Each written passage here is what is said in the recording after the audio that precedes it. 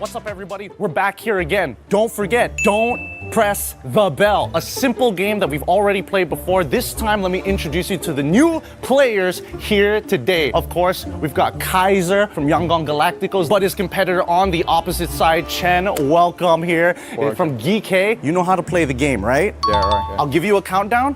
When I say start, let it rip. 3, 2, 1, and you start. Ooh, fast opening. Oh, nobody's made it in the tempo yet. Okay, I'll make the move. Oh, nice one, nice one. Oh, Oh, you got these. almost, Does it count? almost. No, Okay, I didn't hear the okay, ring. okay. I didn't hear the ring. Okay. Wait, you guys are fast. Are you guys just touching it at the same time now? Oh, yeah, maybe. First, bro. Yeah. Yeah, exactly. Ooh. Wait, was that it? Okay, yet, no. let's rock. One more. That's fine. We're gonna do a sudden death match here. We're gonna keep it fast. You got to be fast, all right? First person to make the mistake. If I hear the sound, it's over. So make sure you don't hit it too hard. Because if you hit it too hard, you can still hear it, all right? Just keep it quick, light on your fingers. All right, this is it. Rip it. Okay, Go. let's go. Don't hesitate. Oh! There you have it, boys. We already have our winner. Thank you so much to both Kaiser and Chen. That was awesome. And I think you guys have the world record for don't press the bell. We'll catch you after these messages. Everyone is playing, you're not yet. EWC Play is your all-in-one platform to compete in fantasy, pick'em, and quests for a grand total of $300,000 in prize pool. Build your dream fantasy team in 5 different games and track your score with live results tables. Predict the winner of every game, every group stage, and every tournament. Complete daily and weekly challenges to earn boosters that help you climb the global leaderboard. Got what it takes? Join EWC Play now.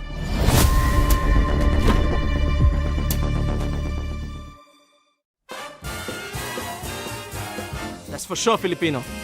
100%. Is that my player? Sanford. Is it not easy? It either looks like Ogwen, something like that, or maybe Carl Dizzy? Sanji? Really? What a guess! Nice! Good guess.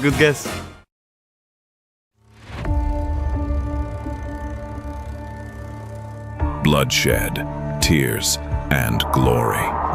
The land of dawn calls for contenders once again. Against all odds, GK Esports is here to win MPL MENA Season 9. Guangzhou Gaming! They go straight to the main stage. Ignite Gaming! MPLSG Season 11 crowns a new team. True Rippers are your champions. The place where a new chapter begins. The newcomers. MSC at the EWC, Paris. For many of us, this is our first. We may be the underdogs. We may have sacrificed everything to come this far. We'll prove why we belong here. It's the first MCT Grand Finals and Entity will be your first champions. Bro! Esports is the reigning champion! Team of Falcons will push forward to the main stage of MSC. Congratulations! Vamos as you punched your ticket to France for EWC! Breaking barriers, defying limits. The aggressors come with nothing to lose. We carry the expectations of our country, our families. The fans who believed in us. This is the stage we've been working toward. Maybe this is where a new dot house is born. Aurora Gaming have wiped the Yangon Galacticos out. Megatron have not merely joined the Kings, they have become the Kings! And the Dragons of the North defend their Empire spirit! Challengers of the throne, the Titans stand ready. We have already achieved what many thought was impossible. Whether it's defending our regional title Or taking down the champions of our region. We're here to break curses and set new milestones. Falcons AP Runner moving on through the grand finals. Selangor Red Giants are your new champions. MSC 2023 champions. Onic! Team Liquid is your grand champions! The names that shaped history, the kings and legends. It's been a while since we stepped foot onto the world stage. It's been a while since we brought home an international title. Our fight continues because our story isn't finished. Our legacy awaits. The journey to rise above begins. Play is in our DNA. Whenever we let it out, it becomes our superpower.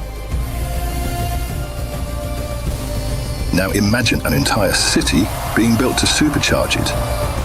Kadir City, powered by play.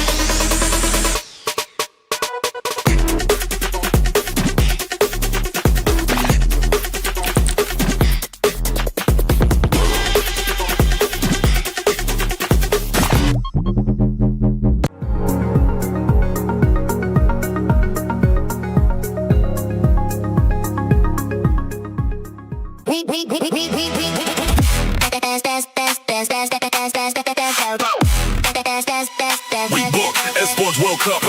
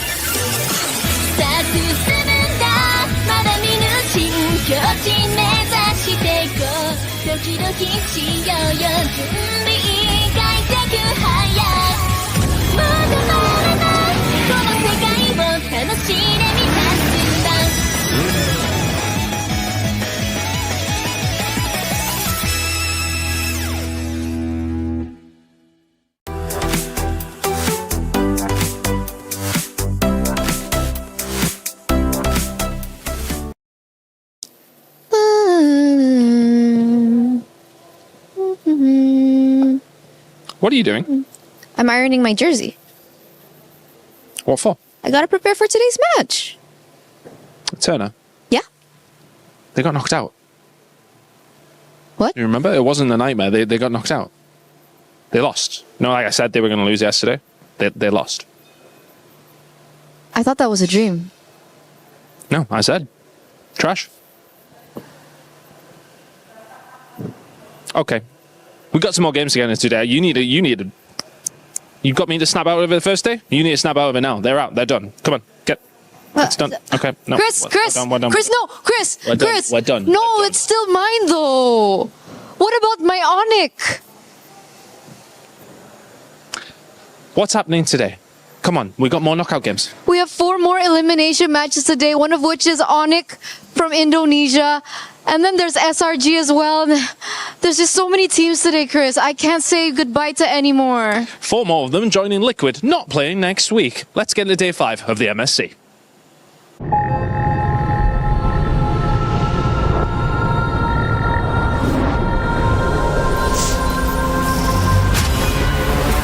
In the past, we were always in Asia. This year, we came to Paris.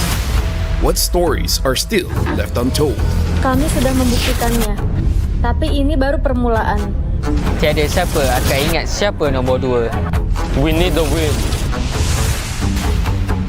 Bukan sekadar keinginan, tapi tekad. Hindi ang pag-abot sa top ang pinakamahirap. Ang corona ang mahirap ipagtanggol. What happened last year became fuel for us this year. This time, we bring it to Paris and finish it. A new lineup, new chemistry, new fire. Once champions, not settling for podium finishes. World champions, defending MSC champions. As the final boss of MLBB, can anyone stop them? Names have been made, stars have risen, but now they need to show the world what it takes to rise above. This time, the world is bigger than ever. Like every year, new challengers step on to the world stage. Some carry the ambitions of 2 continents. Some fight for the pride of home turf. Some have never stopped chasing the throne. So who will finally rise to clinch the title? This is where unresolved stories find their ending. A new shot at glory. One more chance at redemption. We are back. Kali ini, sekali lagi. Bukan atau tidak, Pareho lang ang chance namin. no one is untouchable. Let's fight. Bukan ako kalau bisa. 2 champions, 1 game. Paris breaks through limitless possibilities.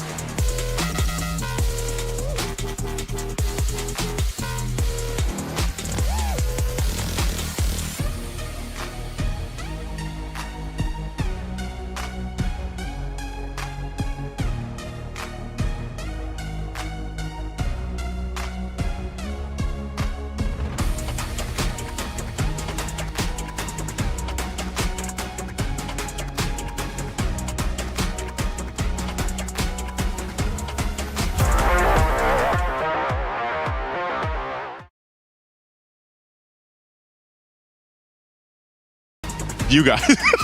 He's working hard on that. You people, While he works on that, let's hit the SDC rewind of yesterday so we can talk about the games and some of the drama. Sometimes the word is, guys, don't make a drama when it's not necessary. Well, no, it was necessary yesterday. We had some of the most dramatic finishes and some of the giants of MSC, of international MLBB's history, are no longer here. I mean, like, here's the thing. We got a match yesterday where a substitution happened and it actually worked out very well. I mean, like, here's the thing, Naisu, we rarely see substitutions at all, let alone making a game-winning impact. Because of Uni subbing in, Selangor Giants survived to fight another day. Think how many of the top country or regions right now and organizations have been on the edge of their seat just throughout the entirety of MSC so far, and especially yesterday. A lot of us were questioning that substitute coming in, but it ends up keeping them alive. And, you know, this one too that we got to witness between Pro Esports and Young Galacticos. Again, we knew this one would be intense, and it was exactly that. It did not disappoint at all. 30 minutes, man. And we'll 30 see minutes a little bit pure later today. Guangzhou Gaming as well, continuing on their journey. One of the longest tournament games you guys just mentioned we have had in that 30 minutes and second set. And then, of course, Yangon Galacticos would move on. A great win. And Onic, with the fan base here, would find themselves a little disappointed with the showing against Aurora Gaming. This one was amazing. It was also just such a good game. It was a little bit under with the biggest upset after this match, but this one also, there's a lot to talk about here because people wanted to see Aurora Gaming. Would they be able to do it again against a team like this? And they made it happen. Again, the mind behind that, the casters' reactions, the world reactions to this was just simply amazing. And then, of course, this one is what everyone's talking about from yesterday. I feel like this is one of those games that I would say make people wake up and realize that MSC is a different beast. Yeah. Because of what happened in the third match as well as the fourth match, people are saying like, bro, we might get a new champion. Aurora from Turkey might do it.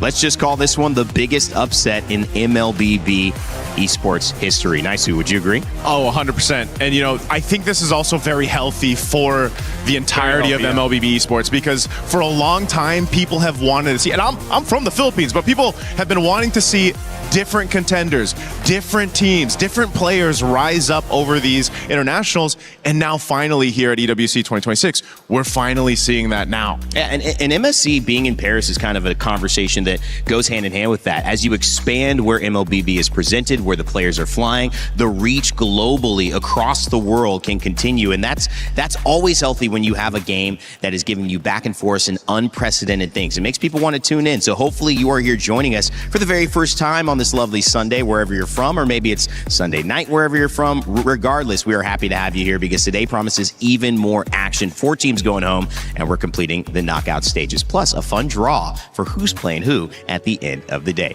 Let's check out over at the Alliance Vault what ended up happening this weekend as well, because we saw $150,000 given to yet another team as they completed their championship. Team Vision would win, and that would mean they would earn those club championship points. They'd be eligible now for club championship victory. But again, those players, it doesn't put the phone down. I love that. Just got to record from that position. I mean, there's only how many games do we have? 40 games, so 200 people.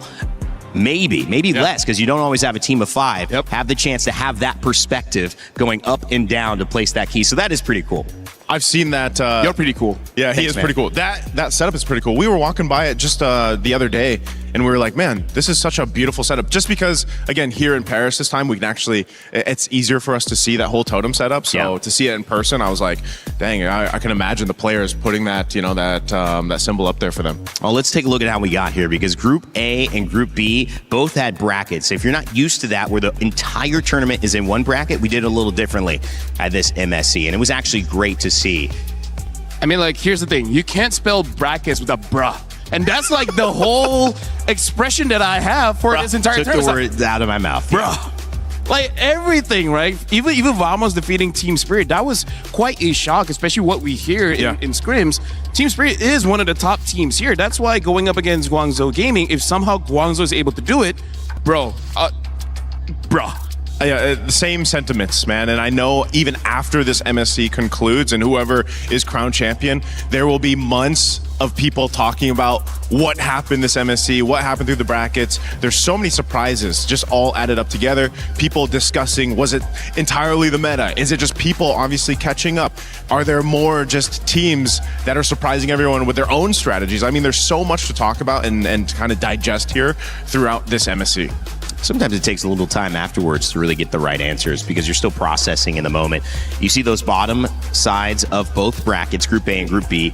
We have not yet gotten an advanced team for the knockout stage from that side of the bracket, which means Onic and Selangor Red Giants.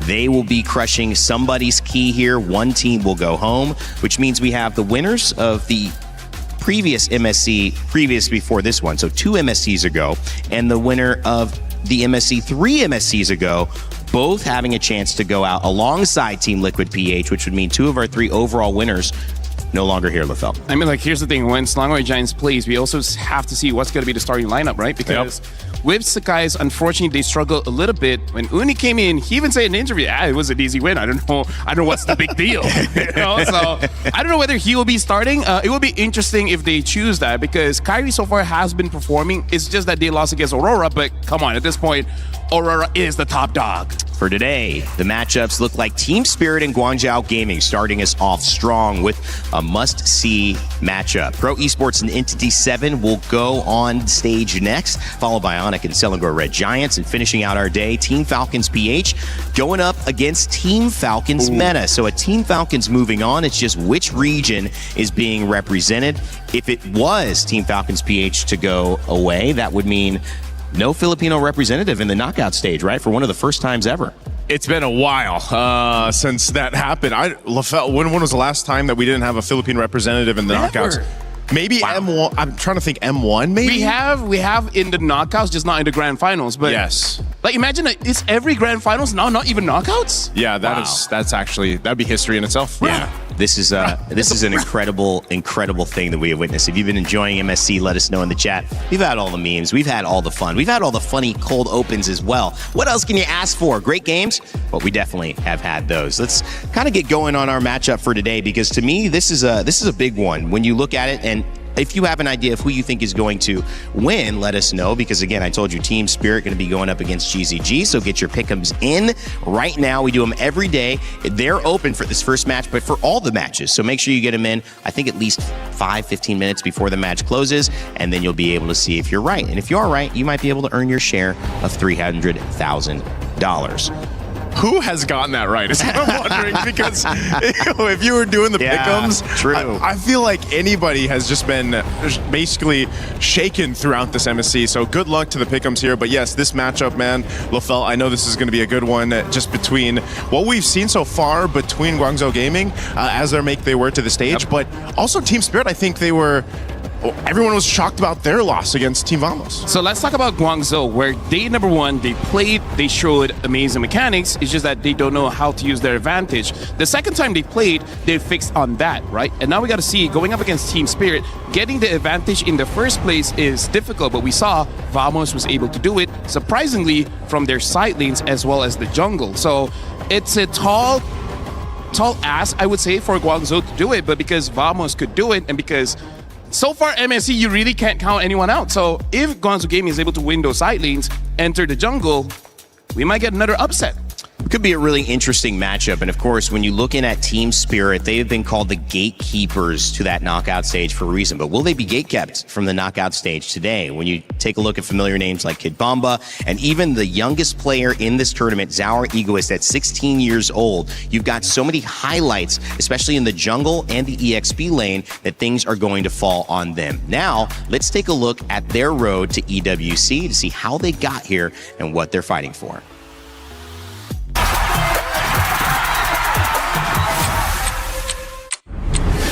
Team still winning, how can I flop? On the rise and I just can't drop. I joined Team Spirit in the very first season and in MCC, and then we won 5 seasons in a row. Bridges burn, tables turn, highs and lows, gotta figure it out. So in this MSC we have Zaur Geist in jungle and not one shot, and I think Zaur is just a young talent like Donkey in CS2, and he have better communication with team. His mechanics are also great, so we trust in him a lot. It's not that we didn't want to work with him earlier, it's just that it so happened that everything came this way and he's only in the team now. But obviously the good thing about him is that he's 16 and obviously very talented, so I have high hopes for him. It's really going to come down on how he's going to feel in the game. For Onic Philippines, and a heartbreak for Team Spirit when they had the lead. I mean, if you've been watching MSC up to this point, you know that even if you have a 7, 8, 10,000 gold lead, a game can still turn around. It's very sad to lose like that, especially in the last game where we had a 10k gold lead, and then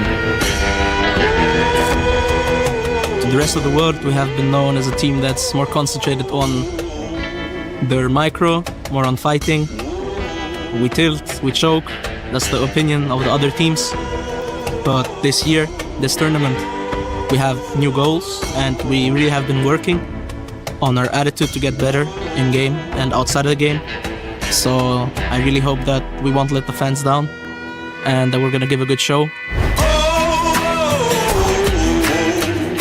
This MSC we hope to prove that we can beat Tier 1 teams in South Asia, like. In a way, starting from zero, but also in a way, knowing from your past experiences and trying to improve everything. We're always confident, but this time it will be like better results and not only words.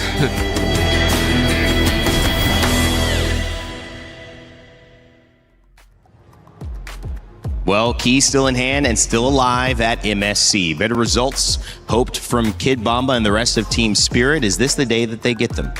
I hope so. I hope they can unlock that spirit that they have. Team Spirits showed us a whole lot over the previous internationals. You know, this one's a big game for them.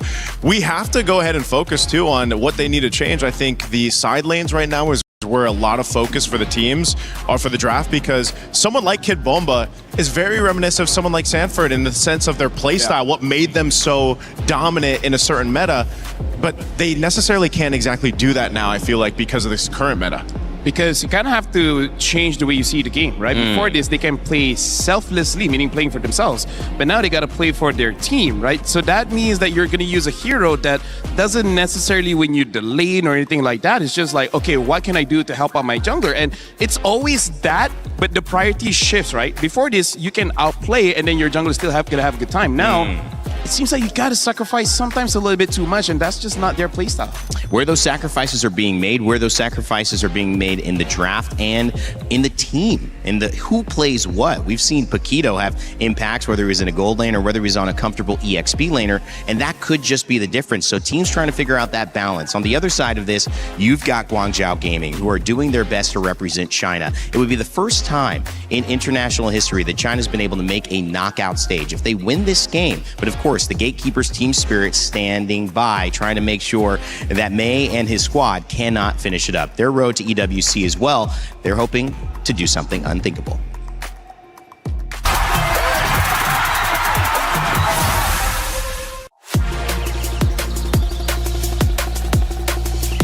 刚到 GZG 这个战队，我被他从中国的另一个战队买进来，然后刚来到 GZG 就打进了 M7 的外卡。但我想，其实 M7 我们可以走得更远的，但是我们倒在了外卡的决赛，输给了我们的对手蒙古。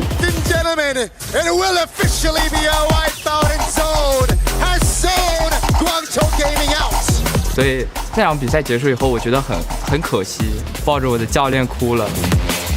Stop him and the beast erupts at the feet of Guangzhou Gaming. 在 ACL 夺冠的时候，就我忍不住在赛后采访里哭了起来。我很想赢，每次赢了我都很开心。但以往经常了解我的观众知道，就是我哭经常都是输了才哭，但那一次是第一次赢了才哭。我觉得我们做得很好，就是这种情绪在我心里涌出来，对我使我落泪了。我觉得这是给我们训练，就是我们在训练里付出的努力，我们比赛里。我观看了这次在巴黎开赛的 MWI 女队拿到了8强，其实我有一点难过吧，因为虽然他们拿到了很好的成绩，我本来是开心的，但是我难过的是中国赛区的男队一直都没有很好的成绩，反而是我们的女队先做到了，所以我觉得我们男队需要一点突破的力量。我希望中国的粉丝能看到的是中国队伍热血的一幕，我觉得我们可以创造以往没能做到的目标，所以我想跟我的队友说，放轻松点打，对面很菜，随便赢了。Unprecedented, surely, but people are starting to realize they're just one game away. A strong result for China and their men's side in Guangzhou Gaming would prove an accomplished EWC and probably one they would enjoy in the international MLBB scene. We'll find out. The game's about to get started. LaFell, both teams, whether it's representing China or EECA, have a lot that they're fighting for. I mean, like, here's the thing. Even through the video of Road to EWC, we see them that multiple times they've been close. They're always just one game away. I still remember that one. That was a reverse sweep back in the wildcards. Like, even looking at the odds here, Team Spirit 81% are voting for them to win. But we've seen saw the odds yesterday. Hey, man. Seen what has happened so far. Like, for me, I think that Guangzhou is hungry enough because they know how hurt they were when they were close, but it wasn't enough. Yeah, I think for a lot of the teams here, this has been the case, right? They've always wanted to go ahead and prove that they're worth the knockouts, worth a championship even. And some of those teams that people might have slept on a little bit going into the Nationals, now they've been making those chances happen. I mean, again, Entity 7, a team to make basically shockwaves across the world of competitive MLBB is a statement enough. And I feel like a morale boost for all those teams trying to knock down some of these teams that have stayed at the top for a while now. At this point in the tournament, LaFell, you can't expect anything. No, honestly, anything can happen. Like, I'm all up for it because it has been boring for the past few years. Yes. Because we roughly know what's going to happen. We can call the drafts. Now, every single day, something new comes up. Well, whether it's EECA, proven to be the gatekeepers so far, whether it's China on the men's side of things, seeing the result of MWI, Women's China's team, trying to match it and maybe go even a little farther. Two journeys collide here as we begin the first matchup of our series where one team is going on and one team will have their key crushed. Let's send it over to the stage to begin our final day of groups of MLBB.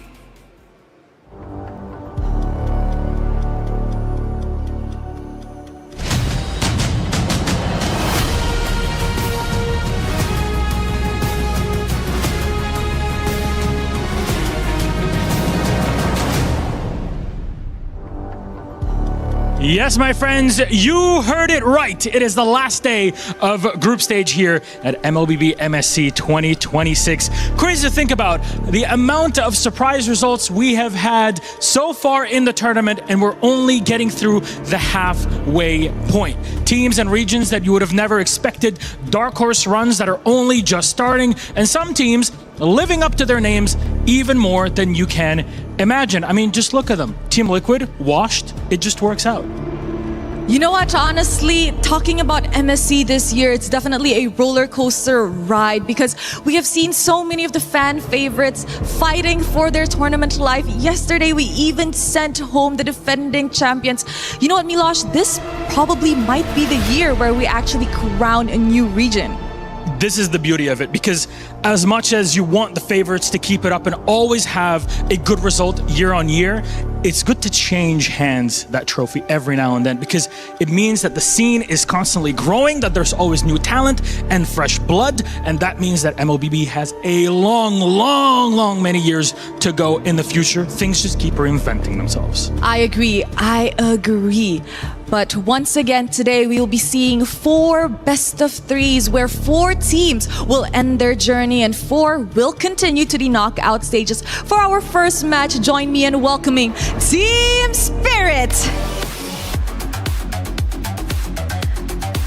This is a team that is known to gatekeep the international stages, shattering the dreams and hopes of the opponent in the process. But the surprise that keeps unfolding this MSC has left a question in mind. Can they keep up? Can they keep up? That is the big question on everybody's minds. Team Spirit have impressed so far, but their journey is not yet set in stone. Let's welcome their opponents to see how well they'll be ready for it. Please join me in welcoming Guangzhou Gaming! MSC is made for statements, where halfway through the year, you show off your skills and how much you've grown. From a saber pick in the Big 2-6 to being so close to the knockout stage. You heard it referenced even in our introductory video for Guangzhou. Yes, we had a Chinese team at MWI make the top 8. They're looking to do the same here on the MSC stage, and we're all here for it. Yes, Milosh, this is gonna be one hell of a series because like I mentioned, only one will head to the knockout stages. Boys, you may now place your keys and take your seats.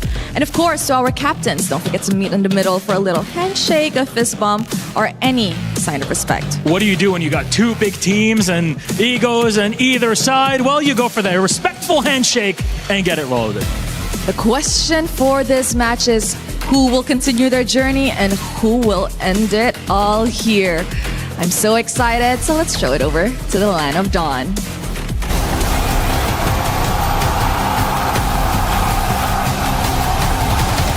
Day 4 of the group stage just wrapped up. We start off with YG making it to the knockout stage with Aurora Gaming, sending a titan of MLBB down to the lower brackets. Another team falls, and Aurora walks over into the knockout stage. First it was Liquid, now it's Onic. Melawan Aurora Turki, menurut gua dari game 1 kita kalahnya mungkin Selananya annoying banget lah. Selananya jago, terus kita di press juga terus. Nggak dapat momen juga buat balikin dia. Hero-hero draft bikin juga bagus buat mungkin meta sekarang gitu dia udah paham banget lah. Jadi kita mungkin ketinggalan kalah step lah. Ya kalau lawan SRG buat sekarang kasih pede banget sih. SRG YG, they brought out a new Titan, no, a new giant to the mix, and they move forward for MSC, keeping their dreams alive. When it comes to fighting Onic, I think that it's just like another script, you know. It's like similar to 2024 where, and the last match was actually Onic Indo. They are fighting for the qualification also. And then I think that we just have to really prepare well, and then we really stand a chance to win as well. MSC 2026 continued to surprise with E7 out of all teams eliminating TLPH, and now they face Pro Esports. Then we'll have Guangzhou Gaming, who are going to take on Team Spirit. And last but not least, the brothers Civil War, Falcons PH take on Falcons MENA. Who will make it to the knockout stage? We only have 4 slots available. Let's find out in day number 5. Well, those slots are certainly coveted, but they are not going to be given away easily. You know how we say in EWC, nothing is given. Everything is earned. And Team Spirit, Guangzhou Gaming, are looking to earn it right here. But it starts with the start.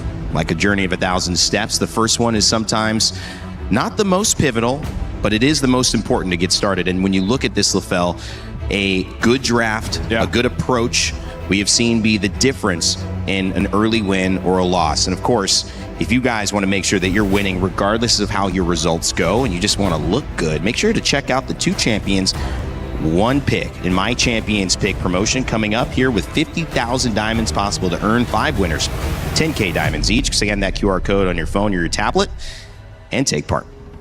By the way, Randy, as well as all of the audience watching, just to let everyone know, in 2026, the saying has now evolved. It's like the journey of 10,000 steps. Like we've upgraded now. It's like 10,000 is the new base. That's the standard. Yeah, it's the standard for 10,000 steps. I thought it was 10,000 hours. Yeah, weight loss and everything like that. You know, it's 10,000 steps a day. But you're right. I 100% agree with you, and I feel like it's especially true for Guangzhou because let's remind ourselves, they're the one that came up with the saber in the jungle. No team has used it just yet, and Zara Egoist is more than likely going to use either Hirara or the Ling. Yes. I think it would be better if they somehow made Zara Egoist grab the Ling, and then they try to counter it with the saber later on. But legit, I feel like after yesterday, I feel like Eudora should be first pick, or just ban it out.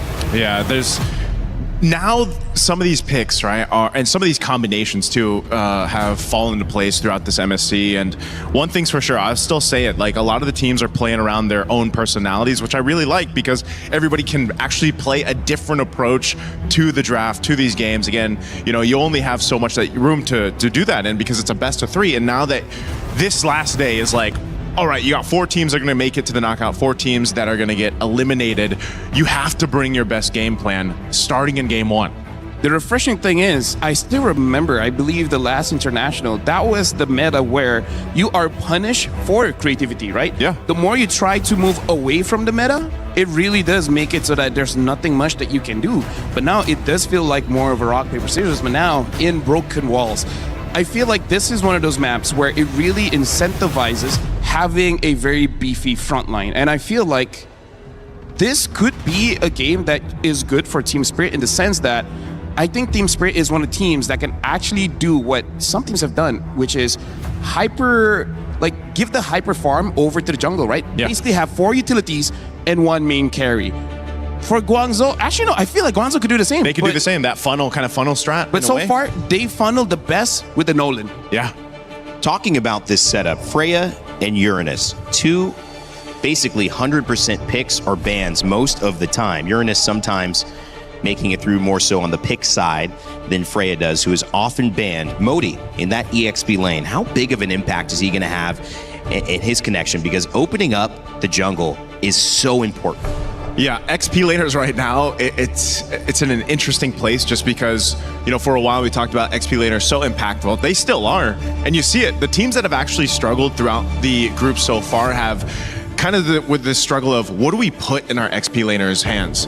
Do we put something that is one of those tankier heroes that you can play that front line with? Because even for a lot of us, we're used to seeing the initiators, right? Yep. The initiators happened. Now for Modi, he's shown he's really good.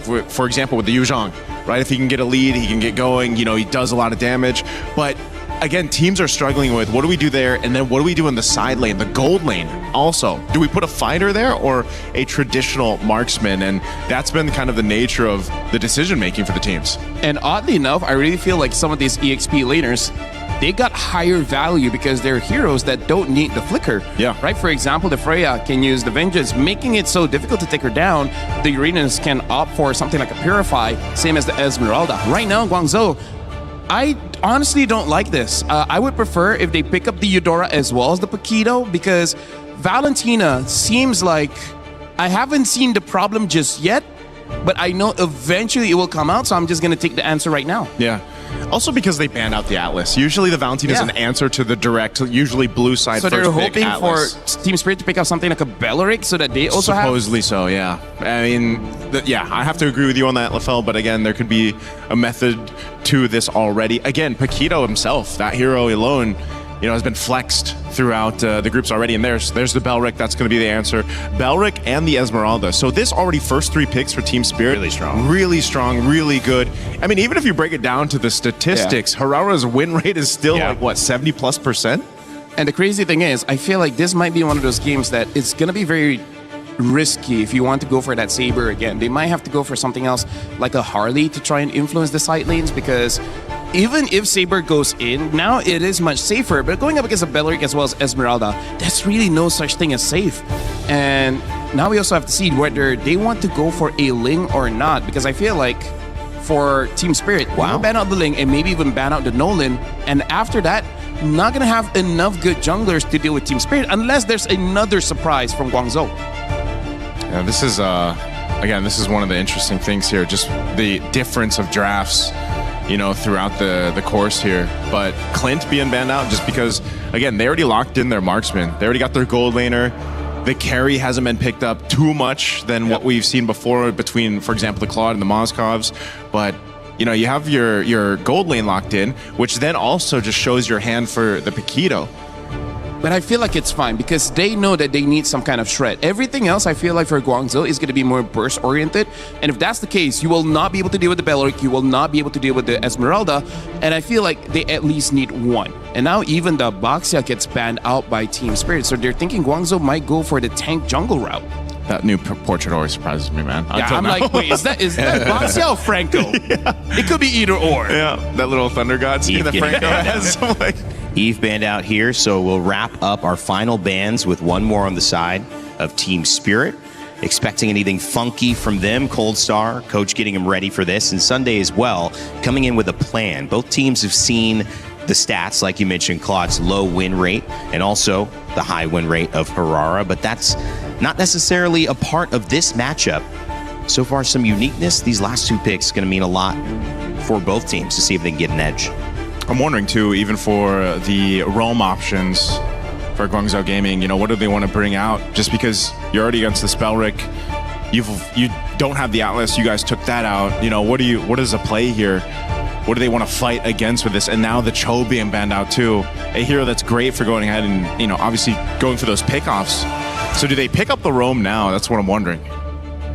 And the interesting thing here is they pick up the Alice. Oh. So is this going to be Alice jungle? Alice? We've seen it in MWI used by Na'Vi, and it did look pretty effective. Because here's the thing, Naisu, the thing that I was about to say about the roam, they need someone that can either heal or give revitalize. Because look at the 3 heroes of Team Spirit. Yeah. This is a draft that they can keep on fighting for even 2 minutes. Yeah. Right? They can fight for 2 minutes, and then eventually maybe Guangzhou will not have enough. Like Guangzhou, the moment carry dies, that's where Team Spirit really comes alive. So it's either I need more sustain coming in from Guangzhou here. Hylos or Gatakacha is basically what we have as an option. The Brody and the Eudora get picked up.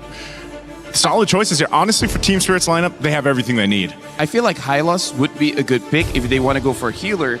Yeah, maybe something like a Matilda S or something like that. But I feel like the safest is that Hylos. Well, you don't think it'd be a jungle Paquito, though, right? I mean, we've seen Paquito go in the jungle previously in other metas. Yeah, but like if you don't have the flicker, you can't make those TikTok montages. You can't make them, yeah. Yeah, you can't make those highlights. It has to be the Alice. It has to be the Alice. Yeah. Well, Valentina picked up. We thought that might just be warding off something like the Belleric and using it maybe Alice was in mind all along and taking the Valentina away since the mid wasn't shown on the side of Team Spirit, so that they couldn't steal from her. The Grok picked up at the very end. How do you feel about that, Naisu?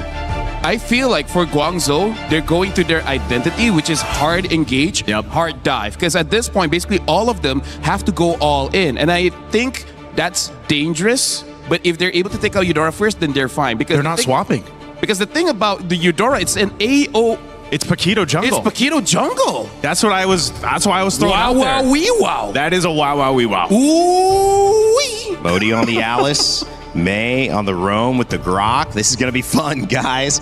Well, what do you expect? 10,000 steps or the journey of 1,000 steps or 100 days or whatever the metric is now. We know the first one is going to be important. Whoever wins this off to a great start in a best of 3 that sends one team to the knockout stages and one team home. And to kick it off, we've got 2 casters ready to go. It's Mirko and Brigitte. We're kicking off the final day of the group stage here in MSC at EWC 2026 with all elimination matches, starting off with Team Spirit coming from a loss and Guangzhou coming from a win. Who will get it this time around? Let's see here in game number 1. Mirko, I feel like the team fights for this game are looking to be pretty long between these drafts. Oh yeah, that's for sure. It really is going to be a lot of back and forths here for both the team, Spirit and Guangzhou Gaming. Spirit, at least it's more of the Spirit we know coming into this matchup, right? Yeah. It's also Spirit finally leaning into the meta for the mid lane. For the most part, I think the first 2 matches of Team Spirit, it just looks so weird for Sunset Lover because he's always been placed on heroes like the Valentina, evading away from the meta Eudora. Yeah, and now the Valentina's on the other side, which might just go down here. Quick rotations from Spirit. That's an early first blood. And that's exactly why you want a Eudora with you when you have a Hirara, right? Like, I mean, people have been talking smack on the Eudora because of certain few matches yesterday, Onic and TL notably. That's why you still pick it up though. It enables the assassins so well just by bursting them down. Pull yourself together though. That's a bit new, the Master Assassin for Sai, and Hiko's actually taking a Festival of Blood on the Brody instead of trying to bully the laner on the Brody. All right. Yeah, I mean, interesting. The fighter emblems were something we're kind of really seeing now in the gold lane, but I guess there's been a bit more sustain to be expected here for Hiko, considerably, as someone who could likely be targeted every now and then. There's just so much backline potential, honestly, from Guangzhou. You take a look at their lineup, there's just so much ways for them to go for the backlines, even through either recall or, let's say, a setup from Modi on the Alice once again on the team fight later on. But let's see, it's the first turtle already up, and all 4 members of Guangzhou already positioned themselves up here. Zara's already going to get level 5 here from this Lizard. Gets level 5, reset on the neutral objective as well. Side with the rotation first, clears out in the bottom lane, now into the mid lane he goes. Hiko's going to be late to this rotation, Bomba, falling star to the back, recall, still with the red tree, Zara, nowhere to be seen. So waiting for the right moment, and Team Spirit will give over this neutral objective. Wow. No one went down there. I mean, Sai was there too, but I guess they weren't really able to deal with Sawo nor Kid Bomba first. A lot of their resources were used at the exact same time. So I guess it pretty much really boiled down to who really got the red tree in that scenario. It was clearly Guangzhou Gaming who got the better of them. So now they don't necessarily have the advantage, but I think it's somehow working out. So far, they did lose one in the process, but that's the thing. I don't think there have been any direct trades as much just yet. Team Spirit seem to be the more proactive ones despite everything that's happened so far. And I like their understanding of win conditions here in this game, right? Yeah. Their composition, yes, is very good at team fighting, but Guangzhou Gaming have kind of like hunkered down for the neutral objectives of the composition. Bomba's though, falling Star Moon by Bomba. Needs to get that skill 1. Good stun from Sunset Lover. Even an ultimate.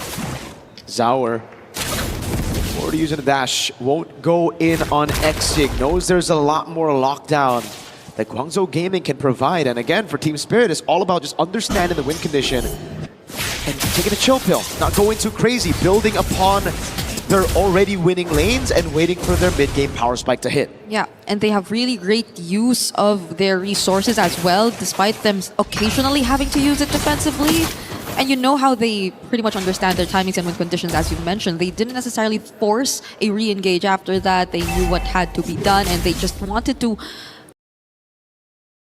objective. As long as they don't let go of this lead, things are looking to be great for them, even if it seems like it's not that much at this point. But you need at least see that they understand their timings. So we see the movements right now. There has to be a very careful transition towards this objective because Guangzhou are controlling the mid as much as they can. Yes, how we're gonna get chunked as well. Has revitalized, but I don't think he wants to use it just now. Sai gonna try to go for the burst down, and it's instant recall with Retribution. Now the Wrath of the Giant lands onto the stun as well. Connecting in the back as Sour walks up, Bomba with the flicker, finding the damage on Xing as Sour walks up, and the knockout strike comes around. Throne of Ruin locks 3 members, but Sour is still right there with the rest of the team. Revitalized kept Team Spirit safe, so again it's Guangzhou Gaming with the neutral objective. Spirit with the winning team fight. And it seems like the lead just ballooned for Spirit rather than Guangzhou, just because of the amount of kills that they got, and now they might be the ones to be rotating towards bot lane first. Oh! Crazy damage! Oh my god, through the wall! Hiko lands the shot, and Mei just got bursted. They don't get the turret, but that was a statement right there from Team Spirit. Now it's a 2k gold lead. Modi already down to half HP. And they've just solidified their lead and advantage here in the bottom lane. I think they're really taking control of the sides. And as much as you're seeing really careful movements from their mid, it's understandable, it's warranted. And they're not losing out on too much. Zar Egoist, it probably isn't as the most aggressive hero just yet, but you understand that they're also waiting for the right timings for them to find the engage. And the sides are just doing a spectacular job at holding down this early game. And again, if you guys are still, kind of confused on how Eudora works, that Ball Lightning second skill, the stun, it has reduced magic defense up against opponents. So even tanky boys like Mei on the Grok, they're gonna fall, especially when the Thunder's Wrath comes around together with Hiko on the Brody, who's munching on turrets. There you go. Oh, Sawa gonna be initiated on. Bomba gonna be caught as well. Wrath of the Dryad lands though on all of them. Still the burst comes through. Both frontliners taken down for the turret up top as Sunset is able to get away. Trying to go for the stun right now as Zaur and Hiko will have to respect this. Guangzhou Gaming finally get on the board for kills. Yep, I was about to say, Guangzhou, it seems like their lineup has to be really up front. They have to close in their opponents. Oh no, Hiko. Okay, he's gonna get out of that. But at least for Guangzhou, every single time, that can be a problem for them, but that can also be something they take advantage of. The fact that they are very melee, they have to go in. If you see them synced up, then I think when they fight on their terms, everything works out. But when Team Spirit actually make use of these combos, you see the Eudora, you see the Hirara, the burst potential is there alongside even Hiko, then that kind of changes the tempo. Oh, hold on. You see the instant respect there. Sunset did not have the Thunder's Wrath up. Now it's back, but earlier it wasn't. Xing had to respect Zaur Egoist and Sunset Lover straight up with a flicker. And again, for Spirit, it's all about utilizing the space that they made with this composition through these individual lanes. Guangzhou Gaming, they've gotten a few picks here and there. They got the neutral objective, all 3 of the neutral objectives, but they're just not able to convert on any of the structural objectives, and that's why Team Spirit are the ones still controlling the map. They're the ones holding these positions. I feel like they do get the wins in the objectives. They start things off. They're the ones who actually engage against Team Spirit. But what happens after that is the question. They're not able to sustain or fight for long, as opposed to what we were expecting from them. Oh, hold on, Kid Bomba though. Flickers out of the barrier. That's gonna be the Ball Lightning. Now a Sunset Lover has to flicker out of Throne of Ruin. Sawo trying to look for the taunt now. Walks up onto Modi. Hiko's right there as well to put some stacks down on Modi. But it's a slow game that Spirit want to play, and Guangzhou Gaming can't really force the issue, at least not right now. They're so careful. Spirit are just like so patient about this. But Guangzhou Gaming have baited out 2 big battle spells, right? Yeah. Sunset and Kid Bomba, they're very vulnerable to that instant engage now. That can be an opening. We're seeing the first Lord spawn here in this game. It's Spirit actually starting it out with Kid Bomba once again. Wow. Just trying to get the information. Yep. But that's not where Guangzhou are trying to come from. They will actually find a bit of their way through. Modi already taking hold of that bush as well alongside Mei here in the right mid. But I think it's still tough for Recall. Recall has to have other people to tank either the crowd control or the burst damage that'll come from Team Spirit before he could just freely go in. And speaking of burst... Whoa, the taunt lands as well.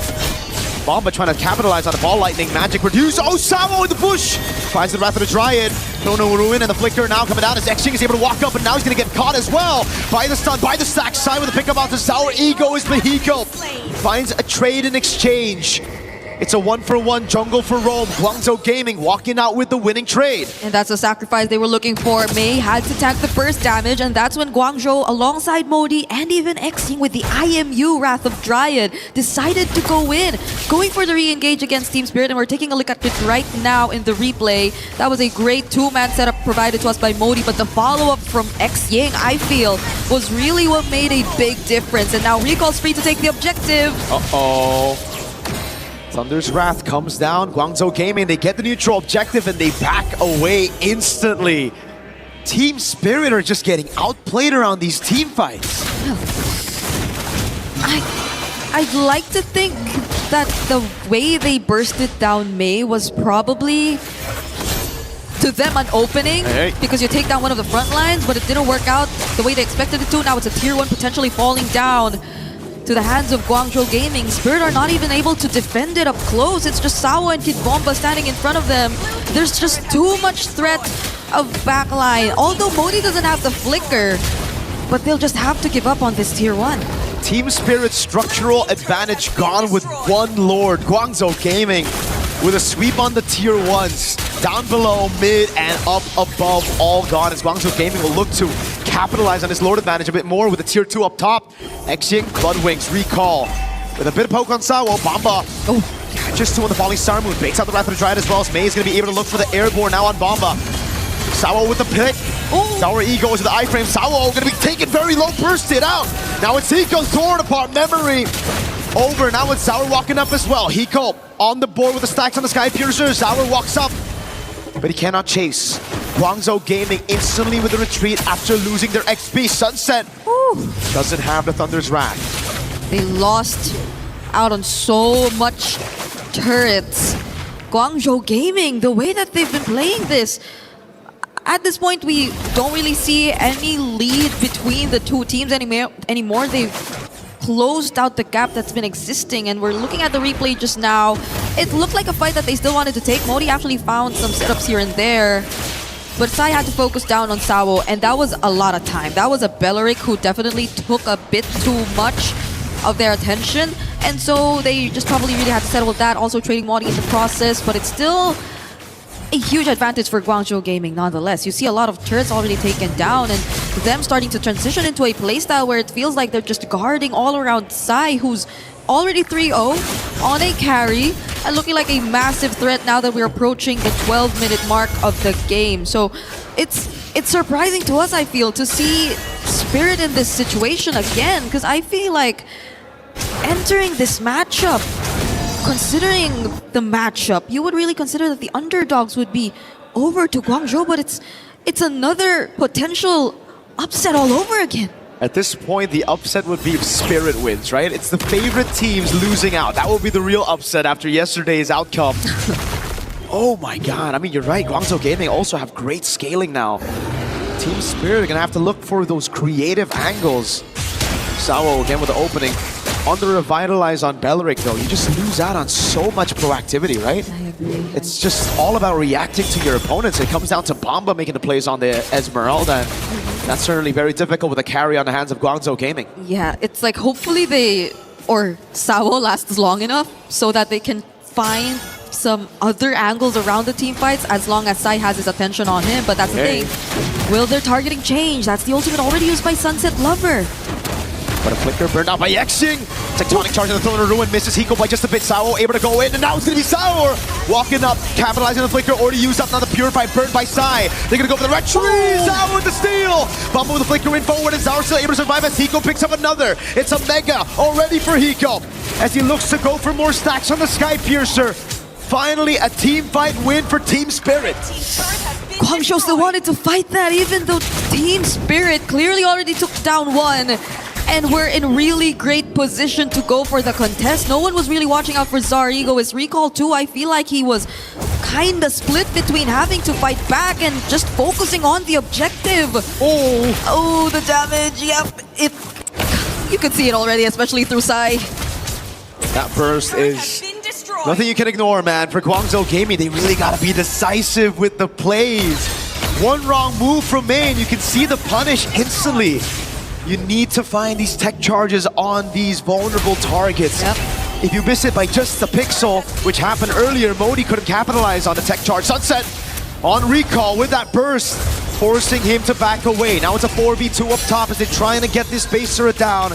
But Spirit will respect Guangzhou Gaming. They've built up the lead back to where it was all the way in the early game, and they're going to be happy with that. Whoa, Berserker's Fury for Hiko on the Brody. Okay, as I was saying, I was supposed to say, Guangzhou, at least you saw from that last team fight their understanding of who needs to be targeted in this current part of the game, right? It felt like they were just trying to focus down on Hiko. That was a setup attempt from Mei. There was follow-up from Modi. But Hiko was just a bit too quick to react as well. The fact that he is already 4-0 as well is not looking as good with the Malefic Gun pickup and the Sky Piercer. I think he is going to be a bigger problem right now for Guangzhou. On top of the fact that Zar Egoist seems to be a bit too free as well in just trying to find these targets. Right now, Guangzhou, we understand the idea, but the execution has to be more precise. If they really want to go for Hiko, they got to land those skills. And if they don't land those skills, Zao, I mean, even if they do, Zao can just go untargetable. That's one, right? Yeah. But if they do get him, Hiko's a big problem now. I'd love to see the items. Berserker's Fury. What? You do a bit of true damage now, so I guess it's good for the shred on these very tanky boys up front. But usually when you want to shred, you go for like DHS, right? So I'm wondering what the Berserker's Fury is all about. I'm gonna have to catch him later on and try to ask him about this Berserker's Fury. Yeah, we've seen a lot of interesting choices here. Oh, but that's Conceal. Winter Crown pickup available also for Modi. And I think there's another Conceal coming in too. Alright, just Conceal for Conceal. They're a trade already. Good damage on Modi. Bottom lane, slow pushing for Mr. Hiko. Great for Team Spirit. They know Guangzhou Gaming can't send anybody down below. They're gonna have to stick, and that means this base turret will be the next forced error for Team Spirit against Guangzhou. Okay, at least Xing has the Wrath of Dryad again, but they have to layer their skills really, really well. You see the buffs already on Sai. You understand what they're trying to play around, but it's a burst from Guangzhou. You wanna go straight for it. Thrown a Ruin, lands on nobody. Wrath of the Dryad from Sawo. Now it's a stun and the Sky Piercer goes through. He bursts him down. Recall with a retry witness. Now Sauer walks up and he dodges away from the untargetable already. Sawo enemies of it all. Sunset walking out. Hiko with a jump again. With a double already. Jumps on side and gets bursted down. Oh my goodness. Before he gets shut down, he finds the last hit with a fadeaway. Recall all alone against two. Sauer with the chase is Recall. Gets into the bush. Sauer with the chase again. He doesn't have the stacks, but he's going to be able to walk up with a killing spree again. It's Sunset with a walk. Sauer gets the killing spree. And they get rid of the last member of Guangzhou Gaming. Oh my goodness. I think we have to see that team fight one more time. Just to understand the entire sequence and process. We take a look into the replay and yes, the Throne of Ruin didn't land, but also we saw the exact same scenario all over again. It was just Guangzhou trying to deal with members of Team Spirit 1 at a time. It was Sawo first, but even Sawo, it took a while for him to go down, and all the while they were trying to burst down these front lines. Hiko was just there. He was just throwing out all these long-range basic attacks, and no one from Guangzhou was ready to answer back. Did you see that damage? No wonder he went Berserker's Fury. It was the True and the Sky Piercer. True damage from Berserker's Fury and the Sky Piercer working in tandem. Executing Sai with a quarter of health with one basic attack. Hey, he might be onto something, this Hiko boy. Yeah, how many stacks could he possibly have, right? If he's 7 kills, we're not entirely sure if he got the Sky Piercer even before he got all these kills. Okay, it's 42. It's 42 right now. Not looking so bad, but oh my god, this is terrifying. Because at this point, you see the damage of a single basic attack. What happened to his Berserker's Fury? Oh. It's an immortality now. I guess he sold it for the Immo. Yeah. That's a very weird build. Heptasea's Haas Claws. Did he sell it for the Haas Claws or did he sell it for... No, he had the Haas Claws. He buys the Berserker again. Oh, throwing a ruin on Asawo. Falling Simon to the back line now with the Wrath of Dryad as well to peel, but Bomba's able to flicker out as Hiko puts in those stacks. Sour with the walk up again. It's going to be the winner crown from Modi to try to stay alive. Hiko missed that first skill. Couldn't get the torn apart memory. Now again, I want to see the items. Okay. What did he sell for the Berserker's Fury again? Did he sell the Immo or the boots now? No, he has Immo, so it's the boots. Or is it the Haas Claws? Because I think he had the Haas Claws even a couple minutes ago. Wait, oh wait, it's gone again. What? Wait, I don't get it. Wait, he sold boots, and then he bought Berserkers, but it's gone again. Is this a visual bug or is it actually gone? Did he misclick? What is he going for now? I got no clue, but like, he bought Berserker's Fury twice this game. And he hasn't replaced it with anything just yet. Maybe we see it come in, maybe in a bit. I am so confused. Okay, yeah, it's actually the build. Yeah, and what? Where is it? Where's the... I want to see the Berserker's Fury. He's probably looking to pick up something. Did he sell the Berserkers by mistake? Oh god. Oh, he sells it for the win of nature. There you go, Sawo. For the walk-up first down on Lord, straight up with the carry and Team Spirit. Yep. We were too busy with the items. Maybe Spirit was as well. Yeah. Guangzhou, I think the game plan worked this time. The fact that they went for Sawo first, but that was when they were off guard. They were caught off guard. Spirit were not able to respond. They were not ready, and they just barely had their members nearby to actually engage in a full-out punish against Guangzhou. So the moment that they were actually able to take that pick off, that was such quick movement from Guangzhou. 20 minutes into this game, we still don't know what the next pickup is going to be. The Immortality gets swapped with the Malefic Gun again for Hiko. Okay, I think there's a bug there because he also bought Wind of Nature, but it just shows 5 items. Oh, there you go. Okay, there you go. Okay, so he's had the Berserker's Fury. Yeah, that was just so weird. But okay, Wind of Nature. He sold the boots for the Wind of Nature. Now we know for sure.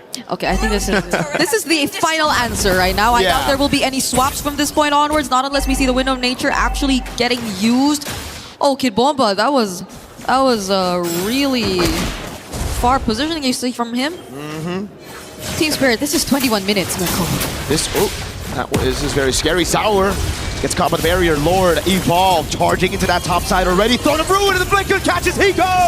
Oh, he just gets wiped instantly! Side bursting him down. Sour gets caught by a tech charge. Time to perfection. Sour burst it down. Bomba and Sunset left to defend against an Evolved Lord. Guangzhou Gaming strike first. Such precise targeting and focus onto Hiko when it mattered the most. Modi on that Alice with the setup. And the follow-up to Guangzhou.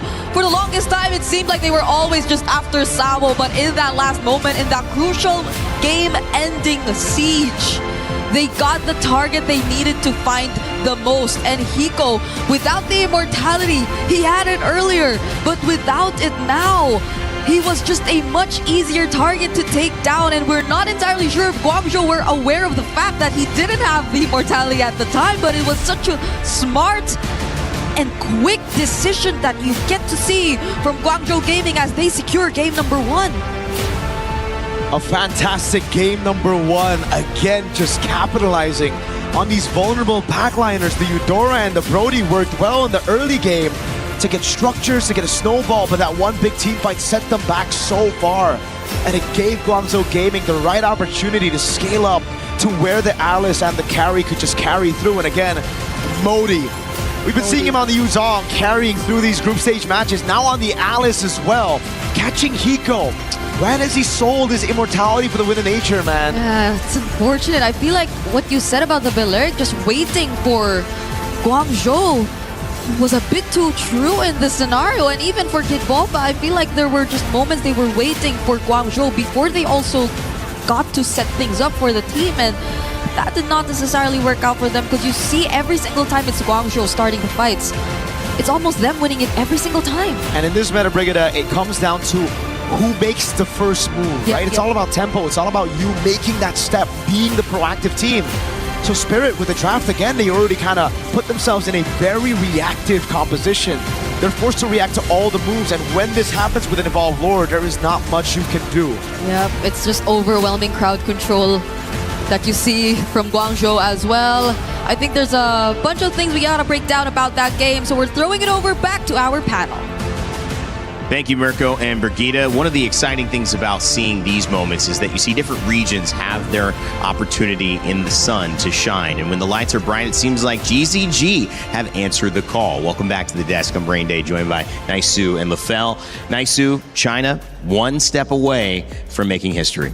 This is, again, this is how things have been going. You know, it's so exciting to see. And I feel like when you watch that game alone here, they made clearly some mistakes at the beginning, but they adjusted towards the end. I mean, even Lefel and I were wondering, like, some of those initiations from Modi on the Alice were questionable, but then that one at the very end where he caught 3 in the base, perfect. Even with the Grok, right, from May, there was a couple tech charges that were kind of a miss, and then he landed some great ones. So again, this is the adjustments that they needed to make, and now they have the upper hand against a team like Team Spirit. Yeah.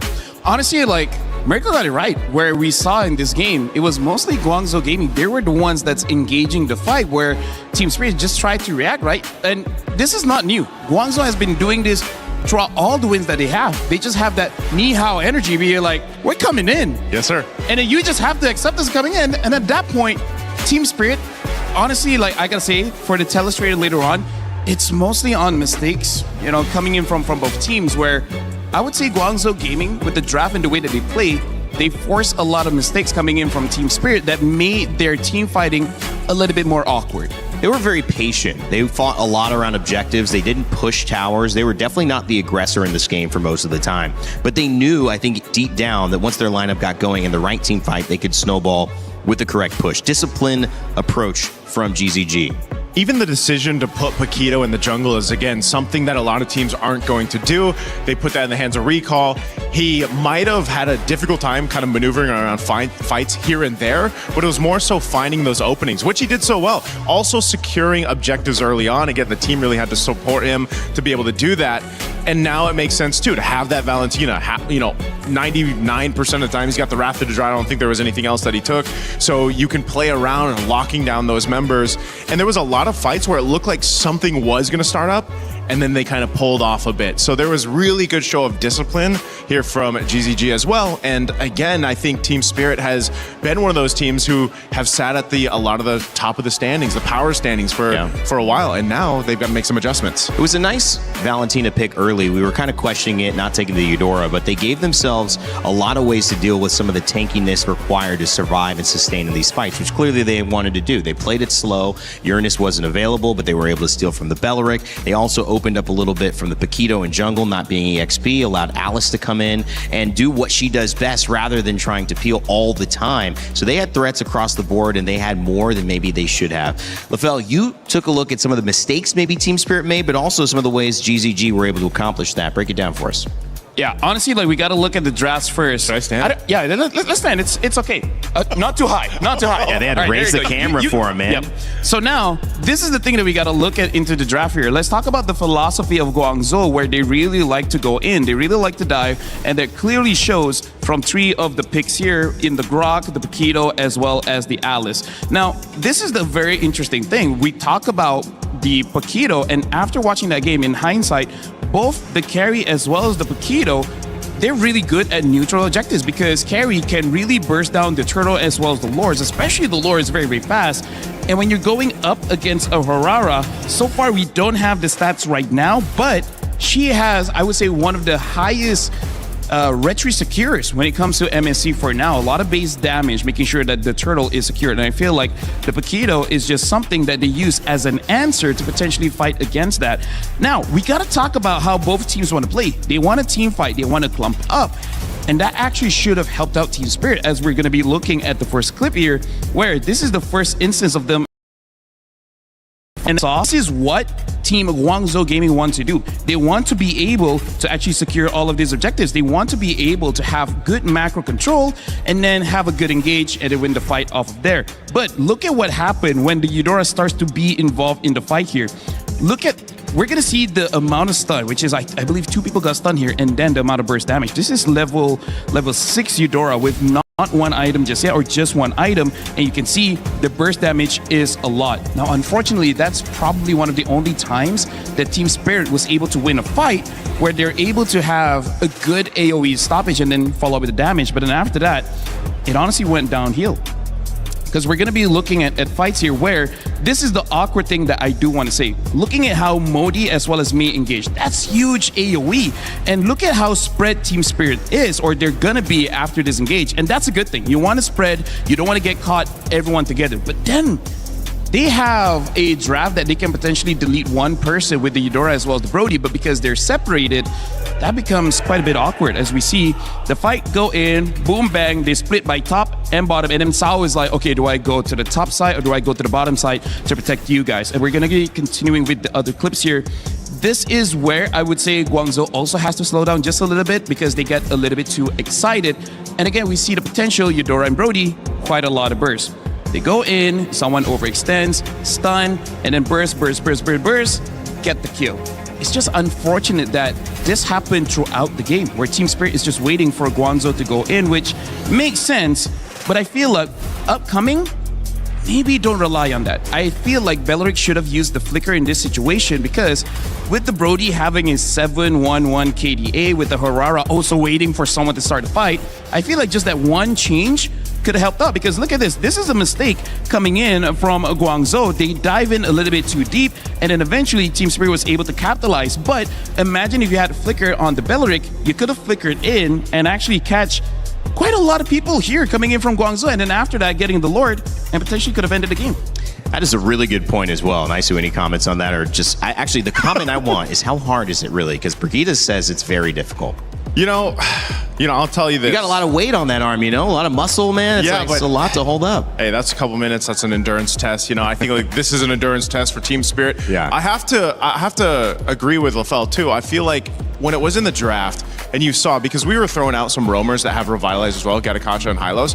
As soon as that wasn't picked up, I feel like they could have just maybe switched that Revitalize on the Beleric and just taken up the flicker, because you now don't have to fight Revitalize for Revitalize. And so, yes, Lafel, as we mentioned, that flicker initiation would have helped so much, because it also alleviates some of the pressure on Kid Bomba to always be the one, because once he jumps in, he's just shredded down by the carry. It's interesting you guys are talking about not having the flicker on the Paquito as well in the jungle. So both of these kind of mainstays, whether it was Sao or Paquito, trying to capitalize on space or create space for their team, were going with different actives that did not allow them to do what they normally did. So it was kind of like, who can play this strategy of ours the best?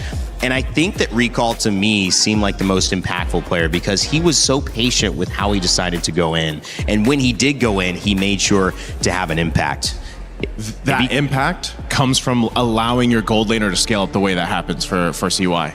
And that beautiful combination of trust, but also execution, is what has given Guangzhou Gaming the lead here. In the next moment, we're going to see if they can continue on, or if in this final game, Team Spirit will play their final match of MSC. The key ready to be crushed.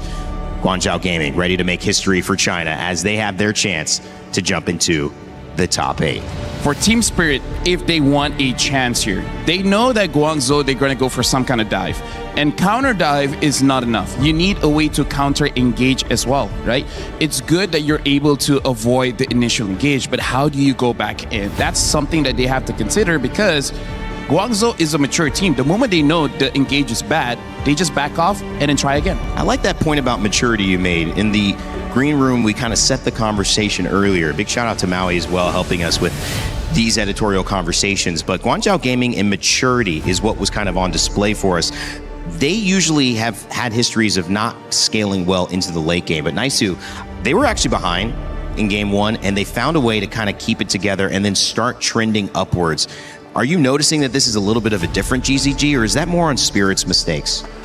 It's a little mix of both, I'd say. Sure. A lot of the teams, I feel like, just because of the nature of the compositions of meta, they're prone to making some mistakes. That's going to happen throughout a game. No one's going to play a perfect game, So it's just how fast that these players, these professional athletes, basically can adjust in the game, and not just from game to game, because that's what Team Spirit has to do now. They have to go to that drawing board, figure things out, because you got to remember too, again, these matches today will decide who moves forward and who is knocked out. And a team like Team Spirit has been able to surprise a whole lot of people over the previous internationals that they've had. And for GZG, I mean, the same thing. They're a team that is on this quest to make it for the first time into the knockouts from their region, and they're one game away from making that happen. Got some fans in the crowd as well. I love the early fans. Sometimes, it's tough to wake up early. I get it, morning coffee, your caffeine choice. But at the end of the day, if you're here, you might be able to witness something special and say, I saw China make it to top 8 for the first time in MLBB history.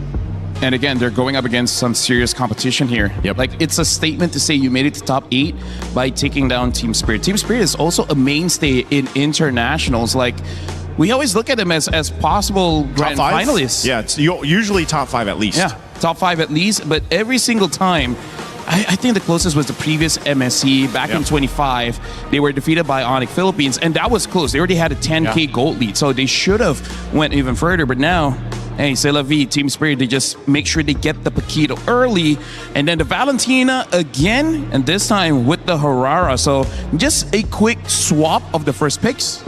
Yeah, I like this though.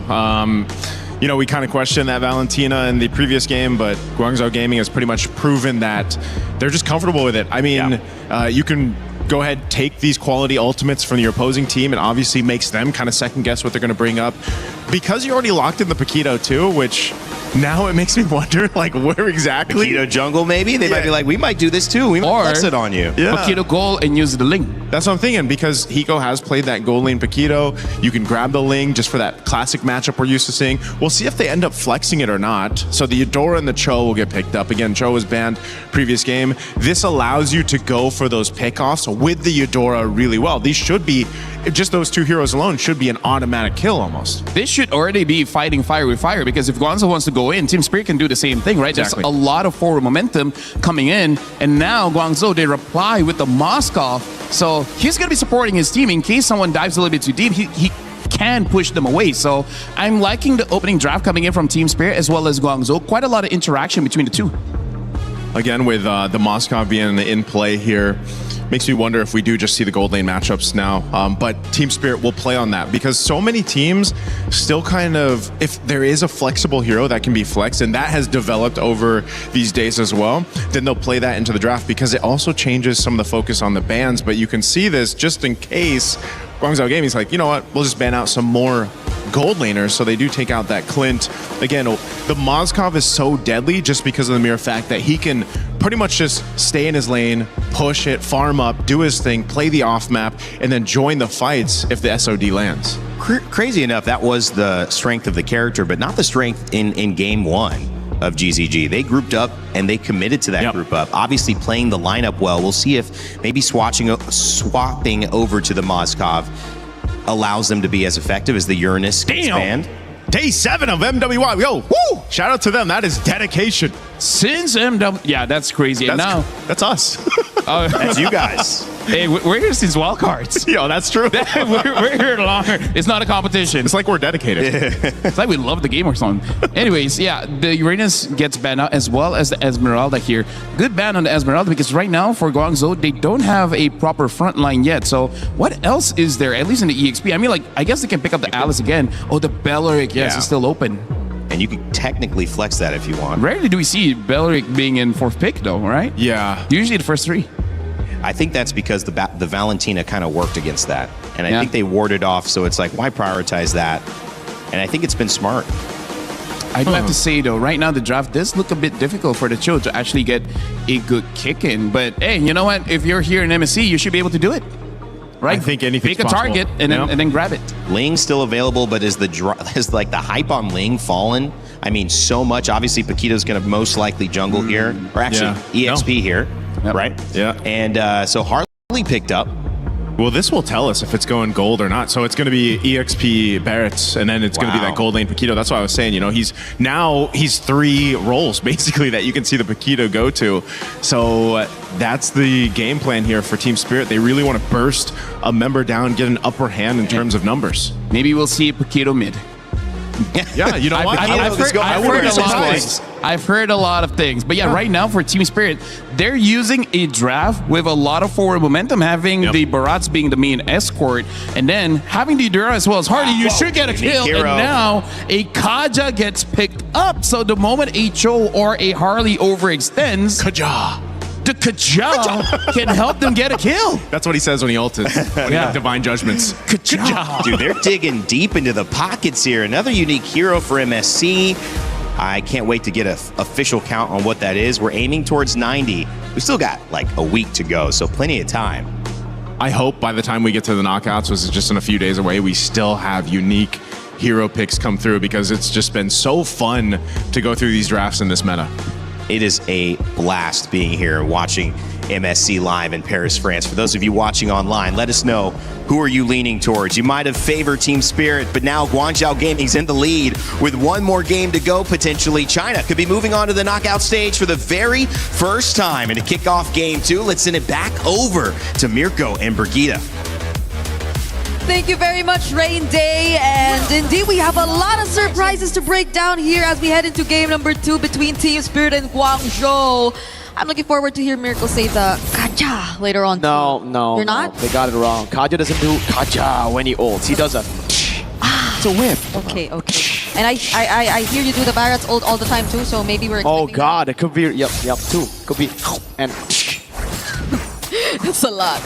But it's surprisingly actually Hiko on the Paquito this time. So we thought it was a jungler all along, but they do decide to flex it eventually here.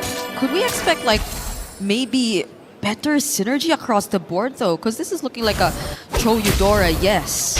I don't know. Right now, it's looking very TLTH. I'm gonna be honest with you. The composition of Team Spirit, putting Bomba on a Barats, it's like putting Sanford on a Barats. You know, it's like, I don't want to see that. Okay, so they have to make this work. At least that's what we're getting from now. And we take a look at the emblems too before we move on to this game. It's been a while since we've seen a Kaja, so I think it's still very usual. See the support emblems come through, the additional speed and the Brave Smite. Pretty much same across the board, I feel, for majority of our heroes this time. Oh, well, whoa. Also putting Hiko on a Paquito. It's like putting Paquito on Teddy. Oh, okay. You're still talking about that, yeah. I mean, it's the same side lanes as yesterday. It's crazy, actually. It does feel kind of the same. And I feel like TS are also in a sort of same position wherein you're just really expecting a bit more from them, but it's been a struggle ever since game number 1 to just coordinate. I think like it's weird to see Spirit in this kind of position, but hopefully they work things out this time. We are seeing a more aggressive laning phase from them, to say the least, here in game number 2. Oh my God, the Thunder's rat straight up. One shots, May. No, right now, first blood over to Team Spirit with a neutral objective as well. Yep, a much better start. We can say that for Team Spirit right now that we're looking at the way they've executed the first 2 minutes of the game. Laning-wise, it's been very aggressive for Hiko, and at the same time, you see better coordination from Sao and Sunset Lover, which I think is something to expect because you're not on a Belleric anymore, so you could just be as aggressive as you want. And May! Ooh, the deadly magic didn't land on May, thankfully, for Guangzhou Gaming. SOD goes wide. Oh! Okay. An attempt, you know, Sunset Lover flickers out of the way. Yeah, it's a IMU. Daytona's welcome from Xing, supposedly, so that changes things a bit too. Xing will be, I guess, picking up the Daytona's welcome or either the Way of the Dragon more than anything here from Team Spirit's composition, but how are they able to utilize that? That's like 2 potential lockdowns or pick-off setups, and the damage is mostly gonna come from Recall, at least for now in the early stages of the game. But has Recall been having a good time? Because I think he's already a level behind Zarigo is. Bomba's doing a lot right now with just delaying the jungle. He's going to lose out on a bit on the bottom lane, but it's going to be pretty good to stop Recall. As you can see, Zaur is really capitalizing on the fact that he's getting so much more space, so much more room to farm up, a whole level ahead with a turtle as well.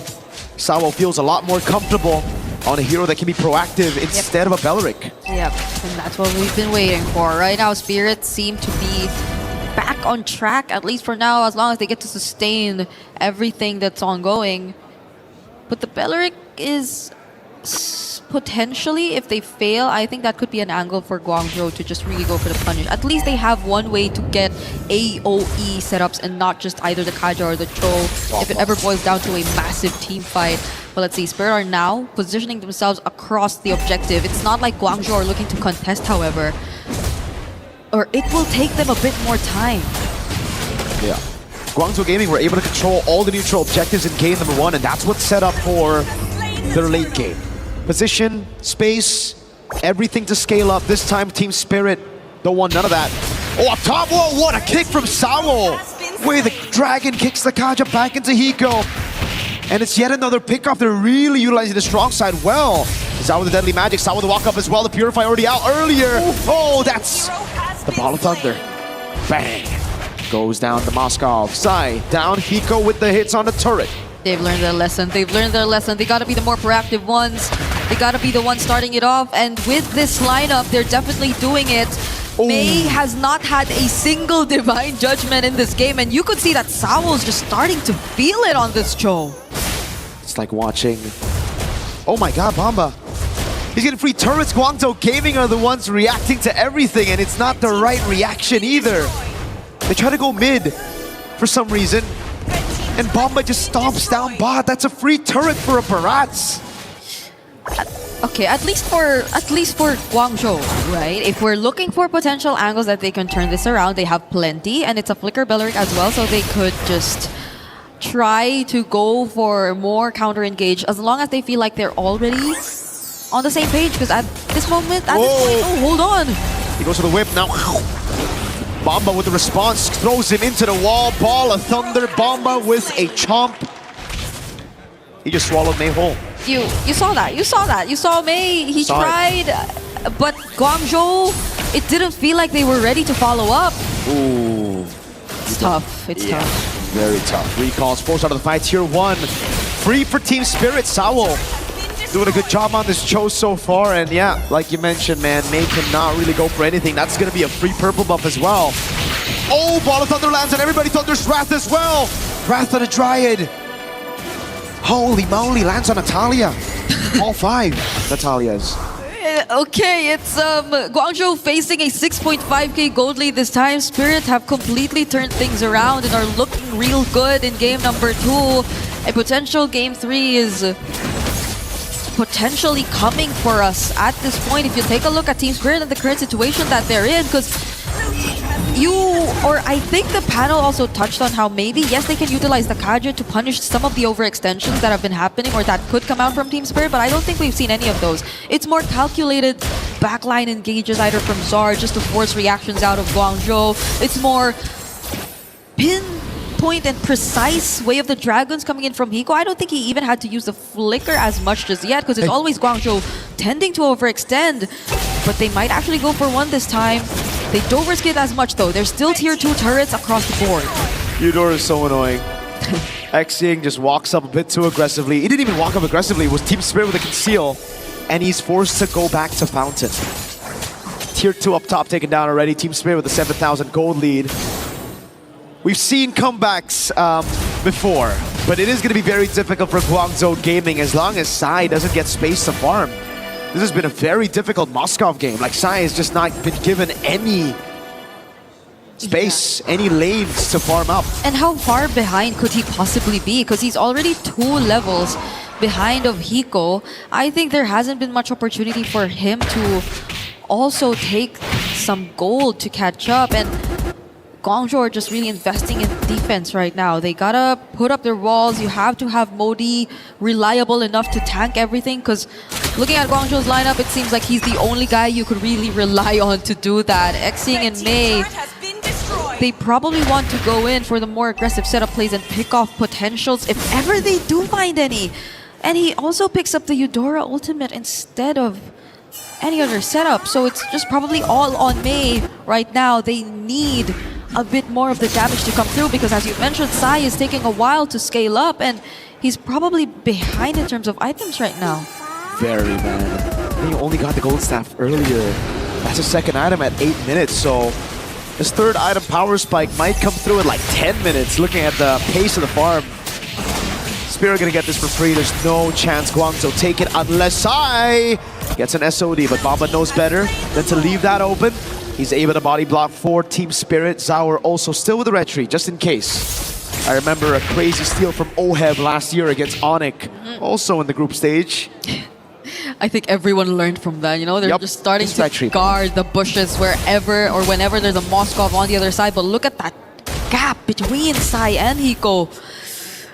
It's oh my god, 7 to 4.8k. It's the same gap for Zaur and Recall. Oh yeah. The gold leads are placed where it's best. Even a 2,000 gold lead between the mid laners. Oh god. Xing would just be tickling Bomba whenever he goes for damage. At least they still have holy shields, but I think they're all gonna pop even before the Lord gets to approach the base. They've made enough room for them to utilize the Lord to its fullest potential, and Team Spirit, they're looking to take down a base turret right now. Sawo goes in! Uh-oh, Purify out already though. He's gonna get pinned down into the wall. Raptor to drive from Modi. Taunts everybody with a big whip as well, but it's not gonna take anybody down except, oh! A chomp, Purify out from Sai. Oh my goodness! What is that damage, my guy? Recall pulled back into the cards! No. The Poker Trick Sunset Lover again with the lightning. Modi stun, he gets away. Now it's Hiko and the rest of the team pulling it out. Zaur with the walk up again with the Poker Trick, as that's going to be the knockout strike from Hiko to lock Modi down. Zaur can't get the damage to take Modi out aside. Lands the SOD. 10-minute game for Spirit to equalize. Such great macro and usage of their lineup. Team Spirit have completely bounced back here in game number 2 as they equalize the series. And we, of course, have to witness a game number 3. It's all elimination and qualification matches we're expecting for today. And they're just one step away from all making it to knockouts. They're doing what they can. They're fighting until the very end. But Guangzhou, so many questions left in that fight. It did not look like the same Guangzhou we saw in game number 1. There was just very minimal proactivity, but at the same time, even if they wanted to go for more proactive plays, they get punished every single time. The Kaja play was read out here by Team Spirit. And every time the Kaja got the Divine Judgment, it was always just a big whiff because, I don't know, it was either on the Cho or on Bomba, right? And Sawo and Bomba, they like that. Easy for them to retaliate with a chomp, with a re-engage. And it's just so much better to see these guys on proactive heroes instead of heroes that just were waiting for plays to be made on the other side while reacting to it. Again, Bomba this time, hey, I didn't like him on the Barats, but he did a fantastic job. Hiko on the Paquito as well. I think, you know, I think it's the Harley. I think the Harley was able to capitalize on these winning lanes. Yeah. They need not pay as much attention. Harley could just do what he wanted to do, and Team Spirit, they were all able to do what they wanted to do. So I think it's about time we go back to the studio to talk more about what happened in this game. You just said do whatever you want to do, and LaFell is here. So let's bring that back. Let's hold off, because this man given freedom, opportunity, man, it could get crazy up here, Naisu. Yeah, I don't know. I'm with a bunch of Americans. I feel very free now. America. Howdy, partner. Howdy. That was one of the most nothing games I've ever seen. Oh yeah. Like that game brought me memories of when I was a child of watching paint dry, right? But hey, at least the game was more entertaining than watching paint dry. And you still remember them, I guess, so that must have been memorable for you. At least it didn't affect his memory. No, because I was guessing. I was watching it because I didn't know what color it was. The way you are? That's why the way he is. So much paint? It's not good to inhale a lot of wet paint, man. You got jokes. Maybe. Actually, yeah, now that I think about it, yeah. Call Rain Man again. Guys, that was a big stomp. The average game for both of them lasts around 17 minutes for Team Spirit, about 15 minutes for Guangzhou Gaming. That one was under 12, about 11 or so. So a very fast game. Stomp, what went right for Team Spirit there, Naisu? Just about anything they wanted to, man. I mean, under the 5-minute mark, they were already pushing Guangzhou Gaming behind their tier 2 turret. Guangzhou's just like, yes. There you go. Take this chair. Oh, take this mic. Yeah, go ahead. Like, Spirit could do anything. Guangzhou didn't do anything to stop them. I told you. All right, here we go. Regita, why'd you give him freedom? Why'd you give him freedom up here? He's acting want my crazy. Telestrate? You want my You're not here Telestrate? to stop him. Grab the Telestrate. You know what? I could Telestrate. That would be a funny segment, wouldn't it? See how I do? Yeah, that would be pretty funny. You do have something to break down, though. We also have some post-game stats as well, so maybe you'll hit the post-game first. Yes, and I do. We'll do a little Telestrator later, Sure. just to see how it went. I think the big thing stands out. I mean, you see Hiko having a great game there. Everybody had a great game. Sour Egoist as well on the Harley. Look at all the zeros. 0 turrets, 0 turtles, 0 Lord, 2 orange buff, and 3 purple buff. Like, talk about not playing the game. That's why LaFell is illustrating just how it felt in that game. Because they got Team Spirit took everything that they wanted to. I mean, they had to dig down and get that spirit going. And man, did they do it with this lineup. Because, yeah, again, you don't see this kind of, I mean, this was a very one-sided game. I mean, this was a stomp for that. I mean, you could see the reactions there too. So we asked them, like, what adjustments would they have to make? They made all the adjustments, Rain Day. Yeah, and it actually felt like the Mozkov, and I'm gonna dive in my thought on that, because they played so well, so grouped, so focused on objectives. Head to head, they win 66.7% of the objectives against Team Spirit, and to go 8-0 on Turtles in this one, I mean, that's pretty ridiculous when you consider their normal style of play, which to me felt like they weren't able to get. The way Moscow excels is not necessarily grouping up, but the way GZG excel is grouping up. How can they fix that, LaFell? And what did you see going wrong? Because you've got your telestrator. I want you know how the game goes so wrong that even Rain Day made an accurate analysis. Like, bro, why'd you play like that? That's not how you play Moscow. It's like, yeah, we're gonna be looking at the telestrator. You want to stand? You want to stand? You're not gonna do. No, you stand down, sir. All right. So first of all, let's talk about the anti-synergy here in the draft, because we got Kaja here. In case you guys don't know what he does, he whips people and then he holds them down. And then you're hoping for someone to kill the other person, right? But the question is, he doesn't have early burst. She kind of has depends, and then she also like kind of depends. Like, I would say that Guangzhou's biggest problem here is, I would say, mismatch of what each of the heroes want to do. Yep. And Bellarky XP is okay. The only problem is it's slow. So speaking of it slow, let's look at what happened in the game of 20 seconds of nothing happens, right? Look at the minimap and look at how basically clumped up they are. We can see that the Bellark's coming and is like, oh, maybe I should protect that. Never mind. But that's, you know, it's gone anyways, right? Barad's got that one, so let's go to mid. And let's not do anything. And then it's just, that's like the entire game. They're like, let's all group up together in case something wild happens. And nothing happened. I know what it is. It happens. Barrett's is a herbivore. Barrett's is a herbivore. Say it like an American. Herbivore. Barrett's is a herbivore. Barrett's is a herbivore. America. Fireworks. July 4th. Don't get him started, please. Rain Day. Independence. I've been there before. I love Madani. You know, it's always fun to see it. Sunset Lover actually had a fantastic game, and you look at that performance, I believe, on the Eudora again. The first game, it felt like they were surviving the Eudora. Their team was able to go around it, ignore it, maybe work and find a way to still have a win with GZG. But this game, starting 2-0, it was no chance for Valentina to catch up on the opposite side of things. Sunset Lover's control in this game, it needs to be dealt with, I think, at this point. And you have to consider, do we ban it or do we take it away? You take it. You can't spell Eudora without raw. She's strong, bruh. Yeah. And also, there's do in her name. He worked so that in. do pick it up, because Fusroda. Fusroda. I was talking to someone who hadn't played Skyrim, man. It's like, come on, that's a part of the vernacular. You got to know that. She has great crowd control, great damage. She even looks like a decent person. Why wouldn't you pick it up? They have to do it now. Ban it or ban it out. Ban it out. Yeah. We've seen teams handle it that way. Just ban her out. Well, that's a good question, because Guangzhou Gaming now faced with a conversation that is going to lean them one way or the other, a little bit like this or that. In fact, speaking of that game, we had Guangzhou Gaming make a few decisions that might split the team a little bit earlier this week. Hey guys, my name is Afel, and right now we'll be playing a this or that, just to see whether the players, are they on the same page or not? Okay, right now you guys can line up straight. So, we got 5 questions here. The first one is, first thing, after you wake up, do you brush your teeth or eat breakfast? All right, you know what? They all brush their teeth. Okay, come back to the middle. So now, before scrims, what's your routine? Do you shower first or don't shower? All right, now we know that they don't shower.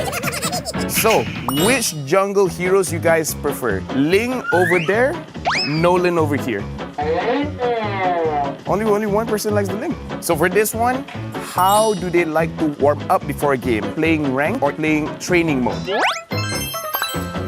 Oh, I thought more people would play rank, okay? And now, the last one. Who would you like to go on a holiday with? Either CY or Ming? Huh? Now we know who's friends with CY and who's friends with me. All right, looks like Guangzhou Gaming, they're all good. They are in sync, so no penalties for them. So thank you very much, guys. Good luck for your game, and we'll see you guys next time. Sweaty scrims. That's okay though. You know, at the end of the day, you're gonna sweat in scrims. So if you shower before, you're still gonna have to shower afterwards. I like the logic. I mean, some people, they might wash away the mojo. They might. That's true. They might wash away the mojo. Yeah. It's a different vibe. Might be more relaxed too. Different vibe, but then what was that also? They don't like, or they do ranked or training mode? Oh, training mode. Yeah, Training what's mode? up with that? I've always warmed up in rank. I mean, first game of the day is ranked. Maybe that's why we're just casters. Maybe. You got a point. That's it. I'm just saying. That's it. We're good, but not that good. You know what I'm saying? Know what I'm saying? Listen. I know what I'm saying? How about when you play ranked? Here's the question: is it before bed? Is it at night? Do you get it first thing of the day? 24/7 rain day. 24/7. Wow.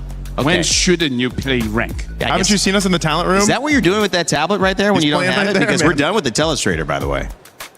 You're just in AFKing mid? He's in draft. Oh, we took it off. We know what LaFell's doing. You gave him too much control, Brigida. We told you not to do it. At this point, though, we have everything that we need because this game is absolutely unpredictable. Going to draft for the third and final time between China and EECA. The gatekeepers of top 8 trying to gatekeep China's last hope here at MSC, who are desperately looking to match the result on the women's side of making it into the knockout stages. Can May, right there on your screen, figure out what to bring to the table to get a win? I gotta say, first of all, I appreciate that whenever something goes wrong, we throw it over to Brigida. Yes. It's her fault, not our fault. I appreciate that. And number 2, I feel like it's more on the mentality of the game because game number 2, clearly they just played scared, and that's not how you should play against Team Spirit, where you saw that in game number 1, just fight when you have the chance, and it somehow worked out. You kind of have to go back to game number 1. It's tough to, put it plainly because that's exactly how it felt. It just felt like they were kind of in this state of we're scared to move around the map. Limbo. They were in limbo. They couldn't really move, and it almost was that mentality of, you know what, we're so far behind, just go next. And so now it's their chance for Guangzhou Gaming to make this happen here. This is why I was making the point earlier where it's like, you have to be able to bounce back from game to game, even not just from the days here, because after getting slapped like that in game 2, how do you bounce back in game 3? Well, we've already talked about what can potentially happen in the draft, and that's really where it starts. And you just got to have a better game plan here for Guangzhou Gaming if they want to move forward, because now the momentum is in favor of Team Spirit. And we've seen this before, where once they have momentum, they can usually take it just as quickly in game 3. I'm only asking for one thing for Modi. Have a hero that can dive, something like a Yuzong, something like an Alice. That seems more his niche, right? Picking on something like a Bellery, I guess he can kind of do that, but he requires the flicker. So I just want him to use someone that can dive in. That's like his identity. Don't stray away from that. Well, the Paquito actually taken out by GZG and the Cho as well. The Atlas also denied by Team Spirit, who will switch sides this game. And Expanding Rivers, one of our fastest map choices. I believe it is the second fastest. And one of the interesting things about this situation, which as a fan of MOBAs, every team comes in with a different plan and blueprint. But in game 1, game 2, both teams get a blueprint of what works for them. And so this draft is so exciting because both teams are trying to deny the blueprint of success for the other team while trying to get as many pieces of what worked in the games that they won for themselves. But it also opens up another layer, Naisu, which is, will somebody have prepared to surprise the other team again? Will they have more in their pockets that they'll bring out that might just change the narrative completely? I think this MSC already has shown us how deep the pockets of the teams and the coaches, and in this instance for Coach Sunday and Coach Coldstar, they might dive into that. If not, then they just play their best game. I mean, this is something that a lot of people have been talking about online too from previous teams that now have been knocked out. It's like, well, sometimes do you go for comfort? Do you go for those heroes or that style of play that's worked for you so long? Or are you forced to adapt in the current meta? And that's kind of what we've seen through the courses of this. So I think as you're seeing the bans, those are even different in this sense. So it's like the game plan is already going to change. This first blue pick will tell us where things want to go. Do they just grab the Eudora? Is there something better? The Hirara and the Ling still up for contention between them. It's going to be the Hirara for Guangzhou Gaming, at least now. So the trade that we expect, this team spirit, just take that Eudora. Eudora as well as the Belleric. Something that we do have to put into context here, this is the decider match. Win, you make top 8. Lose, your keys get crushed. And I feel like that's going to be a difficult conversation between the players as well as the coach. They might have a hidden pick. And there's two different mentalities. Either like, if we don't show it, we'll never be able to use it. Or, it's like, it's just difficult whether you want to take that gamble or not. Yeah, you risk it. Because the last draft, I would say, if you look at what Guangzhou Gaming was able to do, they looked uncomfortable on some of the picks. Yeah, it didn't work for them. So the answer right now for Team Spirit, go to the Barretts, they pick it up, and the Eudora. And I think this is actually good news for Guangzhou Gaming because it opens the Belleric for them, which I feel they had their best performance on. And then the Barats also a good performance here, but was it so good because Guangzhou Gaming was not playing their game? And I feel like that might be something that enabled the Barats earlier on. It is a fast one. Oof. But there's the Uranus also, which is available at this point, which they hadn't seen. And the Lilia. I'm slightly worried for this Lilia here. Yeah. Comboed and instant black shoes. And you're going up against a Fanny. Yep. I mean, let's talk about this. Lilia is very aggressive. She does a lot of damage because level 1, she already has her combo. But the problem is her HP is so low, and the burst coming in from Eudora as well as Fanny, they don't need any items to really take her out of the fight. Like, even if she doesn't die, she's going to be so low that she can't do anything. So that, personally for me, is a very risky pick. And now with the Fanny being present, I gotta say, Team Spirit opened up this draft very strong. Yeah, not only that, but also just having this Uranus for Guangzhou Gaming. It's not like you can stop the Fanny from cabling through, or deal with the Barretts, or obviously the lock-on stuns that come in with the Eudora. We've already seen it too. Eudora with one item is already scary to deal with. What more, 2, 3, and you scale up like that for Team Spirit. And this is something that, again, the Lilia doesn't really solve. Yes, maybe you can go ahead and help clear some of the waves. You do a pretty good amount of early game damage too, but based off these first 3 picks for Guangzhou Gaming, you have to be able to go ahead and scale up quickly for them because the Fanny can almost match that. And if not, if the Fanny's delayed, we've all seen Fannies just result to what we usually see with Mozgovs. Go somewhere else across the map, push that, put map pressure there. And my goodness, Game 2 showed us that if map pressure is a problem for Guangzhou Gaming, they seem to not know how to solve that. It's also kind of a cool indication of where the hero comfort is because we're seeing some picks we're not familiar with. It's possible it's a region difference. It could be a player difference. Marcel, one of the only games he's left open not banned and not picked. Both junglers already picked on both sides, so we won't see him. Yeah, which is like a surprise. He's got a 100% win rate. Yeah, honestly, I even forgot about the Marcel. But yeah, Team Spirit can pick it up after this. Yeah. But honestly, gentlemen, looking at both teams' drafts, the best way to say it, and literally, go big or go home. Yeah. Because these are the drafts that you can win it super, super early, and now the Marcel gets picked up. Good call. I gotta say, Team Spirit, they can honestly get the inhibitors by 11 minutes. Yeah. So where's that going? Marcel? Yeah. He's going Rome.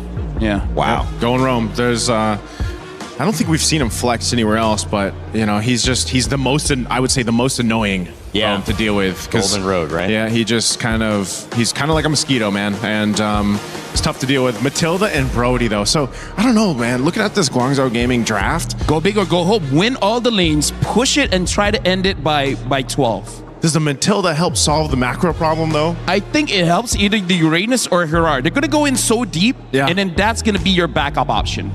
But I don't know, really for Guangzhou, it looks like all gas, no brakes. I mean, are these not some of the 4 most prioritized picks in the entire tournament so far on the side of Team Spirit?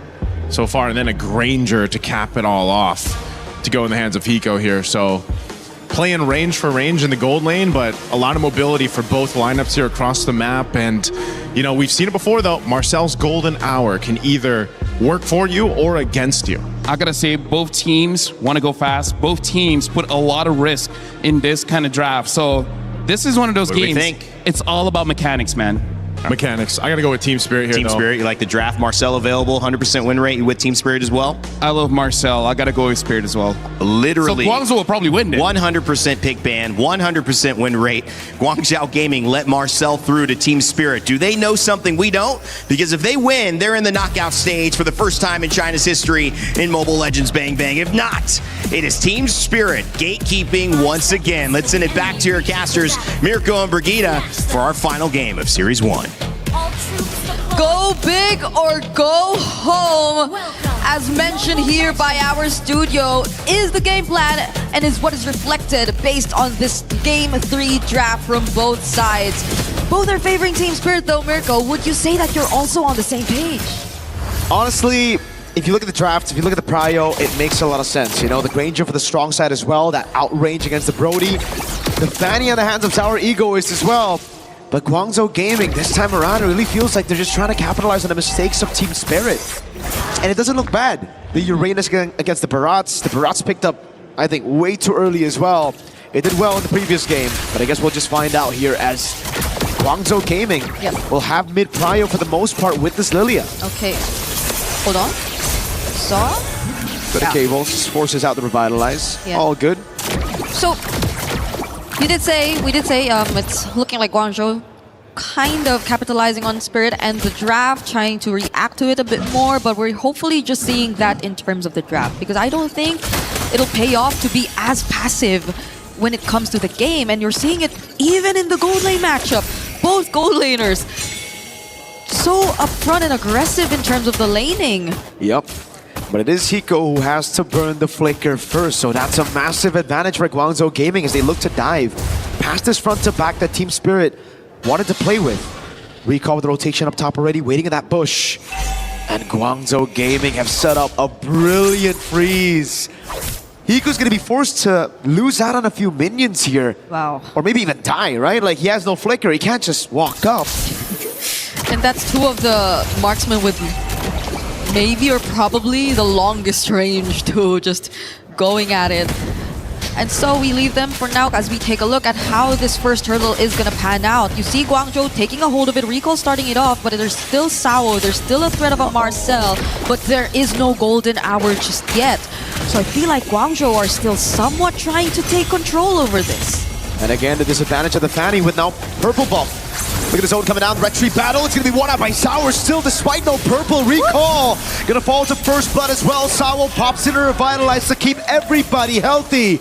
Spirit with a massive win. Thunder's Wrath in the mid lane, just one more splash of damage. Sunset picking up yet another 3-0 and the neutral objective. So unfortunate for Guangzhou. They wanted to start that out. It was Recall trying to actually get some damage in for the objective, but looking at where Recall decided to position himself to, the fact that it was both Kid Bomba and Zara Egoist just locking down onto this jungler and making sure that there was no other way he could go in for the contest on the objective was what granted Team Spirit that win. You have to pay attention to the zone as well, Cam. You have to pay attention to where you actually position yourself, because if you're somewhere, anywhere near walls, Zara Egoist is just gonna have the time of his life. And if you see that replay, man, Modi, he did all that he could to stop Bomba from getting the chomp down on towards Recall, but Bomba flickered past Modi. My God. Beautifully done by Bomba to secure that neutral objective. That's how Zaur was able to just walk up, get the retreat for free. Recall, not caught on that spot, able to go for a golden hour, catches them all in place, and Hiko is gonna build on the Rhapsody. Another pick off up top, and it is against Sai on the Brody. And this is how you like to see the Eudora being played. Now that they're ahead, now that they are actually being the more aggressive combo, And it's also probably because of Sao, just the way Sao moves around the map, which doesn't make things any less or any more difficult for Sunset Lover to just also go in with the flickers, because you are fully aware of where to anticipate Guangzhou Gaming too. So that was a flicker play you got to see from Sunset Lover. That was a burst landed onto the right target. And this is going to be a problem for Guangzhou, because you see a lot of, I think, targets for Sunset Lover in this draft, honestly. You could consider so much people to just use your burst damage onto. Oh, if that cable actually landed. Okay, they're gonna get out of this, but does Kid Bomba had the flicker. Even the Chomp to get away. Maybe with a circling Eagle Bomba. Oh, that's a very sad. Dino Revitalize. Oh my god, saves him. There's no damage from Guangzhou Gaming. Even after all that, a good stun coming out on Modi as TS are able to clear out the wave in the bottom lane. Sour, no purple buff, recall on the neutral objective, and this time Kid Bomba does not have that chomp. Oh, revitalized this time from Guangzhou too. Golden R! Great delay. Now the red tree. Sour try to steal, but recall stays patient on the red tree. Waits for Sour to show it, and now it's Guangzhou on the board on the neutral objectives. Okay, at least if they weren't able to get anything down that engage in the bottom lane, they were able to convert it into something. The fact that they at least had to send one member of Spirit back and they weren't really prepared to take on that objective was already a win in itself for Guangzhou. Kid Bomba, did he get anything from that? We got the Purify out of Xing, but that's about it now as the torn apart memory comes around, but the double flicker goes for Sunset and Hiko to get away. The dinosaur won't have a good time there. Gun down, taken out. Modi doing a good job again, gaining this map control and giving the space for Sai to pick up a turret. I guess that maxed out time on the channeling maybe allowed for a bit more room for Guangzhou to really set up for that fight, which they are really taking advantage of this time, eh? Even gets bursted down, but they're just really looking to steal away this orange objective. There's a conceal from TS though. A few members, but no battle spells worn. Guangzhou Gaming just playing it safe. Oh, Zaur with the cutthroat. Nexying has black shoes, doesn't even need it though. Wait, Sai? Okay. It seems like he's trying to hold this bush for a while. No one really passes through from TS though, but just like that, Guangzhou have regained control of the map in some ways. It's still a mirror trade for that tier 1 up top and down bottom, but since the next objective is spawning here, Guangzhou, they probably are looking to take advantage of this. And the fact that Kid Bomba, yes, has been doing a really good job on the Barret so far, but so long as they get there first, you could expect it to be pretty slow for the XP laner here of TS. And this is why I had my concerns, you know, even in the early game, even though Guangzhou Gaming technically only have one resource to deal with the Fanny, that skill 2 of C, of Sai, it's still very troublesome because for Team Spirit, they're gonna have to outplay Guangzhou Gaming around these neutral objectives, around these team fights as well. Okay. While Modi can just stand in front of Bomba to take those detonators. Welcome, the golden hour placed down as well. Oh, Recall trying to go for it. He's gonna be able to get away right now. The chomp comes around, and that's gonna be Sai who gets locked down, but he's able to flicker out the safety as Zaur goes over the cutthroat. Can't find it. Good stun over Spirit with the neutral objective. Take Recall walking up now with immobilization on Sunset. Just one more shot should get him down. Recall with a jumping forward finds the kill. Immobilization on Sour, but he's able to escape as Bomba peels for him. Sour in the mid lane now on Recall. Untargetable. Hiko with the dash in forward. That was actually a flicker. Burns it away. Good eye phrase by Recall. Xing throw it again, but he has the black shoes. Sour low. CY won't be able to go for the kill. The revitalize from both sides just made that team fight much longer than we expected it to be, but who won it out and who were still able to commit and prolong things even after the revitalizers went down were still Guangzhou Gaming. They have such low dom times with Recall. Uh-oh, gets away for a bit, but Sao was just waiting there. Together with Zaur, Ego is the free kill up top. Oh, chop down, Purify out from Modi. Turret 4 sign, bottom lane on the Brody as Zaur is able to go on the tier 2 up top, and this will be a win for TS. This is a very good trade on the board for them. Yeah, even though they lost mid though, but the purple, I think that changes things a bit. It's okay. He'll be able to steal the purple buff on the other side of the map, and Modi has no Purify, still goes up. Has the guiding wind to get him out, but the purple buff, again, not even stolen by Guangzhou Gaming. Still a massive win for Spirit. Yeah, they just swapped purple buffs basically at this point, but Guangzhou again, despite them getting a couple more tier 1s, even in mid. TS though, they still have the 4K lead and they're looking to take that one turret in mid as well if only they find an opening, but they're gonna respect Guangzhou. They're literally around these members though, and they will be first to prio and position themselves in this upcoming Lord. This is really not looking good for Guangzhou Gaming. Their jungler is so behind, and their idea right now is to give the orange buff over to Sai. Recall's 2 levels down. How can he win the red tree now? Zauer just needs to go for the red tree, gets it in time. With a 2-level lead, it's almost guaranteed. Recall with the walk up on Sunset. But TS get away. Yep, as much as Guangzhou, I think, wanted to do something there and at least get a trade, Sao was just too eager to stop them in their tracks. This is a Marcel who has been very proactive in terms of the gameplay. Okay, he's gonna spot Recall there too, but at the same time, you can just rely on him to really block off Guangzhou Gaming in case they want to go for the chase, just because of the fact that you probably are not expecting as much burst from Guangzhou just yet. Oh, that's a flicker though. Uh-oh, great golden hour. Catches me. Oh my god! He still flies by and Hiko punishes him! Now it's out with the cables. A chomp down with the Purify already baited out. Sai gets pulled back by the missiles of Bomba. Pops into it in nature, but this does have no damage to deal with these tanks up front. That's the difference. You see TS, they have Sunset Lover, they have Hiko, such reliable sources to just burst down one of the front lines, quote unquote, here for Guangzhou, because it's always Mei who pushes forward and has to push forward, but TS this time with a siege. Modi's low, still able to get away, has the consecration, pops it here, the retribution from Recall. And a good clear with the Lilia as well against Team Spirit Siege. Oh. They're gonna lose out on so much though. That's a tier 2 down bot and in mid, falling into the hands of Spirit. At least Mei is back right now, but these synced up waves are really becoming a problem. Now it's TS with a 6k lead. Initially it was just 3 to 4k, but now even take a look at the items. But before that, Zor! Oh no, gets stunned up, torn apart memory. Not enough to take him down, very close though. Not enough Sky Piercer stacks just yet. And it's because of the Dreadnought armor that Zauer got that saved him. Yep. Okay, that's a flask too for Sao. Guardian already picked up by Kid Bomba here on the barracks. So you could expect them to just really stay for much longer. And they're going to be very calculated about this. They fully respect, we all know for a fact Guangzhou have pretty much reliable wave clear. That's a Brody, Lilia you're already looking at. On top of the fact that Modi can just be the one to put himself up front.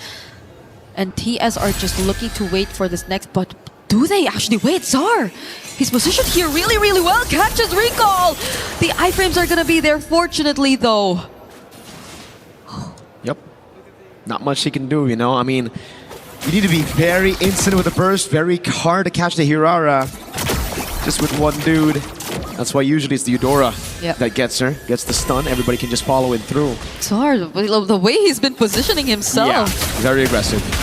You know they want something before this next objective. It's all up to CY right now to be the guy to carry Guangzhou Gaming, right? Like, he has the way to stop the Fanny. The only way, as of right now, they got a full peel for Sai. Ooh. The waves. It's just really Zar holding onto this position. It's kind of crazy. Guangzhou have no idea he's there. It's a very small dino. No big guy stacks on Bomba. Still looking for those stacks. Now they spot out where Guangzhou are. They fully reveal the information and Zar, he's just waiting. Sao reveals just much more info. Oh man, great golden hour, catches Sai. Oh, Modi gets bursted down straight up. The consecration already baited earlier. Now Exing can't even use the black shoes. Gets cut-throated down to the ground as Recall goes into the bottom lane. And Spirit don't even want to go for the Lord. They want to go for top 8. They want to qualify to the knockout stage. What a play from Spirit. Could this be it? Recall goes in. Oh no, but he gets bursted. A big chomp down right now. Spits it, not a stun for Hiko to pick up the kills. He flickers in. Sai, very low. That's a win in nature as well. TS, now they say it's enough. We're gonna go for the Lord, guaranteed. Yep, Moni's back. Xing will be back too. There will be much more reliable wave clear for Guangzhou, and TS are gonna play it safe. But that was such a great plan coming in from TS. They knew they had enough burst, so if they had to deal with a target from Guangzhou one at a time, they had enough damage to do so. Now Sunset Lover even picking the Divine Glaive will make things all the more difficult for Guangzhou for them to go up against Spirit in this scenario. As we take a look at that, yep, it is going to be the Divine Glaive, the Lightning Truncheon as well. So you have to be very careful. Even Modi earlier on, you saw how they were able to deal with him only with the Oracle as his somewhat of a defense item for magic damage. Now there's really starting to play the kind of game we're expecting from Spirit. They have a Lord marching up top, but it's Czar. Again, possibly looking for an entry from the opposite side. So for Guangzhou, it's all about how they react to this. It's not the Evolve Lord just yet. They actually still have a shot at defending this with Lilia. But it gets very difficult knowing there's an 8.7k gold lead and a few stacks already on Hiko. Modi caught in the Thunder's Wrath. Black Shoes used very early on. Lord up top, gonna be able to take the turret down already as that's gonna be Spirit with a priority on the bot side as well. Both side lane base turrets have fallen. Such a great tool to create space. Golden R laid down perfectly just so Spirit get that base turret. So now they're looking to take out even this last one in mid. The damage from Hiko too is already no joke. Sao catches one. Bomba's just trying to zone right there, and he does well. Circling Eagle, now the retaliation on Bomba. He doesn't have the flicker. Torn apart memory takes him down, and Sour is able to cable out of there. 1 for 3. 1 kill for 3 base turrets. Spirit will take that any day of the week. Yep, 15 minutes in, they finally expose the base here for Guangzhou Gaming. Though they do show some signs of life, it takes a bit of time before they actually go in. They need to ensure that there is actually a target that will easily be within reach, but they're really pushing forward this time though. Guangzhou want to somehow equalize the map as we're taking a look at it right now. But you gotta pay attention to Zar and how they protect Sai. That's for sure. Double Sky Piercer? Wait, Tower. Oh my god, brother. You're playing with fire, bro. Just dashes into a Brody, Mathilda, and Hirara. What do you think about this double Sky Piercers? They're going up against... Hey, they steal the purple, but they don't go to their own purple, man. Bus. Okay, at this point, the kills are pretty much spread between Recall and Sai, yes, but... Wait, what's the point of stealing the purple if you're gonna leave the purple for TS? Yeah. They were... TS are just too quick. You gotta explain this to me, Brig. Or maybe the panel needs to explain this to me. The panel will have the Telestrator to do that for us. Some of these games, I feel like I need to be streaming, man. Rain Day will have the Telestrator to do that for us. Yeah, okay, please. Now they will not have that... Lafel, please, Telestrator on that moment. Yep, Yes. Yep, you can highlight that. Okay, so we have a Lord now. It is still going to be Zar on the opposite side dealing with the waves first. And TS, I don't think they'll have as much problems with this. They have to still pay attention to the burst. Sao with the conceal. Look at the waves, though. Zauer can just end the game. If Guangzhou Gaming want to take this fight, and now they're going to have to fight 4v5. Recall, oh, he goes in. Gets the untargetable Golden Hour, isolates him for the rest of the team. Hiko! Flicker in, a shot to the face, and that was Modi. All alone, the circling Eagle used to get away. Modi dodging away from the bullets. Call him Neo the way he's dodging from those shots. Sign the bush, torn apart memory! Maybe if they didn't get double Sky Pierce. Nah, actually, it doesn't even matter. So close, Sunset Lover. At least they got the flicker down, but that's about it. They've only gotten battle spells out from TS. I feel like Hiko even uses aggressively. And now with the Lord and an exposed base, Guangzhou Gaming, they only have so much to rely on. Xing and Sai will have to go for the defense of their lives. And Kid Bomba has a flicker too. Who knows if he actually finds another surprise Daytona's welcome. At this point, Spirit's gotta drop the ball for them to lose this game. Guangzhou Gaming, they have the clear. But it's going to be delayed by Spirit. Sao with a Golden Hour onto the Lord right now as the waves come crashing down. Modi gets away with the guiding wind. That's instant cutthroat on Xing. Again, not given the time to use the Black Shoes. A big chop down coming in, and Bomba spits him out, gets a two-man stun. The rest of the team capitalizing. He goes unstoppable, and Team Spirit confirmed their slot in the knockout stage. It's a reverse sweep to get into top 8.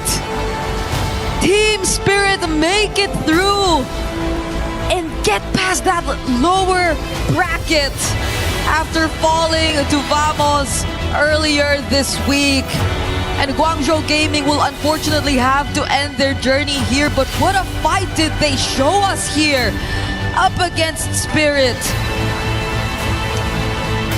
It was so close for them to make history once more. But the experience, you just see Team Spirit eventually coming out on top. It's just so sad to see after that great game one for Guangzhou Gaming. Even our panel, well, one of our panelists, Mr. LaFell, said it's that Nihao energy because they're always the ones kind of like walking up and say, yo, hello. But here it was more Daichen energy, bro. It's goodbye. Like, I mean, they were just chilling, reacting, going in randomly, double Sky Pierce. Yeah, because even if you look at the post-item or post-game stats, which our studio will also talk about later, it is confirmed they stuck with the double Sky Piercer up until the very end, but we saw it with 2 kills, 1 kill each. It stayed the same, and now we have to talk to our winners. Another team making it into the knockouts as we throw it over to the stage. Thank you very much, my friends. It is done and dusted. Team Spirit move on to the knockout stage. A huge moment here. And Sunset Lover joining me on the interview, of course, with our translator, Asal. A few questions to ask. First of all, game one, what do you feel happened there that the game slipped away from your fingers? Расскажите, пожалуйста, вот первая игра, как вы считаете, почему буквально утекла она у вас из рук? Can I just say in English? Okay. In the first game, I think that was a draft diff, you know, because we have only the start draft. We won the start and we troll a bit in some fights.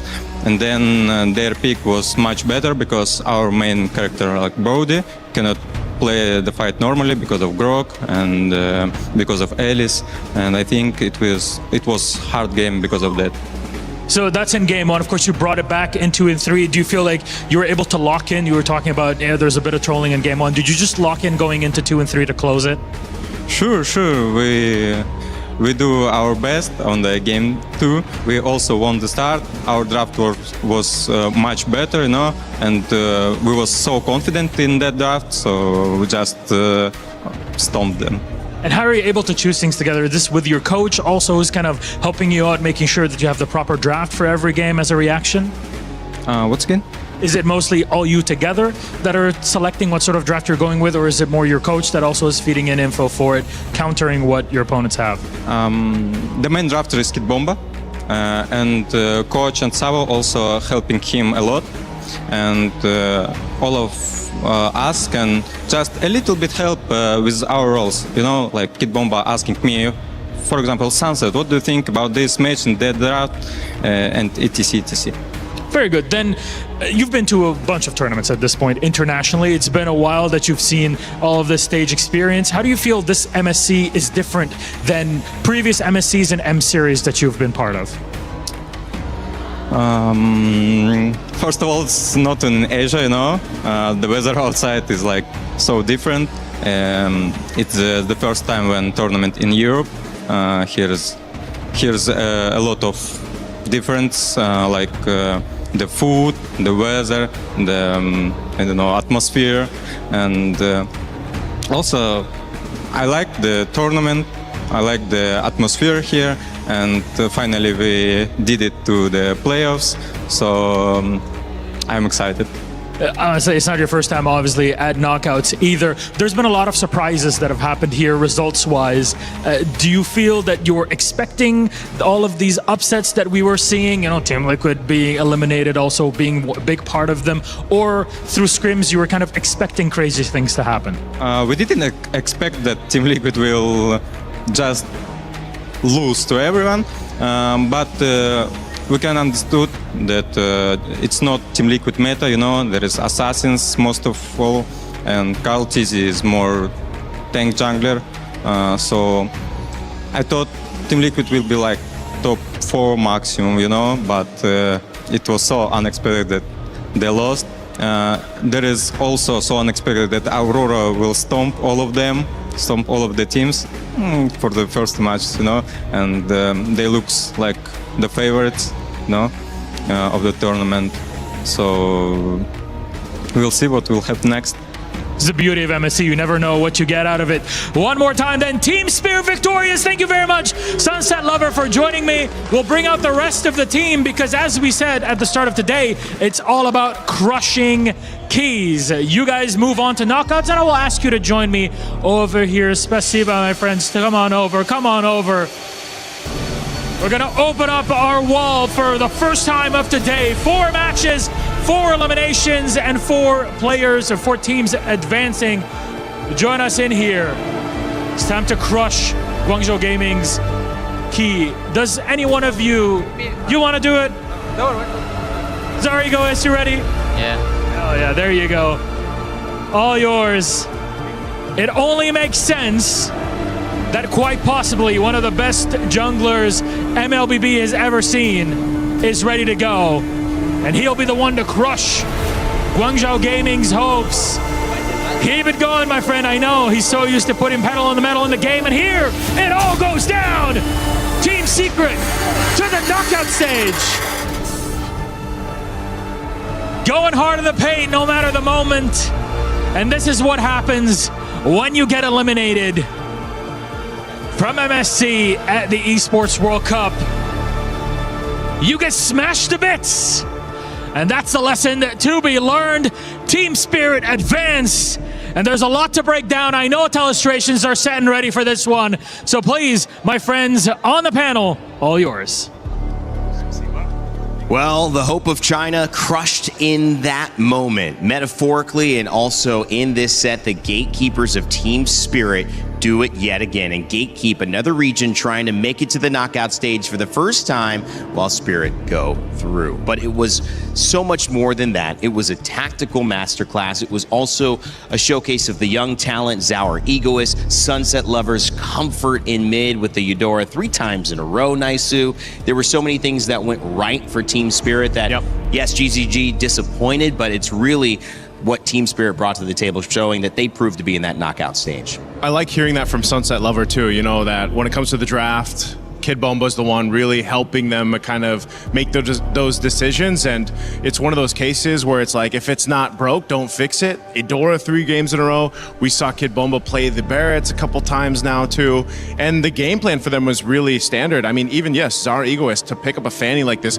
Mind you, he got a couple kills plus the first turtle without even the purple buff. So there was just really good execution from a team like this for Team Spirit. This is something, again, that we expected. I would have been surprised still, though, if it was Guangzhou Gaming to send them out of the tournament, but you saw the key crush there, man. That felt like there was intention. That was brutal. That was a brutal key crush. Yeah. I mean, like, speaking of brutal, this is basically reliving the nightmare for Guangzhou, because this is basically the same situation where they're 1 game away and they got match point. Yeah. And then got reverse swept. So this is 2 times now where they almost went to top 8 and then get reverse swept like that. Well, one of the interesting parts about these 2 regions coming up is you get to see these difference. And he mentioned Aurora Gaming, which suddenly became the favorites after their performance of constant wins and constant meta shifts. One of the things they pioneered is the Eudora. That was given 3 times over to Sunset Lover. You would probably not see that in a matchup with Team Spirit and Aurora Gaming given to anybody 3 times in a row, if they could help it. And of course, that was just one of the many things that showed up in these drafts. Naisu. Also, you called it, Rain Day, the Marcel. You know, the Marcel, you mentioned that in the draft, and I think that was also really a good decision to go ahead and bring it up, just because, again, you were able to go ahead and obviously use his snapshot that's built in that kit. The golden hours that we usually saw from Sao were pretty on point too, whether that was to kind of zone out the members of Guangzhou Gaming or even to stall out, like the Lord pushing himself. You know, you can kind of hold in there, but then you can line things up. We saw that with the stun with the Eudora, the Rhapsody shots with the Granger in the hands of Hiko. There were so many ways for them to kind of choose the way they wanted to approach a team fight, and that's what Marcel kind of lets you do. Plus, just kind of having that sustainability with the Revitalize that he built in is another way that this composition from Team Spirit worked really well. So alongside Coach Coldstar and then, of course, Kid Bomba, great draft. But also, we got to say that Guangzhou Gaming, unfortunately, that draft has a lot of exploitable holes there, right? Having the Lilia is pretty strong early game, but as we said, basically three heroes have a lot of bursts that made it so that the Lilia cannot be a part of the game. So that's already making it into a 4v5, and without your mid helping out, both your EXP as well as your roamers can't really stay in front for a long time because there's no damage threat to the people that's threatening the front line. So I think that they were very ambitious with the draft, trying to make it so that they can win early, they can have a heavy push, which we saw-ish, but also even the items, nicely, right? The cast was talking about it. 2 early Sky Piercers. 2 Sky Piercers. That is very greedy. Usually we only see 1 in a team. If you have 2, the problem is the Sky Piercer gives 0 value unless you get 3 or more kills. So before that, it's just a wasted slot. And because of that, we see Brody did not have enough damage, right? He was like defense. He was like defense Brody. Yep. Yeah. One of the things I love about the comments that we just saw were actually the mention of the atmosphere in Paris, the fact that it's Europe, it's different food, it's different weather, and Sunset Lever and Team Spirit will be moving on. The team that will have to find their way back home will be Guangzhou Gaming. And instead of LaFell doing a breakdown of what went wrong, we decided we'd just do an exit interview with May. Right now we're here with team captain May. May, could you walk us through what happened in that match? 那么现在呢，我们可以看到我们团队的队长 May， 请告诉我们在这次比赛当中发生了什么事情呢？我们觉得就是还是实力不足吧，没有办法抵抗对面出招的方式。I think we still didn't do well enough, and we are still a bit weaker compared to the other team and counter against their tactics. Okay, so was it because of the gameplay? Was it comms issues? Was it the meta maybe that didn't suit them? 那觉得可能会是什么原因呢？是因为这个现场的一些技巧呢？是因为最新的一个这些版本呢？这些有效的战术呢？还是哪些方面呢？我们觉得版本变动对我们队伍的改变很大，因为来到 EWC 赛场，马上就经历了一个很大的版本变动，使得我们之前练的阵容都没有办法有效。I think, in fact, the meta change had a big impact on our team. Since we came here and we realized that we have to try to adjust our team and try to adjust our tactics, so that will take a time to get used to that. Understood, understood, very understood. But how did it feel to go so close, come so close to the knockouts? 是的，那么我们非常理解您的状况，但是这个比赛非常激烈，就是几乎都快要赢了。您现在的感受如何呢？就是感觉还是比较失落吧，因为还是没有进到8强。我觉得，这是中国赛区离8强最近的一次吧。Yes, actually, I'm a bit disappointed because we are getting so close to get into the to win this knockout stage. This is the closest time we come this far, so it's a pity. But it's only going up from here. May, that was a wonderful performance nevertheless. So what's next for you and your team? 但是呢，我们并不会止步于此。那么我们相信您刚才所做的表现呢，也是非常棒的。在未来呢，有什么打算呢？我觉得未来就继续征战好下一个国内的联赛，还有世界赛吧，争取在世界赛上把中国赛区和东亚赛区的内容展现出来。Well, we will go back and continue practicing. Hopefully, in the future, in the next game and matches, we can show our ability. Hopefully, we can be in a better position next time. Obviously, yes, yes. And we are waiting. Once again, May, thank you. Do you have any messages to anyone back at home? 是的，我们肯定会也是期待着您有如此的成就。那对于您的这个粉丝或者是国内的任何的战友呢，这样来有没有什么想对他们讲的？还是感谢大家能一直支持我们，然后也对我们抱有期望的队伍说声抱歉，因为这次我们没有能做好。Well, first, thank you very much indeed for all the fans who supported us. And I do feel sorry. So for this match, we didn't reach your expectations. I'm sorry about that. Next time, hopefully, we can be the winner. We can't wait to see you again. Thank you so much for your journey here at MSC. We're going to throw it over back to you guys. 非常感谢您来到现场。那么我们期待着再次能够见到您。谢谢。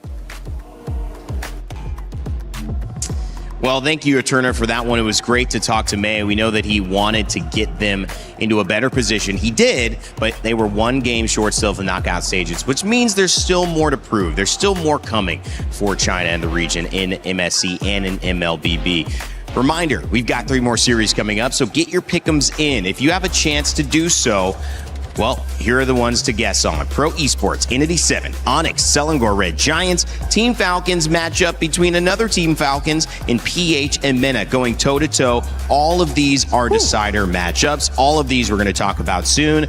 We're going to bring back the panel in a moment after we go on a little bit of a hiatus because Pro Esports and Entity 7 are coming up soon. Again, get your pick'ems in. Tell us who you think is going to win if you have a chance to do so and be right. Maybe you're on the other side of things. We had a 92% earlier that went the other way around yesterday. Can you guess and maybe surprise all of us? On the other side of this one, we'll talk Entity 7, but I do want to let you know that if you're a fan of Acecraft, there's a new way to play in We Fly Together. It's some co-op. Sounds fun.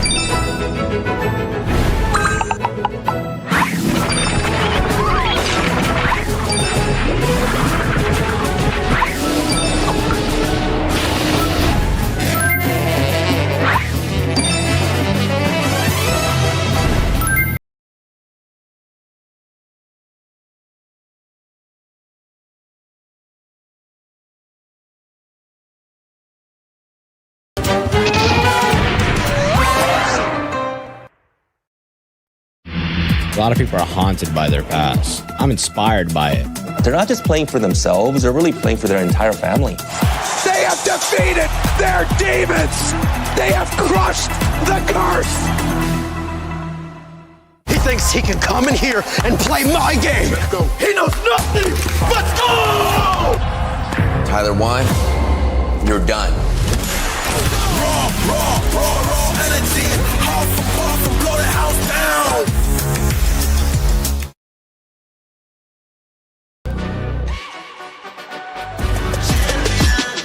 This ain't no regular thing. Came for the ring, you know what I mean. You see my name in the lights, better get right, I'm champion.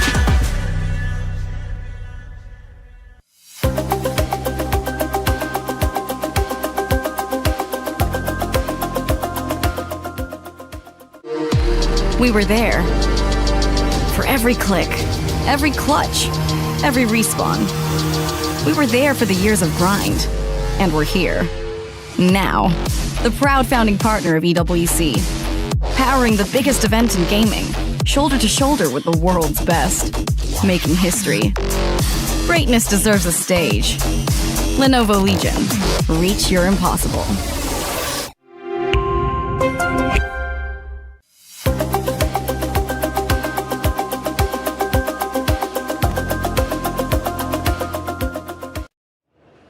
Welcome back to the Lenovo Legion Gauntlet here at Paris, France, in the Porte Expo de Versailles. It's such a great time here to get going with MSC, and continuing on with our coverage, you can be a part of it too. If you want to co-stream, make sure to look at these prizes, look at the opportunity, because you might be able to win something. You might also be able to gain some viewership or just be a part of the conversation, which is trending all over the world. Some cool news, MLBB has actually peaked out this EWC's viewership yesterday with 1.6 million overall viewers in that matchup, I believe, between Onic and Aurora, the highest peak of EWC 2026 so far. So all of you watching have contributed to that. We appreciate you. If you want to be a part of the streaming side, make sure to scan that QR code that you just saw and join the fun. All right, welcome back to the desk. My name is Rain Day. It's been a great day so far. We see Team Spirit move through. Guangzhou Gaming go home. I'm with Naisu and LaFell, and it's time to now start talking about a matchup that everyone wants to see.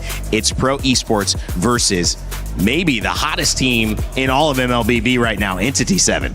Yeah, man, I would have said, you know, Pro Esports definitely was one of the teams to surprise everybody, but I think Entity 7 last night took the mantle and just showed it to the whole world, because You're going into this matchup now after defeating an opponent like TLPH last night, the defending champions of last year's EWC 2026 MSC. And you ride into this matchup. You have all the confidence in the world now to go against a team like Pro Esports. I think, I don't know. People are still talking right now about that matchup last night. I mean, I gotta tell you, Randy, like so far, the clash of the champion breakers here, both have really showed up against the MSC champions. Or is it really just the MSC champions not rising to the occasion? Yeah.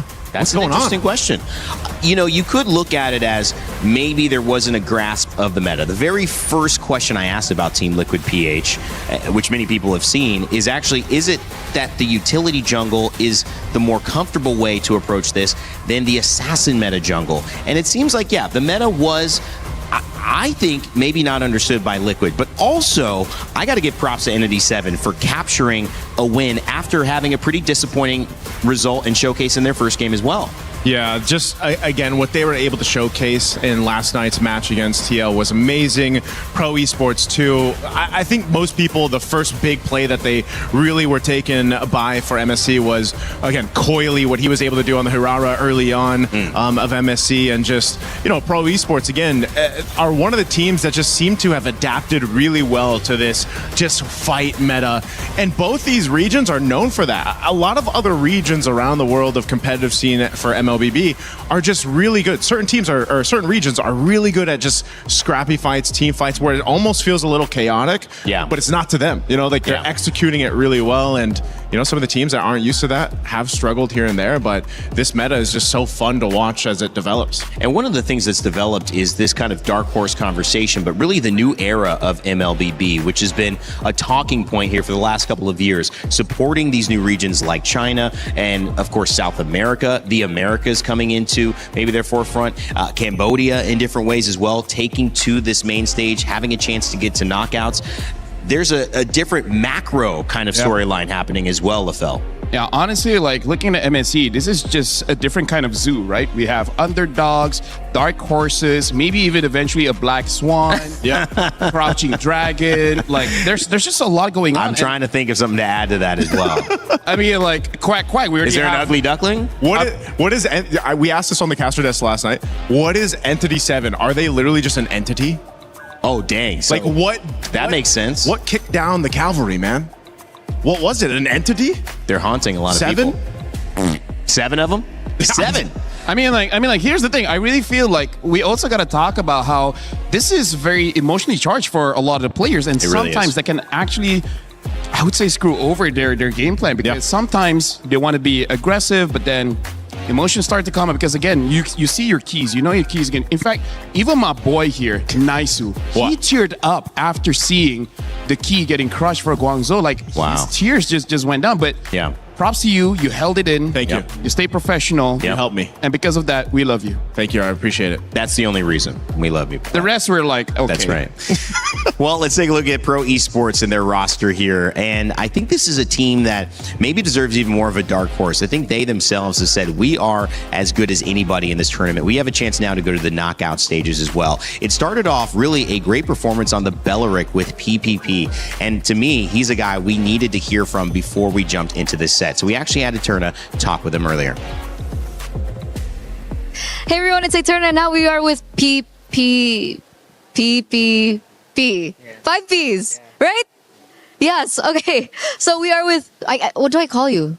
PP. PP. Okay, so we just keep it to PP. Okay, PP. Coming into this, it's a high pressure match. This is another elimination match where you are up now against Entity 7. How do you feel about this match? Did you sleep well last night?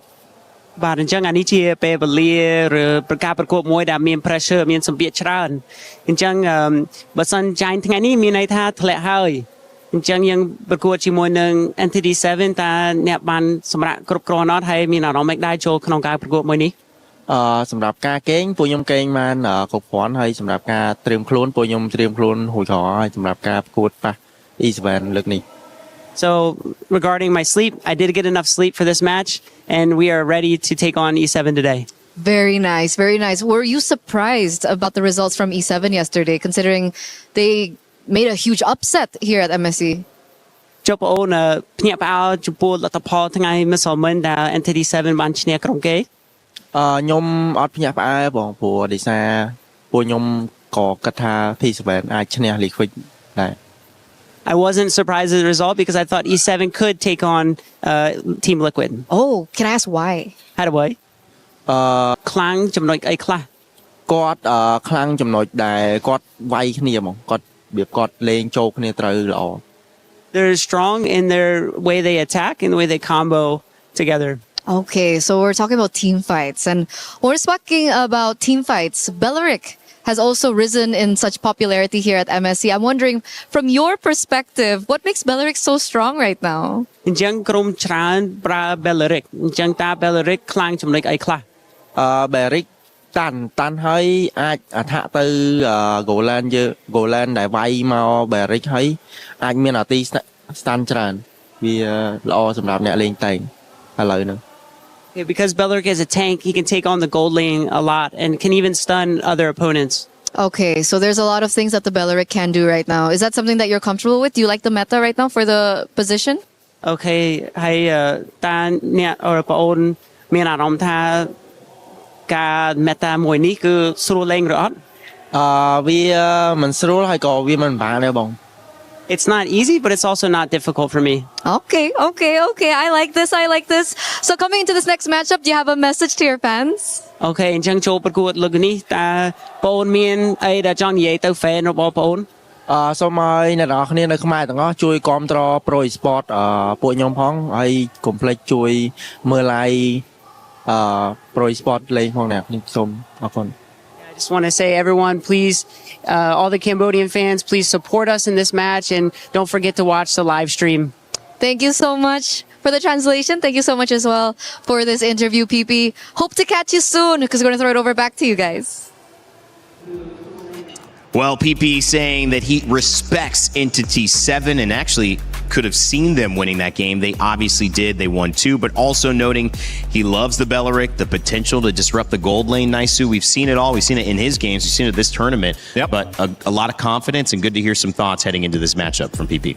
Again, it's regions like Cambodia, it's teams like Pro Esports that just thrive on this current meta that's developed, over the past week now up to this point, and they show it. So, whether it's the Belleric, whether it's whatever they want to put in the hands of their roams or their gold lanes, even the jungle, again, coily. There's so many things to highlight here throughout Pro Esports' lineup that's worked so well for them, and that's something that is gonna, I feel like, potentially take them into the knockout stage here, but they have a tough opponent now after the momentum from yesterday. That's a great point. And that opponent, of course, is known as Entity 7. They are from the Americas, Latin America, South America, North America. They share one slot this year. This is the first time that we've seen South America take that slot. And now, not only that, they have taken down the defending champions of MSC in Team Liquid PH yesterday, which many are calling one of the biggest upsets in MLBB history. Whether that's true or not, we do know one thing. That has been a phenomenal performance so far from everyone in Entity 7, and we had a chance to talk with Shin earlier with Eterna to see how they're feeling after that historic win. It's Eterna here with Shin from Entity 7, the team to beat one of the favorites, or the favorite, the defending champions TL, and I think everyone is talking about you right now. What did that victory mean to you and your team? Dieron la gran sorpresa el día de ayer al ganar esta partida. Todo el mundo está hablando de ustedes ahorita. ¿Cómo se sienten ahora como equipo? Nos sentimos bastante felices, bastante emocionados, con mayor confianza. Pudimos dar un buen draft y bueno, conseguimos ganarle a uno de los mejores equipos que yo considero. We are very happy. We got our confidence back. We managed to get a win against one of the best teams in the world. And I think that now we have a better draft and we can win now. And what happened? Did you expect it to go 1-1, 2-1, 2-0? Because that was a 2-0 victory against TL. Was that something that you expected? ¿Y tú esperabas que fuera el resultado 2-0? ¿Esperabas que fuera un 2-1? ¿O cómo te sientes el haber ganado un 2-0? No esperé un 2-0, la verdad esperaba un 2-1 o incluso que nos ganaron, porque bueno, ellos son considerados los mejores, digamos. Así que esperaba que nos ganaran, pero ganamos. we were not expecting a 2-0. We were actually expecting a 2-1 or even losing the game because they are actually one of the best teams in the world. But we went to 0, so that happened. And now they're confident. So let's check what is your confidence level up against Pro Esports today. ¿Qué tan confiado te sientes en contra de Pro Esports hoy? La verdad no los conozco mucho, o sea, lo íbamos a revisar ahora, pero bueno, estoy acá haciendo la entrevista y bueno, la vamos a revisar ahora después de esto, para ver cómo son. To be honest, I can't really say because we didn't know them. We were just about to check them out, but I'm here doing an interview, so maybe after this we will check them out. Okay, so does that mean I can't ask them? I can't ask you about what you think is like the strongest about Pro Esports? Like, have you not studied them then? Eso quiere decir de que si te preguntan qué es lo más fuerte de Pro Esports, ¿no sabes porque no los has visto? Exactamente, no los conozco, no lo he visto, no lo he revisado y bueno, eso vamos a hacer ahora. Exactly, I don't know who they are, I don't know how they play, and we're just gonna check them out. Wow. Okay, this is the first time I've ever talked to a player and they have not studied the next matchup. That's good to know. Good luck. Do you have a message to your fans back at home, and considering they were up very early to support you yesterday? ¿Tienes algún mensaje para tus fans, ya que se despertaron temprano para ver tu partida ayer? Sí, que nos sigan apoyando, ganemos o perdamos. Bueno, la fe es lo último que se pierde, así que gane el mejor equipo. Yes, please continue supporting us. The faith is the last thing you lose. Please continue supporting us even if we lose or if we win. And thank you. We will always support you. Thank you so much, Shin from NDD7. Thank you so much for the translation. Who's going to throw it over back to you guys. Wow, great to hear from Shin. I mean, that was kind of playing on a knife's edge, but in a way that maybe we didn't expect. No prep, but staying present. Hey. And LaFell, I mean, something's working. I mean, like, if I beat TL, I'm like, who cares? I didn't know them. I don't know who's next. I don't know who I am. We didn't text. Who are you, man? You know what? Hey, they came in no pressure. No pressure. No pressure. And no expectation. And also 32% said they're going to win. Well, how can you not have a little bit more than that? They just took down Team Liquid PH. You got to know that there's something to the tank. Can you continue? But against Pro Esports, that's not going to be the easiest thing in the world, guys. Some quick early thoughts before we head into the draft. I mean, this is looking to be a really good matchup. Yeah, man, it is. It's going to be tough to call this one, especially, again, after what Entity 7 showed us. I have no idea because Pro Esports definitely looks good, too.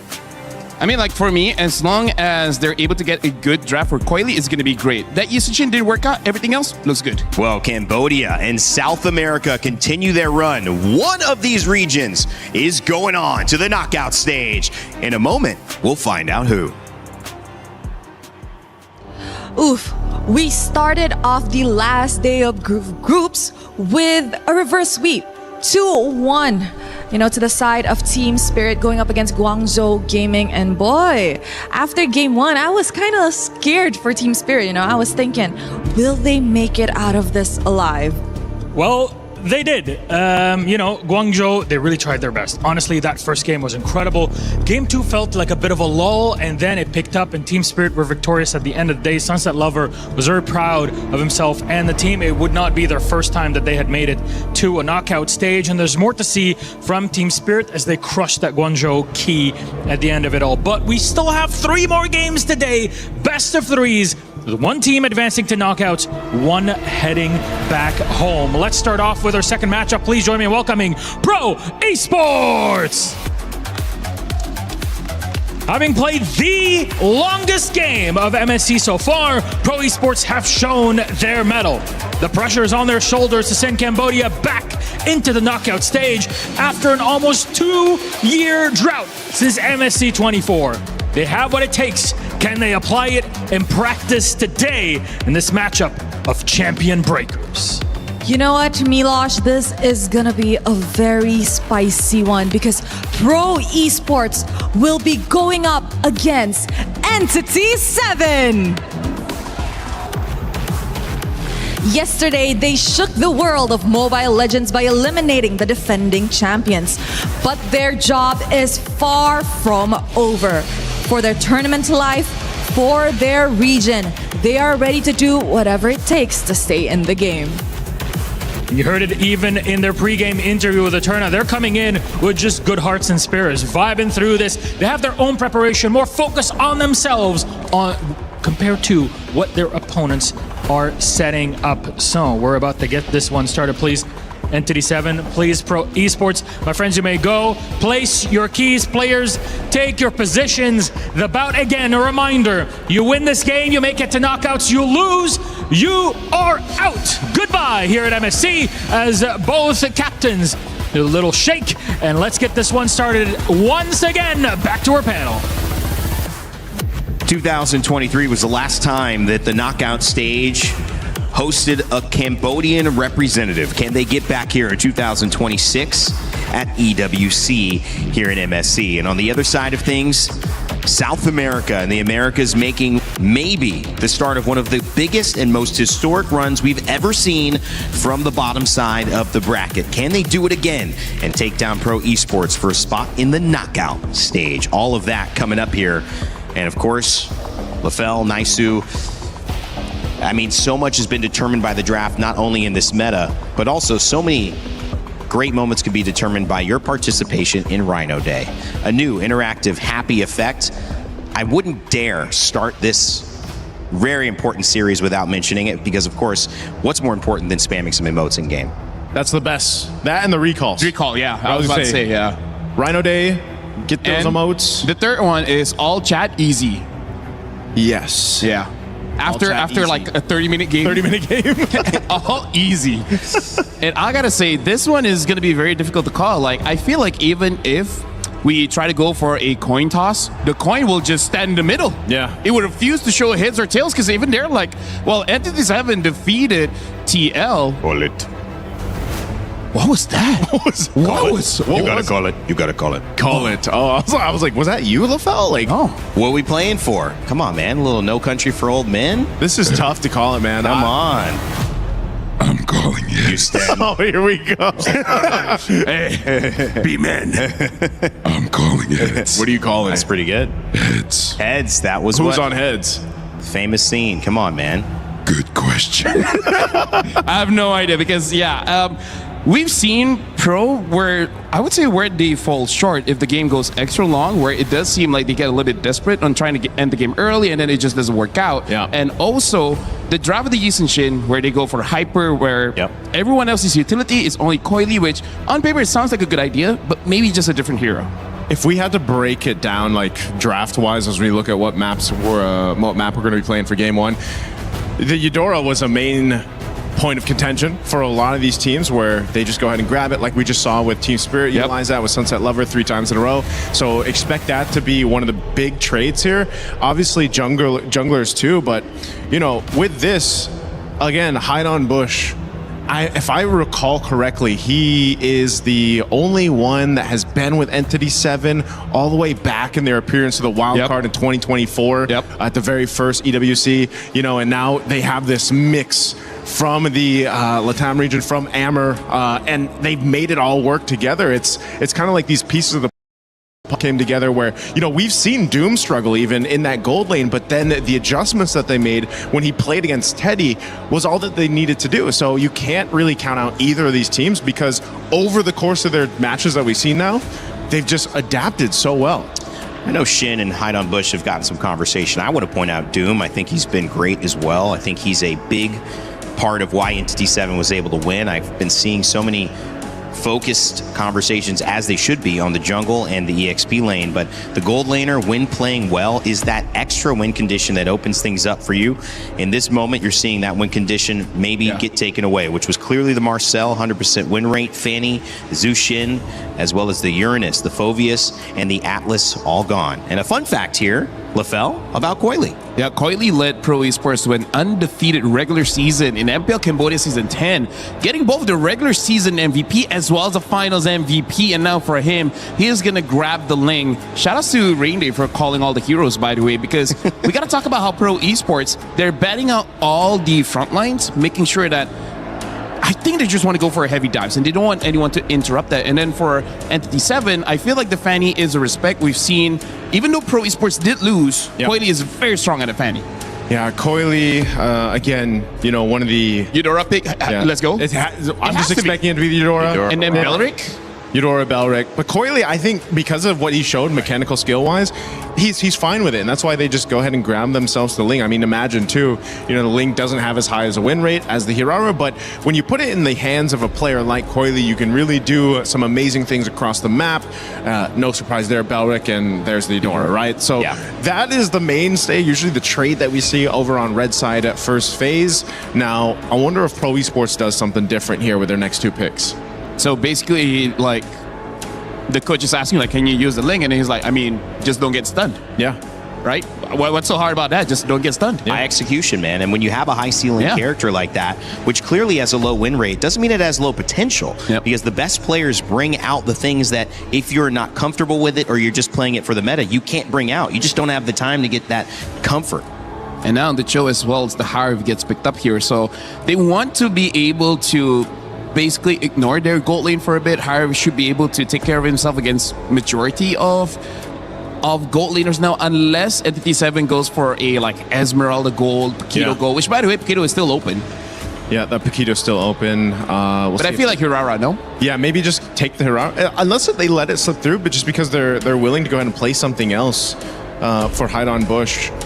Because they could just want to prioritize something else here. That's true. The reason this is important, just joining us, if Hirara doesn't get picked here, which he will, it could have gotten banned in the next phase. So yeah, not a jungler they preferred outside of her, willing to let her get banned out. Yeah, for now, Entity 7, they have a strong opening, especially because they already have the counters towards Pro. Right now, I feel like when it comes to the Cho as well as the Harv, we have to see what the matchup is. And the Cho, I just think that Entity 7 might build a draft that's not easy for the Cho to get a kick. For example, if Entity 7 is able to get up like a Barats, I think it's going to be hard for this Cho to really do much. So maybe they ban it out, for Pro Esports, they want to ban one of those tankier options out. You already got a Belric to deal with. You don't want to deal with a Belric plus the Barretts.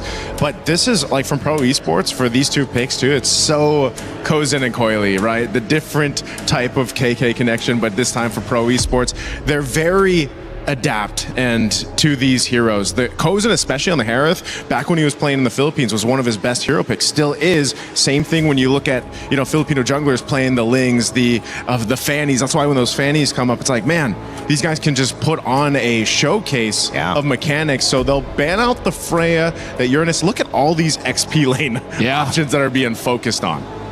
I feel like we missed the Freya going through. I mean, that has been definitely a first pick for a lot of teams if she's available.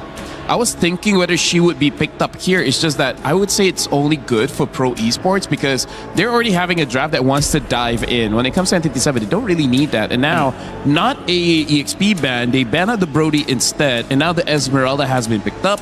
And because there's a Harv there, we still don't know whether this Esmeralda goes gold or EXP. I think this is just the right combo. I feel like they have enough presence in team fights, and I feel like that's how they have thrived. I feel like that was kind of the way that they put their strategy together to tackle Liquid PH yesterday. It feels like they're getting more of what they want here today, Naisu. Yeah, and I'm expecting on this one, too, for that Belric to have the flicker. Remember, in the previous matchup, we saw the Belric Esme combo, but it was a revitalized Belric. So this is the answer over here on this side for Pro Esports. They'll take Valentino Moskov. Yeah, you got to take... I think so. I feel like if they want a marksman, I think the Moskov works perfectly here against Pro Esports. I agree with you. The only reason they don't pick it up if they pick up a Paquito Gold. Paquito Gold. It's only either or, but I prefer the Moskov. Well, the Melissa, still available also. Oh, yeah, true. And you do have a Cho, which that would do okay against, right?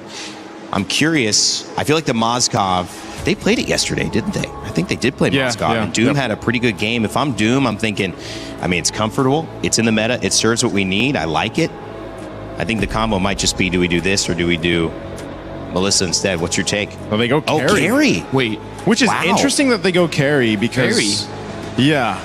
It has a good lane against Harith, but then after that, there's no high HP hero on Pro Esports. Hey, that's exactly what I was thinking. You're not gonna you don't need to shred through anyone, and Carry has one of the lowest ranges, attack ranges for a marksman. So you're gonna have a difficult time. Maybe they just want to rush Lord later on with the Harara to just get it. Yeah, blitz the Lord perhaps. Very interesting. Yeah, interesting choice there on the last. Maybe also just that has one of the things where it's like, we got to go with comfort on this, and a lot was banned out. Yeah, all right. Well, this is going to be an exciting one as well. Our second series of the day begins. Pro Esports from Cambodia versus Entity 7, both on dream runs. Will the dream continue, or will one wake up to find it was just a nightmare? Ready for our Series 2 cast. We've got Trex and Brigitte. We're jumping into the land of dawn for the second series of the day. Entity 7 coming off of the momentum of a big win, while Pro Esports trying to recover themselves after yesterday's loss. Two different stories looking for the same dream. This is game number 1. Trex and Brigitte bringing you the action. How are we feeling, Brig? I can't help but think about what our panel was also wondering about before we headed into this game. The carry last pick and choice here for E7. Is it really comfort? And are they looking for a specific angle to play around this? Because you don't really see it paired up with a pick-off-centric setup type of roamer. It's more on a Bellary that you see in the hands of Backend, but we probably will figure out what the plan is for E7 here, because again, laning, it's pretty much guaranteed. You could see it just now. Kozin is not having the best time of his life. Yeah, but honestly, this is also a pretty comfort pick for Kozin. We did see him on it yesterday, a little bit of damage. Oh, Shin flickering out. That was close for both mid laners. Both flickers are already down. Imagine that. Yeah, already some aggression, but still no deaths on the field. Taking a look at the emblems, both mid laner and Roam on the side of Pro with some speed to move around the map, and the Bargain Hunter into Kuza. But look at the damage already on a Doom. A nice pick off by PP. This is gonna be bad. This is gonna be bad. You wanted to rely on the carry for the laning, but even then, it was just a bit of help even from PP, together with the concussive blast just taking you out. Not to mention even another trade at least was taken, but that's just onto PP, so I think they're gonna be okay with that. Shin though in mid without the flicker won't be able to survive that attempt from Coily on this lane. Does Hydon Bush find one? I don't think he will find a re-engage from Coily, and the damage too from Sa. Pro are now 3-1 against E7. Yeah, all before Turtle as well. 700 gold lead in the hands of Pro. If they can translate this into a Turtle, we're looking at 1.5k gold lead possibly. It's going very well for Pro, but Entity 7. Whoa, what? All around the map now. That was on a the solo top side, kill. down on the bottom as well. Doom, there's no way. Okay, he does get to dash out of this. Doesn't have the Purify, but this is looking bad. Both sides are not in favor of E7 just yet. Pro, they will have enough time to catch up to this objective. E7 are bursting it as much as they can, but the Way of the Dragon lands onto Hydon Bush. Tempest of Blades and Coily finally securing the turtle.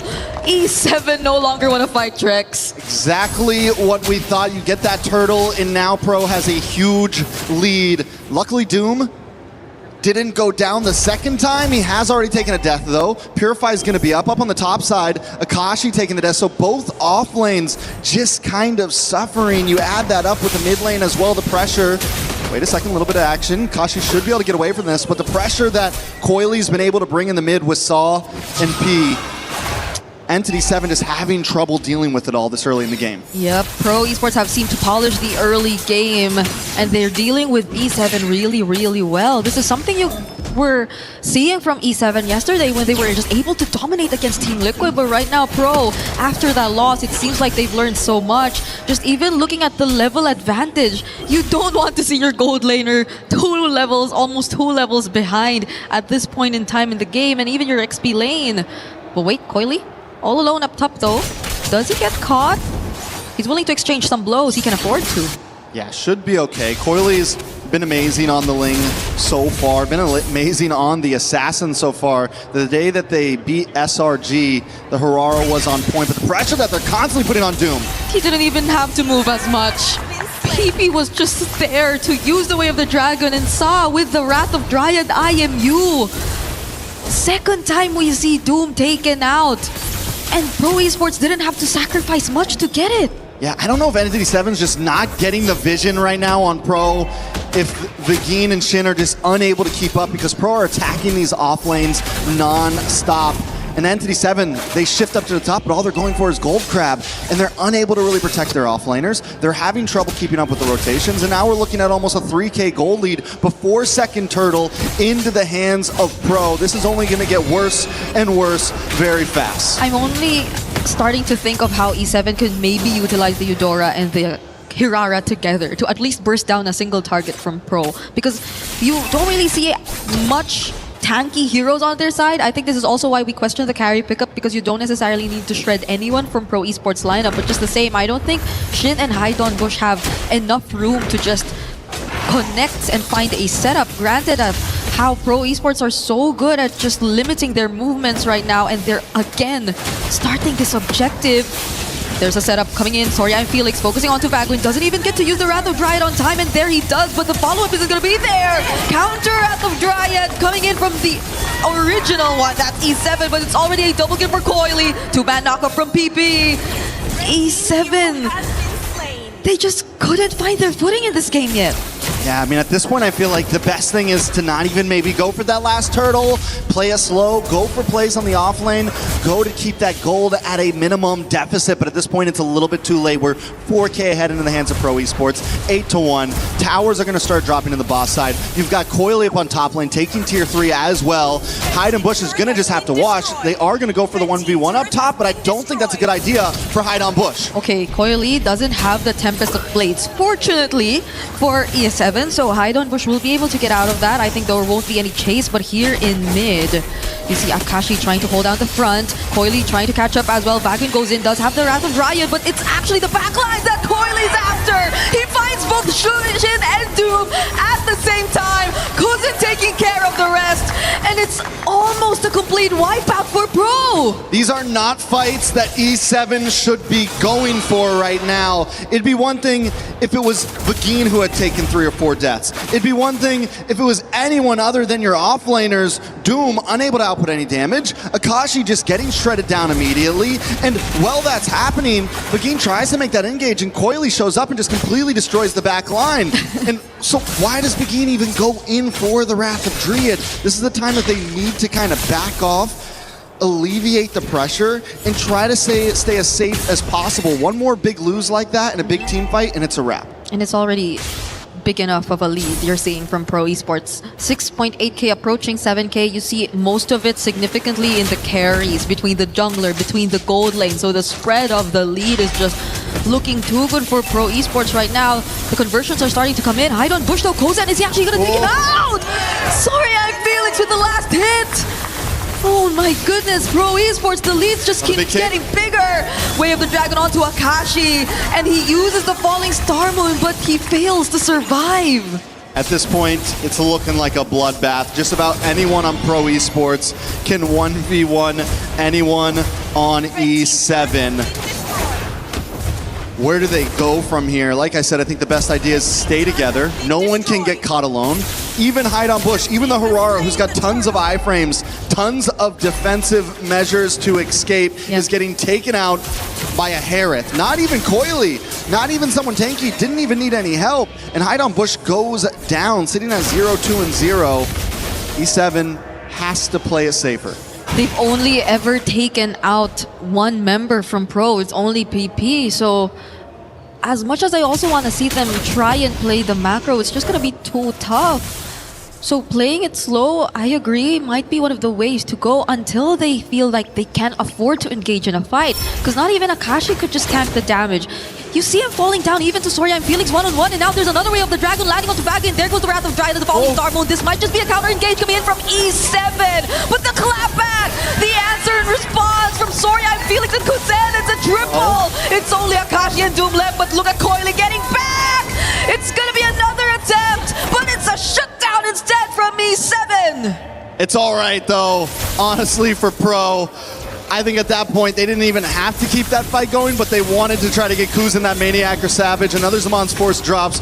Kuzin should be able to get away safely here. Sorry, and Felix going to get involved. Akashi chasing down. It actually might be bad for Kuzin. Yeah, he doesn't have mana. It's a good thing PP and Sorya and Felix were there, because that would have been shutdown after shutdown for E7 if ever they did actually find the kill onto Kozen. So we're looking at the replay right now. I think this is one of the moments where it could have been really good, honestly, for E7 if only they were able to maximize the Wrath of Dryad a bit more. But the sustained damage from Kozen is just too much. There's no one to deal with these high mobility heroes who just constantly surprise the back and attack the back lines. Where do they go from here? Once again, we keep asking the same question. Pro Esports, so ahead. I mean, we've seen leads like this come before, and I mean, teams have been able to turn around, but NT7 with their composition, you've got Doom, you've got who hasn't been able, I mean, 0-4-2 on a carry. This is a late game hero already. And the thing is yes, you normally use this to shred, but another pick?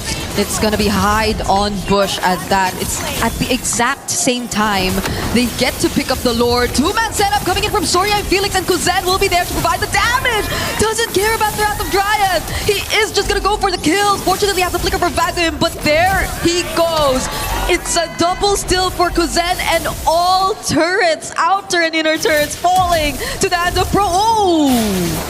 I mean, he can do that right now, honestly. Yeah, At this point, it's like, let's just see what we can do. Let's throw the line out. If we don't catch nothing, it's okay. Look at him under the tower right now. They popped the Holy Defense, get some minions still through. Wave coming down top. This could be game ending. Okay. Pro Esports have an entire wave and a Lord marching up top. They're still going to focus and try to take down the turret first, but he goes charging in. Vagian doesn't have the Wrath of Dryad, but he's still going to go for it. PP! Finding another kick. It lands onto Shin. Coily too with the Tempest of Blade. There might just be a shutdown right now from E7, but that's about it. As they're looking to get more. Vagian! Hide on Bush! 3 members already eliminated from E7. Can Doom and Akashi deal with this by themselves? The Lord's already in the base. They're trying to go for more kills instead. Akashi down to half HP, finds PP.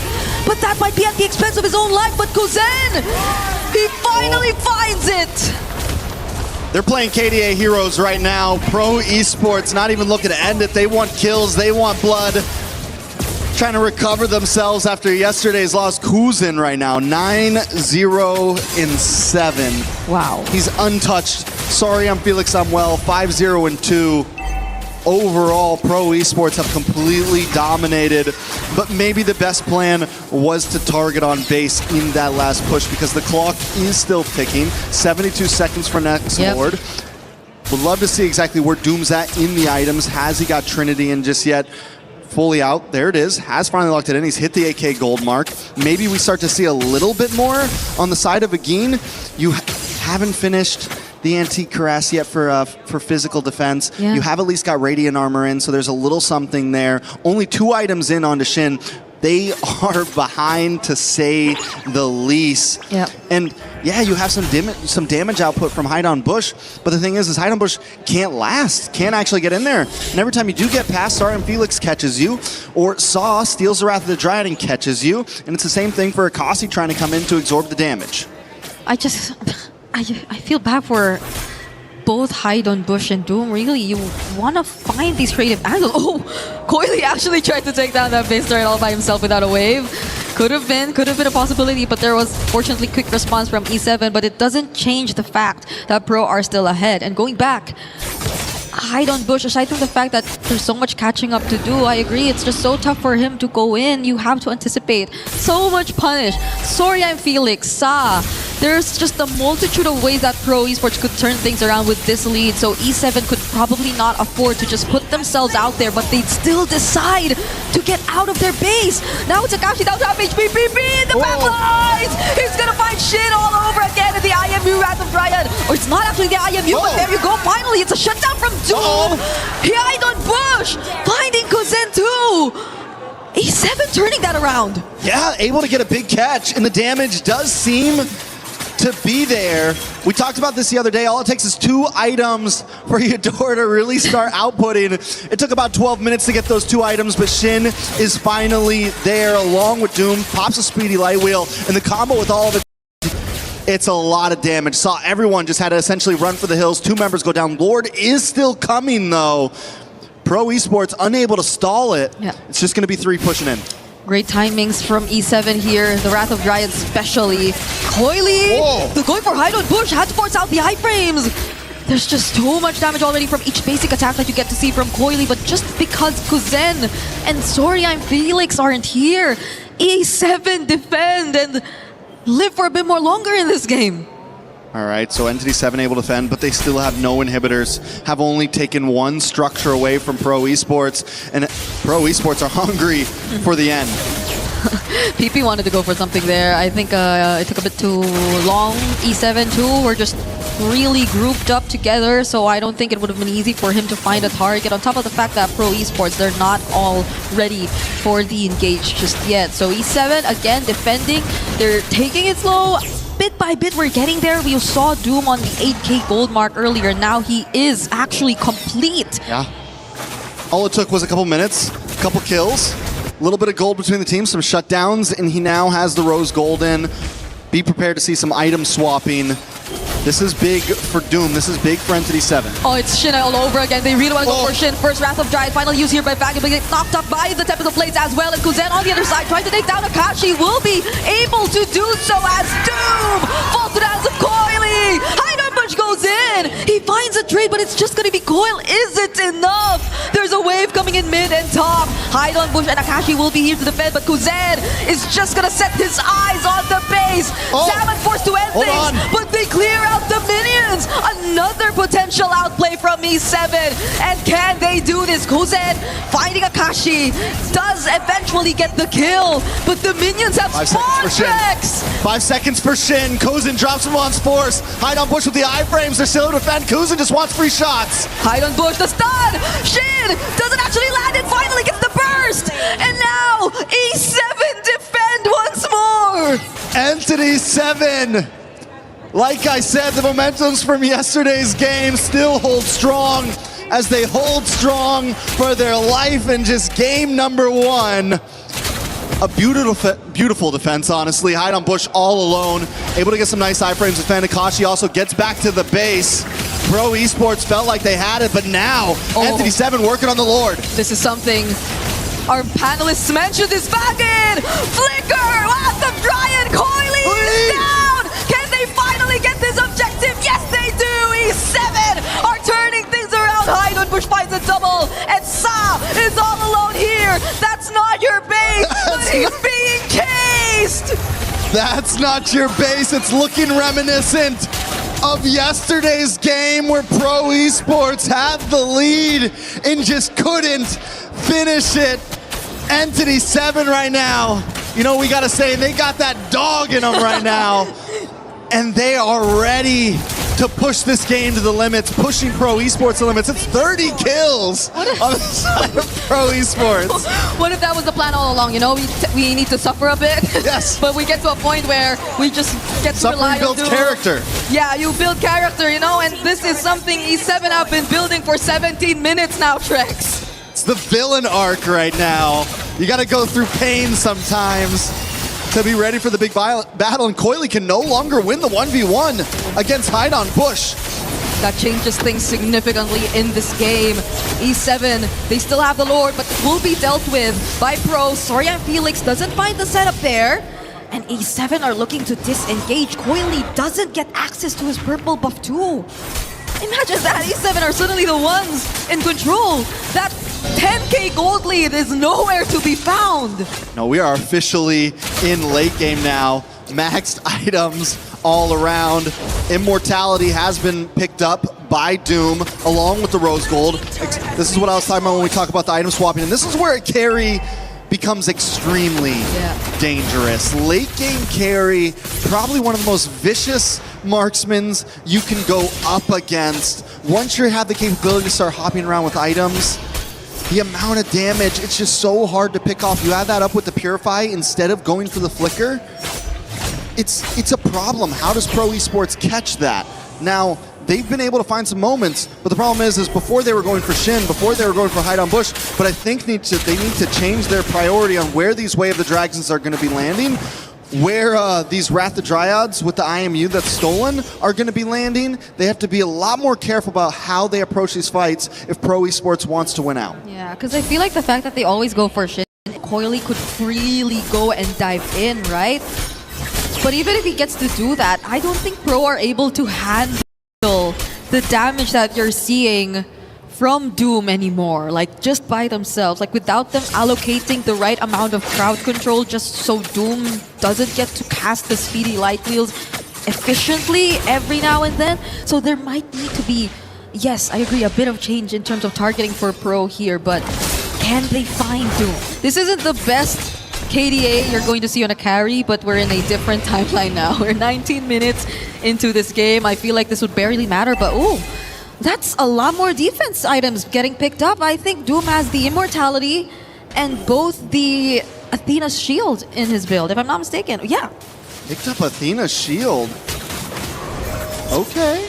Gets rid. Or wait. So that's no, because you get some shield from the Athena Shield. So it's you sell Athena's, you go into Rose Gold, you pick up Rose Gold, you go into Immortality, you pick up Winter Crown. Oh, okay. I'm guessing. I don't know. Oh, it's a lot of buy and sells, but who gets this red tree? It's Bandit! Not even a red tree holder. Doom finding the last hit on the objective, and now it's a disengage for E7. They don't want any trades.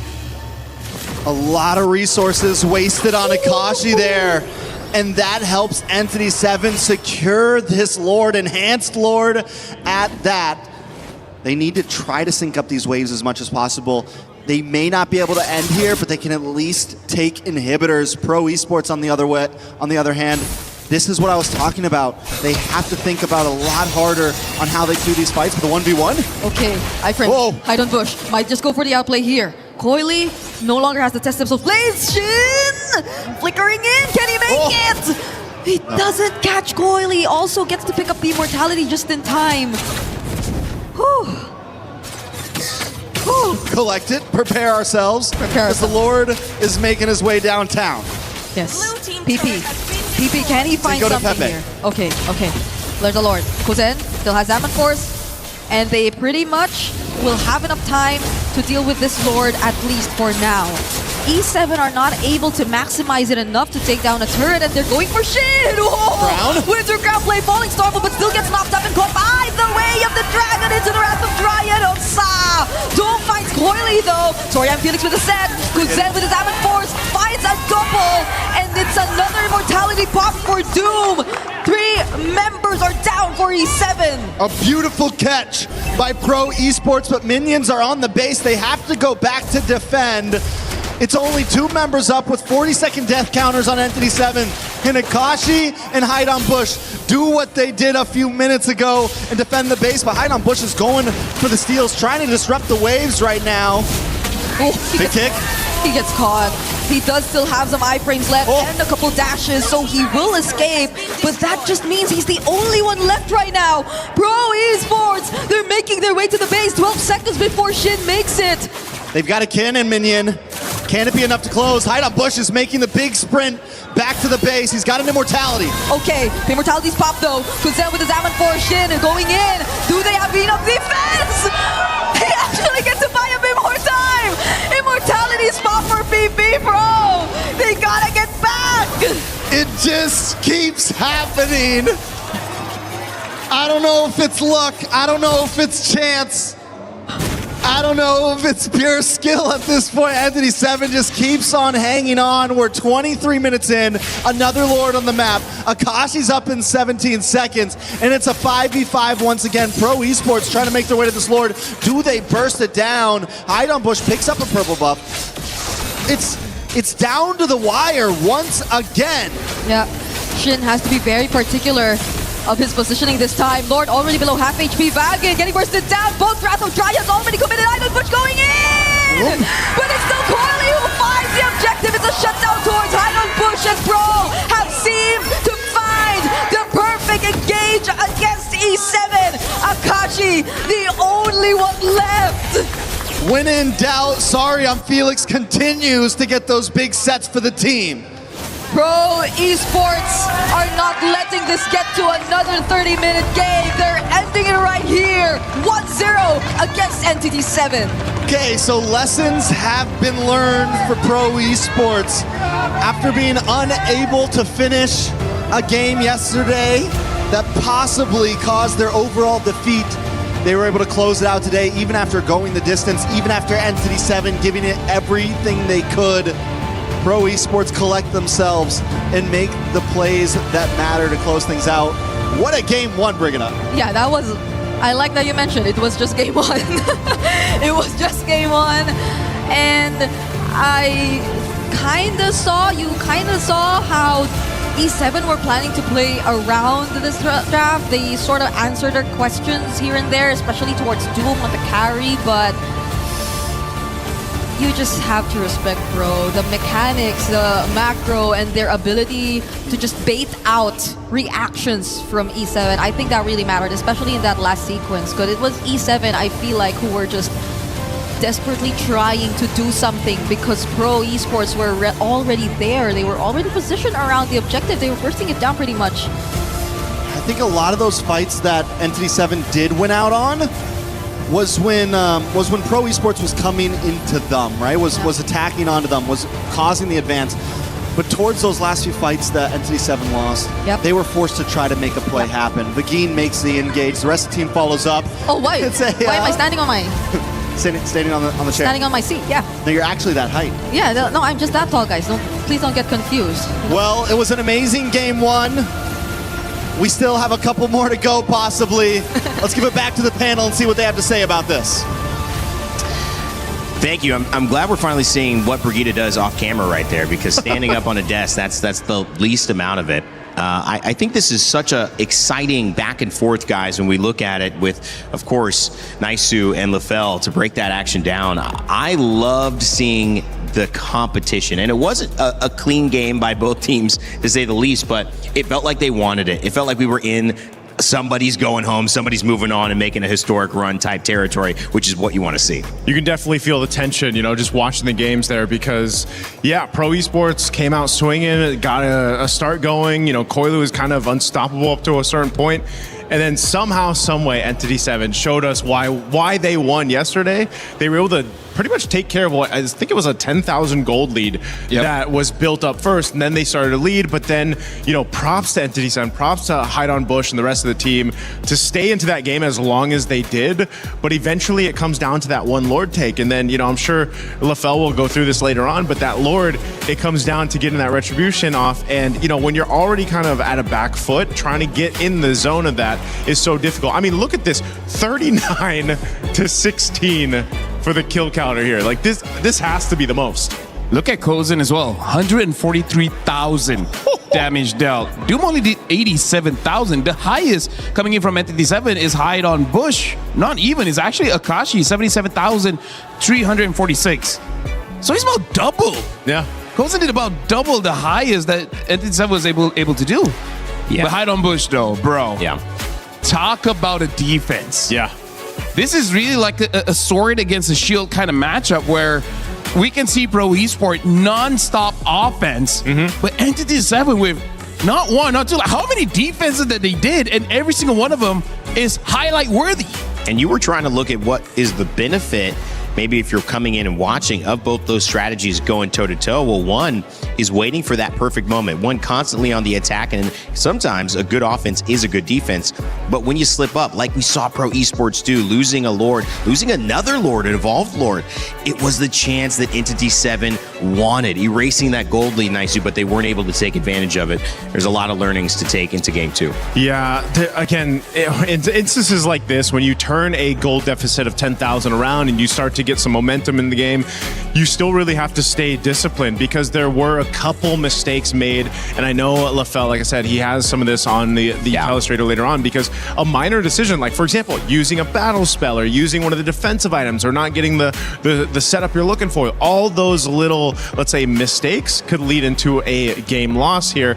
And as you guys know, again, this match is a decider match, so you don't want that to happen and going into the next game. Somebody's key is getting crushed, somebody is moving on, making a historic run, guaranteeing at least $100,000 for their efforts, top 8, and a chance at glory here in the Lenovo Legion Gauntlet at EWC. Lefel, you took a look at some of these clips. You've got those set up for us. We're going to get you on your telestrator. Break down what you saw in game one between these two teams. So first of all, we got to look at the drafts here. There's quite a few things that we have to look at. But first of all, in terms of the drafts, the only question mark really is on this carry, just because it doesn't really solve a problem here by Pro Esports, because there's not a lot of high HP heroes, so it doesn't fully utilize the passive that the carry has.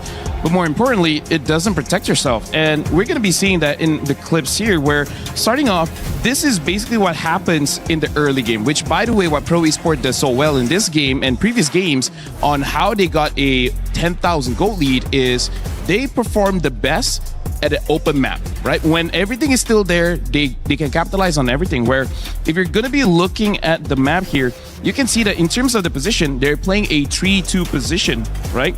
So 3 at the top and then 2 at the bottom, because one of the reasons that they understood is that Doom made a crucial mistake where this is basically like the safe place for you to be as a gold laner, and multiple times Doom actually stays in this area, which yes, he wins the lane, but you're going up against a Ling. Ling moves very fast in the game, and we can see here that's basically how it keeps going on. See, Doom moves forward again, gets ganked. I'm only showing this clip, but it happens multiple times as we see in the game. I feel like the first 3 to 4 ganks are all in the gold lane, so that is something that could have been remedied if they pick up something like a Moskov, because Moskov can basically protect himself. He doesn't need any rotation. And you see, honestly, there's no rotation going to the gold lane coming in from Entity 7. And this also shows why I would say the best win condition for pro esports is just to play outside of the base. Once you get inside the base, it does become quite difficult, because if we look at the square that Entity 7 always forms, they try to clump up together, but what Entity 7 does is they split them up. It's not a front to back, it's front and back. As we see the team fight coming up here, they are pulling the front line away, and then you can see a clear separation here where the front line as well as the back line is clearly separated, and the one going for the back line is both the gold laner as well as the jungler. Massive damage, and there's really nothing that Entity 7 can do, and this is why Entity 7 keeps losing those team fights. They just get separated, but then things start to change when we start going into the map here. Get into the base. This is one time where I would say they made a grave mistake, where they're put into a situation where we can see multiple members got stunned up by PP on this Beleric, right? A very big ult hits onto basically everyone. Look at all the taunts there. Everyone was taunted, and that's the reason why they lost this fight. But then we go into the base, which, by the way, hide on bush. This crazy. Man. I would say this is a career-defining highlight where you can basically show to all the teams, like, this is what I can do, right? On the Herrera. But also, this is why they cannot end the game. This is something that they've done in the previous draft as well, where they're so good at splitting the fight. But what if there's no way to split them up anymore?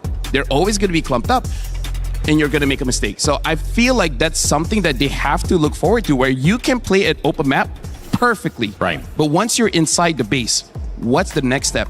We see that the Joe try to kick someone else to separate them, but sometimes it's not that easy. Yeah, and it feels like, I mean, I'd rather be, if I were, and if maybe you guys let us know in the chat as well, I would probably rather be pro esports in that situation where I have all the energy, all the momentum, the gold lead early on, everyone's doing well, and the only issue is how do we get through to that final portion of the base. I feel like it's a scary type of situation that we saw Entity 7 put themselves in, and the Moskov did come into our attention in the draft.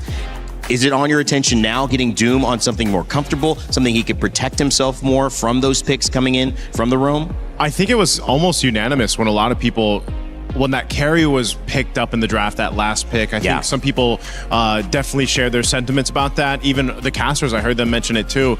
And it is one of those things where, again, in late game, and we saw this late game get to that point where, yeah, the carry can shred even through the Lord, right? But yes, maybe something like the Moskov where you have a little more space to work with. You can play the long game if you want to, stay on the other side of the map, join the fights with SOD. You know you're up against a matchup like that where Kozin gets his Harith. Again, this Harith is Kozin's probably one of his best picks that he has in the gold lane, and you saw just how they played that. So Moskov might be one of them, but I think even for Entity 7, they really need to get the ball rolling in their favor early on, because I feel like that's where they're able to go ahead and build up. Also, when you do get a lead, you got to make sure that you're very disciplined, because something that we were not able to clip just because it happened so fast, but once they got a lead, we saw Coily on that lane trying to run away, and then Shin tries to stun him, even expanding that flicker. That is one of those situations where if you can catch him, you could have ended the game. But he couldn't, and then that's just an avenue that pro esports saw, like, hey, he doesn't have a flicker, we can go in and then we can start holding the map again.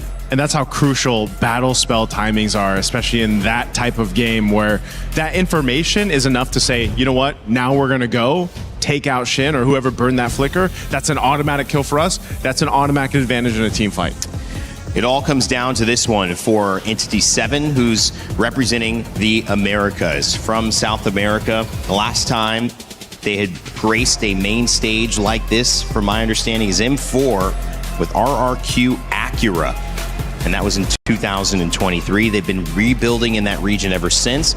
This is the result of that. Can Entity 7 find a way to clamber back and get into this matchup again? Pro Esports looked the better. They got the win.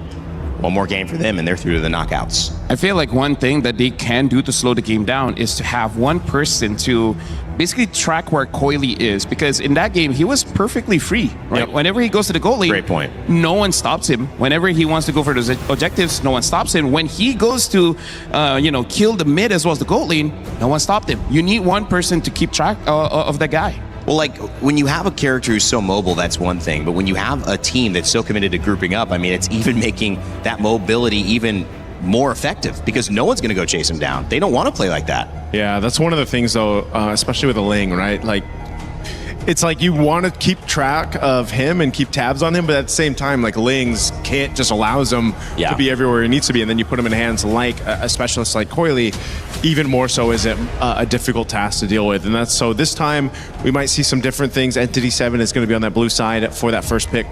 You know what? It could have been clipped when during the draft we're like, yeah, just don't get stunned. And look at how many times he got stunned. Not much. Not much. Only like once or twice. High ceiling, Coily proving he just really is that good.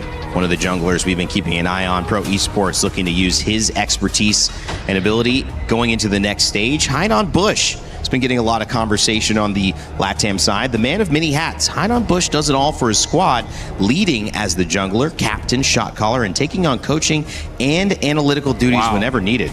That's a lot of responsibility. That sounds underpaid. Hey, we don't know his salaries, by the way. If they go forward to the knockout stage, you know. Hey, that's a big salary. That's a big salary, but give it up to Hainan Bush again. Like I said, he is one of the mainstay members from Entity 7. Very, very experienced player. Has even now just showcasing a lot of what they're capable of doing. So, to know that he's also shot calling and doing all this too, that's kind of is a huge statement for himself and the team. Well, we asked what they would do about Coily's Ling. They ban it. They don't want to deal with it. The Harara also banned as well in response, alongside the mainstays, Freya and Marcel. Fanny and Valentina, which they didn't like, maybe a soft counter to the Belleric, which they enjoy playing, but this time it opens up an even stronger pick, the Atlas first, which could mean a Eudora response here on the side. And I wonder if they want to pick up a Nolan early, because Nolan is filling the spot of what a Ling wants to do, a Harara wants to do. Because I feel like if you have to go for a Yi and Shin, then, I don't know, there's just too much counters now. I like how just by simply panning out the Ling and the Hirara, it already changes the course of the draft, and then it'll change, obviously in the game too. Atlas being picked up, and they took care of the Valentina, so you don't have to worry about a Fatal Links being stolen by Pro Esports. If you're Entity 7, you can build on that. But this does leave open now quite a few options to take right on the swing. So you still have the Belleric available. You can go ahead and, what else a power play move? What else is in the mid that you would actually go for here now that you have that? Or do you just go ahead and secure something else? I feel like it is fine to delay it just a little bit, which, by the way, honestly, very good opener coming in from Entity 7, because betting on the Fanny as well as the Ling and then the Valentina, that proves to be, I feel like that's a good way to open up going up against Pro Esports. Just that if they do win and Pro Esports lose, Pro Esports can take that first pick again and then deny them of this strat. Anyways, when it comes to the mid, I really feel like it heavily depends on what your jungler is going to be. For example, if you're going to pick up a utility jungler, say Fredrin and a Kai or whatever, you need a mid with a little bit more range to back him up whenever he does go for those neutral takes. But then if you're using something with damage, like a Nolan, maybe even a Harley, you need a mid that can set it up. So that's why we see Valentina's still being okay, even though it's a mid-range, not long-range, but you got crowd control and you got some amount of burst damage, making it easier for those assassins to actually get the kill. So I really feel like it's dependent on what the jungler is going to be. Okay, so we got word. It is, they're going to go ahead and sort things out here for this draft. I'm wondering if we'll still see that, at least the Atlas picked up or not. Probably same bands I'm expecting, but what was that one combo we saw? Was it just yesterday where the Nolan was picked up? and that amount of bursts that they had.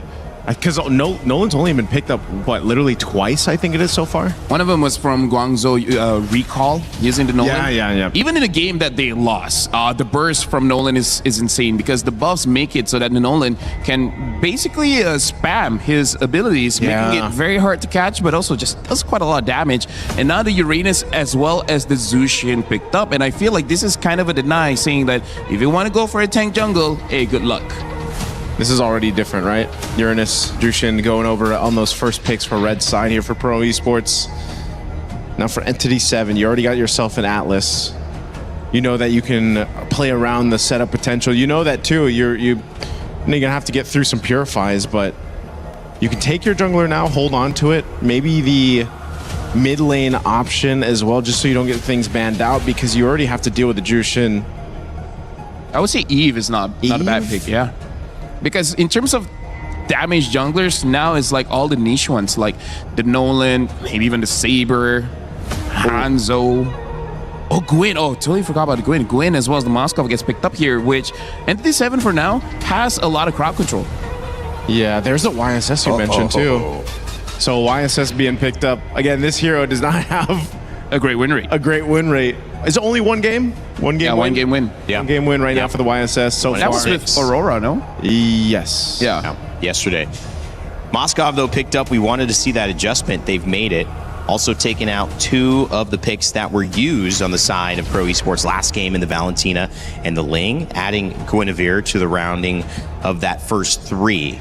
YSS, will this be another bit of drama that continues? Because if they have this and it loses again, goes to about 1-7 in this tournament, and you gotta start saying, guys, we need another option. The YSS is just, I mean, most teams have either just gone with it or they go with a double fighter in the side lanes to try to make that work. But you can already see some of the focus again on XP options for Entity 7 to be picked up here. So I feel like Entity 7's got to ban out that Paquito. Yeah. Right, Paquito is, I think, will win Pro Esports Drag. Because right now, this Isin Shin is not a bad pick because it's not going up against the Ling, it's not going up against Aurora, and it's not going up against the Claude, right? So for now, in terms of the dive, it's just the Guinevere. And at that point, kind of the same thing as before, just don't get stunned, right? And I feel like there's not enough threats here. Pro Esports, if they pick up the Paquito here, I think it will really make Entity 7 difficult to finish up their draft. Yeah, Paquito open. It's going to be a Harith, though. So, again, this is his pick. This is Kozen's one of his favorite, if not the favorite hero that he's got. You just saw an amazing game performance here from the previous match in game 1, so you might as well go ahead and get it. This is, so for this YSS, you still set it up, but you also can lean towards the Harith power spike later on if you have to.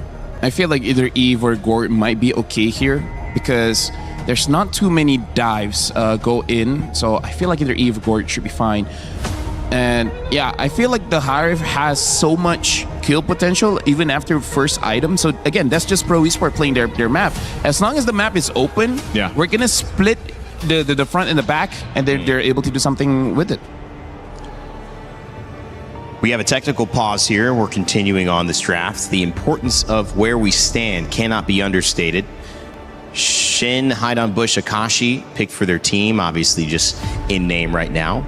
Not necessarily what they're going to be playing. The Moskov instead is going to be going up against the Harith, the Yisun Shin.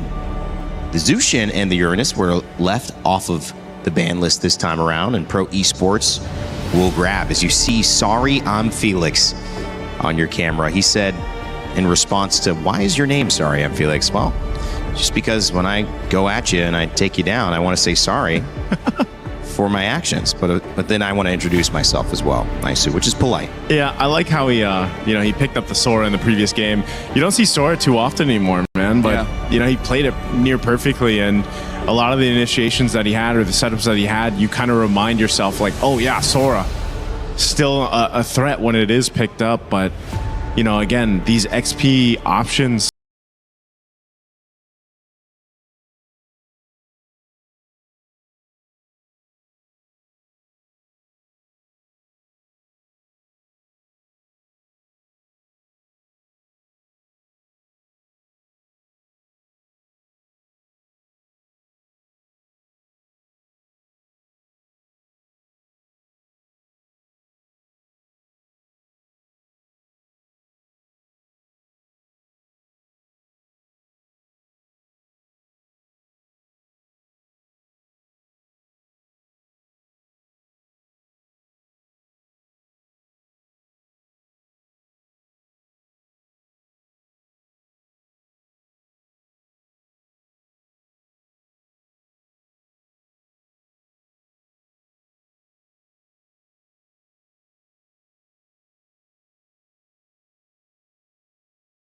it's going to be nigh impossible. So I think it's okay in lane.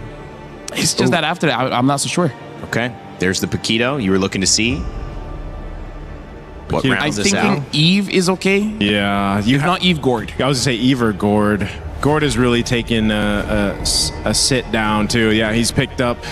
He's, you know, teams have kind of figured out how to play against him, but obviously you still have so much threat with his ultimate, the little bit of stuns. I feel like Hylos is fine. Yeah, Hylos could work here. You help with that slow or the speed up for your team. And even the stuns too. So this is, again, playing around your YSS, but this is a bit of a different game plan just because even if the YSS can't scale up the way you're looking for, then you lean towards the Harith.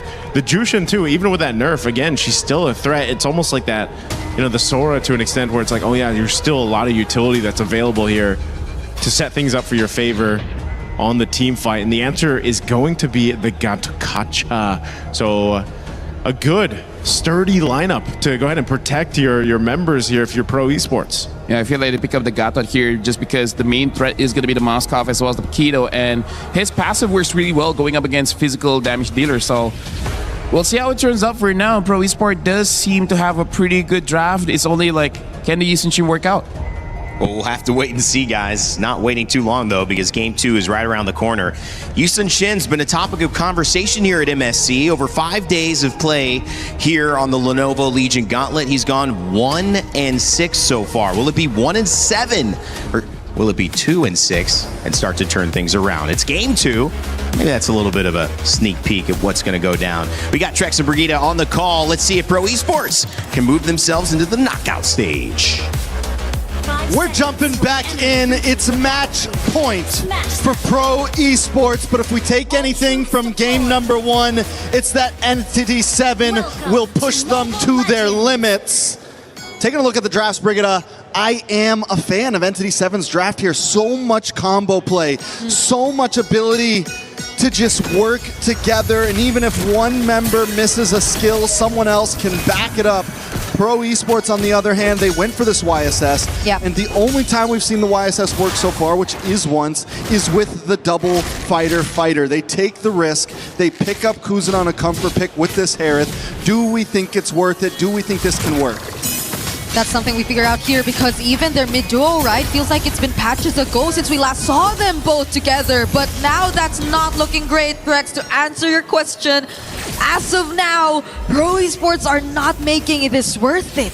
And this is where one of my thoughts on why the YSS has trouble.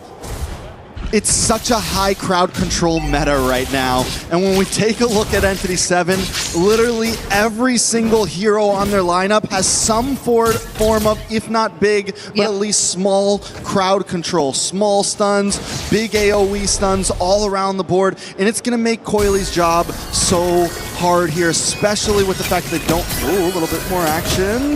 Mystic Injunction, that's going to be PP, a very tanky hero though, but yes, they might look small, but they could eventually become bigger. They could link up. You mentioned it. The hero synergies you're seeing. It's an Atlas Guinevere all over again, and we've seen countless times these two heroes being played together. But Kuzan! If he goes down too, that's really, really bad for Pro. Both carries have been taken out, but there might be a trade here. Coily finding Hide on Bush. Surprise Hide on Bush re-engaged on that one. I felt like maybe he'd just go for the runaway. Maybe didn't expect the Mountain Shocker to get the stun. Maybe he thought he could get a quick Violent Requiem off if he could get the stacks off. But he does go down. Still not a horrible trade for Kuzan, but the thing is, it does give Pro Esports some time to tie things up here. Yep, and they will try to secure this objective for themselves. Hide on Bush jumping in. Mystic Gush together to the burst is coming through for E7, but PP still alive. Does finally get taken out though. He needed a flicker. Akashi needed a flicker to get that. And on the other hand, sorry, I'm Felix. The zoning, he's done. It's just so much for Pro. Coily got enough space to get the objective, and Sa's still alive. How did Hide on Bush stay alive there though? Sorry, I'm Felix. Brings him down to about 10%, but Akashi goes down. Coily able to get a quick pick off. And just when it felt like Entity 7 may have gotten a lead there, Pro Esports escape with a decent trade along with their Lord. Along with Turtle. Kuzan knows I'm in force. Baggin doesn't have the Fatal Links too. PP will be there to help them just a bit, and Doom might not go for the follow-up and re-engage. Still level 3, but he's about to get it really, really soon. There you go. but it wasn't in time to find a punish onto Kuzen. So at least for now, Pro Esports, they are behind in terms of kills, but somewhat because they were able to just allow Coily to bounce back, I think that's what really matters the most for now. They at least kind of recovered what went away or what nearly went down for them in terms of their win con. But PP? Oh, he has no way out of that. No way out at all. A small pickoff for Entity 7. You know, you mentioned it. Coily getting those 2 kills is huge, especially after taking the death early on. It's what you want on this YSS. He needs to be able to scale, especially with the odds that are stacked against him. With how much crowd control's out there, every hit's gonna matter, and he needs to make sure the damage is stacked up, and that's what you want to see from YSS in these types of fights. Luckily, Sara and Felix also doing a decent job. He's taking a death, but Akashi has as well. Death's pretty spread out amongst the field. Hide on Bush, the way that they're able to constantly engage and do it alongside Dragon, I think is something Pro Esports really need to pay attention to. You kinda are put in a spot when it comes to using your Traceless. Coily and the amount of ways that he needs to dodge everything, I think is eventually going to take a toll on them. If Pro Esports are not able to create enough space, and the way it's looking right now, it's only Soria and Felix who can afford to do that. PP might be someone you expect to go in a bit later, especially with the AOG. But let's see right now, they're both holding the turtle. Both mid duos will show up. Akashi does get that Hunter Strike in right before this fight. Might be able to do a little more damage, a little more speed. Oh, Kuzen. Is he going to use the Zaman Force now? Akashi onto Kuzen right now. Does force out the Zaman Force. Soria and Felix too, trying to go for the zone. Akashi has a lot of damage. Mountain Shocker already used. It's Pro Esports taking control of the objective. E7 couldn't even get close. Yeah, Akashi thinks he can go for Kuzen, but wait a second, little damage. Why? PP actually jumping in with the AOG. Does block off a couple members from E7, but it's actually Sa gonna go down. Akashi finds him and PP next. Soria and Felix, does he still want to go in? He finds a trade onto Shin, but are they still gonna fight this? Kuzen showing up, does have the Zaman Force again. He's going after Hide on Bush this time, but the dash is a bit too much. Now it's Akashi trying to find a punch. Soria and Felix with the help, and Kuzen gets out alive, but Doom, he does not expect Coil to be there. What are you doing? Not like this. Jumps in thinking he's gonna be the hero, jumps in thinking he can save the day, but Coily was ready and waiting. The back and forth of that last fight, and I mean, let's be honest, both teams made some mistakes. Both teams threw some bodies in when they shouldn't have. On the boss side, Doom gets 1v2'd. Sara and Felix makes his way up to try to help out, and honestly, this is not a bad play. Look at the amount of damage Sara and Felix is able to output. Gets the kill onto Shin, and at this point, E7 has to back off, but Koizen's not done yet. He's under the tower, and the fight should have ended there. Once Koizen backs off and Akashi's back off, but for some reason, Doom felt like he could be the hero. We gotta see Doom Moskov last night, or Doom carry game 1, who was very particular and cautious of his positioning, because he's getting caught a lot more often than we expected him to be on this Moskov so far in this game. Kuzen, another Zaman Force already used, and Hide on Bush, he is no longer afraid to deal with him. Even without the Purify, Kuzen was just ready to take that fight on. So we're seeing another turtle in just 4 seconds. E7 have yet to take a single one over to their side. Can they actually make it and position themselves around it this time? Yeah, it's definitely important for Entity 7 to maybe try to gain some ground here. They're down about 3k gold though, so if they lose another big fight, it could look very similar to game number 1. So honestly, smartest move at this point, just give it up, look for play elsewhere. Doom is on top side, gonna be able to farm, take advantage of that, maybe get a tower somewhere on the map. But Coily already on his way back up along with Saw, and Doom doesn't know they're coming. Yeah, sorry, Felix is just someone E7 are having a hard time dealing with at this point. You really want to expect the damage from Shin, but there's not enough ways to just hold down Soria and Felix on this Uranus. Enough time for the Mystic Gush to just really shred him down. Also has the Purify, so that adds to the problem. Out there onto Falcon. Does have the perfect match. Is going to be safe, but even then, right, they gave up the objective, but I don't think we saw any trades across the board. Not even that tier 1 up top was dealt with by Doom, and I think it's also about time they kind of feel a bit more pressured because Pro Esports, they're just dealing with all of the win conditions one by one. I mean, the position on Pro's map right now, they've got their bases covered, right? It's always 2 on one side, 2 on the other. As Coily kind of rotates around, they are going to kind of conjoin into this mid-tier 3. That's the last tier 3 that they want to try to capitalize and take to open up this map for themselves. But they are strangling Entity 7 right now, cutting them off from all entryways to try to take any towers from Pro. And if one of them does go off alone, it could be a death sentence. Speaking of death sentences, Begin should be able to get away here. Bucky's only on the Radiant armor as of now, and you're seeing at least 2k gold leads between the junglers and the gold laners of both E7 and Pro. It's not looking good if you're waiting for the damage to come through for E7 because you have a lot of setup. You have a lot of ways to just target members from Pro Esports, but without the damage, it is gonna be very, very tough. Akashi, though, holding this bush. There's too many of them. I don't know if that's a safe play right there. Hanging out, hiding out, keeping vision. Okay. He's a spy in enemy territory right now. He's not moving. Just don't move, don't breathe. You know, see how long he lasts. Lord is going to be up, and this honestly not the most horrible position for Akashi, but he is going to make his way up. They know that Pro Esports want to rush this. Hide on bush, might try to look for the engage. Okay, Vagin, does he find one now? Uses the perfect match, but doesn't find a setup yet. Going with the Crimson Pico, they just want to lock onto Akashi, and they find a mega kill for Coily there. Kozin now with the Diamond Force, does force out the Purify using the Fatal Links, but they don't get to capture him. And now it's going to be Sorry I'm Felix targeted, but with the Purify out, he's still going to be okay. AOG in for PP. They're going to set up with a trade. Spatial Migration onto 2. SOD! But can Doom make a difference? That's a stun from Shin. But Pro already got what they want. It's just the Lord.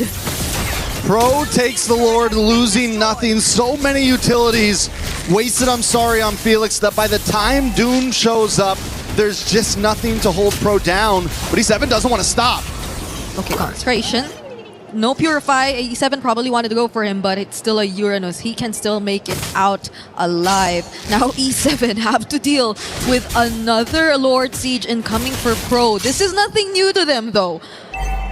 But the wave clear, I guess it can be handled. It's a Moskov and a Gord in their hands either way. Yeah, they definitely have opportunity to defend against this Lord push. Pro Esports, the major objective is definitely take these tier 2s and try to maybe get one inhibitor. Holy Defense is up on that top lane, so not a whole lot. They may not be able to get that, but a second wave in coming after, if Pro looks for the re-engage, or if Entity 7 makes a big mistake and comes too far out, that could be the advantage that Pro's looking for here. Okay, Mountain Shocker in, Doom gets caught, Mystic Kush forced out too from Shin, and now they're already gonna take out all turrets except for the base turrets here for E7. This is a lot of control going over to Pro Esports alongside the Holy Shields too, so I think they will be very happy with what they've been able to take, at least with this first Lord. Yeah, they get the tier 2s, they don't break through, which means Entity 7 has a little more life to spare. They still need to play it safe, because if there's a big team wipe, trying to contest a Lord, or you get caught off guard, then Pro can definitely end things. But if they play it safe for another few minutes, which we've seen them do before, yeah. they can even survive another Lord push, honestly, as long as they don't mess this up. Like you mentioned, they have great siege potential. They can hang out in the base, they have the magic push, they have Doom who can shred, and they have Akashi who can defend anyone who tries to jump in. So the possibilities are there. Taking a look at the items, taking a look at the gold spread, Kuzin once again is so far ahead of Doom. It's been 2 games in a row where Doom locks in his 3rd item so late in the game. And yes, we're going to start to see that shred, but by now it feels a little bit too late, because even Sarian Felix so ahead of his opponent in the XP lane. It's just problems all around the board for Entity 7. Yeah, I think they'll have to wait for a moment where they could just really rely on sheer damage to deal with Pro. Because at this point, if they just really want to go for the setups, the captures, I think these 3 Purify spells you're seeing on the side of Pro will not make it easy for E7 to pull off a combo like that, unless they find ways to force it out and actually target on specific members of Pro. But that's the thing, the damage is spread out. It's really, really well spread out, and now Sorry I'm Felix tanking a majority of the damage, already forced to use the Consecration, but in exchange, Why was Vagin there all alone? There was no follow-up, no one nearby from E7, even if he wanted to go for the setup on Kuzen. Well, Vagin was looking for Koizen. Everyone else focused on Asarion Felix once again. Entity 7 shouldn't even be starting fights right now. I get it. Maybe look for a pickoff, but don't force anything at all. Let Pro Esports come to you. That's where your advantage is going to be. Let them dive into you, back up, and look for the re-engage. You have the crowd control to do that. I guess it was also a desperate attempt. They really wanted to at least get something right because we were failing to see trades from E7 ever since Pro Esports were able to bounce back. Ever since Coily was able to find those 2 kills, which made that kill towards Coily in the first minute of the game almost insignificant already. So it's Pro Esports with an almost 9k gold lead. Very, very similar to what happened in game number 1, Trex. But does Pro find an easier way to close it out this time? They have a lot of tools to engage. They have Sorian Felix, they have an AOG, and even a Crimson Beacon from Sa, so they could just catch them by surprise. But the question is, they have to calculate it well enough. And will they be able to do so now against E7? Alright, so Entity 7 just has to hold strong under these towers as Pro makes her engage. Nice Mountain Shocker.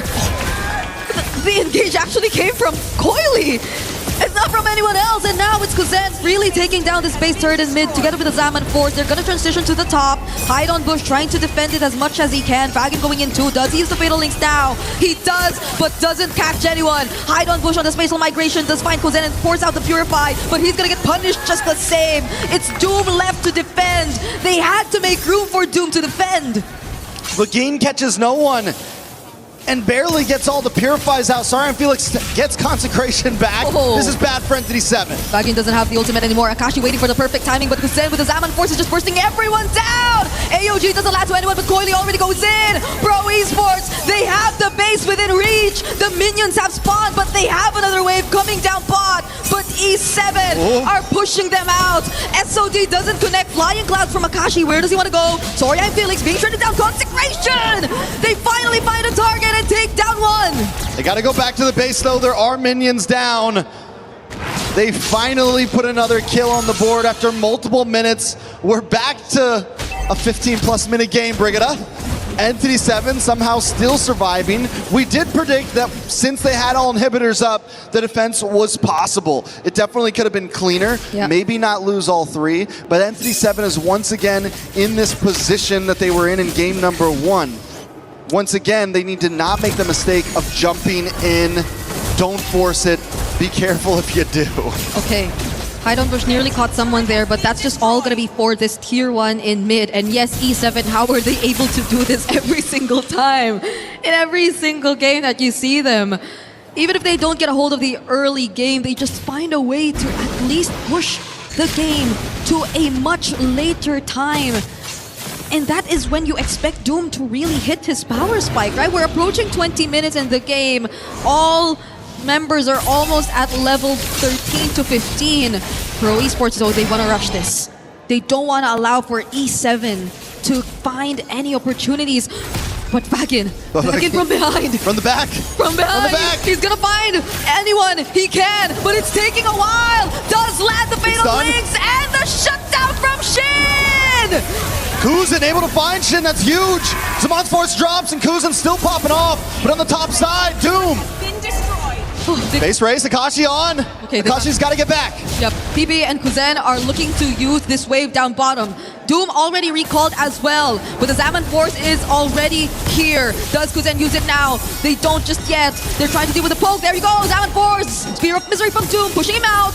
But they have another wave. Can they create enough space? They want to go for the end, but Doom's defending to the best of his capability. Sa already almost going down. A flicker from Doom! Pro could not fight. Pro, maybe look for the re-engage. No, they didn't go for the Lord. They wasted their time trying to come into the base, and now Entity 7 is on the chase. SOD onto Kuzen. Oh, Doom wants to go find the kill on Kuzen. Purify forced out as Vagin lands the Fatal Links, and now it's PP who's looking to go down. Coily finds a Mountain Shocker onto Vagin, but the flicker from Akashi! He finds Kuzen, but he goes down too! Now Doom continues to push forward as Entity 7. This might be the time to back off. You got your target. You finally killed Kuzin, but at what cost? Akashi goes down. This is reminiscent of the previous match before as Entity 7 tries to rush the Lord. It's hide on Bush versus Coily once again. Okay, Consecrations. Brian Felix already using it as well. He's being shredded down by Doom right now. Coily's still alive though. It's a concealed play from PP. The knock-up's onto Fagin, and there goes the taunt. It's onto hide on Bush. He has the spatial migration out of here, but it's Coily, and there's Doom with the SOD fighting hide on Bush first. AOG doesn't land onto anyone. It's Doom making things possible all by himself, but can he? He's being chased. He's being chased. It's a 1v4 right now. Doom against the world, getting free hits. Can they stop him? Sorry, Felix, you're starting to feel the damage. Doom though, he's surviving, but not for long.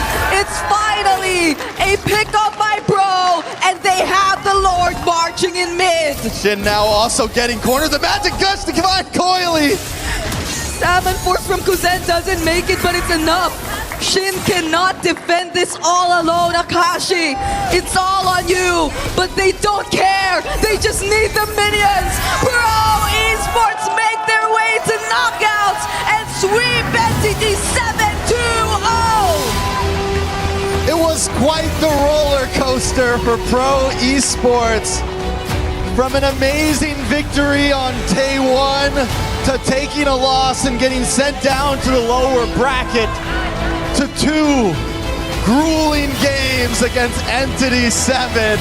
They finally secure their spot in the top 8. They finally secure their spot in the knockout stages.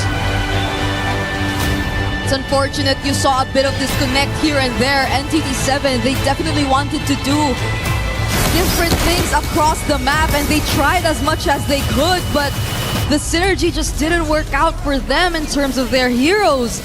And what we once thought was a really good start was just turned around immediately. Finding all the kills in the early game, allowing him to get back almost immediately. This is one of the instances you see a Yi Sun Shin work, and Pro Esports have done a great job at showing us how. I mean, Entity 7 as well, you're right. This is a perfect example of a team that off pure will and force can try to go the distance. They took down TLPH yesterday, and today they did everything they could to hang on in this series. Sadly, Pro Esports was able to keep it together for them, but for all the Cambodian fans out there, they're going to be moving forward, and for all the fans out there, we got an interview ready for you on the stage now. Take it away, Rose.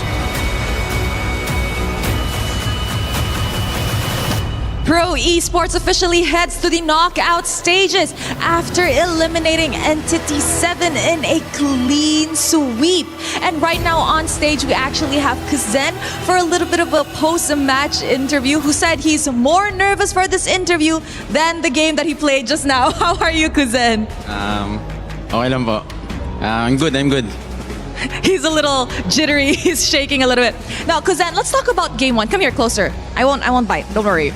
Let's talk about game one. Game one, you guys had such an amazing lead, and you even broke records by getting 18 kills. But you guys almost also lost that game. What happened in that game?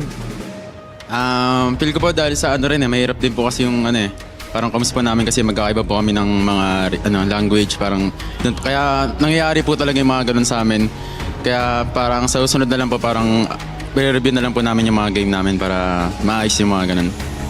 So he said actually in game one, he felt that it was more towards the comm difficulties that they experienced in game, as most of the players actually speak in different languages, which means that during critical moments, it's very hard for them to actually coordinate and organize their thoughts. And Kuzen, you are going further and further from me.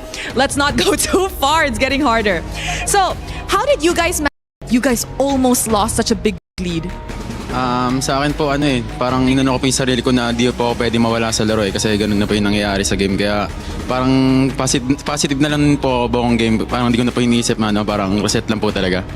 I see. So he said that he actually had a mindset during game one that he just needed to lock in. He needed to be positive. He needed to just keep his head in the game because he cannot be outside of the game, or that could potentially cause an upset for the side of Pro Esports. Now, finally securing your knockout stage tickets, what are your expectations moving forward? Siguro po sa susunod na mga kalaban namin, hindi na po namin iniisip, parang gagalingan na lang po talaga namin yung focus po kami sa team namin. Parang feeling ko kaya naman po namin makapalag dito kasi nakaabot po kami ng ng top 8 ay knockout stage po kaya feel ko para sa akin po kaya. He said he feels like they were actually do really good moving to the knockout stages. You know, it's been such a journey. It's a roller coaster for Pro Esports here in the group stages moving forward. I'm pretty sure this young man over here is more confident to play the game than to talk to me. You know, one more time. Later on, you guys will be having a draw where the 2-0 seed pool will choose from the 2-1. Who do you think will choose you guys? Hindi ko po alam pero baka sorry po. Baka Vamos po yata. Vamos po. Or Yangon. Hindi ko po alam Why do you think Vamos is gonna pick you guys? Baka isipin din nila kami na yung pwedeng makatapat po nila ganun. Pero tingnan lang po natin parang He said he thinks that Vamos actually might choose them, but we'll see later on. Do you have a message for Vamos if they do pick you guys later?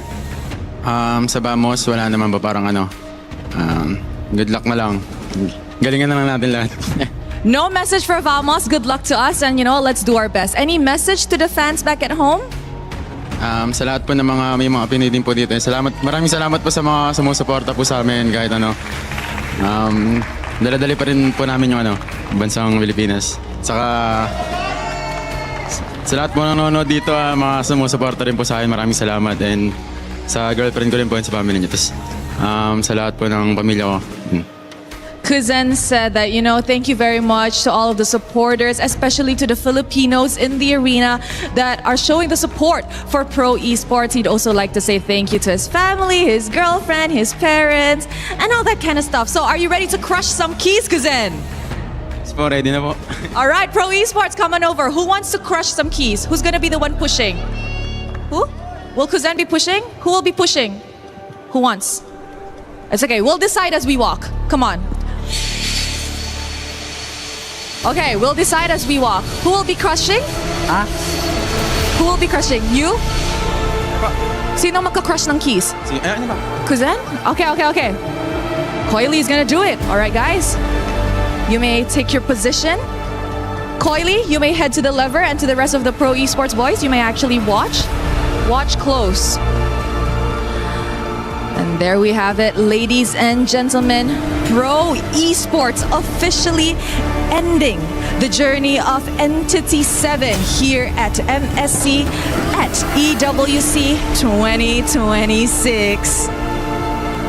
All right, let us see the key and show it to the camera. Wow, such an amazing journey for Entity 7. Let's show it over to the desk to break down what happened in this series. What happened indeed. Entity 7, the talk of the town, and probably still will be for the next 24 hours at least, have gone down. Their key crushed, their hopes for bringing the Americas a championship here at MSC now down the drain. However, they have done a lot here, I will say, and have certainly represented their region very, very proudly. So you should be happy with all that you've completed here, Entity 7. Hold your heads up high. And like Eternal likes to say, we'll be waiting. We'll be waiting for the next iteration. Rain Day and Naisu, and of course, LaFell back on the desk, guys. What do we say after this one? It was a 2-0 from Pro Esports and Entity 7. Key crushed. The key crushed, but you know what? They made a statement around the world, I feel like. Yeah. So they'll still go home, and hopefully they hold their heads high. They unfortunately couldn't move forward to the knockouts, but to take down an opponent like TLPH is a statement in itself. And again, it's also showing just how strong Cambodia is right now with Pro Esports and this lineup that's going to be going into the knockouts. Yeah, we saw levels of the meta. They were catching up originally, and then they found their footing, and that's where the surprise from Team Liquid PH was shown. But then when they came up against Pro Esports, who I thought played really well, they had moments of ups, moments of downs. It seemed like they were a more complete team. They understood what this tournament was about, and they're ready to ride that momentum, LaFell, into the knockout stages. Yeah, I feel like they definitely have a few things. Especially when it's clear that the early as well as the mid is looking pretty strong. Yeah. Because in this game, I would say they were able to capitalize on the mistake of Entity 7, where I feel like Entity 7, they rushed through the draft, right? Because they pick up the Moskov quite early because they were really hoping for a pure assassin pickup in the jungle. But then they saw that and it's like, hey, there's no Claude, there's no Ling, there's no Fanny, there's no Harara. All the natural predators over Yi and Shin is no longer in the game. That made the draft look so good for Pro Esports. But again, they think that Vamos could pick them during the draw later on. We still don't know who they're going to pick up later, but still, there's a lot of things that they need to brush if they want to move even further into the competition. Take a look at the back end as well, and going off your point, Coily has made every character, every hero that he's played look good. Talk about his impact, Naisu, and also the fact that we get another win here for YSS. Yeah, it takes some work to get YSS a win, and that's exactly what the team had to do here from Pro Esports to allow Coily to be able to do that. There was also just some really good usage of their team fight potential with this. Again, Kozen getting that Harith, being able to be very proactive on it. A lot of the times it was space provided, not just for the YSS, but for Kozen to do the same thing. Yeah. And, you know, again, that's why that lineup, that draft that we saw from Pro Esports worked so well. And there was also a couple oopsie moments that we saw from Entity 7, which I feel like further it kept Doom them on the cloud? Yeah. Doom on the cloud? Yeah. That's one of them. All right. That's one of them. It kept them from snowballing into the game. And yeah, I that's why I say I kind of feel like I don't want to pick on the interview, but they did say like a little bit of a lack of preparation. No, that's a good point. That's a good point to make. And I think Eterna showed her surprise at that answer, LaFell. It's not normal we hear that. We almost never hear that. And this is why I discussed with Briggs that we both agree that sometimes it's okay to lie, right? Even if you didn't prepare, just like, oh yeah, we did everything that we can. Everything about right? that. But we'll see what happens in game. And it's just unfortunate that, yeah, maybe they just use all their strength, their energy on TL, and even they didn't thought they would make it through. So they're like, wait, we're still here? What's the next step again? I mean, you learn a lot when you get to a tournament like this, right? I mean, you learn if you're LATAM and you go and say, well, we lost, but we hopefully get some experience about that. And people are watching very closely. Hopefully that's happening behind the scenes as well.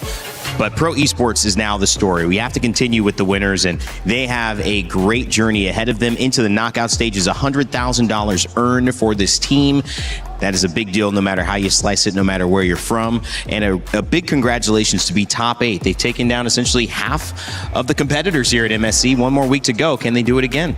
Hey, one more week. By the time we finish today, we'll send 2 more teams home, 2 more teams getting to the knockouts, and then it comes down to, you know, who's going to choose who. So I think once we get there, that's where the interesting things happen because, you know, this group stage has been very fun. I feel like, again, it's been very refreshing in comparison to our previous iterations of MSC at EWC, and hopefully we get to see more of it in the knockouts. I agree.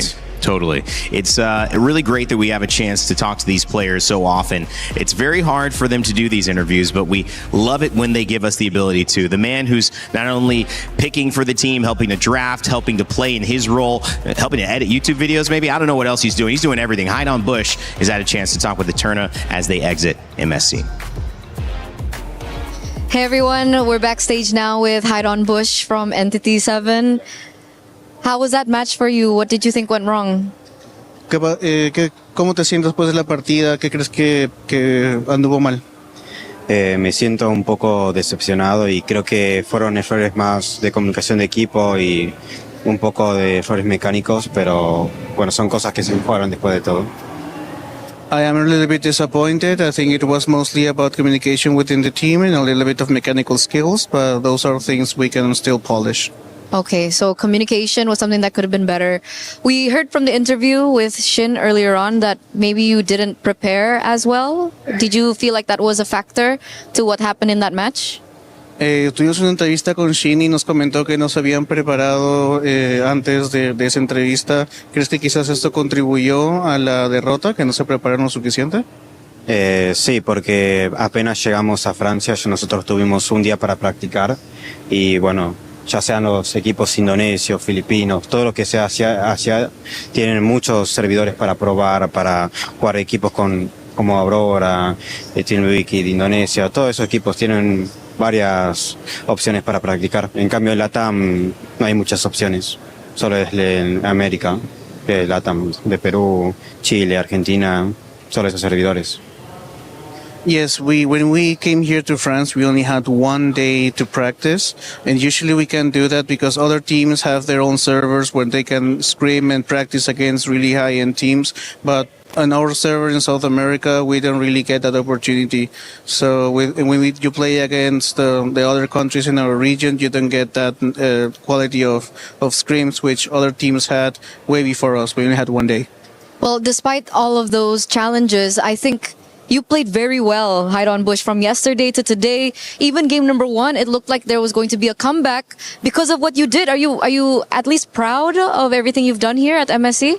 A pesar de la derrota, dice que tú específicamente has jugado muy bien. Ayer y hoy has jugado excelente. Es más, la primera partida de hoy ni siquiera hubiesen podido tener la oportunidad de regresar a la partida si no fuera por las jugadas que tú hiciste. ¿Tú específicamente te sientes bien de tu performance? ¿Te sientes orgulloso de lo que has hecho?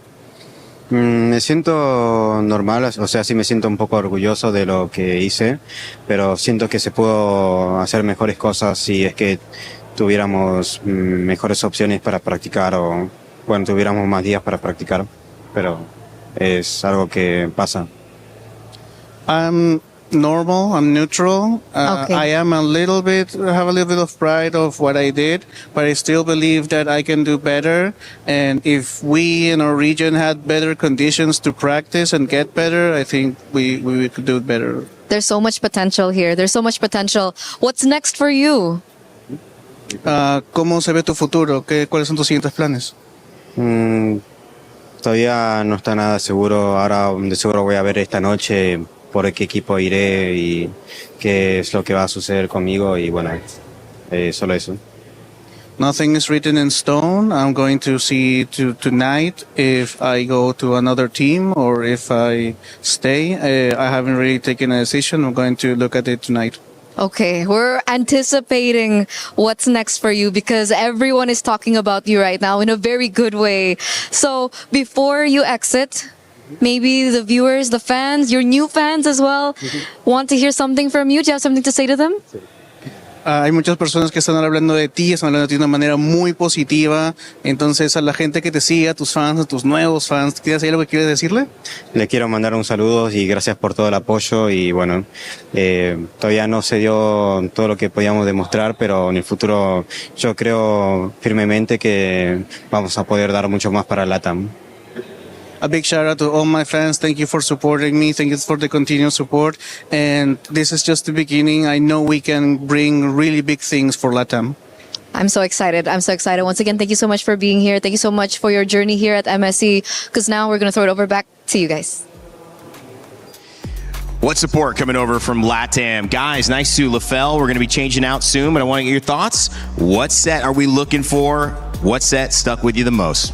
First of all, I got to say it has been as we expected for today. Team Spirit as well as Pro Esports will go through, but Onic against Selangor Giants, this is going to be quite a big one because again, MSC champions going up against MSC champions. But if I'm going to give my thoughts, I hope for the best for Selangor Giants being a Malaysian myself, but honestly, Onic has been looking very, very strong. So I don't know, I kind of feel like Onic could actually win that one.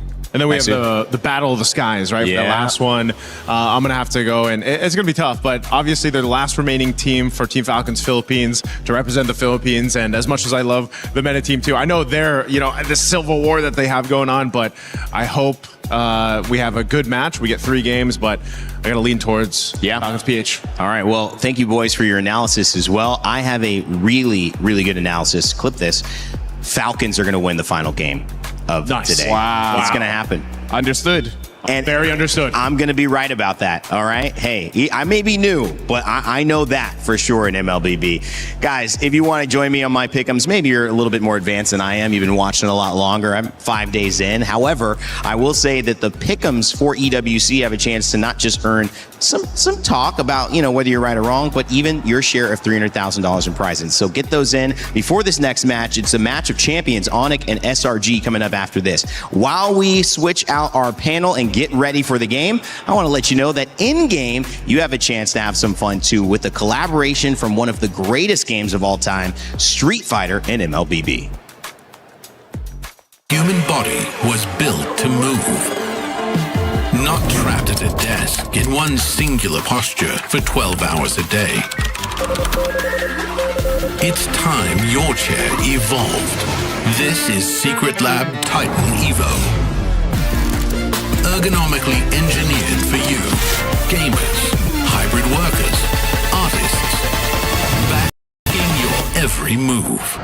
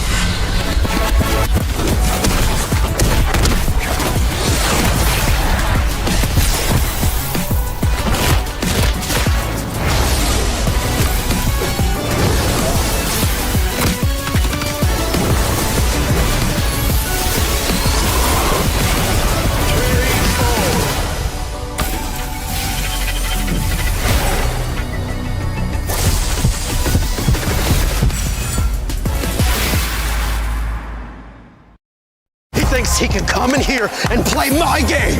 He knows nothing. Let's go! Tyler 1, you're done. Raw energy. Half from blow the house down.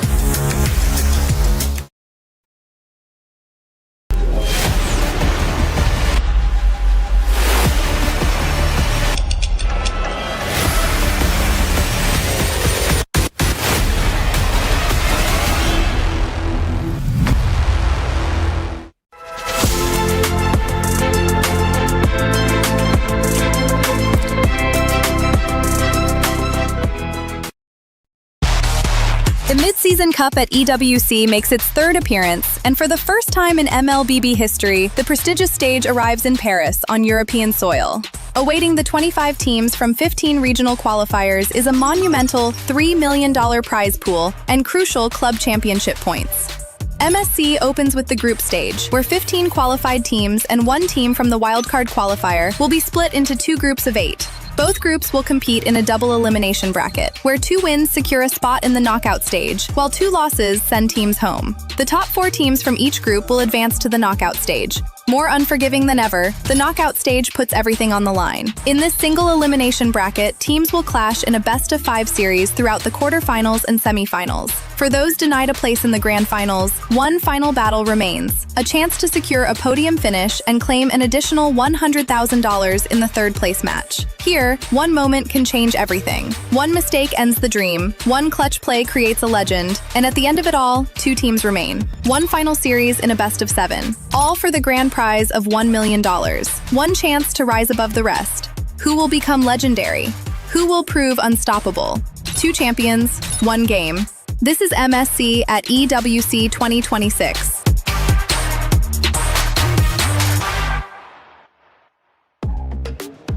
Welcome back to MSC here at Paris EWC 2026. My name is Rain Day.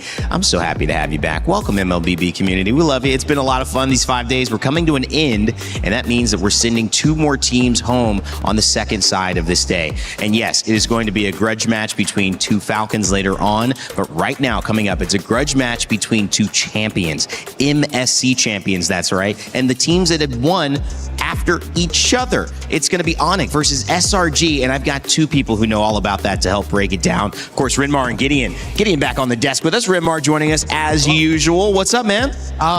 Very happy to be here. I am shocked. There is something about today. LaFell and I were talking about it. Some odd results, some odd decisions. I wonder if that's going to lead up to the results for the second half of the day. That's a good question, Gideon. I mean, odd for you. I mean, you know, I think the air smells a little different. I truly believe that this MSC might just be something special. I think that a lot of teams here right now really feel like they have an opportunity to make some life-changing money if they could just get to the finals. Yeah, getting to the finals is the big key now. And of course, it leads into our Crunchyroll story of the day, which is, can the Sky King finally exact vengeance? There can only be one.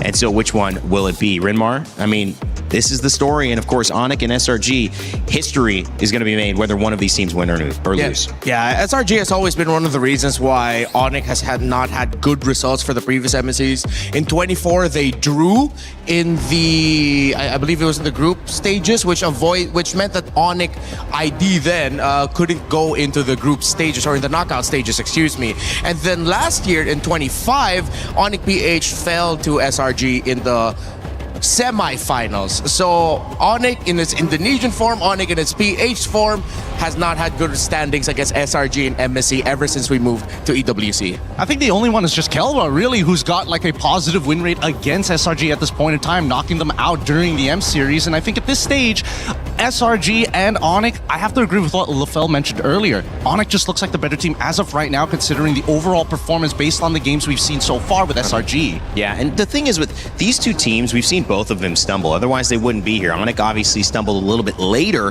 SRG a little earlier, but in some ways, SRG proved themselves in that extra match, which now has maybe given them a little bit of an edge. Maybe they fixed some things. We don't know. Obviously, it's hard to guess these types of things, Renmar. You can see the players in the back room at EWC getting ready, talking strategy, maybe just relaxing here before getting on for a very important match. Yeah, my question is, which jungler are we going to be getting? That's a great question. Are we going to get both junglers? Is it going to start off with Uni? Will it go back to Zakai's starting things off? Because Uni, he made his presence felt right away for SRG. Yeah, no, absolutely. I think a lot of people have been questioning whether or not Uni should be part of this starting lineup, just to initiate things. And I don't think it's a bad idea, because so far, I think Zakai's has lost a little bit of his confidence, especially for the past couple of matches.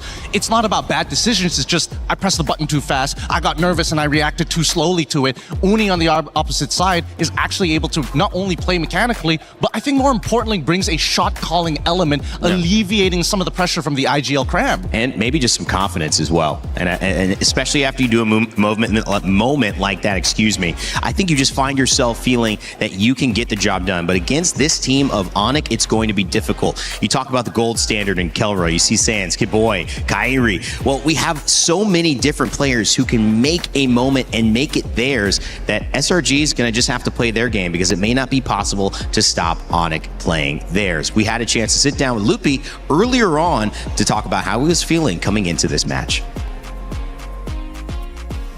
8:30 here, and now we are with Lutfi from Onic. Onic, welcome. Hello. Earlier, he was a little bit nervous about his Indonesian, so he will try his best to do it in English, and then I will help translate in case he needs it. Okay. But, Lutfi, first question. Okay. What did you learn from your loss against Aurora yesterday? I think gameplay. Gameplay. Yeah. What about gameplay? Was it your gameplay that was lacking? What was wrong with your gameplay? Apa yang salah sama gameplay kamu? Mungkin kemarin kita banyak mistake lah. He feels like they made a lot of mistakes. What kind of mistakes are you talking about? Was it comms? Was it execution? Was it draft? Banyak yang mungkin bisa eksekusi, bisa draftnya mungkin kurang pas. He said there are a lot. I don't think Lutfi's giving me anything here. Anything specific, Lutfi? Ada yang spesifik nggak? Nggak ada sih, ya mungkin gameplay kita lagi kurang bagus lah kemarin lah. Mungkin kita bisa adjust di hari ini. Okay, so he mentioned that it's the gameplay that was still lacking yesterday, but he's trying to repair it today. But what do you think about SRG? Because this is going to be your next matchup. SRG, a lot of people are saying that SRG aren't as strong here at MSC. Do you agree with that?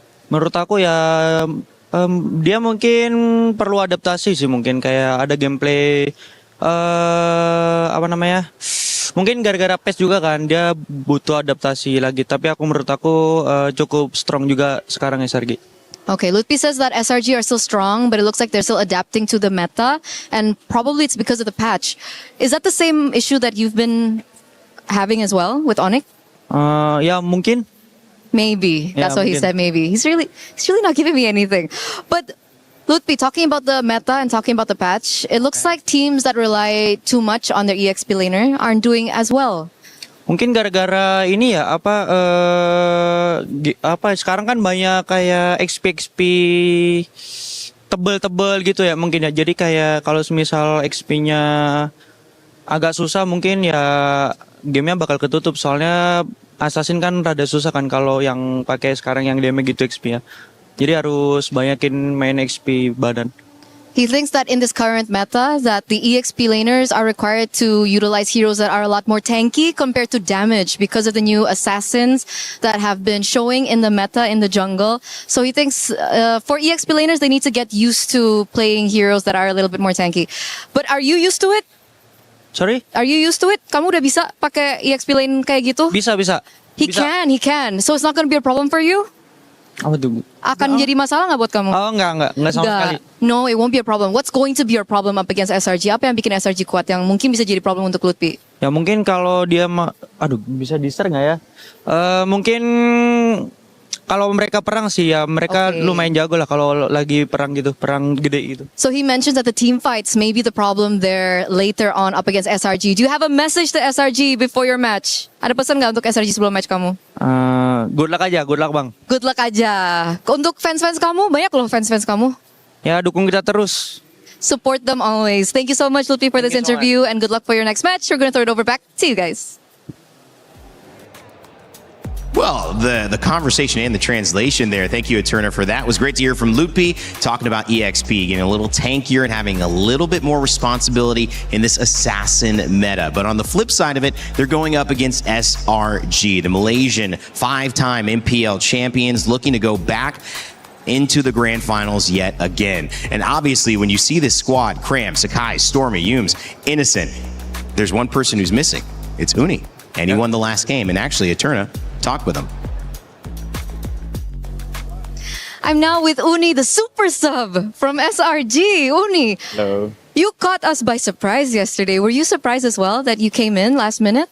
Yeah, of course I'm surprised as well because I expect to be played yesterday. Yeah, so yeah, surprise. Surprised. How did it feel? Were you suddenly like nervous? Like who came in to call you? My both coach came to me and then said that I might be player next game, so just be ready. Then I play.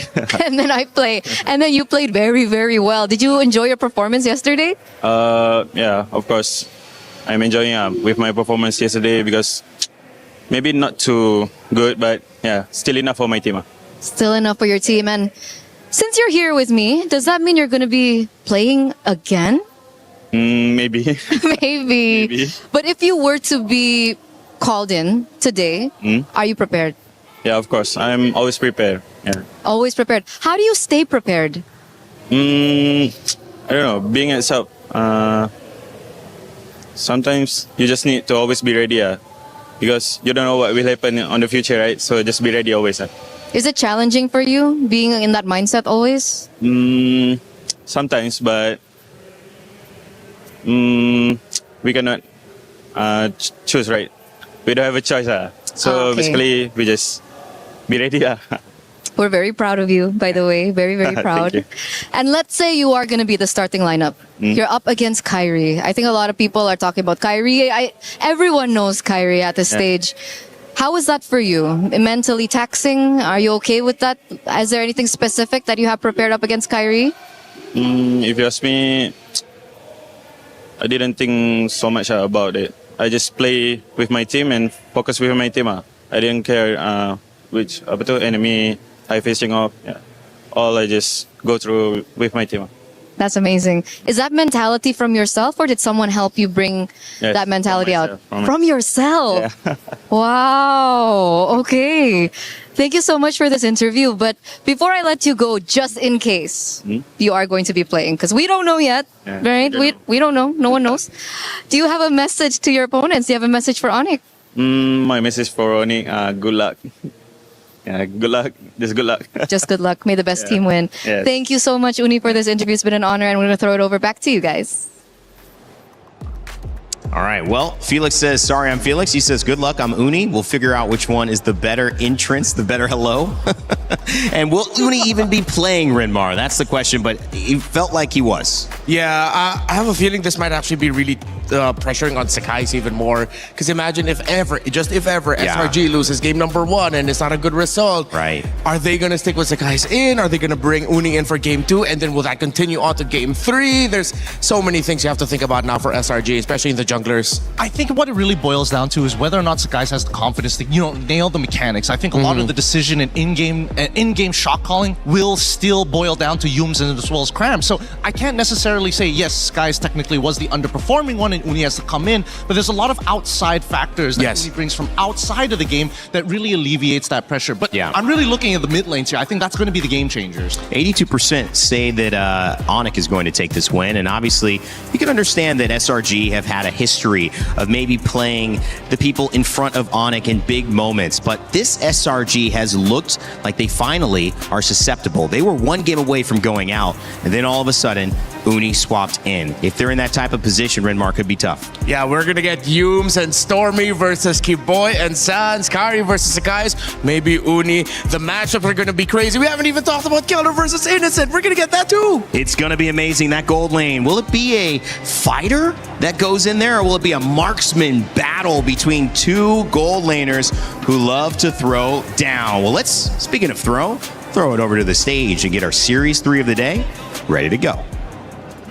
Very much so. Series 3 of the day is finally upon us. We went through the champion breakers. At the end of the day, Entity 7, their run ends here at MSC, but it's pro esports to continue. However, from that on, we move on to the big champions battle. And reminder, we are still in group stage knockouts, and we're getting games just like our next one. Ooh, match 3. This one is a rivalry that dates all the way back to a few years ago. This is gonna be the deciding factor if we're gonna have 2 Indonesian representatives or 2 Malaysian representatives in the knockout stages. I won't say if there's a preference to one side or the other. I just want to see some damn good MLBB. Speaking of which, let's bring out our teams. First up, it's none other than Onic!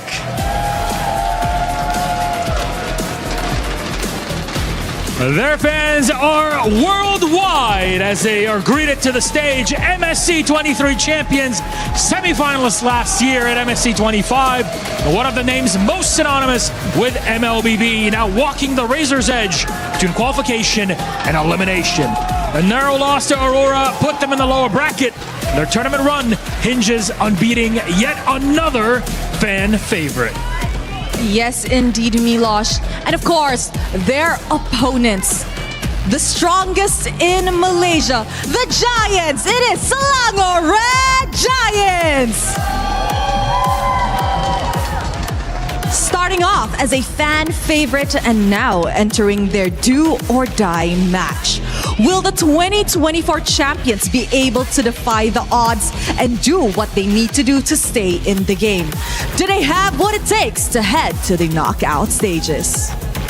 In this Assassin meta, there's a lot on the line and a lot to do in the game itself. Speaking of our matchup, I think we should get them started.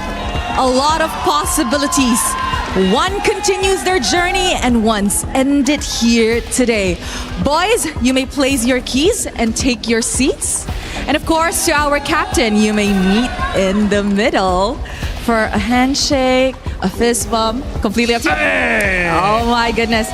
Milosh, this is going to be one hell of a match. I am ready, so you all better get in your seats, grab your snacks, grab a friend, because it's time to head to the land of dawn. grab a friend indeed. You might need a buddy here. You know how they in middle school or even younger, you have to walk in pairs. I was hold usually hands. alone. You didn't have a buddy? Buddy system? Oh man, I'll be your buddy. Aw. Too late for that though. Am I 30 years too late? Yeah, 30 years too late, but It's hey, okay. it's never too late for new friends. Thank you, buddy. I got you. Thank you, man. Thank Right you. on. What is Gideon. happening here? we had a busy top of show, but guys, I mean, expand a little bit more after we let everyone know My Champions Pick is available. You can pick your dual champions and win 50,000 diamonds. The event sadly ends on July 27th, so you can go ahead and scan that QR code on your phone or your tablet. Make sure to get involved. I'm telling you, Rain Day, people have already lost so many predictions at this point, and again, I think two regions who are obviously going to lean into their own regional biases into the individual teams. It's going to be an entire part of the world just cut off just like that. Yeah, in game I lost. I don't know how much amount of guess coins today. I was overly confident looking at the favored odds that we had with our guess coin game within MLBB itself. But hey, here we are. You know what? There's something in my head. These two have a very important choice, and I said it that way, Cho, because it's Yums, it's Kiboy. Kiboy is undefeated with the Cho this MSC so far. He's led to some high-profile wins. One of them against Aurora yesterday. 2 days ago, yesterday. Yesterday. And we know Yums, great Cho player. And that's the thing. I think that there's so many similarities between these teams that it's really tough to say who's going to come out on top. So winning your lane may not necessarily be just about the draft when you have players of this caliber. We've already have the gold standard in Kelra and Innocent, who again have been compared time and time. I just don't know who's going to win the matchup because the last couple of times we looked at those lanes, I think the current score is 2-2. It is. It actually is. It makes it even tougher again for the choices in the gold lane. I mean, Rain Day even brought it up earlier. Fighter, marksman, what version are we going to get? Obviously, Freya is going to be contested between these two, but if you overcommit too much on dive, wait a minute, that's Uni. That is Uni. It looks like they got the super sub here this time around, part of the lineup instead of Sakai's the Sky Prince to take him on. I think maybe this is a show of confidence. Maybe this is one of those hey, we need to make sure that every single one of our players are going to do good. If we can alleviate that pressure like we mentioned before, then Cram doesn't have to be so in his head about the shot calls. The issue here for many people who are happy, elated, surprised, excited to see Uni on the team of SRG is what happens if they lose game one? Does that put Sakai's in an awkward situation where kind of momentum, trust has already been lost there and maybe on himself, maybe from his teammates not making that first cut? Does Uni just go 2-0 and then they risk losing? These are the things we'll be following along with, but a major, major choice there. SRG do stick with their sub as we go into Expanding River. And we're going to bring up another little thing about Uni in a moment as well, because he is the talk of the town, guys. He is really the one that we've been highlighting before, and for SRG, it could be the difference. We've seen it be the difference. I believe it should be the difference at this stage. And I think that at least with Uni being, everybody has been raving about him in comparison to this guy. It's the second best jungler within Malaysia. I think this time around, now that he's on the international stage, he's got to show everybody he's more than just the second. He's looking to be maybe the best jungler in the world. Yeah, some unique drafting choices here for Onic. They battled the Selena right away.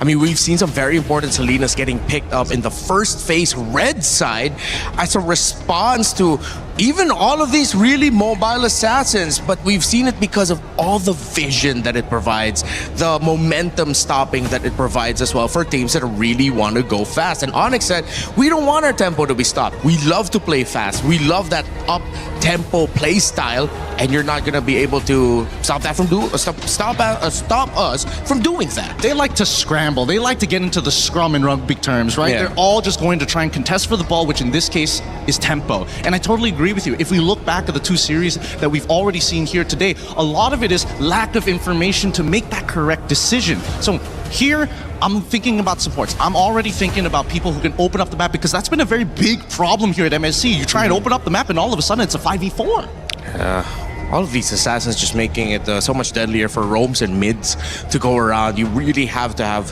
someone who can face check real quick.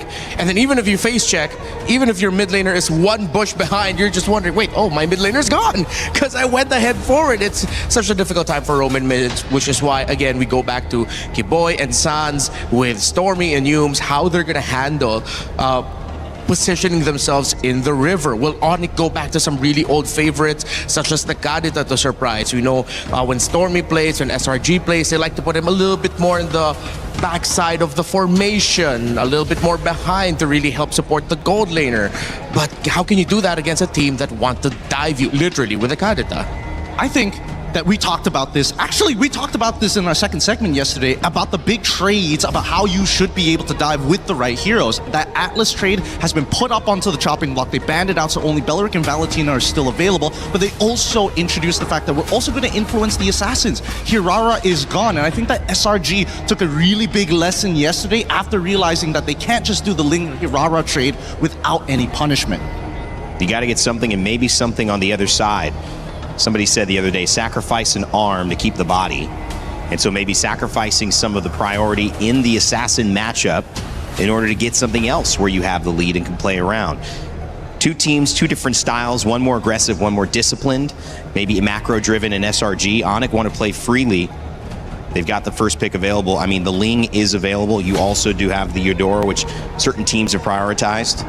I think that as of right now, I don't know about you, the Beleric openings and Eudora openings have been kind of weak. Yeah. I do think Ling's not a bad idea, but that just immediately tells SRG, hey, we got to start looking for a strong EXP laner to control that side of the map. Yeah, you'll end up getting the Beleric Eudora most likely, and then the EXP, maybe Red 3, they pick up either the Uranus or the Barretts, whichever is open. But Onic still decide to open up with the Beleric. They're willing to give up the Ling unless they're trying to signal to SRG, go ahead, pick up the Ling, we're ready for it. It will make you think. Right. Again, we've seen that Beleric get swapped over to XP very rarely, although most likely we are already seeing the roam pick here for Onic. I wouldn't be that surprising too, because you still have some assassins on the board. Yeah, the Fanny's gone. If ever the Ling goes to SRG, you still have the Nolan that Kyrie plays with very well. I think this is a three-step process, right? It is get the Beleric first, then pose the question to the opposite side. Do you want to show your mid laner? If you pick Valentina, then we can start choosing other mid laners that can attack your backline as well. Right. It's like maybe even Farsa, but this is under the assumption that that Ling is still part of the question. So we currently have three simultaneous equations going on, so algebra nerds, go at it. Zushin, a great pick, usually on the ban list, and the Paquito, which is a great pick as well because it doesn't show as many of your cards. We mentioned the hesitancy and the struggle maybe between the gold laners here on the fighter meta, but Paquito could be flexed to a gold lane. It's not a guarantee that he's not, even though it's most likely not the case, Renmar. So what does this set up for now the answer with Onic? I think you can go Barretts into EXP for Onic. Even Esme. Esme possible too if you want to look at the matchup, but Uranus around. Uranus Barret. I'm leaning a little bit more towards Uranus Barretts compared to the Esme, even though Esme is the normal counter that you see now up against a Paquito in lane, and they do go for the Uranus. That constant disrupt, you still end up getting the Link for Onic. I wonder if SRG are thinking about going back to Akai? No, it's going to be too slow. I think the only scary thing is whether or not they're going to, see the previous games. They saw Recall playing. That's what I was just going to say. Paquito jungle, it's possible. It is possible, but it's not one of my favorites here because, again, it falls off. That's the big problem with when you're facing up against Ling. Ling will naturally outscale you at level 15. Paquito is great in the early to mid stages of the game, but if you don't find that snowball lead, then it becomes impossible to get past the Beleric as well as the Uranus, which again, I think that Onic have taken into consideration. Question is also the underperformance of Ling. We saw some very high skill ceiling performances in our previous match. But with Uni, there's already a confidence conversation. He feels like he has it, but you can't not understand you're here in this moment. And do you want to play Ling? And also, do you want to play Paquito? Because if you're saying he's not going to trust playing Paquito right away, coming in as he's going to want something a little more safer, then you kind of expect, okay, maybe that is the EXP lane, and we can understand their draft a little more. Well, we might be able to get a tail. The bans. They don't have to worry about the Esmeralda anymore, because I'm thinking that Harith is still going to go well for them. Harith has done very well against lineups with the Ling. Once you get your power spike, even though you're in the full team fight, despite you going up against a Beleric, as long as you get away from the taunt and the Wrath of the Dryad is gone, Zaman Force gets dropped, and that even sends any Ling back away from the fight. You get the tempo with the Cho to help scale it faster. You move the Paquito away from the gold, you put that in the EXP or the surprise jungle. I could see the vision in it. It could work out. What are they forcing mid here? I mean, that's what I'm trying to figure out. I see the Eudora ban and it's like, but wait a minute. If we're trying to, I guess it could be a red herring. It could be saying like, hey, Paquito might not go into the EXP. He might go into the jungle. But just in case, we need to show as if we are going to lock in another assassin in Red 4. I mean, that would have been a good mid pick as well, because with the Beleric, you don't need the Valentina as much. And so maybe just saying, hey, we're going to limit your options. Now you're going to pick something that kind of would have done a better job for us in this lineup. You're a little weaker as a result of that. This might actually be a jungle Paquito, because if you look at the Cho and the Juicing together, they're not a combo. But if you put the Paquito in the jungle, then you get the combo of the pick off and then burst it down right away. As much as you use Cho as a means to just get that little crowd control, a lot of its value really comes from the fact that you could -1 someone right away. But that's on the assumption that you minus someone with a full damage build. And most of the time, and right now, I think they have lack of damage. They have no form of scaling. They have a great form of peel, great form of catch, but if he's building like War Axe nonsense like that and not second into Malefic Roar, I don't know. I don't see it happening. I mean, you look at a great gold laner there, and you see this team fight, you see the in and out and the pick-off potential from Ling. I mean, Onic are looking very strong, very traditional in some ways, but very hard to beat. Oh, this is good. This is good. Mid lane bans on the side of SRG, and should be a Melissa ban for the side of Onic, right? Melissa's not been played at all today. Banned, I think, once, maybe in our first set, but surprisingly not seen very often getting. What do you think that is? Because it's not a Melissa ban either. Just not worried she's coming out. I think because they have potential answers to it, they can maybe try and get the resources out of it in a different, seemingly a different way. Because keep in mind, if you do end up picking Melissa, I think Sans is going to go for like Yi Farsa type nonsense. Yeah, exactly. With the Valentina banned out, you can return to the E Farsa, and if ever SRG are thinking about going back to the tanks, if they show it now, tanks in the jungle, excuse me, if they show that now, then it's an easy Eve or Farsa pickup for Onic. It's really up to you which one you think will mesh better with the lineup. If it's the Melissa, Ixia, anything like that, then the lack of dive maybe is what's gonna hurt Onic. We did hear last time that the Melissa pickup from Yangon Galacticos was a mispick, and they didn't mean to pick up the Melissa, but it worked out well for them. But we go back to a possibility that we posed very early in the draft, and it is still gonna be the Harith for SRG. And yeah, it made sense with the Cho getting picked up, with them showing the Paquito, Jushin in the mid, it means that the Harith will be well supported. I'm thinking about this. Is there a possibility of Leomort here if Farsa shows? I think that as of right now, they don't mind artillery mages because they've already got a couple of answers right here. If it's Farsa, for sure, they've got the Paquito to kind of disrupt that. They've also got the Cho to disrupt Aurora! As well. Aurora, a very interesting option. Very good for disengages as well, on top of re-engaging with some strong AoE from the Beleric. That is a natural wombo combo. Yeah, and that will make that Harith struggle really badly in team fights. Well, I mean, it just means that Innocent will have to really watch his timing even more. I like this mid. One of my most played heroes in my limited experience. It is very good. But I lean towards having a little fun bias there on Onic. The question is, do you like the Claude still? Is that enough? Claude versus Harith. Harith has been performing really well today. Hey, it's a classic. Yeah, it's a classic matchup. Seems like we've gone back a little bit in terms of, or we've limited a little bit the craziness of the meta that we've seen so far. And they go for the Hilda. Interesting. Okay, so their entire lineup mainly is going to be focusing, like, utilizing this Hilda to be able to kind of, double up on certain things. But it does mean that we have confirmation that Uni is actually going into the jungle with this Paquito. Yeah. And now the early game is a lot harder because as much as Paquito is strong in that early game, with the added addition of Armor Shred from Hilda, they could set up some potential gank angles. Yeah, and real quick, besides the roam mid, I'm just looking how the Uranus and the Hilda will be handling the lane and making their presence felt. Whoever has more presence will win it for the team.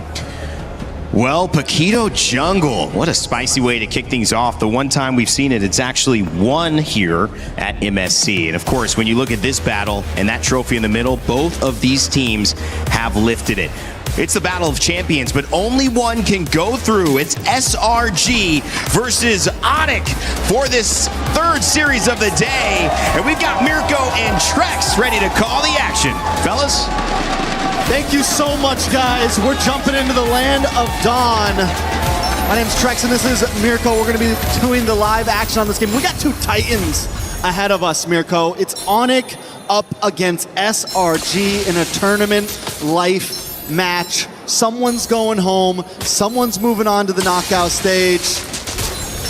Typical emblems, mostly all around. A little bit of tenacity, though, on to Stormy, just in case the defense, for the possible aggression that could come from Kyrie and the rest of the team. But the big surprise pick here, and also surprise sub that we got to see yesterday, Uni, and he's already starting things off with the Paquito jungle. What am I looking for here? I'm looking for quick aggression, right? You have the Cho, you have something that wants to play quickly around the map. You have someone that's going to have a huge power spike on this Paquito around level 3, level 4. If they can make some off-lane play and possibly get some decent ganks, maybe onto Kelra, maybe onto Loopy, maybe an invade onto Kyrie, that could be the win condition for SRG here. Absolutely, man. I think that's exactly what they're going to try to play around. Cram already with the Master Assassin on the hill that goes from XP down below to try to deny Kyrie a farm. They will be able to get a camp away from Kai. On the link with Uni. Walking up on the Paquito, taking the golem away. They'll still be able to get level 4 though, going up to the Lizard after the purple buff. And killing spree as well on Uni here, right? Yep. So we're looking for big fights. We're looking for a lot of damage. And it's just like, dude, I know we've been asking for this matchup, SRG Onic, but to see it in the lower bracket as an elimination match instead of like a knockout stage match is just kind of sad. Just a tad bit sad. Just a tad bit. Also a tad bit exciting. Of course. You know, we have to say this is also, it's unprecedented, but a lot of damage on a Loopy up on the top side. Doesn't even pop the consecration. He didn't expect that from the Master Assassin, Cram. Big pick up at the start of the game. Frigid Glacier now on Cram, but there's no follow-up. Cram able to walk up, and now it's going to be Onyx zone away from the neutral objective. Kai trying to go for the retry on his own purple buff. It's going to be free neutral objective again. Uni won't even retry it. They'll just be able to pick it up. And it's a slow game now as SRG take the lead. And that's exactly what we wanted to see from SRG to make this composition work. Onic has to be able to work around that. It's going to be a little bit more time for them to get to that point to be able to fight, especially picking up the Aurora. Yes, it's going to do well against some of these frontline fighters. You have the crowd control, but it's not a fast-moving mid lane. It's not an insane playmaker that's something you would normally see Suns on. It's a slower hero. You get a lot of value and utility out of it, but it's not going to make those quick rotations that SRG is going to be making. Those quick rotations for SRG up top as well, really threatening Lutpi earlier. Getting the pickoff is already massive for them to get the neutral objective, but then the whole team staying up top after taking a turtle, trying to abuse the fact that Lutpi had already used the Purify was also quite big. Made him a bit low. Also pops to the consecration for some reason up top there. Don't know if anyone really threatened him or it was just a mistap. But Lutpi will still be able to match this XP lead of Cram with an XP Crab take and a shove straight up. Cram is playing this Hilda so aggressively, rotating around essentially the secondary tank, playing it almost like a roamer would the way he's playing on the opposite side of the river. Whoa! Great way the Dragon finds him into the knockout strike of Moody! Wrath of the Dryad to respond it over. Sounds walking up as well, but now it's going to be Keyboy in the midst of it all. Caught! Oh my god! Frigid Glacier comes around to peel Yums with the G-Kuno and the flicker. Sounds caught in the bad spot, doesn't have the flicker. Cram with the swings of the battle axe. Uni! A triple kill against Onic. This is huge for Uni. It's 4-0 right now. Add a purple buff on top of that.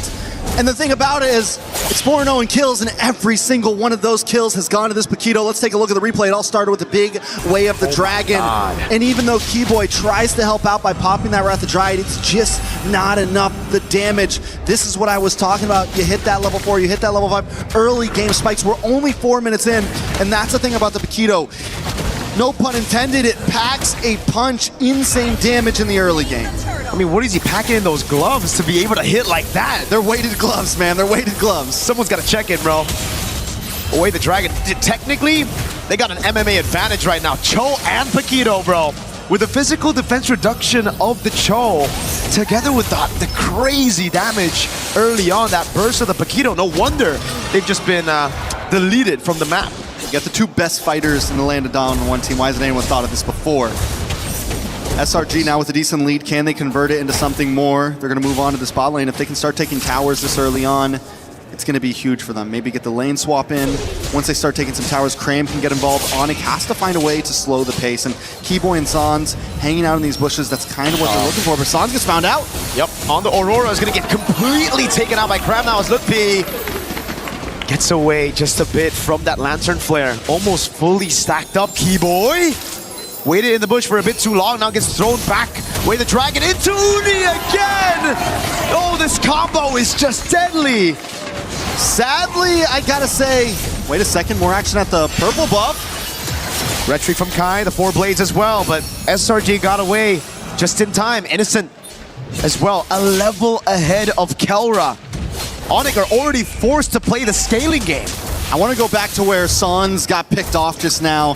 And if those two, Keyboy and Sans, would have been in a slightly different bush, more on their side of the river to where Keyboy was in the mid bush, Sans in the bottom, everything would have been better. But instead they take the aggressive route and advance to SRG's side of the river. Even though they're behind, even though they're not in a position to be in that type of position on the map. And Onic has to know what they're dealing with at 6-0. They cannot be the aggressive ones, not only in fights, but in positions on the map. Way the Dragon into Uni, walking up. Oh, he walks away from the Wrath of the Dryad. Leaves him for the rest of the team, just in case Onic try to capitalize on the Wrath of the Dryad. And this is where the question starts to come up. Oh, Kyrie missed the Defiant Blade on the wall. A bit of panic there. Scram got close. But the question again, Trex, and to everybody here, usually the Aurora is picked up with a combo, a Kaja, a Cho, someone with single target lockdown, and this time it's with a Belleric. Just feels a bit off. Yeah, Belleric has to kind of search for it, and that means Sans has to constantly be there. And a big kick! Sanso has a passive there. Glacier popped in as well. Scram's gonna be frozen under turret, but man, perfectly timed knockout again. Uni in the back. It's gonna be Innocent with the pickup as well as Lutpi is gonna be slammed down to the ground. Another pickup for Innocent, a double. It's 10-1. This is uncalled for at this point. The subbed in jungler, 5-0-4. This is his second game in MSC, and he is dominating the playing field. It's a mindset, right? Where did Kyrie's health bar go? He almost got one shot by Uni. Blue team turret has been. Where's this guy got locked in for the items right now? Absolutely. Where's Uni at? I have no idea where he's at. Start off with the Hunter Strike, typical like that. Are we all surprised he doesn't have Are we Sky into Piercer? third item at this point? Dude, this guy has to be worried. Uni's doing so good. Kyrie gets the orange with the red tree still. Holy moly, 5-0-4. All right, so SRG have now converted this huge gold lead into multiple towers. Mid-tier 3 gone, top side all gone. And the way that SRG is moving amongst the map, they are just slowly compressing Onic into their base. They've taken buffs. It is a tough game for Onic. How do they even find a way out? And you said it. All they really have is Keyboy for the big engager. And for him to really get a surprise engage off, it has to be a flicker. Even Lutpi, this far behind with the amount of damage that SRG has, he can't harass the way you want to on a Uranus. And in the past, Uranus could still do it at maybe 0-2, could still do it at a 6k gold deficit, but we've been seeing how much trouble Uranus has been having in the meta currently when you fall behind like this. So it's going to be a while, if ever, that Onic can really come online and re-engage these fights. They're going to have to let SRG come to them and look for the counterattack. Yep, Kai can only just red tree the purple buff. That means it's going to be free neutral objective unless Onic get a pickup, but it's going to be SRG with a move. Sounds of the flicker out already. Yooms! Tikuno with the flicker in the way. The Dragon straight up with the Stormy Sky Piercer. Big Purify coming down now as Kelrock is able to get the Blazing Duet down into the back line as well. Stormy melted down by the god in the gold lane. Kai with those blades picked up now as SRG are still able to get a 2-for-2 trade. Very well done by Onic though, Kelra. We fail to talk about Kelra. He's 2-0-1 right now. He's been having the gold lane experience. He's been waiting for his time to shine, and we just saw the damage come out. Innocent, though, does lock in Holy Crystal. It's going to be more damage from him as well. Let's take a quick look at the replay. I want to keep our eyes on Kelra because he knows he has to move down. Keyboy comes in a little bit late to pop that Wrath of Dryad, and right when it pops, Kelra BMIs forward, uses the Blazing Duet on the backside, and outputs the damage, matched up by Kyrie's Tempest of Blades, and then able to just get away. Uni doesn't go down, no, they're not able to get the big shutdown onto him, but still, they're able to kind of slow down SRG a little bit. Gotta give props to Uni though there. It really looked very dicey, but he was able to get those stacks back up, get the damage reduction out so that it doesn't die to Kelra on the Blazing Duet. But Yums, he's had one member in his eyes. It's just Sans, dude. Every time. Walks up, sees Sans, especially when he flickers. Boom, Yums is on him. All right, Onic, they do have some ability to defend here, right? Retry down for the purple buff. Kyrie is able to get it. That's going to be helpful in this next big push as Kelra moves forward. And SRG, I think at this point, take these tier 2s. If you get anything more, it's definitely a bonus. But with a 7k gold lead, they could try to force things open. Oh my god. On the Uranus taking that much damage. Holy Shield procs in the end, and the charge still comes through. SRG now looking to get 2. Holy Shield's down before the 12th minute of the game. Innocent popping that damage again. The Synchro Fission doing work. It's a scary bottleneck to come into against Onic right now, even with the gold advantage. Oh, no wonder. Look, Holy Crystal picked up already on a Harith. 11 minutes in. And he's on the way to the Divine Glaive. It's definitely trouble for Onic, but SRG respects the composition, right?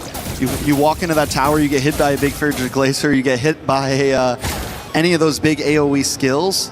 The possibility is there for a quick table flip, a quick turnaround by Onic, so SRG has to play this smart. They can't brute force Onyx base open right now. 60 seconds for Lord, they just freeze lanes.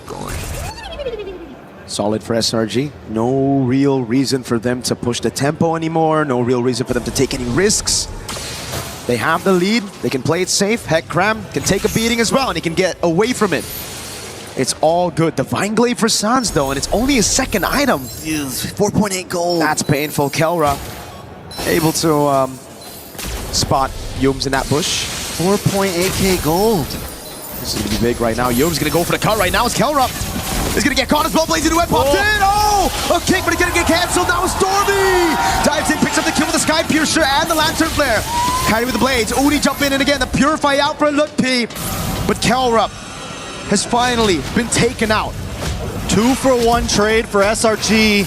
Right in front of the base, 10 seconds before Lord. It's exactly what SRG needs. They're finding these quick moments that they know that as long as we get one more hero, we can go for this big objective. We won't have them harassing us, and Kelra was the big problem in the last fight. So they know who they needed to lock onto, and Uni hasn't missed. 6-0-5, and with Kelra finally down, this is going to give the advantage to Innocent in a lot of these fights. We saw the gold lead earlier.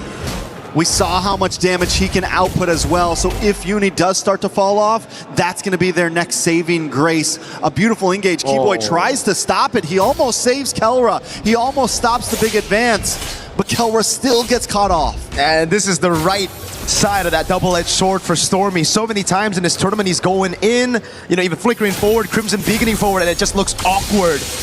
But that's where you find, the benefits of having this crazy aggressive style on your mid lane on Stormy. When it works amazing. That shot into Kelra. This is such a good turret to take as well, man. It's going to be the far lane up there. Wait the dragon onto Lutpi, Frigid Glacier, able to lock him down just for a bit as Yums is able to flicker out of it.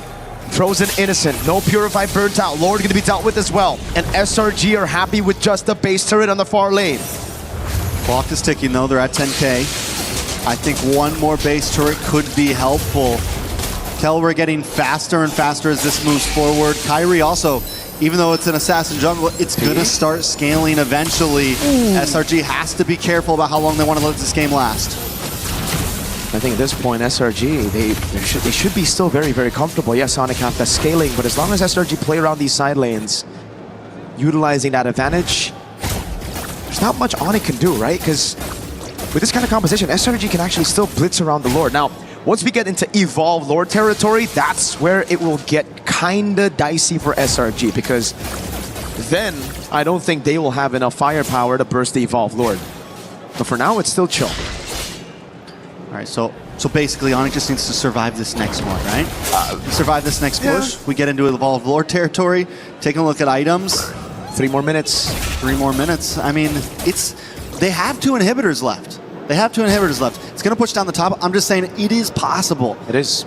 Kyrie, Kelra, Lutpi, all of them have been playing a good game. Anyone else in SRG might have tried to finish this a little bit earlier. Anyone else with a 10k gold lead, they might have tried to shove things in, but the respect is there, and I'm wondering almost, is it too much respect? Are they playing too passive here? Kelra now also looking at almost getting maxed out on items. Kyrie, fully stacked as well. All they really need at this point is Loopy to catch up, Keyboy to catch up, so that you actually have a bit of a front line to survive the damage that Uni, Innocent, and Stormy are bringing. For sure. I think the biggest gap right now has to be between the frontliners, man, because the damage dealers, as you mentioned as well, they're on the way to their full items, right? We're going to get to a point where it won't really matter. That, oh, hold on, Lutpi takes a big beating. Doesn't use the Purify, though. This is a pure 50-50. Now onto it. Kyrie doesn't get it. It's going to be Uni and Innocent, I believe. Kyrie wasn't able to get his hands on it, and without a purple buff, this will just be another free neutral objective, and then it's going to build from there, Trex. SRG, they're playing a safe game because they know as long as they're able to build these small wins, get those neutral objectives, and then transition them into structures, in the end, it's going to be very, very difficult. He saved his retry. I'm wondering if the reason why is because Kyrie wants to try to go for the steal here. Maybe. They wanted to bait out the retry so that he wouldn't have it to try to contest. Onic is keeping a close play. Look at Humes right now. Cram as well in the back. Jikundo now the way to drag him, but it goes into a different angle. In the back to Mikhail with a crown as well. He's going to be caught in top spot right now. Makai finds Innocent in the fight. Now he goes for the damage. It's only picks up that godlike as he takes Kelra down. Both gold laners out of the fight. This is huge for Onic right now. Kyrie, and this is what I meant. They hold on to it. Yes, we don't get the purple, but as long as we can as long as we can hold things out a little bit, they do have a chance. The problem is that long lane, SRG's okay with playing it slow. Wow, SRG's okay with chilling it out. The engage comes in. Kelwer gets a good chunk of damage, and Keyboy plus Kyrie on the bot side freeze Innocent, stop him, and Kyrie's able to get the kill. And in that moment, SRG knows they have to back off. They don't want to play the long fight. You gotta give props to Onic, man. They layered their skills very well. The Wrath of the Dryad baited out the Purify. Then we saw the Frigid Glacier. Not the stun, but just the damage. Right as Kyrie jumped off the Finch Poise with his own Defiant Blade to burst Innocent down. So now Innocent, he's also fallen. Both gold laners aren't deathless. The only man who's deathless right now is Uni. Bro, 7-0-5 on a Paquito. Who would have thought? Who would have thunk? Another pick that's, you know, another crazy layer to the meta right now. Something that at first you see it, you doubt it, and SRG is making it work very well right now. But they are having some trouble closing this out. They're finding great position. Humes always in a side bush. Cram always looking for an angle as well. Onic has to watch out for it. SRG are going to go for the commitment here. They see the Ling. It's insta-commit. No way for Onic to respond to this. They still want to try, though. Look, caught again. It's going to be the taunt landing with the Shun Poo's right there. Uni with the red tree. Keeps it clean. Sounds to the background, waiting for a Frigid Glacier. Plays down as the passive. Going to be procced in the sky. Jumps in on Innocent. Picks up the Blaze. Picks it up. Waiting to try and appeal again. It's that's going to be Kyrie with the Blades. Over and over again. It's Cram in the back, waiting for a position. Signs for Innocent, but SRG got the neutral objective. Kai with the chase now onto Cram. No flicker available. Kelra wants to go with the chase as Keyboy cuts him off.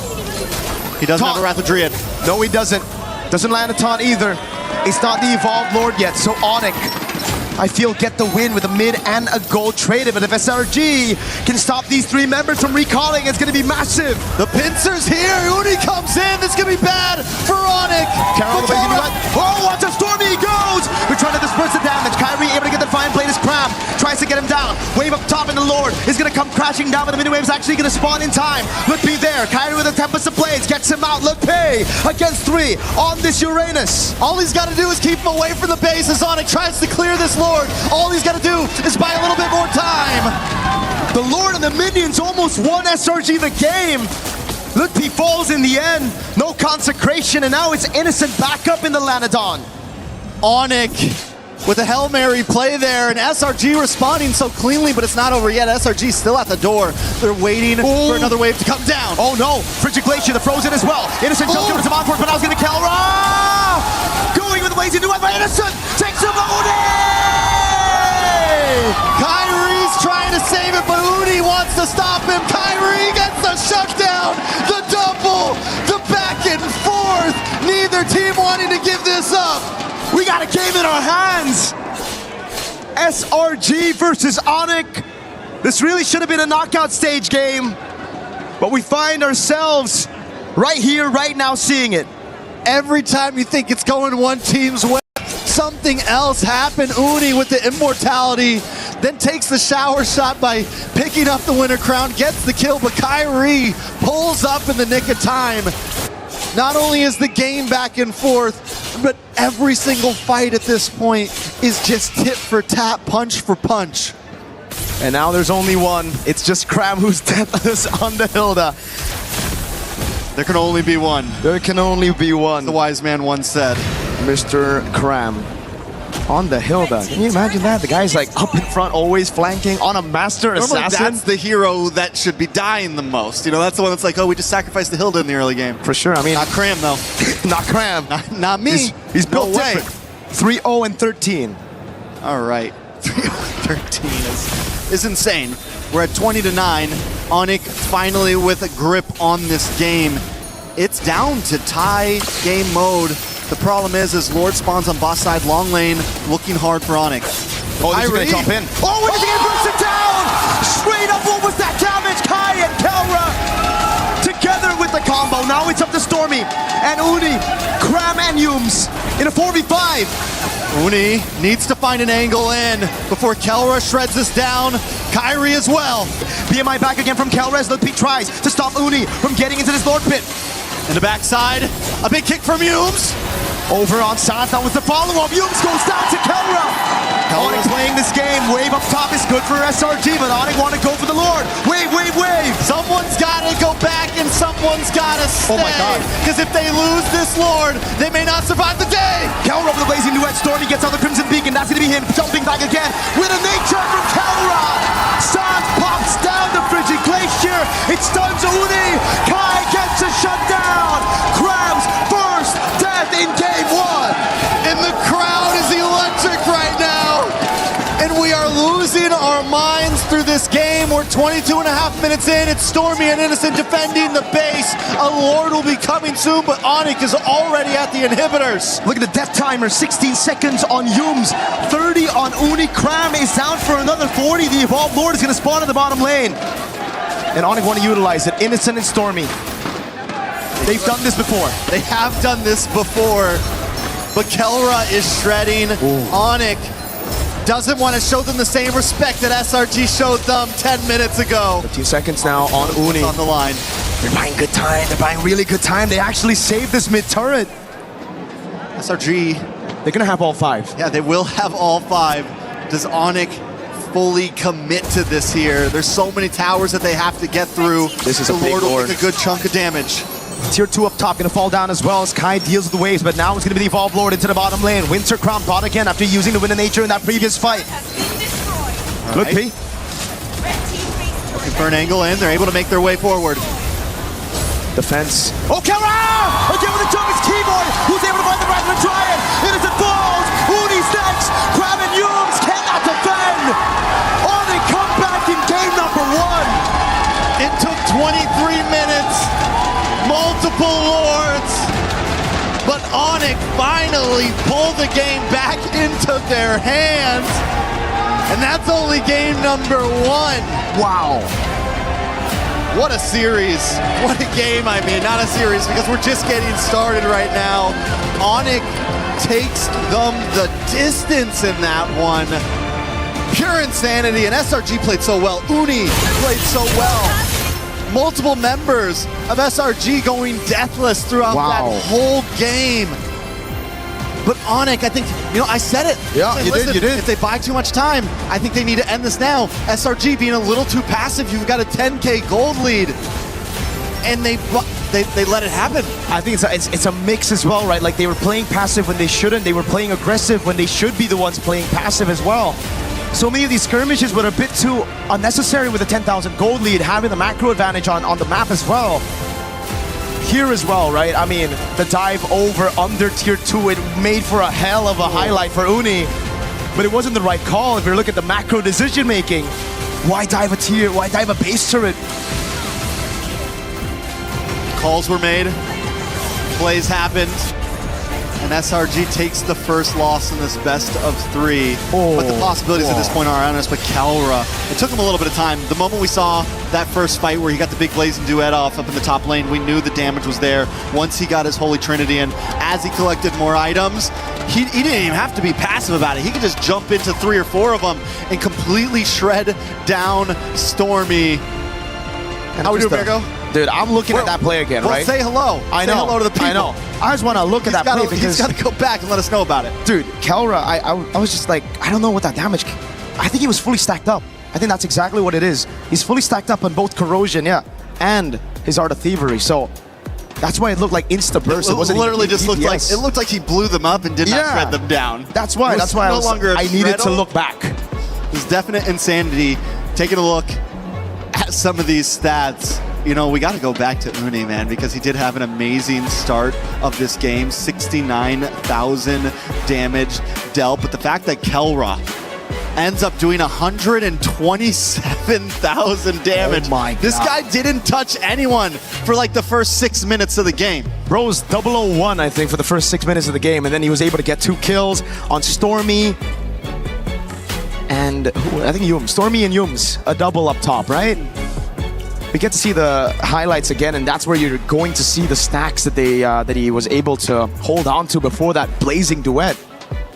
I mean, what a game! Hey, I love the smiles.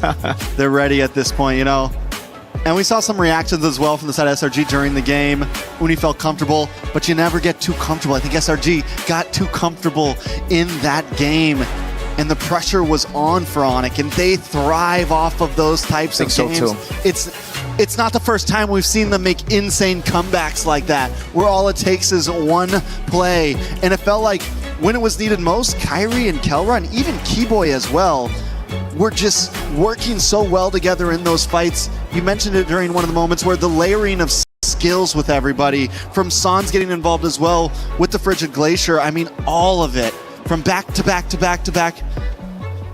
It was well played. It was fantastic. I mean, when you see the guys who lost and they're laughing, they're smiling, they know it was a good game, right? Like Uni, after a fantastic performance, you saw it right there. Uni was laughing. He's probably like, dang, it's been a while, I'm just happy to be here, yo. I'm just happy to be here. I came in one game, got a game against GK, said it was easy on stage, and then now it's like, I mean, he proved himself, man. He had an amazing game. He's made me an Uni believer. Yeah, so as we take a break and take a breather and prepare for the next match, we have something for all of you. Some more confessions. Oh, God. From what I hear. From who? From your bestie. Renmar? Ooh. Just kidding, bro. My bad. It's obviously nice. Play is in our DNA. Whenever we let it out, it becomes our superpower. Now imagine an entire city being built to supercharge it. Kadir City, powered by Play.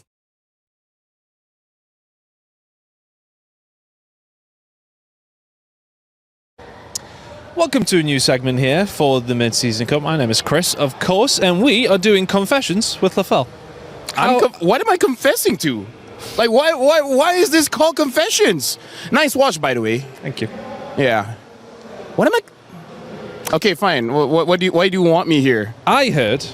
Okay, what did you hear? That you're Moonton's favorite talent. Do you agree with that? Considering I've won basically all the trophies, you know, I've won multiple Best Talent Awards. That's the Greatest Talent Award, which is basically like international, you know, from everyone, and I won that one. Plus, considering all the jokes that I've did, and I'm still not fired, yeah, it's an accusation that's hard to say no to.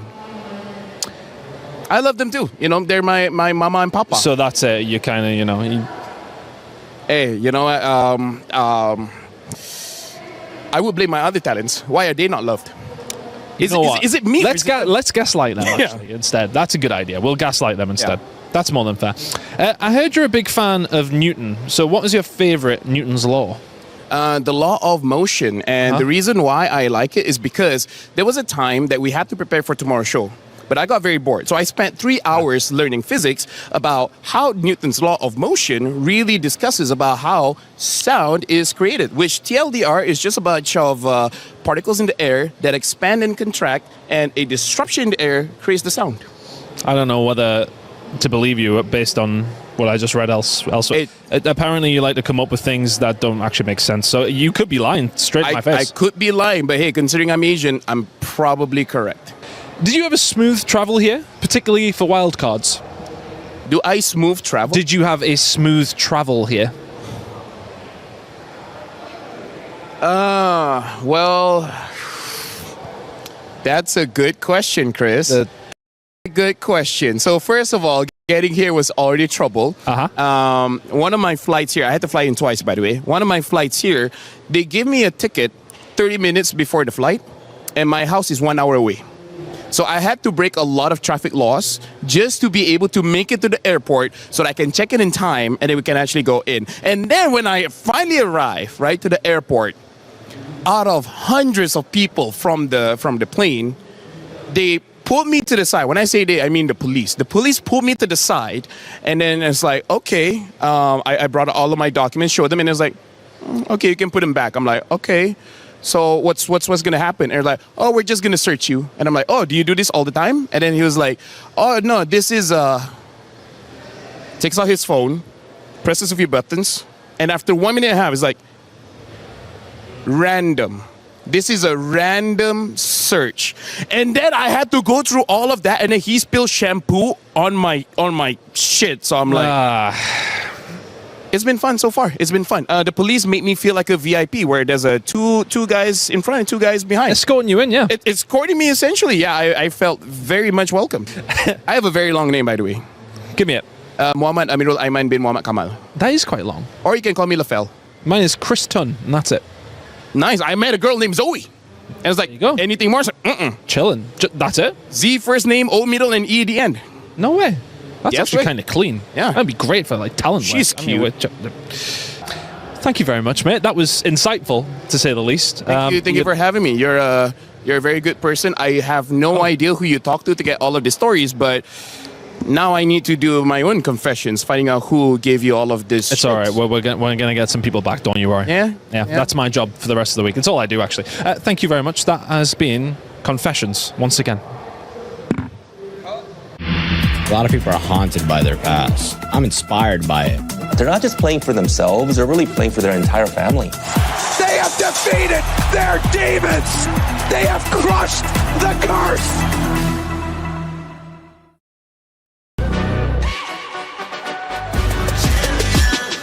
This ain't no regular thing. Came for the ring, you know what I mean. You see my name in the lights. Better get right, I'm champion.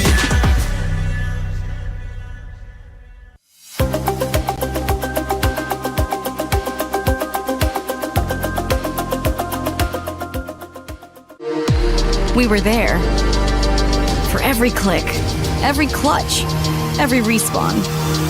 We were there for the years of grind, and we're here now.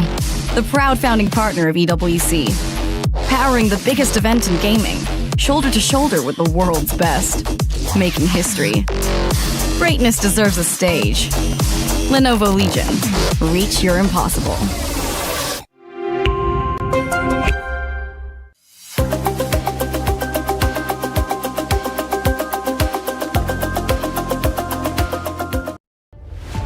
Selangor Red Giants leads the series. It's what I would have said if Onic didn't make that insane comeback in game number 1 to lead this 1-0. 1 game away from eliminating the 2024 champions and advancing into the knockouts. Welcome back to the studio panel. Renmar, Gideon here. Gideon, how are you feeling, man? I'm feeling hot, man. How can your blood not be pumping after a game like that? When all odds look like SRG was going to take it away because of their early pressure, somehow Onic, they edge it out. Kel comes up, sets the standard once again. Yeah, the Winter Crown plays, the Wind of Nature's just in time to survive onslaughts from Uni, especially right there in the end. But of course, Uni coming in for SRG as the starting jungler for this series definitely made a name for himself and showed up 11 plus kills, 1 or 2 deaths, a handful of assists. You cannot doubt that this young man is ready for the stage. Let's look at what map we're going to be going to get. What we are going to get. Oh, Flying Cloud. All right, expect this to be a bloodbath. It's just going to be a lot of fights over and over again. Yeah, and the punishes in the lane might not be as hard as we were hoping to be in the previous matchup, but at least what we have learned from the drafting side, especially if SRG is going to end up back on that red side, is probably to set up that same scenario, right? Yeah. At the end of the day, Sans didn't have the hottest of games, but at the same time, you could tell that Innocent just wasn't 100% accustomed, because how often do you see just a randomer just show up? You know, coming into the mid, dropping down the stun, and more importantly, it's a delayed stun. Yeah, it's unfortunate that you could really see the exact moment that it went wrong for Selangor Red Giants. Yes, it wasn't just the little decisions they made leading to the fateful moment wherein it was Innocent holding the Lord and SRG trying to bait a reaction out of Onic, but it was answered by Onic and Kyrie on the link perfectly, jumping on the Harith, taking the Harith out, and Onic playing the long fight to eventually win out game number 1. Good bans here to start it out. We've talked about so many times how the Atlas has impacted this metagame, and the Marcel getting taken out by Onic, while Jusin, used by SRG in game number 1, will be taken out by them on the blue side. Onic continues to ban out Salinas. I've yet to see Herrera. I've yet to see a Ling ban for either one of these teams, but I think, most things are pretty similar. Seems like Yeb has decided, the Marcel alongside with the Selena, both of which not to worry about. They've been banned and they just need to breathe. But from SRG's side, I wonder what the opener is going to look like, because I would assume that if Herrera shows, they're going to take it. So what would be then the same response from Onic? Is it still going to be like, hey, we don't mind Herrera into the lane, or do they want to affect it right off the get-go? If Freya's open, one of them has to pick up the Freya for sure. Honestly, I might be a little bit more in the boat that if ever it's available for SRG and you... Honestly, I feel like I don't even need to worry about the Phoveus because you can slot that into the gold. Just pick up the Freya as the first pick. Yeah, and they also have to worry about that Fanny too. So luckily, the Fanny is gone. It's all up for play. Beleric Valentina is still in play, not to mention the Ling as well as the Herrera at this stage of the game. And I think that Onic needs to make that final choice. It's either they open up the entire thing or they just answer to the Freya, which again has been very terrifying, especially when let through. Let's say if both assassins, top ones, and the meta will be left open by Coach CW and Coach Yeb, Ling and Herrera, will it be one of those, or will they ban out the Freya and just keep it honest with the Ling-Herrera trade? Last ban, red side for Onic, taking their sweet time. They ban out the Freya, Ling-Herrera is the active trade. No, and SRG, based on the information that we got yesterday, they like to go for the Herrera here most of the time. And considering that they were playing an early game composition in game number 1, I don't mind them if they do it all over again. Yeah, could work out very well for them. I think if they want to run back wherein Innocent isn't going to be packing someone with basic attacks and they want... Well, I mean, Harith isn't as the non-traditional marksman, if we're looking at like basic attack marksman, then just pick up the Ling. But they did get their win in the previous series against GK with Uni on the Herrera, and it was a very good Herrera performance. They go for the Herrera. I wouldn't be surprised if once again we'll see Cho getting fought for in the first phase of this drafting. Yeah, I wouldn't be too surprised too, but at this stage now, at least we know exactly where the jungler is going to be. In game number 1, the big question was where exactly were the 2 flex picks, one on either side. We weren't 100% where it was going. And SRG was utilizing those flex picks as a mean to start affecting some of the other laners, right? And they're even using the the draft bans to also indicate, yeah, we're going to be attacking you on this side. But the response straight away, surprisingly enough, they go for Nolan. Yeah, so that was a hero that we mentioned earlier, but that's if ever the Ling and the Herrera are taken away. So this was like, it's Onic trying out, all right, instead of focusing too much on the Ling-Herrera trade, why don't we bring up the third option that people and other junglers in MSC have been bringing up in interviews, in quotes? They are honest and pick up the Nolan. And I think there's a couple of interactions that will be shown here today. Number 1, at least comparative to Ling. Ling is able to get across the map really, really fast, make that huge impact, and has iframes. Nolan may not have iframes, but he has a much better early game. He's got a lot more damage to work with, just as much mobility as Herrera, arguably with purple buff more. And most importantly, I think it's going to be a difficult 1v1 because Hiraga's going to try and lock you down. He's able to dash back out. Yeah, but now we look at SRG. They pick up the Barretts. Obviously going to be going to the EXP lane for this one, so that's an honest pickup. Wouldn't be surprised if Onic just balance it out and pick up the Uranus themselves. There we go. And then for the gold lane, that's what they're going to be fighting for. Now, you already have strong burst. I think some great sources of basic attacks from Onic would be good. If SRG don't ban out the carry, would it be the worst pickup in the world for Kelra? But if they really want to play through the AoE and knowing that technically this is going to be somewhat of a front to back, knowing that you have a Barretts that you're up against, maybe his good old favorite in the Beatrix might make a show up. I don't know why I said it like that. I think that it's not a bad idea, especially if that Belleric is going to be able to, pick up a flicker for himself instead of a revitalize. That does give him a lot less pressure in the early stages of the game to kind of walk up and do whatever he wants, especially when you're up against someone like Eudora who can just naturally poke out these tanks in the earlier stages of the game. But coming into the second half, right, the Cho ban, as expected, we were at least expecting one of these teams to affect it, and now SRG side, they got to make the same answers. Are they going to start leaning into, hey, we don't want you to play double fighters, or we're going to target Sans again? Sans pickups, with the Juicing gone, he can't Valentina, and yeah, the Valentina might not be the best bet here. They don't have many good ultimates to kind of work with. Will they just end up getting Sans on something like a Lilia? Ooh, that doesn't sound like a bad idea, but we're already seeing that Rafa is going to get banned out early on here. One of the key conditions is the fact that Flying Clouds is the current map play. So you can revive somebody, put them on a Flying Cloud, and they lose 0 EXP in the mid lane.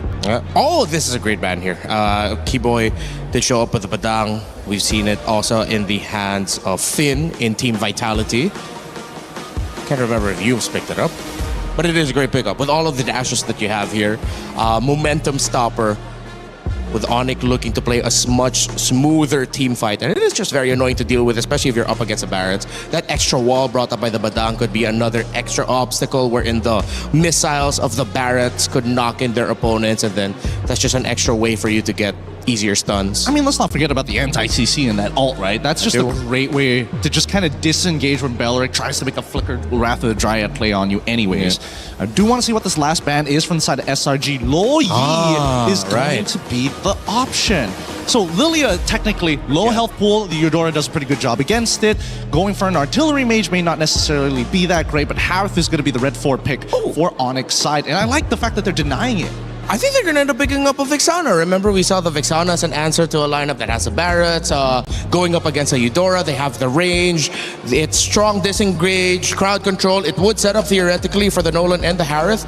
Might be a mid lane Vixana. It's not a bad idea. I think the real question right now is who is going to be the concussive blast user for SRG, because that mid wave, if assuming Vixana is going to be that very last pick, that's going to be like an impossible to contest for. It's just instant clear and you're just dancing around it for 2 or 3 seconds. Yeah, Gatakacha and Hylos both want to pack up the Revitalize, seeing that they're up against the Belleric. Ooh, actually the Hylos doesn't sound that bad. Now that Harith is already available, that glorious pathway just to slow him down from actually retreating. It's not a bad idea. But the Belleric and the, the Barretts and the Hylos. Oh, Kufra! Ooh. Another unique pick. But Vixana will mess that up if ever it is one. Let's see if they actually go for it, right? Because doesn't mean it's the end of the world. There's not a lot of people who could disrupt people like Yves, for an example. True. Eve still might be. But they still go into the lid. That's so interesting. Yeah. I think at the end of the day, they still want to make sure that, hey, we don't have to stick around the lane for too long. I am curious about specifically whether or not this Belleric, what are the emblems? Is it going to be Ragefly? Is it going to be Concussive Blast? That's going to tell us a lot about how this game is going to be played out, especially in the mid, considering that Stormy, he wants to move out of that lane fast with Yums to ensure that Kyrie can't find an angle in for a lane gank. SRG needed range, and they got it from surprise initiation through their Kufra, but they are very close to mid-range. While for Selangor Giants, close to mid-range too. Honest with it. Good sources of damage for both, and this should be exciting. Will SRG force game number 3, or will Onic sweep them here to advance to the knockouts? Mirko and Trex, let's go! We're jumping back in to one of the most grueling series we've seen so far. Onic up against SRG. Onic came back last game, late game. They had zero control in the beginning, but were able to still get the win, and SRG continue to evolve and grow. They're willing to risk it with some different picks. This is something they lacked in the beginning of the tournament, and we're already seeing how much more they're adapting to current meta.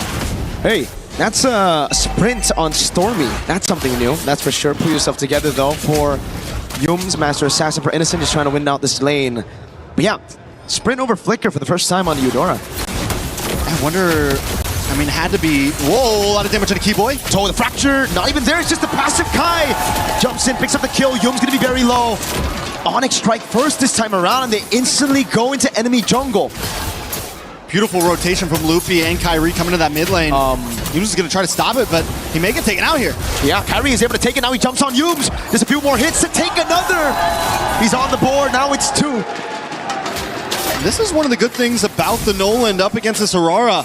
He's gonna be able to dash away, he's got the escapability. He's not, even if he commits to a big amount of damage, he instantly dashes back, and it's gonna make it a little bit harder for Uni to catch him in some of those dicey moments. Yums maybe going a little too deep. Maybe should have just let them have that one, because now that Kyrie's got 2 kills already on a Nolan, it is a picture-perfect start for Onic. Can't get better than this, right? Especially after last game where it was SRG who dominated the first 14 minutes of the game, right? Like entirely early game, it was just SRG. Kelra this time feeling the wrath of Innocent in a winning matchup. All right, so SRG, do they want to contest this? Again, they do have the Harara, one of the highest prioed heroes in the meta right now. They're just gonna go in on Cram. He's gonna get bursted down. Sans picks him up. Lutpi is able to walk Yums down. Keyboy doing the same thing now over to the purple buff. Uni still just level 3. It's like deja vu to game 1, but it's reversed. It's Onic with the control. 2 kills at the start. Neutral objective without even using the retribution. Uni using the retribution on his own purple, just like Kyrie was doing last game. It is a mirror match for sure. Can SRG pull off what Onic did though? You know, it seems like SRG's a little bit disconnected. Yums first goes in by himself to his own death. This time Cram maybe goes a little bit too deep while Uni's still looking for his purple. The full commit's not there, and 1 or 2 of them are going in and getting caught off.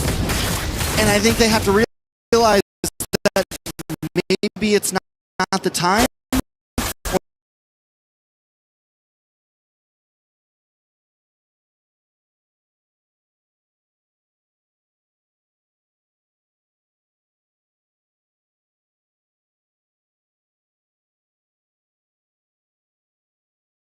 Under tier 2, a Flicker burned out already.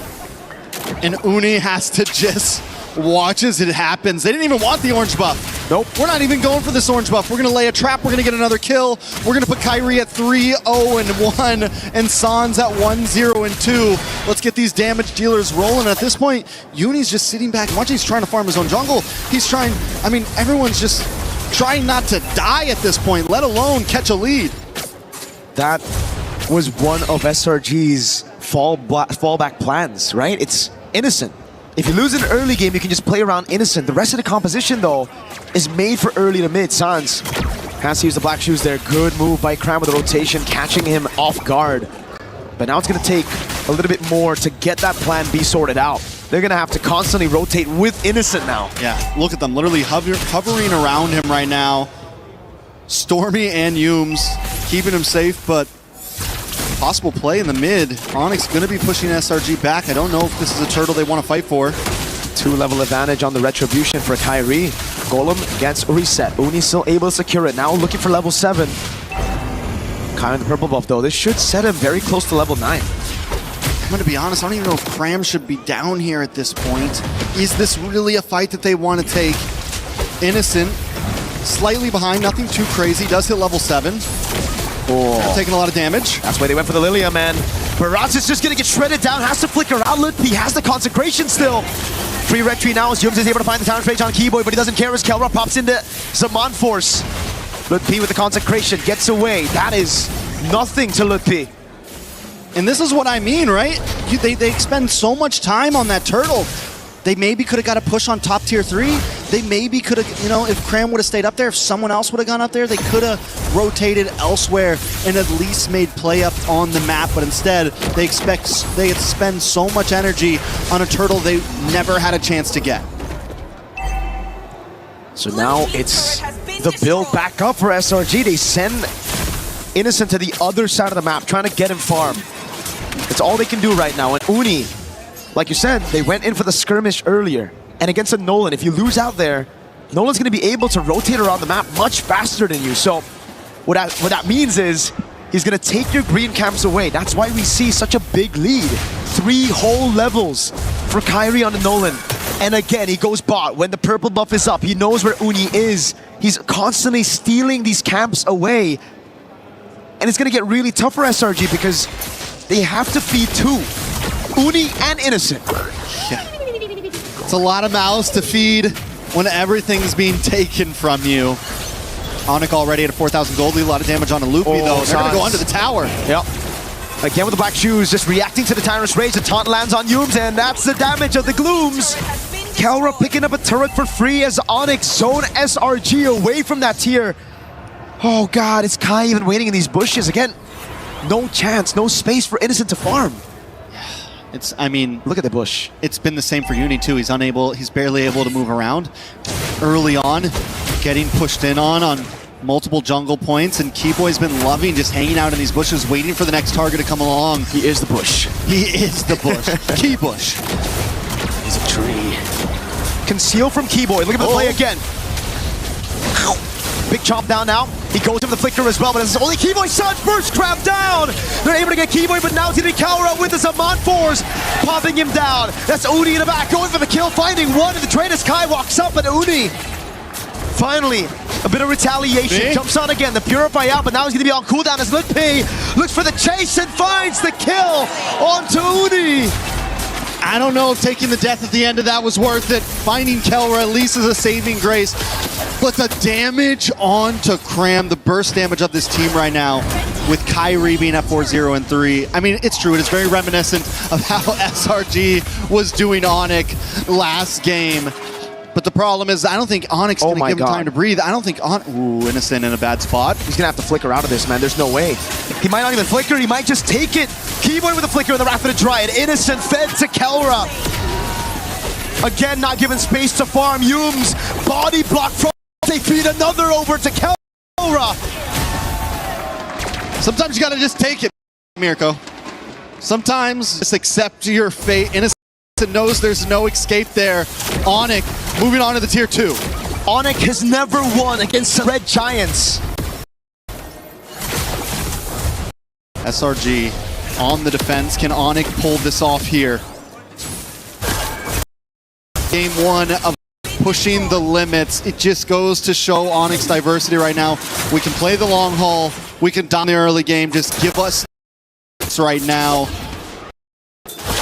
What can SRG do? Having the carries makes this all so much harder too. And the fact we called it out at the beginning, taking it down, and now you've got 2 deaths, being unable to farm. It is a long haul. The thing is it feels like it's been 12 or 13 minutes. It feels like late game in just a few minutes, but we are just breaking 9 minutes. We're talking, it could be another 5 or 6 minutes till Innocent even has a chance of really outputting damage, till Cram actually hold down the front line. Onic didn't really have the games until 18 or 19. That's a long way. Onic did to them in game number 1. What questions that we need to ask right now. With this position, it's going to be difficult. They don't have the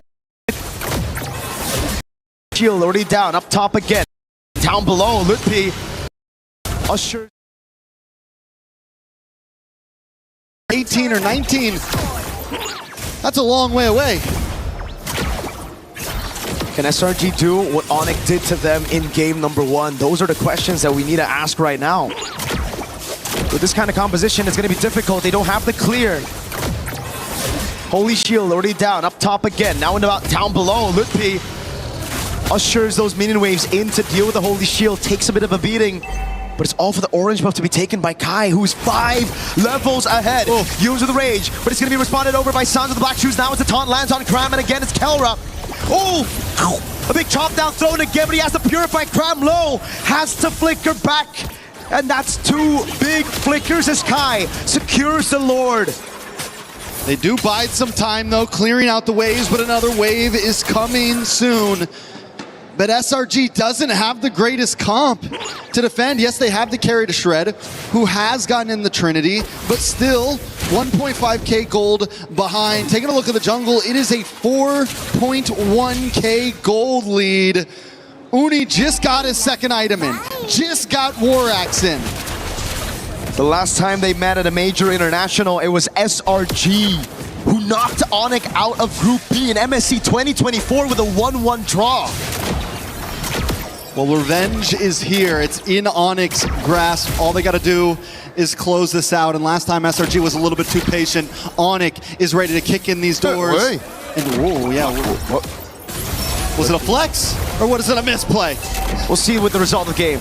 Comes down to that. Death to this welcome coming down onto the Uranus now with no winner crown, no problem. Silence deals with him.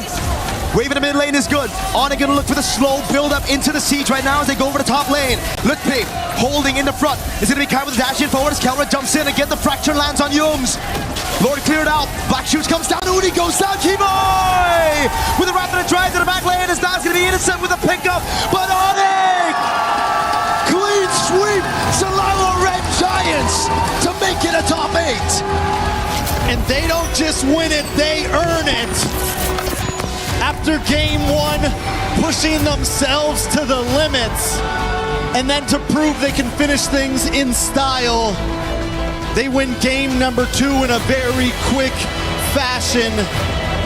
You can see the smiles on their faces. Kelra, Keyboy, happy about it, because both of those teams were tested in this group stage. Almost every team in group stage had some rocky games. Nobody was a guarantee. Everything was earned. And Onic will move forward.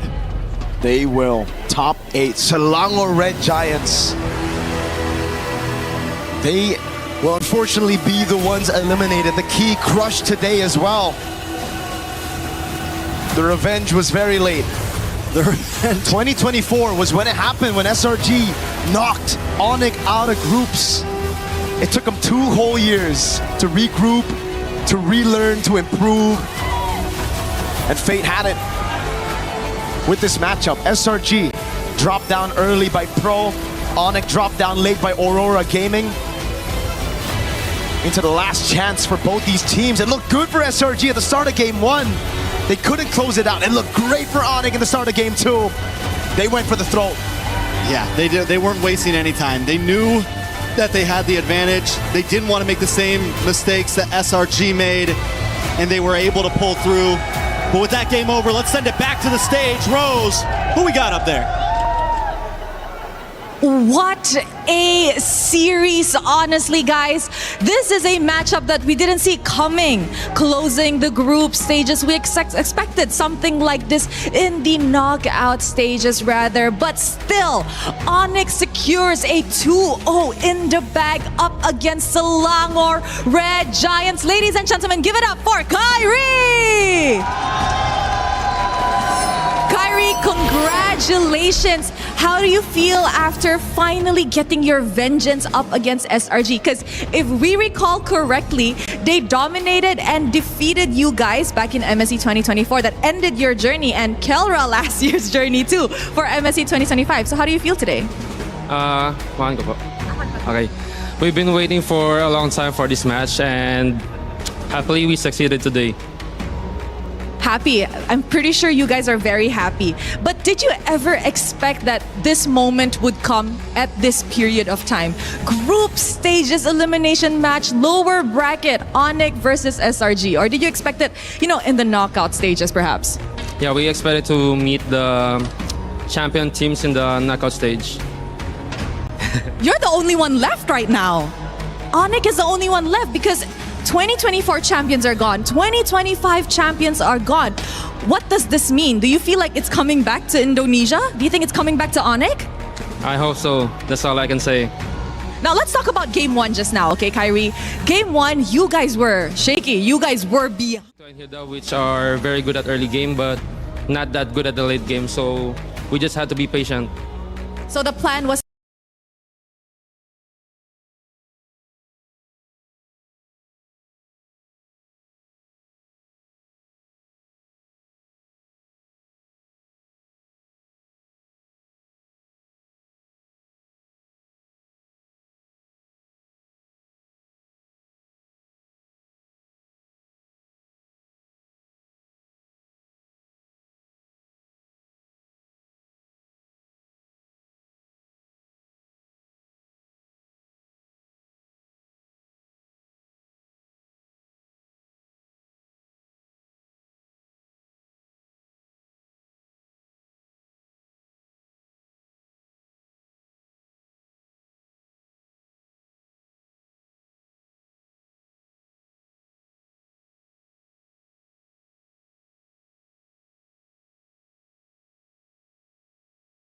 Is there any message for Aurora Gaming? Who knows? Is there any message for Aurora Gaming?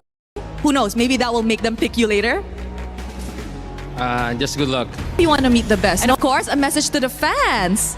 And so my fans, thank you so much for supporting us, especially my team, Onic. Thank you. So all the Filipinos out here, thank you so much. And I hope you guys still keep supporting us in our next match. Thank you. Thank you so much, Kyrie. And now, are you boys ready to crush some keys? Okay, first up, first question, Onic, who wants to be the one crushing the key? Key boy? Key boy?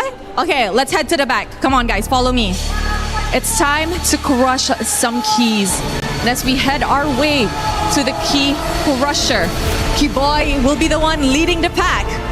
So, Key boy, you may head to the key crusher. And of course, Onic, you may watch. All you have to do is press that lever all the way. All right, guys, ladies and gentlemen, as of this moment, Onic officially eliminates Selangor Red Giants in their journey this MSC at EWC 2026. All right, it's time to see the keys as we show it to the camera. It will take some time as the keys are oh so shattered. All right, look at the keys. And with that, let us throw it over to the desk to break down what happened in this series. The hope of a returning champion. Now from 3 at the start of MSC, it's gone down to 1. With the key crush from SRG, it is just Onic who remain, who have been your MSC champions here, ready to do it yet again if the tide is right. And they don't mind going up against even the best, or at least people might be calling the best, Aurora Gaming so far in this tournament. I love the shout out. I love the confidence. Pick us. We had a good chance against you. We want to take it again. Rinmar, Gideon, this was a game that went all the way Onic, but they did it with class. They did it with a style, and they feel very confident, as they should, with a win like that. Yeah, and what I liked about it is it was clean. They are playing against around a Nolan in their jungle. Clean burst. They got that very quick win early in the game, and they didn't stop from there. It's classic Onic. It really is classic Onic, and not to mention that just so many things that could have gone wrong in that early stage, especially in that first Litho fight, calling in the Uranus alongside with the Barats. Had it not progressed in that manner, maybe it would have been an entirely different story. Truth be told, I think that so far, Onic have seemed to adapt it a lot better than SRG, and I think that's what really is why they took the cake here in game number 2. There was also something personal on the line. You could hear it was Kelra, Kyrie, who had their journeys cut short because of SRG. SRG's dominance, not just in Malaysia, but in international tournaments. That was something that they were up against, but it felt like they paid special attention to this matchup, and they were ready for it.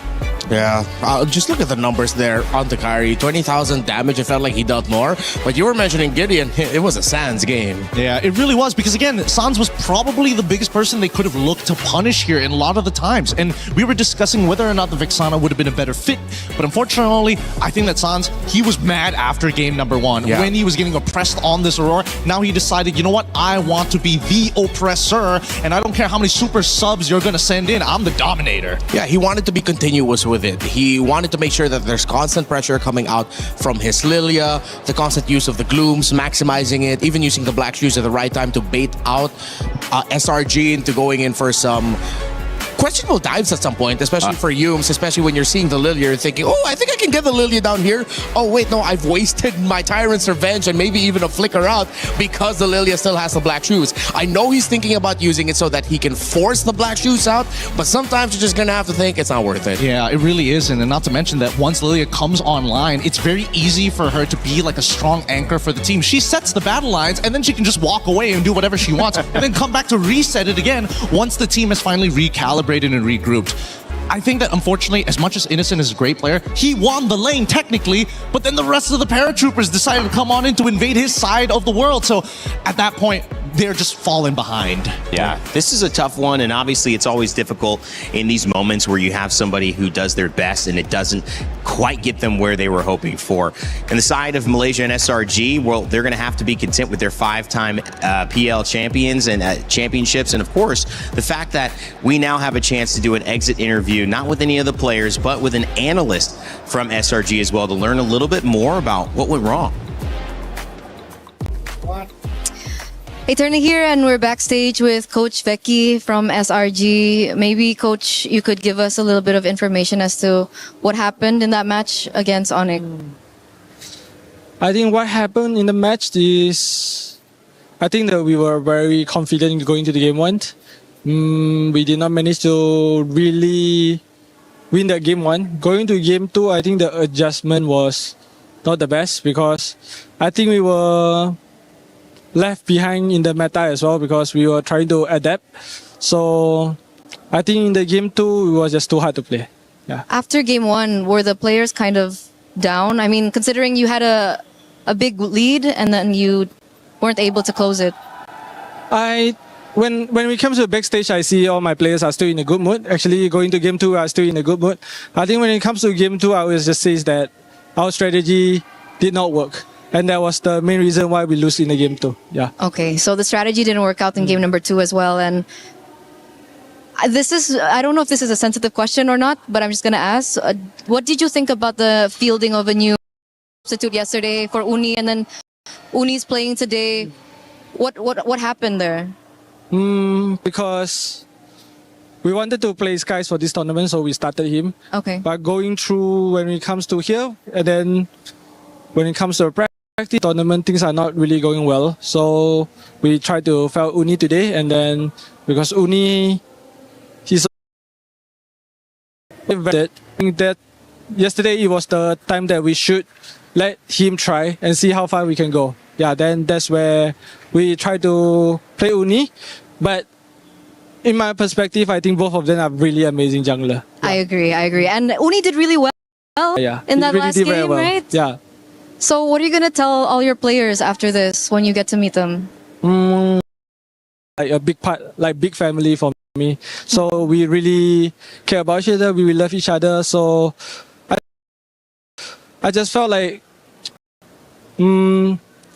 what I can do is I just have to be better, you know. I just have to be able to lead them better, think about what I can do for them better, and then let's come back from these losses and take it as a huge experience and learning. Yeah, that's what we want to hear. Very excited and anticipating the next international performance from SRG, obviously. But Coach, I know it's done here for SRG, but obviously there's still another Malaysian representative still fighting for their life here. Vamos, do you perhaps trying to get that trophy? For Vamos, it's great that we have another really good Malaysian representative in this tournament. You guys are really strong. You guys are getting a momentum. And then especially when it comes to Aero, I really see how well you are playing this tournament. You are really a shining bright jungler in our region right now. So let's keep that momentum and then make Malaysia proud. Maybe this time you guys will be the champion for us. Amen. I think everyone out there is proud. And talking about everyone out there, do you have a message to the SRG fans that has, supported you from zero to now? So for the SRG fans, thank you very much for always supporting us, especially when we are having a hard time as well. But I know in this tournament we really underperformed and that we did not deliver up to the expectation. I'm really sorry about that. And then, I I don't need to say that I would take a blame, but people, this is just part of the game, and then we really did badly, and then I'm sorry. Thank you, Coach. I know this was not an easy interview to do, so we really appreciate it. Once again, good luck for your future journey. Thank you so much. And I'm sorry. Thank you, Coach. I know this was not an easy interview to do, so we really appreciate it. Once again, good luck for your future journey. Thank you so much for your hard work here at MSC, and we are going to throw over to you guys.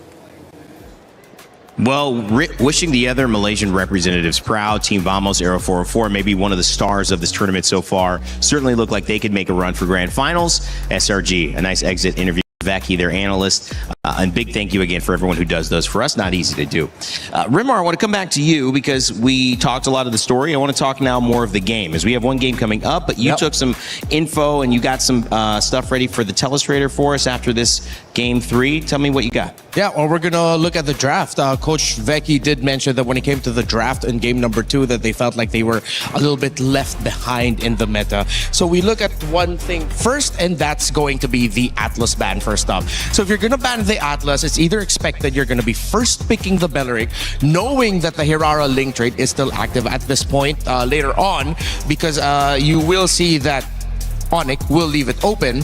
So then you're thinking, okay, maybe Belleric's going to be coming in as the first pick. We did make a point earlier that it hasn't always worked out well, but if you're not prepared with a roamer, that is one of the surprise responses to not having the Belleric Atlas available for you, which is these two right here, the Badang and Cho, which were banned out by Onic in the second phase because SRG went out of the second phase. Then it is safe to assume that the Belleric would be a great pickup for your very first one. You have 2 assassins available, you will get that.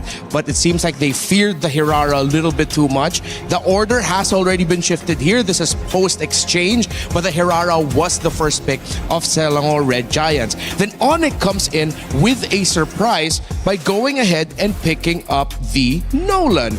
Now, Nolan is one of the names mentioned in terms of, hey, if Hirara's not available, if Link's not available, maybe we could pack in a Nolan there in the jungle. And they played it really well. It's up to their tempo. I was making a big case about the Vixana, although we did already mention the Lilia heading into the picks for Onic.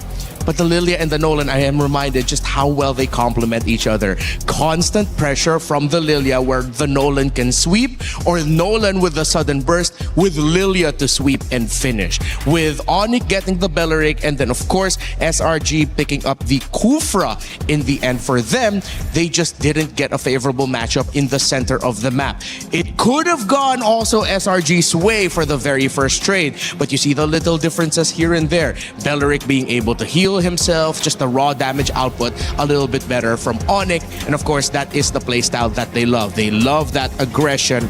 These two, you need to watch out for future drafts coming up, the Lilia and the Nolan together. You know that Onic wanted to play this fast because they even closed it out or started it off with a Harith coming on later in the draft, excuse me.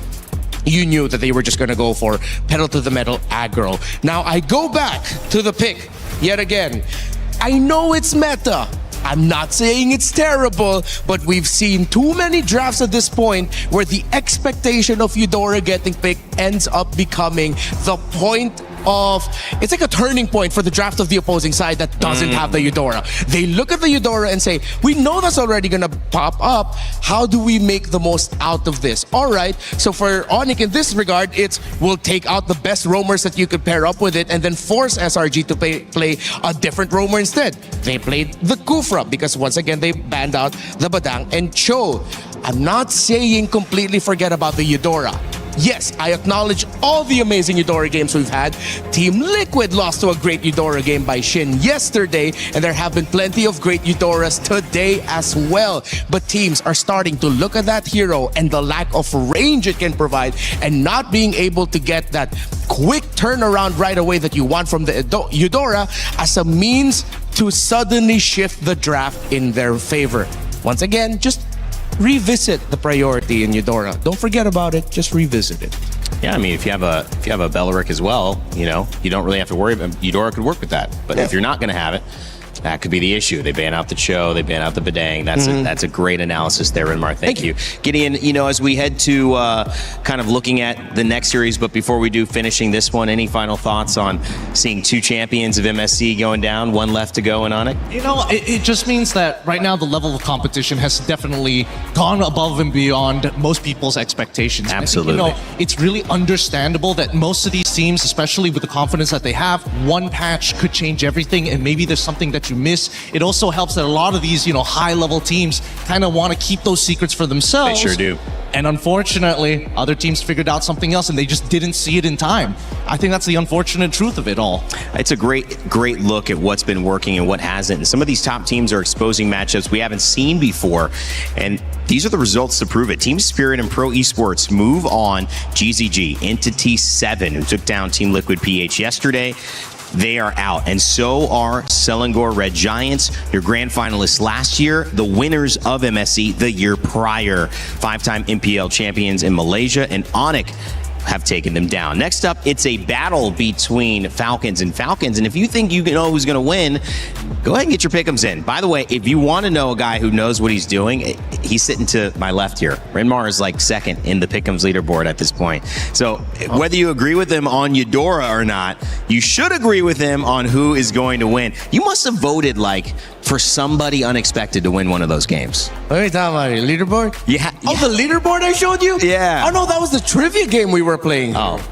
Yeah, unfortunately, thank you, but my predictions have been very wrong this MSC in terms of the matches. And that now it's all making sense because you were like, oh, I'm not even going to say it because I don't want to hurt the fan base anymore. But at this point, you were wrong yesterday. Let's put it that way. Yeah, I was very wrong. As were a lot of people, but it's not your fault. Okay, Renmar, I was giving you a compliment, and now I take it all back. In this break, story of my life. All right, in this break coming up, we're going to have a lot of fun and let you listen to the players' reactions with the Saudi radio comms. When we come back, our final series of the day, it's Falcons PH versus Falcons MENA.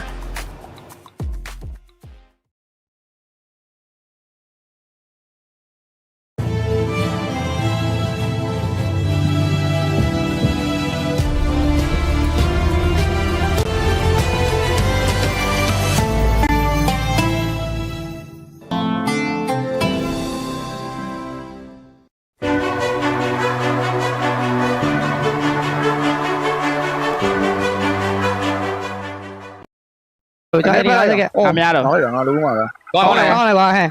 Con này qua đây ra đi. Tí đó. Đi. Con này nó. Cái gì à? Bố làm gì vậy? Thì con nó có bắt thành ném. Nice. Đi có rồi à? Luôn có bao địa chỉ này à? Sao như đây. Fan đi nó phải ở đây. Đây đây. Fan đi rồi nào đây. Right guys? Yeah, we can. But there is Lord, by the way. I think we can defend with my ult, guys. Check me. Oh, can we go? I think we lost.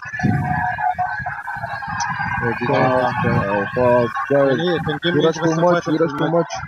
I just got mid lah. Boleh tengok aku tak Justin guys? Boleh sih. Tengok aku? Nice. Lo. Aku stand dua. Mati. Komen. No puri lah. Aman banget bro. Boleh dah? Lagi? Boleh. Sama tak belum? Menang dah. Dia parah. Ni.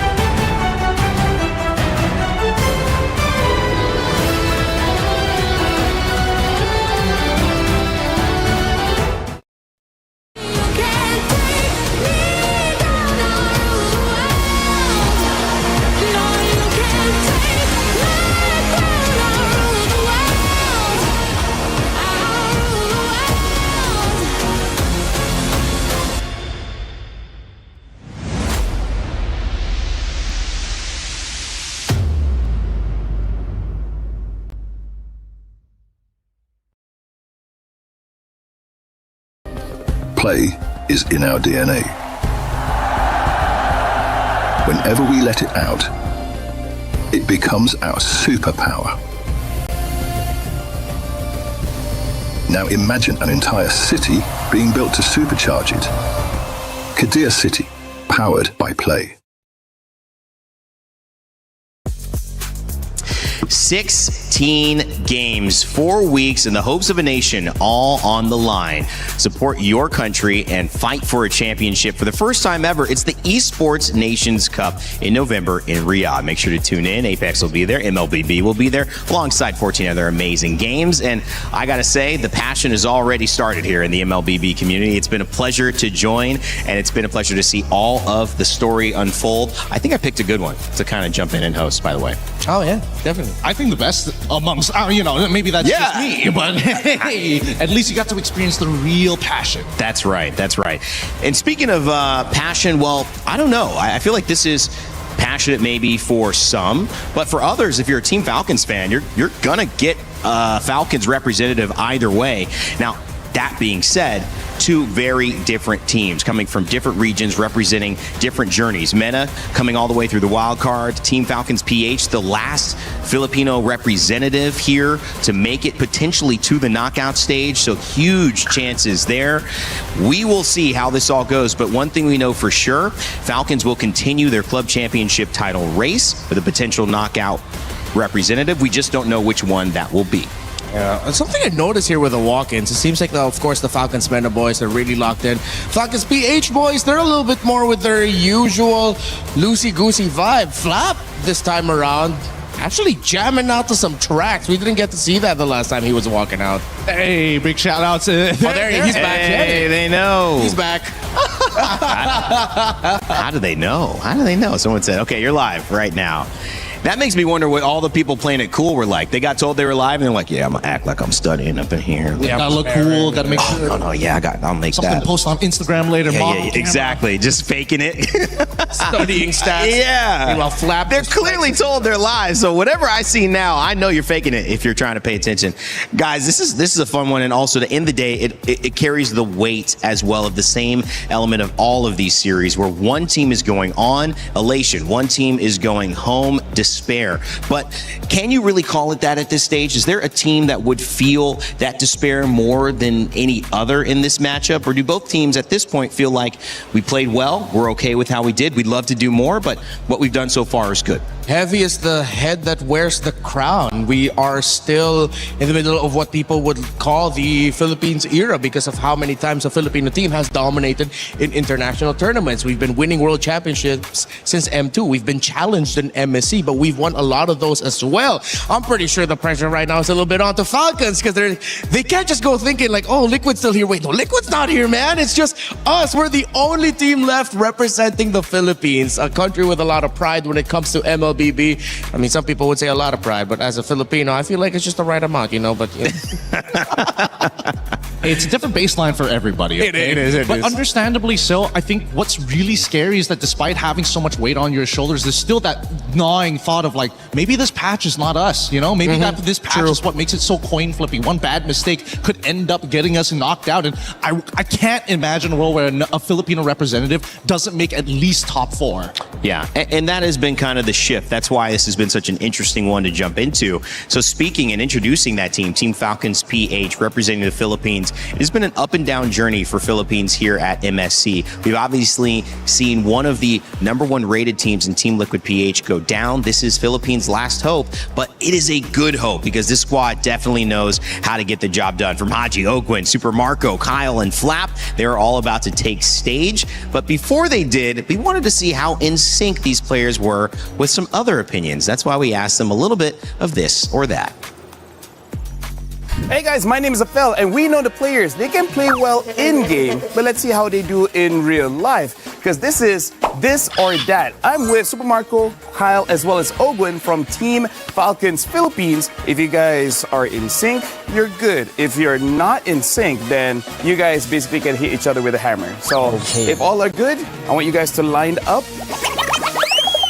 The first question. If you can time travel, would you rather go to the past or the future? Go.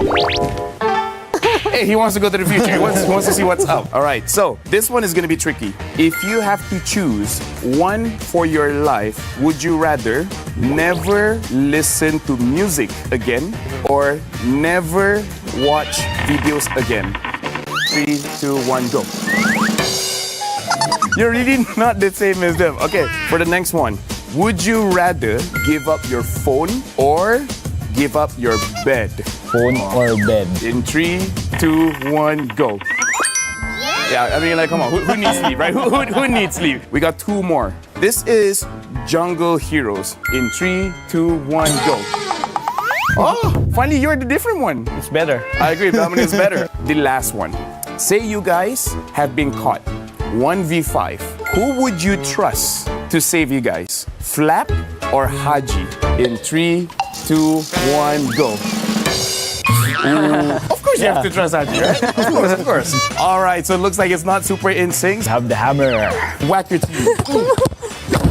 There you go. This is Team Falcons. I gotta say, all the teams love this one. We'll see you guys next time.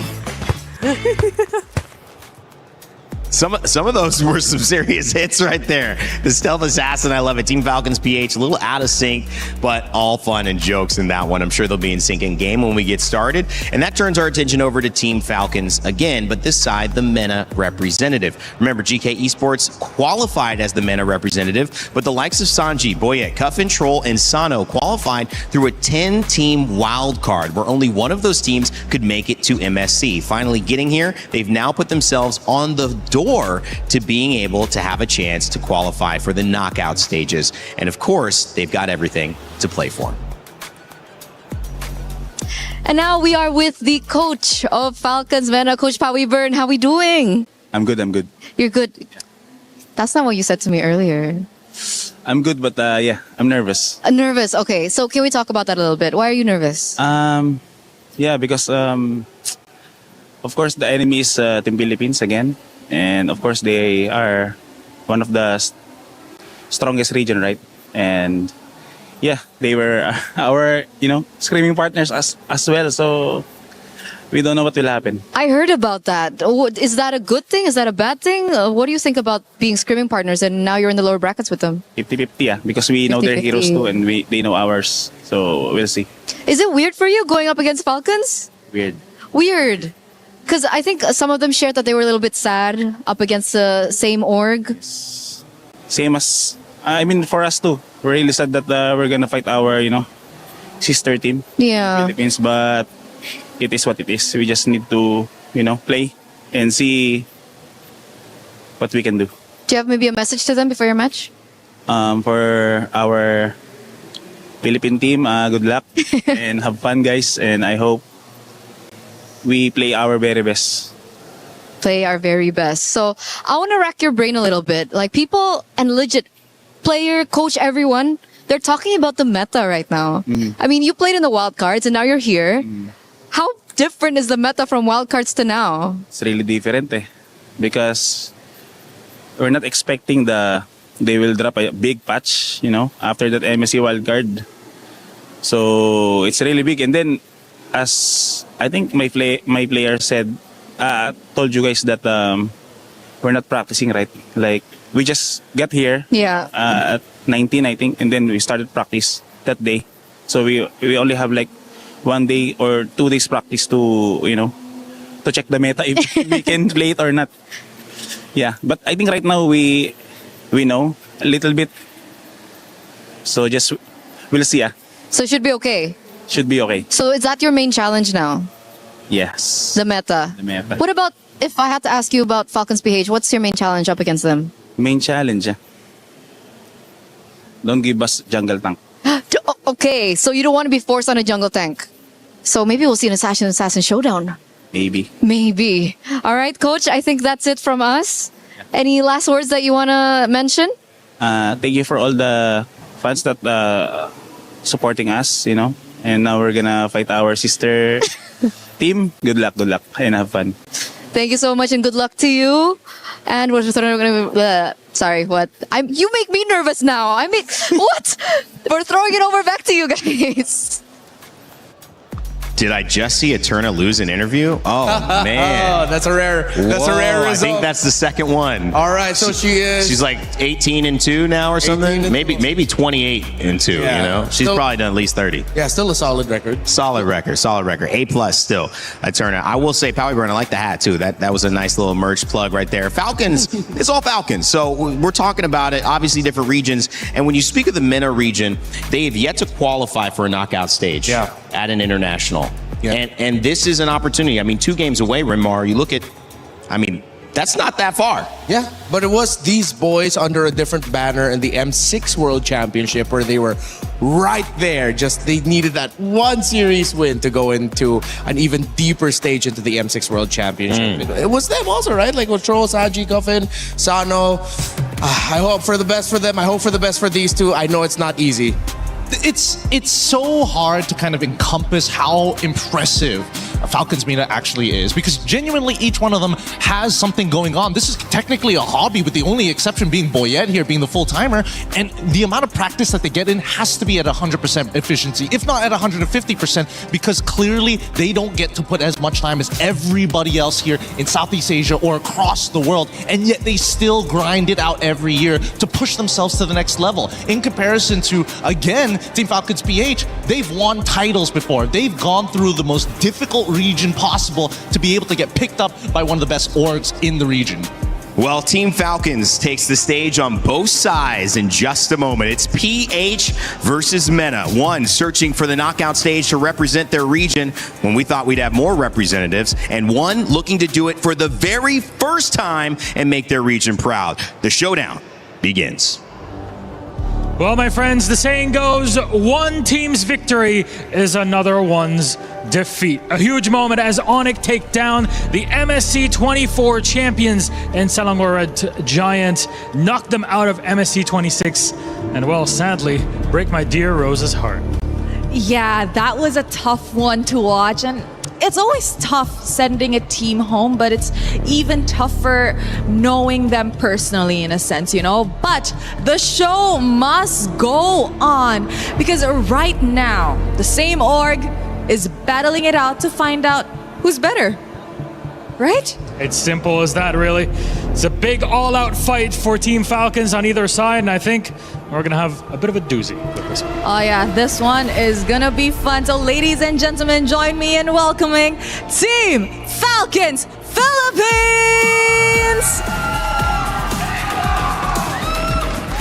A team that has experienced the highs and the lows, ready to reclaim their dominance no matter the opponent. They are doing this for them. They are doing this as the last Filipino representatives left at MSC at EWC 2026. You can tell the regional battles are incredibly important here in MLBB and MSC 26. They are the epitome of competition, though they're not the only region that is fighting for their only representative. Please join me in welcoming Team Falcons MENA! The last MENA representative remaining at MSC 26 joins us on stage for a mirror battle for the ages. After defeating Ignite Gaming and putting in good work versus Vamos, all eyes are on this match that could be historic for their region in Middle East North Africa. Whatever happens today, history will be written. And no matter what happens today, Team Falcons will win. That's a perfect way to put it, Rose. Couldn't have said it better myself. Yeah, so you know what? Teams, you may now take your seats and of course place your keys. And of course, captains, don't forget to meet in the middle. A brother going up against a brother. This will be an interesting match for sure. Either calling it sister or... we got the save at the end of it. That's all we needed. Ooh, this is an exciting match. I think it's going to be a chaotic way to end the group stages. So with that, let us head on over to the Land of Dawn. Well, a wise man once said that the only things certain in life are death, taxes, and Rhino Day. That's right, it's Rhino Day live in the shop. Make sure you grab your new interactive effect. Happy Rhino Day, everybody. Spam those emotes and join us. I've been trying for so long. My wife has been actively telling me, I swear to God, if you propose to me on Rhino Day and I don't get to celebrate it, we're done. And I told her, okay, I'll avoid Rhino Day. Jeez, wow, man. Yeah, I once slept through Rhino Day. Good thing the cameras aren't on me right now. It wasn't a good time. It may not be a good time, but at the very least, with these emotes, I'm hoping that they may actually use it this time. I mean, they're brother and sister team. They gotta have like a little bit of fun with each other, right? I think you have to take it light. I mean, coming from a situation like this where a lot of your cards are already on the table, there's not too many secrets you're going to pull out. Anybody who's done something different has done it in the last 7 to 8 days, as you saw, just started playing after they got here on the 19th. It's not even the 27th. I think it just is the 27th.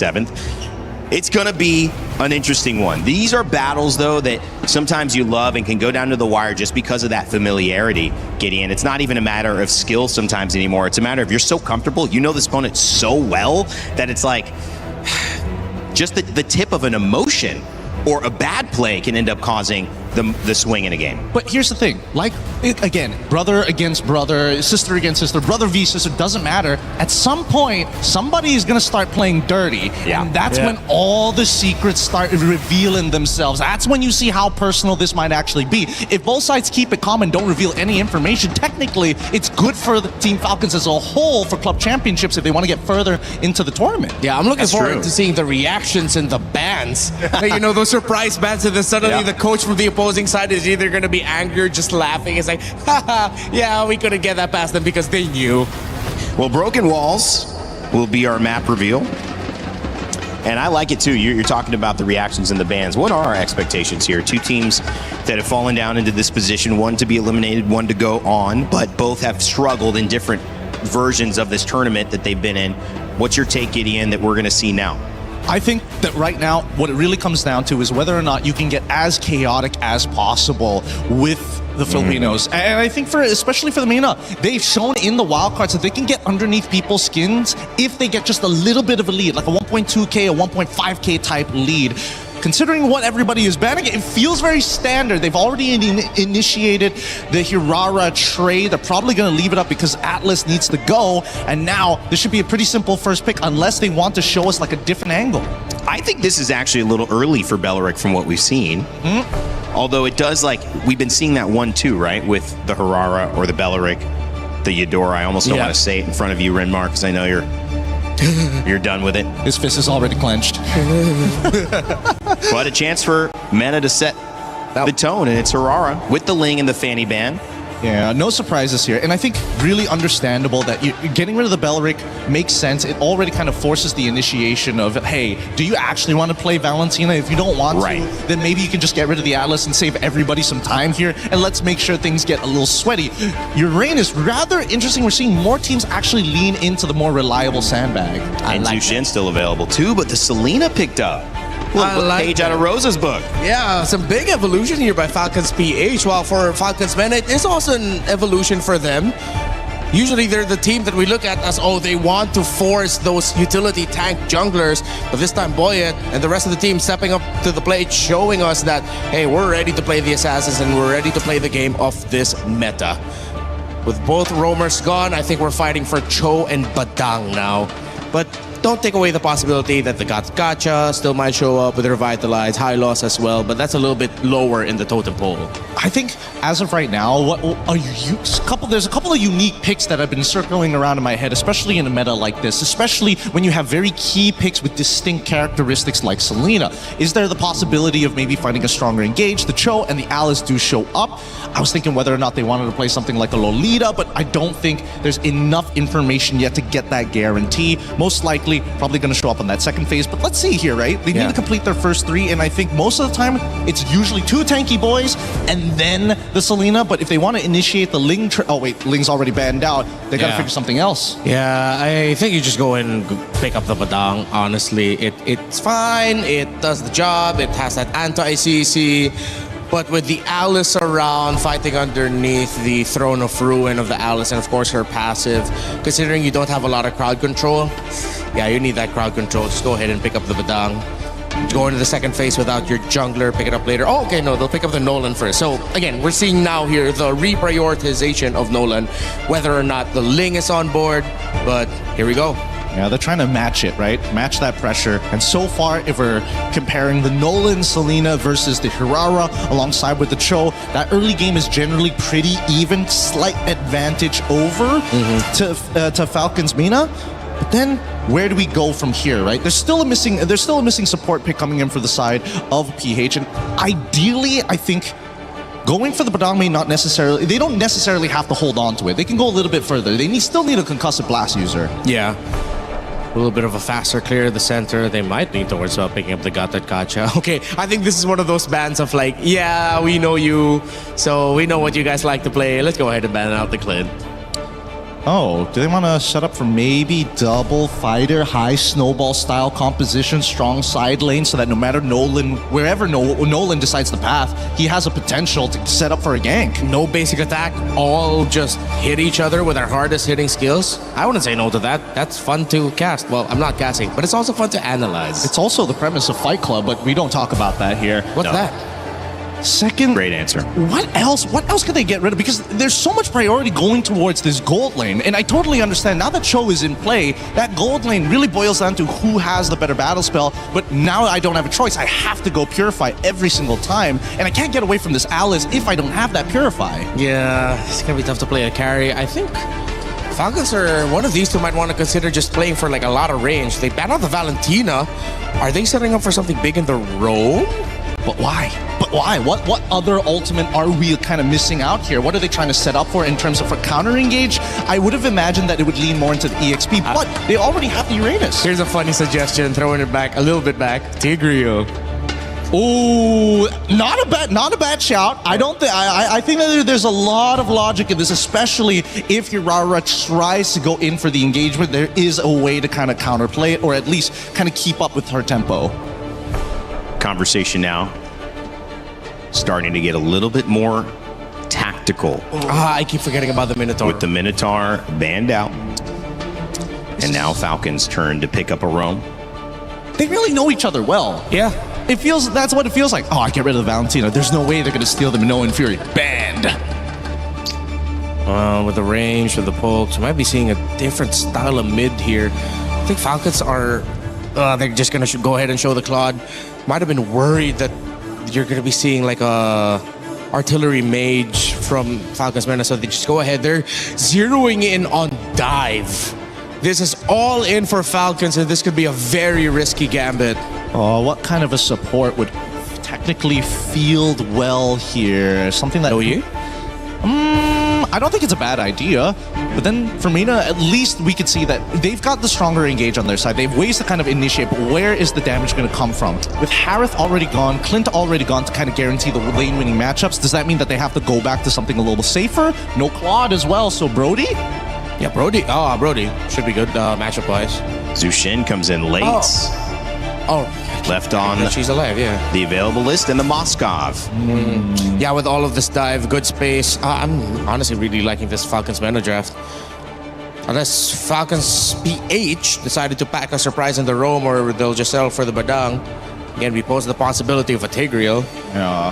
Overall, missing here. We've seen carries late. Brody, you guys mentioned as well, could come up looking for that pick in the gold lane. No, Claude's gold, sorry, in the gold lane for Claude. Yeah, they've already got the Claude at this stage, and I think that now they're just looking for like a support pick that kind of either leans into their strong lane or something that completely counters like two of their engagement tools. And without the Minotaur, it only really just leaves us with the Tigreal as a means to kind of get away. There's also the Lolita, but there's not a lot of projectiles to reflect anyway, so it's kind of not worth it.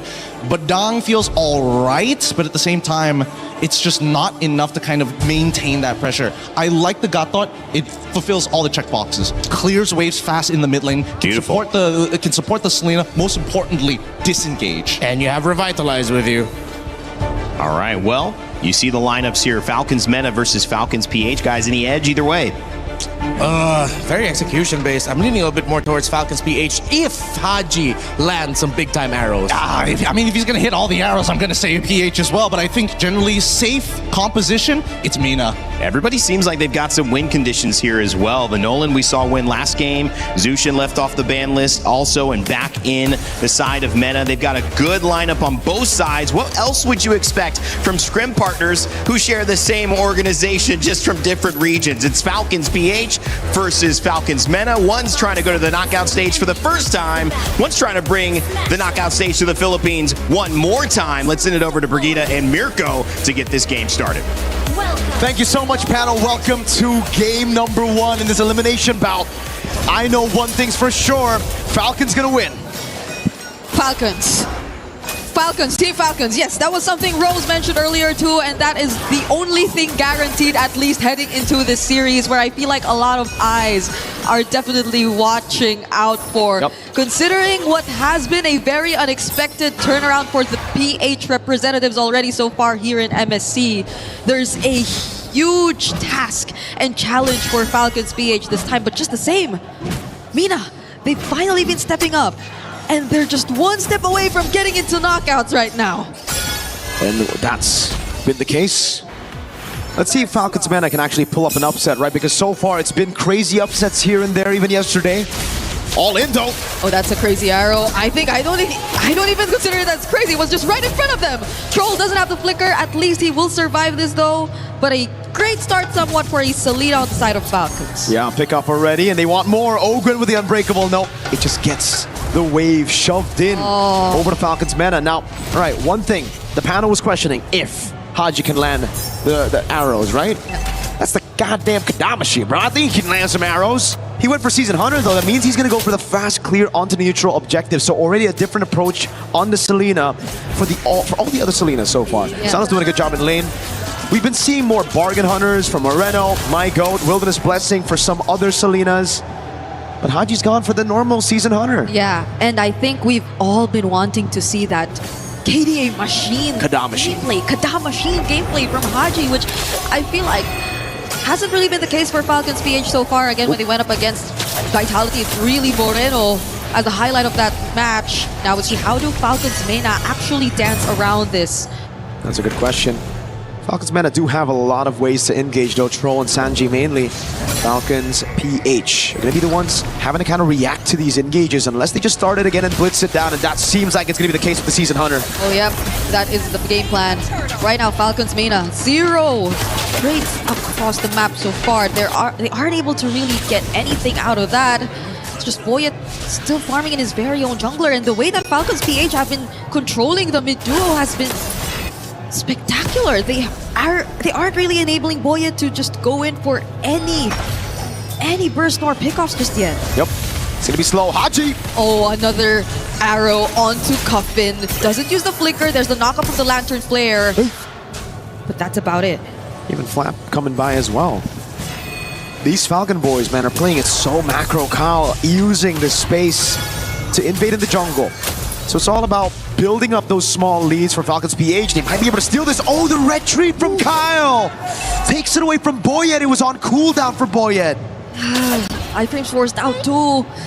Now, initially, what has just been Falcons MENA sticking to the jungling, sticking to their very own farm. Now it's been successfully infiltrated and interrupted by Falcons MENA. An arrow, if it weren't for the Shumpo, that would have been very dangerous here for Troll. But this is a Selena which is actually working in the early game. Yep. They definitely took a few pages out of the Vitality book after losing to Selena. Abyssal Arrow! Onto Boyet of all members, and that's gonna be a pickup as well. Heptas is already picked up by Kyle too. Wow. That's the start you want for Falcons. Oh, another! Oh wait, there's an AOG. Everything just used to secure the kills against Falcons MENA. No ifs, man. No ifs, all right? Haji doesn't do if, buts, or maybes. He just does absolutes, bro. It's when he lands the arrow, not if. Oh my goodness, the Kadam machine. Haji's just been landing these back-to-back arrows like it's nothing against Falcons MENA. The lead basically is all onto Haji, right? I mean, all because of Haji, sorry. 3,000 goal lead almost at 4 minutes in the game, 3 kills. all with the arrow. Yeah. One on Jusin, one earlier, and now on the turtle. Yep, the Jusin is pretty much dealt with at this point, at least in the early stages of the game, so it'll be a struggle for them to catch back, but that's the Throne of Ruin. It's gonna catch Kyle! We have the Dragon onto him as well as Soti connecting, and Sano makes it to the team fight! Sanji finds the kill, the knockup onto Owen. He's still trying to sustain it, but Flap though, he tried to find Boyet there. Another episode arrow connecting, Haji will go in again, and an AOG! They still want more! Haji's on a killing spree! Boyet! Okay, knockup onto Owen, but Haji finds a double! Again, it's the arrows and Haji keeping them alive.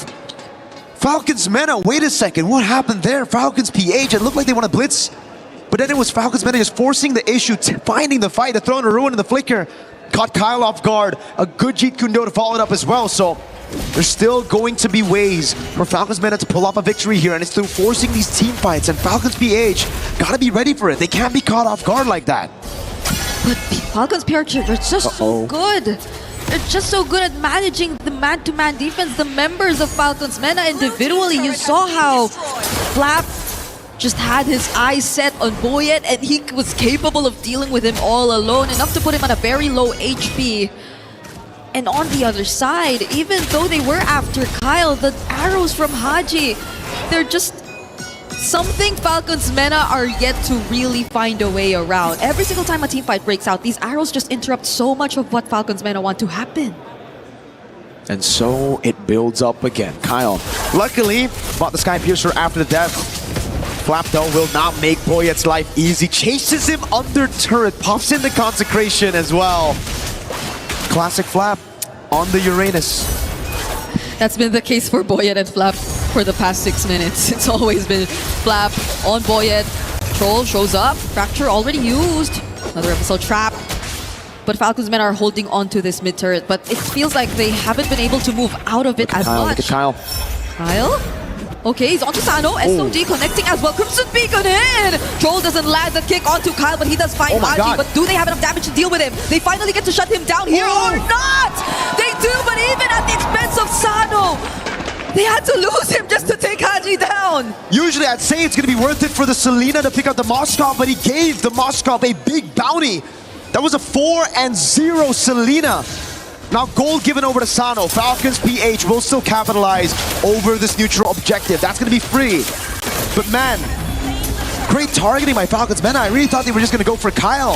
In the end, Troll picked the right guy. He went straight for Haji, who had a bounty, who could actually, again, beat a turn for Falcons MENA. Yeah, I thought so too. I thought it was actually Kyle they were after all along. But at least in turn, I feel like this somewhat allows Falcons MENA a bit more room to go for more plays. It does grant a bit more wave control, but I think the fact that Sano has been forced to at least participate in the fights more frequently than we're used to seeing gold laners do is somewhat slowing things down a bit for Falcons MENA. It's maybe also because Cuffin hasn't been having the best time in the early game, which is why they needed to compensate for damage in other departments. Oh, but Troll, he finds one. There goes the follow-up from Cuffin. They find the knock-up on Haji with the Lantern Flare, but the damage, it needs to come from Boyet. Iframes trying to dash out. A flicker from Flap though. He doesn't let Boyet get away. Okay, the first time is going to be worth it to get the kill on Haji because of the bounty, but the second time around for Boyet's life, not that worth it. But then you look at it again, and Falcons MENA were able to get a turret in mid lane. Luckily for Falcons PH, they also retaliate with a turret take. So in the end, it's Falcons PH who get the benefit of that trade, the advantage. Champ-size Pauldron done for Sanji. That'll certainly help in their endeavors to fight around in these 5v5s against Super Marco. Yeah, you know what reminds me of? When I see Sanji on the Alice, it just brings back memories, you know? Yep. It just brings back memories of Wildcard. But now it's a much bigger task at hand for Sanji. He does have to give up that turret though. At least it's not one of those wildcard games where Sanji went 0-7 on the Alice, right? It's a good game. Oh, arrow! Oh, it's not a good game for Cuffin though, that's for sure. Now that's the Throne of Ruin already forced out. He does land it onto multiple members and flickers out safely. And I guess they're just trying to buy more time. Look at what Sano's been trying to do on the Moskov.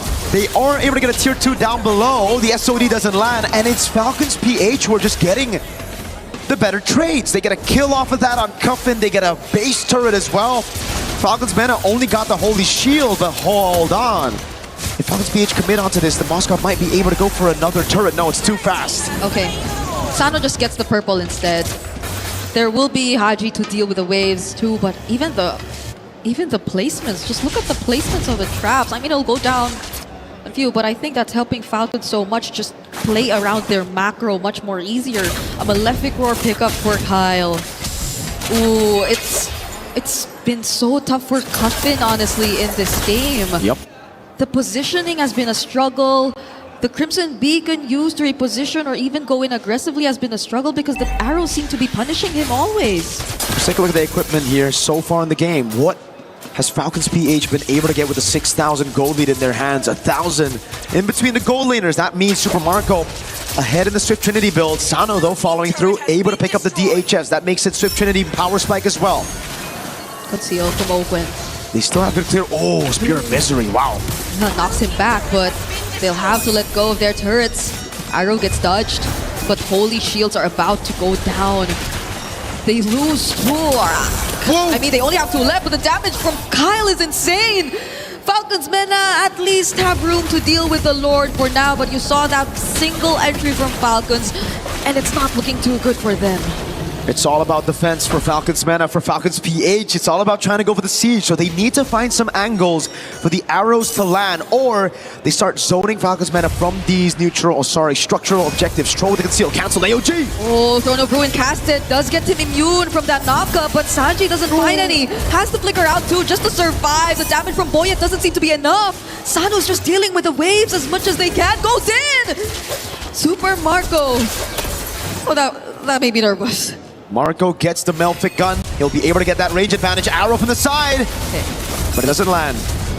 Again for Falcons MENA though, they have amazing clear as long as the Moskov is left untouched. As long as he's able to pierce through these minions with the spears, he'll be getting free farm. So I think for Falcons PH, the right move right now would be to freeze up these waves, deny farm away from Sano. Because he's not far, 1,000, but not as far as you would think, right? With a 6,000 gold lead here, you wouldn't expect a little bit more of a lead there to try to deny the Moscow. It's actually more on the jungle. Kyle's been gapping Boyet in farm. Oh my goodness. I gotta say, Flap's been doing a great job at helping Kyle get this lead over Boyet. The fact that they haven't been able to really utilize the Hirara to in any way try to burst down a member from Falcons, not even Haji, who seemed to be one of the best possible targets in the early, or even Super Marco. So it's been great for the Bulletproof, and now Ogwen just gets to pick up the Chastise as well. So majority of the damage you're expecting from Falcons MENA already have somewhat of an answer from Falcons PH, and there's another Lord spawning in just 3 seconds, which I feel Falcons MENA are really going to struggle to try and attempt for a contest, if any. It's double Season Hunter plus a Claw. They can burst this Lord as long as it's not Evolved Lord. Super easy. Look at that. Oh man, you blink and you miss it. Yeah. Lord gone, taken by Falcons PH. Purple buff taken by Boyet though, so he's able to get a buff in hand. Flap's good. Malefic gun though for Sano. Yep. One thing we can't talk about is that the additional range will help him to clear even more. Wishing Lantern already done with Ice Queen 1. And it's just a Malefic Roar, that big, oh my god, 2 items difference between the junglers. Kyle has a Sky Piercer, even though it's only on 10 stacks, and an endless battle. So that's going to be true damage that Sanji, Troll, and Cuffin are going to have to deal with. Yeah, Super Marco's looking like he's on the road onto building a Winter Crown as well. That's Sanji taking it, and that's a conceal play. Ogwen trying to show up. Doesn't get to taunt anyone just yet, but that's just space. Falcons secure this mid-base turret. They get to find the Lantern players onto Flap, but he doesn't care. He's just gonna go in. Consecration already used. They're looking to take out all the remaining base turrets, but the damage from Super Marco. It's just there. It's just a bit of poke. Falcons MENA know that they cannot fight, and the reason they gave the mid turret is because they would rather lose mid and top, no problem, over their last side lane turret. Falcons PH don't want to take this down. This Troll finds something here. Oh, it's Ogwen who goes in first! Are they looking to punish Sanji? Sanji finds a set in the back lines, but all the while that's been happening, the rest of his members have been falling too. Boyet dealing a bit more damage than we expected him to. And it's been 3 members of Falcons PH going down so far, placing to a canceled out Winter Crown just in time! And the BMI! Super Marco gets to escape, but they lose 3. That was insane. The arrow looked like it was going to land on Cuffin, but he popped in the Crimson Beacon, so it actually landed on Sano instead. In the end, Falcons PH still took a fight under turret. Look at this again. Slow-mo. Ogwin got both. Sano and Cuffin. This was the dream start. Haji throws it, and look, Sano was left to deal with the Abyssal Arrow. Haji got it. Yes, Sanji got a massive set. But damn, fighting under turret against this composition still super difficult. It was just so difficult for Super Marco to find a target to actually attack as well, just because of the iframes. Great cancel though on Troll. Amazing Jeet Kundo. Purple buff steal for Boyet, finally. Wait, did he? Or is it? Because I think I see a purple buff in... Oh, Kyle secured it? Kyle secured it, okay. Got it, I thought it was a take with the red tree. Both of them red tree. Both of them. That was close. It's still a 7k gold lead though for Falcons PH. So we saw how, as you mentioned, Falcons MENA have been struggling to go for that fight even when it was right under their turret. So it's still not looking as great for them.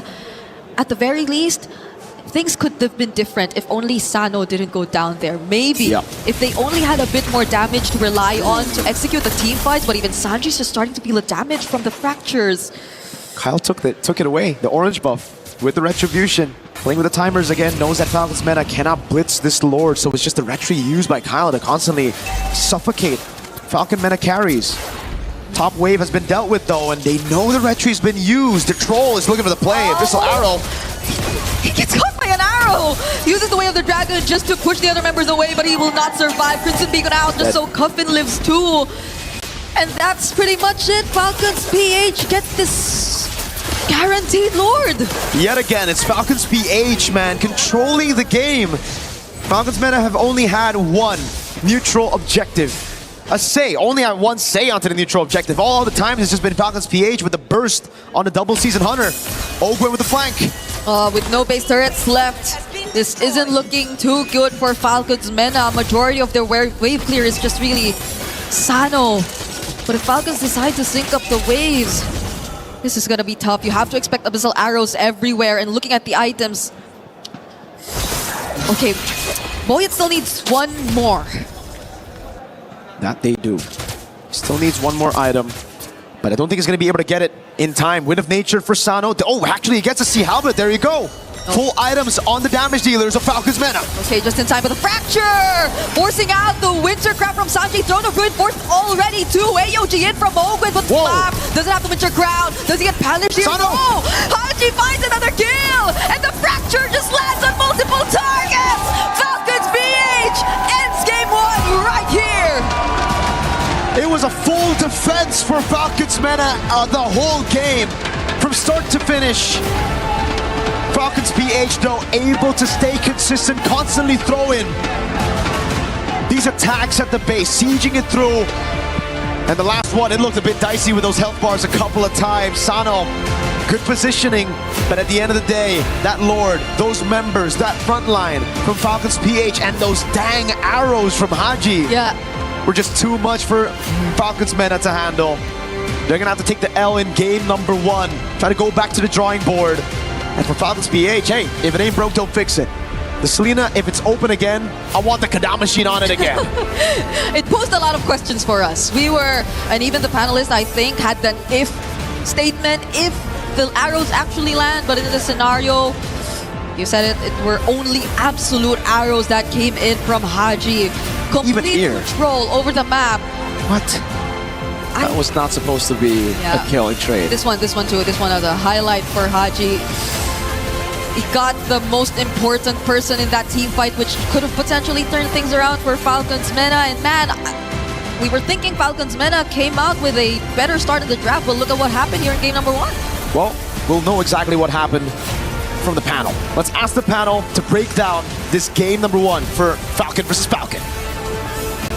Thank you. It's a battle of the skies, as they said, and it was PH who took the win in this one. Falcons happy about that. You see Kyle and Flap rejoicing in their victory. And guys, Renmar, Gideon back in the stage. Rain Day. It's just been a fun time here at MSC. Yeah. Again, this one looking good for Philippines, but also just really looking good for the pacing of this game, which was pretty, I mean, I'll let you put the word. What's a word you would use to describe this victory?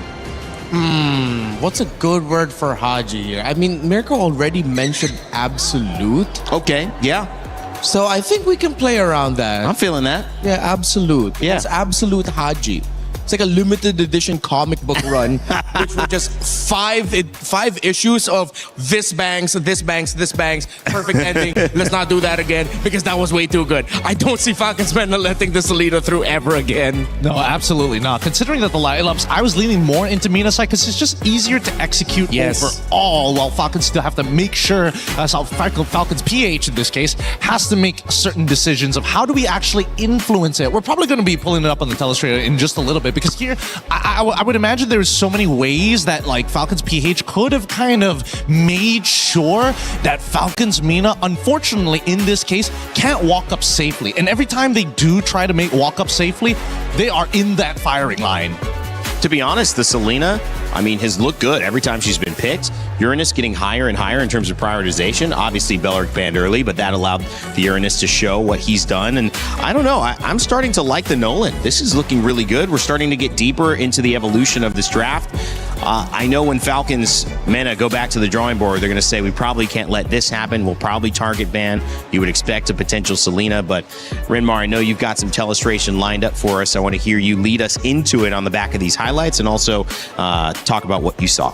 Yeah, there was something that Gideon mentioned, how dangerous it is to walk up perfect, because the clips I chose actually feed into that idea. And at the same time, as we saw here, I feel like because of how much, dare I say, squishier the heroes are, easier to kill the heroes are in this current metagame. Of course, with the Assassins making a comeback and then the EXP leaders being the main sources of just tankiness alongside the roamers, depending or not whether you get a pickoff, it is so devastating to lose one that Nolan looks so good in this current metagame. We're gonna play this out, and this is an example of what Gideon mentioned of how dangerous it is to step up.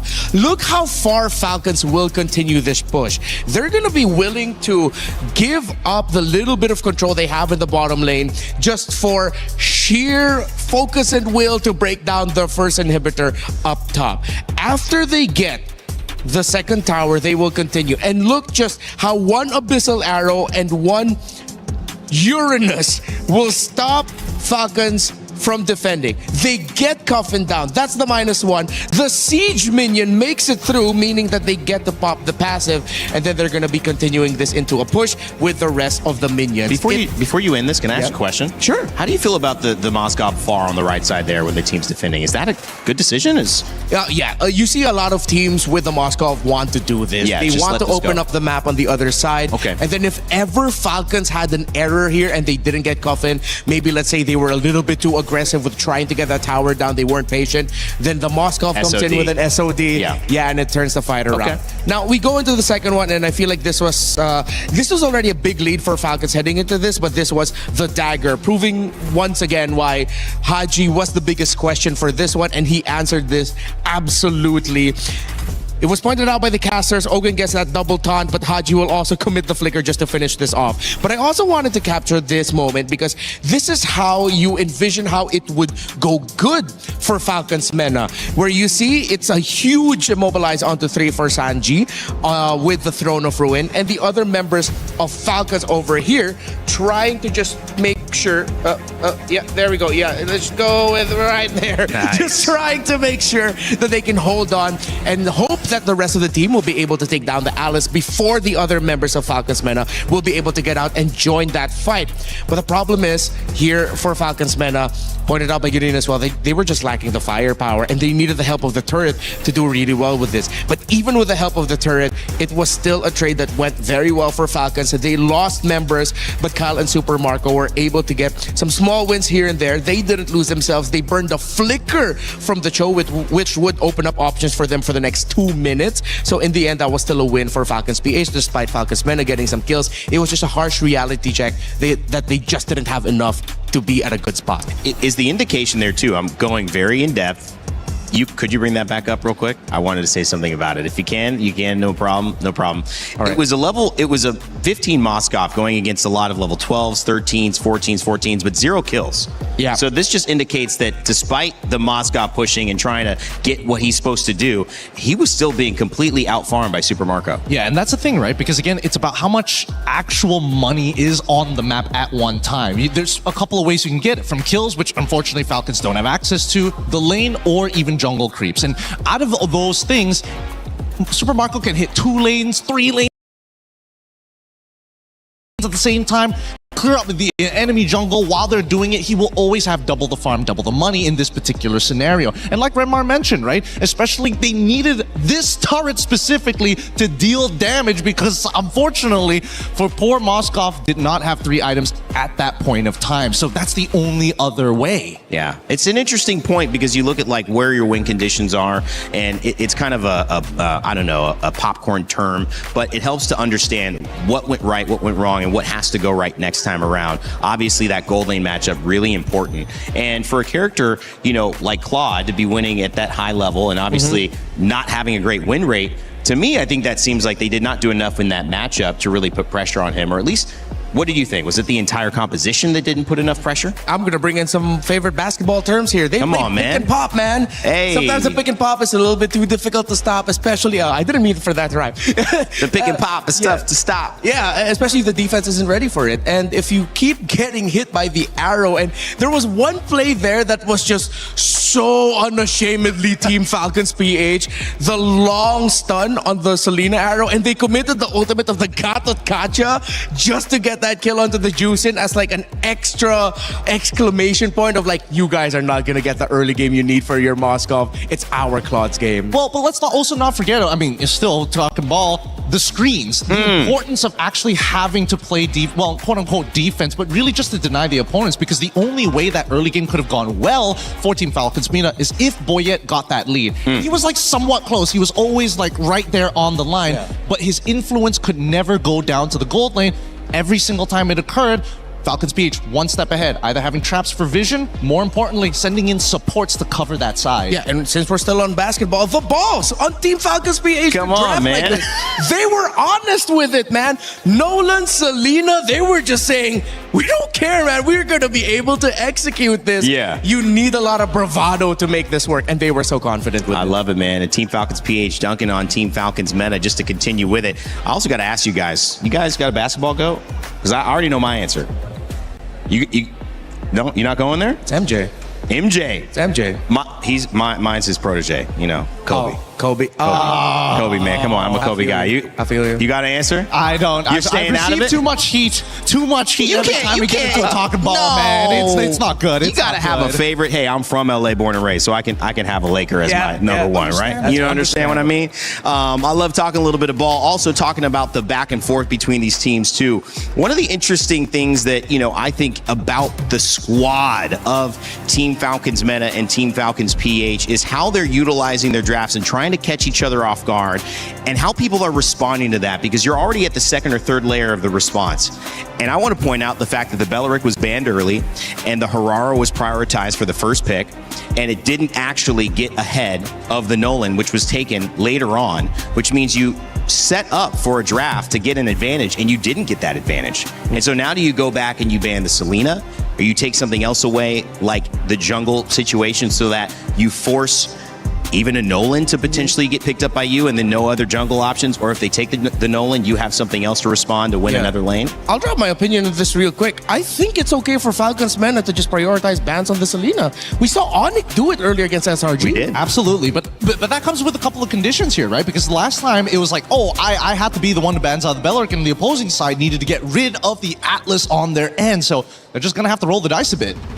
But if, let's say, right, in a perfect world, they swap sides. I think red side comes in with a much bigger advantage, especially when we're talking about red 4 and the final couple of bans at the end of the day. But the hard decisions really come down to, hey, if we do decide to get rid of Atlas on our side, we still must always get rid of Marcel, always get rid of the Freya, and that doesn't really change. Yeah, on Falcon PH, when they were on the red side earlier, it was Marcel, Freya, Atlas, as you mentioned. For Falcons MENA, they banned out the Fanny, Ling, and Beleric. Not terrible bans. But maybe we're slowly starting to see a little shift away from rushing the Hirara right out of the gate. Because with heroes such as Selena, I'm not saying pick the Selena over the Hirara. Yeah. But now there are answers, risky answers, not absolute answers. Maybe? I think, because every time we see There it is. Yeah. Every single time, right? It's about building the system around the Hirara. Do you have a strong enough mid trio to enable this first blood? Or do you at least have a sandbag to kind of control that side of the wave? Well, I like the adjustment because we mentioned going deeper into the assassin ban and not prioritizing the Hirara. They take out the Selena as well, which we mentioned. Ling and Fanny gone, which forces you to go deeper into that pool if you want to grab it. The Hirara taken on the other side, but the Uranus taken on the side of Falcons MENA. They liked how it worked. The Belleric's still available, which is a dangerous composition. And the Claude, that's an early prio. Gideon, you're questioning surprised. that? I'm very surprised because now they can pick up Belleric on their side and even look to actually secure their mid lane down. Yeah. But maybe this could be like an attack, right? This is a hidden attack. I'm saying if we finish our first 3, we get to the second phase, we're looking at your gold laner if you don't pick it up in the first 3. But isn't Belleric Eudora too good here to pass up? Or would you? That is the trap that a lot of... Never mind. Why are we shifting it now? Yeah, why? This is like 3rd level. These teams have done this before to each other, it feels like. I think we don't see their jungler just yet. They might keep the option open I think they need to put the Sakai into the jungle or roam, and then you pick up the Eudora here, as mentioned by Rain. Whoa. They're going... Hey, this is some beef. I like what I'm seeing. Just because I don't see the Eudora. For that sole purpose. Is it questionable? Absolutely. Man. Because I wish they held on to the flex option instead of showing it right away. I agree, but at the same time, I think they also recognize that, you know what? There's a pretty good chance that Bulletproof Marco is going to do Bulletproof Marco things and try and dominate that side of the lane. So at least let's affect it by forcing him to take a Purify. That's number one. The second thing is, I don't know how they're going to play that early game now, because now that Akai has kind of revealed itself alongside the Chill, the early game isn't exactly leaning towards Falcons PH on this Hirara, right? Because I would imagine that with Hirara, you want to set up for that level 2, but it's just too much stats. Okay. Wow. They go ahead and pick up the Esmeralda. There's one pick right now that Falcons MENA needs to ban, and that's the Valentina. If the Valentina gets through, this is going to be really tough for Falcons MENA. Yes, Falcons PH won't have the range, but it's Haji. This is his signature hero in MPL Philippines Season 17. He'll have a wealth of options, and he's just going to be looking at 2. Heavy Spin and the Way of the Dragon. Yeah. With just those 2 ultimates, it changes the image of team fights to favor Falcons PH more. This is an interesting one, guys. I mean, I thought a lot of things. Now, who knows what we think. But of course, the Valentina looks like a pretty smart ban. A lot of really good ultimates on the side with control for Falcons MENA. Just showing you a little bit here. The Hirara stolen and the Uranus stolen. So swap there. The Selena no longer involved in a major prioritization in the Claude and the Cho. I think Falcons PH might let the Harith through because they still have an option to play a Glue Roam if ever. Yeah, Blue Roam is also pretty good. I'm also thinking whether or not they need to get rid of the Lilia at this point. Because again, these are very like picks that kind of signal what they think is going to be a problem for their final comp at the end of the day. And the peel is good. Not to mention, I mean, there's still also the Zushin that they could have picked up later on the line, get a nice Queen's Wand, and then still peel off this tanks. So the question is, do you want to peel them, or do you want to be a legitimate threat? If you want to be a legitimate threat, there's still Vixana, there's still Lilia. Some really good choices here for the mid lane. For the gold, I'm pretty sure the Falcons Man is also thinking about what to give Sano. He has 2 signature picks with his most prolific heroes, Moskov, Bruno. And if you're a Bruno player, that means you also play Brody. So you have 3 picks to choose from, and Falcons needs to be very careful with what they show at Red 4 because that'll make the choice so much easier for Falcons MENA. We don't talk about Bruno in my house. All right. Okay? All right. We're big Encanto fans. My daughter cannot stop singing it. Until now, it's been a while. Hey, look, it is really catchy. It is super catchy. Come on, man. Lin-Manuel Miranda, come on. Looking at these final bans, though, I think this one's a really, really tough choice for MENA. At this stage, you've kind of gotten rid of like the big team fight ultimates, and now that you're also getting rid of one more, you've opened up the Valentina this time round, but do you really want to spin Beyblades against the Akai, or like how are we doing this? Spin it. You get the Valentina, then you get the glue. Because with the Minotaur ban, I feel like that's a huge signal that they're going to be going for a There it is. Harith. They close it up with, I guess, Harith, and then... Harith Zushin, but that wouldn't be enough damage unless they play like early game Akai invades. Here's a question. What problem have they addressed from game one so far? And I'm talking Falcons meta, but what problem are they potentially letting go with this draft? The fact that some of their biggest ultimates are going to be also in the hands of Falcons and covering what Falcons needs in their draft. Did they address something in last game, though? The Uranus. Okay. The Uranus was answered. One, at least they get to control at one side of the map to actually sandbag it, right? But in terms of tempo, I don't think they've answered it just yet. I think they still are going to have a bit of a tempo problem here, but you've already got at least the Cho to help that out. The Moskov as well, okay, totally fine. There's the Jushin, and now we have like a strong, solid mid trio that's very, very hard to punish. Glue? I think it's just glueable, for sure. For sure, right? What else? Well, I mean, what other supports do we have to think about at this stage, other than maybe like the Hilda Max? And even then, it's like not the greatest. You're only going to play it around Super Marco and also the Hirara. Yeah. Energy on stage, sometimes you got to mention it. It's actually caught on this cam, some daps, the coach is going back. I mean, it felt like they liked their draft. Yeah. It's solid. It goes back to the identity of Falcons meta. You get Boyet on the utility jungle. You get Sano on a signature hero, and of course, it's the Gato. Just every time when I think it's going to be something different, it's just a Gato Gacha again. But I can't clear waves. Gato shows up once more. But both sides have very similar idea of how their compositions want to work. The early game is where we're going to have to see whether, you know, Falcons PH can set up that early snowball in that first blood. If not, I think as mid-game starts to come around, there's a lot of defensive tools that MENA can use to deter them. Like, stay back, but as long as I hold my ultimate, you have to respect me. Yeah, it seems like a disciplined game would benefit Team Falcons meta because they have a lot of ways to use that utility, but can they apply enough pressure to get ahead and snowball, especially if they get in this position where they are down and almost out? One game to tie it up or one game to send them home. Team Falcons PH on the verge of victory. Let's send it back over to your casters for game two, where they might find themselves in the knockout stage. Here we go into the ladder dawn. Falcons MENA backed onto a wall. On the brink of elimination, they rely back on their main identity that won them the wild card. Boyet on utility, Sano on a carry, Coffin on Juice. I was about to say it's comfort. Going back to comfort for Falcons MENA in this very dangerous spot that they're currently in. A do or die up against Falcons PH, who based on this series alone have seemed to figure out what has been lacking from them in their previous series here in MSC. You see how they've been very proactive in setting the tempo. And now that they're on a Hirara, it's all the more reason for them to do the same. Oh yeah, definitely. Let's take a look at the emblems here. Sano taking a Master Assassin, but losing out already. 1v1 up top. At least the Letho gets taken out by Falcons MENA's Boyet.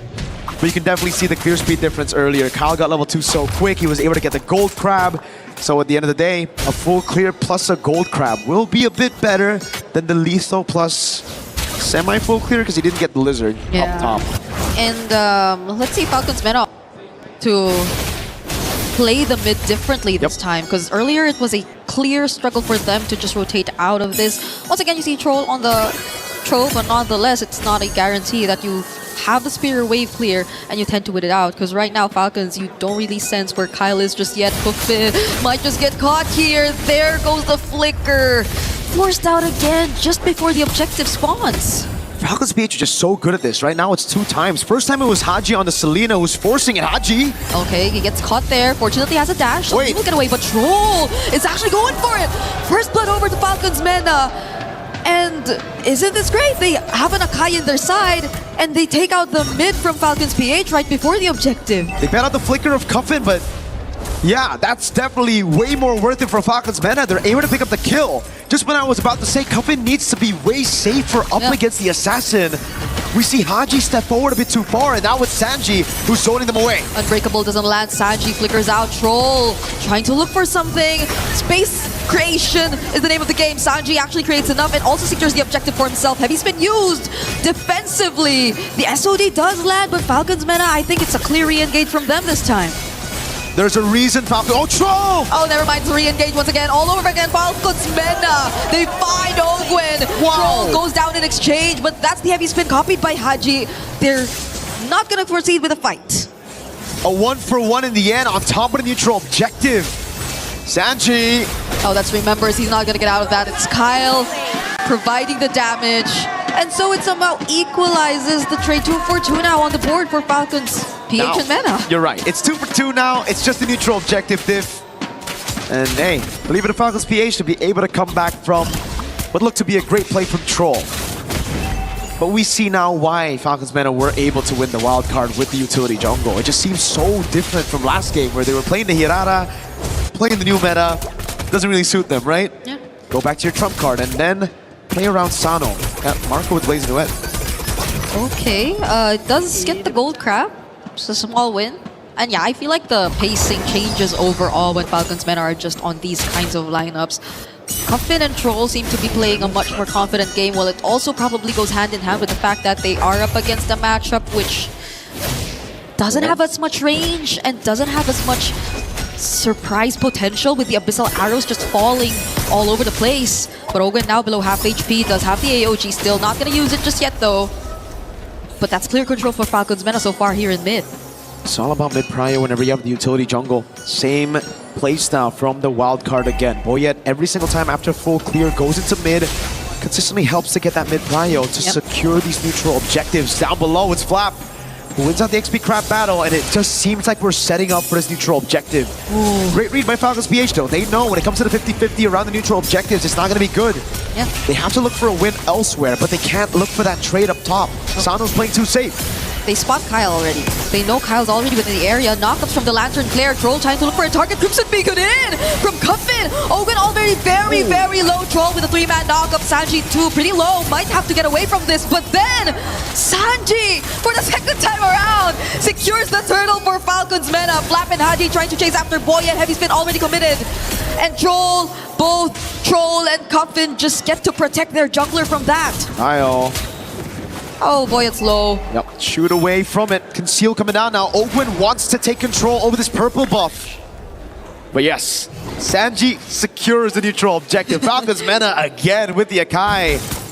Pulling a win over the neutral objectives, but that's what it's meant to do, this composition. Yeah. Now we have to go back to the fact that Falcons PH, they can still scale, but so can Falcons MENA. So it basically makes it all even. Falcons MENA getting the neutral objective isn't a way to snowball. Rather, it's a way to stay neutral in the game. Something that they weren't able to do on Assassins. Now, they can play for the scaling on Sano. It's protect Mr. President. As long as Sano continues to farm this way, and Falcons MENA are able to keep the gold lead from staggering out of control, it's a-okay. It's back to Falcons MENA playing their signature game. Yeah, but I think Falcons PH are too good at keeping it really under control. It's not growing into any significant lead just yet. Falcons MENA, they're not able to convert it into any structures, and so we see that the lead is something you don't really get to feel, at least for now in this game. But that's a really high cut for Sanji. There's a response coming out from Falcons PH this time just because of that, and he will go down. That's another kill over to Kyle, or actually the first kill. The second one he's able to get in this game. Let's see, they're able to bait people down into the bottom lane. That means a turret up top. Wait a second. Oh. AOG? Could that have been the plan? Ogun goes in with the AOG, yes, but it's not going to break out into a fight just yet. They have their eyes on Troll, however. He might be the pick-off, but he has the Jeet Kundo. He is going to survive. And no turret for Falcons MENA. Okay. Great defense by Falcons PH, really just keeping that turret from going down, but now it's Boyet up top. Kyle onto the neutral objective first. Same level, it's 9-9. Sanji already using the Consecration, trying to get some info. Troll gets revealed here, and Kyle for the first time actually secures the objective away from Falcons MENA. The SOD did land, but I don't think Falcons MENA want to commit to a fight just yet. Nope, not just yet. Not until Sano gets the 3-item power spike. But again, it'll be the same for Marco. Wait a second. Sano will be able to get a turret down below, so that makes it quite okay. Marco, though, obviously always there to get compensation off of these trades, right? Falcons MENA are trying their darn best to get some trades on the map. But Falcons PH always refuse for it to be an equal trade. It's always a kill on top of it, a neutral objective on top of a structure. And that's why they are the ones with the 1,000 gold lead, despite Falcons MENA's hold onto the two turtles. Yeah, I wanted to say it looked equal, but then I looked at the gold lead and it's, for some reason, not. Falcons are the ones And getting a better hold of this. Look at Marco. Oh, again. Yup, it's all about the macro plays right now, taking the structures around the map. It's the same though for Falcons MENA. They are able to push up top. It was basically broken at top. So low. Just needed one more minion. Little strike down from the Winion.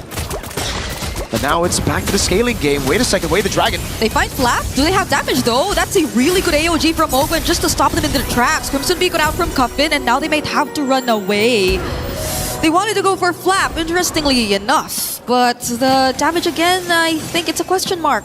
And again, even in that skirmish that looked like Falcons MENA were the ones being proactive, it was Sano who had to burn the flicker. SOD, Whoa! he actually escapes. Whoa, Sano with that play. Okay, at least they don't hand over more and more advantage to Team Falcons PH. Not gonna lie, that was kind of clean with it. Great escape, man, against 4 members of Falcons PH. Any normal player would just be like, alright, I'm dead. But Sano refuses to play safe gold lane. He is the definition of play safe gold lane. He knows if 4 members are coming up, how to handle them. Up top though, Marco's gonna try to build a slow push. And Falcons MENA won't actually be using Moskov, Sano. Oh, yeah, he's here in mid, and because they need the damage, they pin down Ogwen, they want to burst him down. Flap goes in with the falling star moon, but the Crimson Beacon too as a response. Flap? They want to apply a bit more crowd control, and now he's slowly being shredded down! Kyle enters from the sides, but he doesn't seem to land the damage onto anyone. It's Saji! Just needs one more hit! It's a flicker from him to finish off the kill on Kyle, but Marco going in. This might just be the turnaround.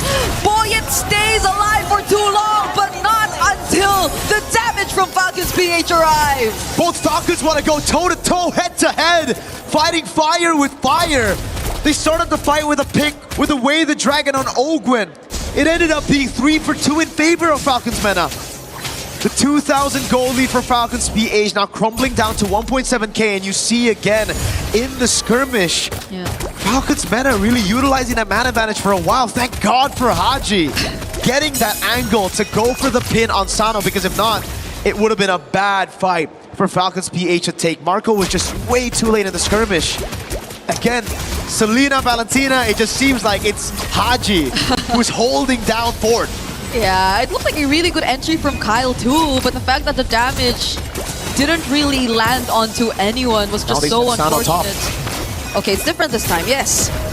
So they might have a bit more advantage. Oh, Falcons PH though, they go in for the engage. Sanji already very low, but the layer of the dragon! Wait! They find Haji as Soti does not connect. Sano might have to commit to the push. He will as the team fight still continues to break out, and Kyle will secure the objective for Falcons PH! It was a 4v5. Falcons MENA held them down for so long, but in the end, it's Flap with a triple.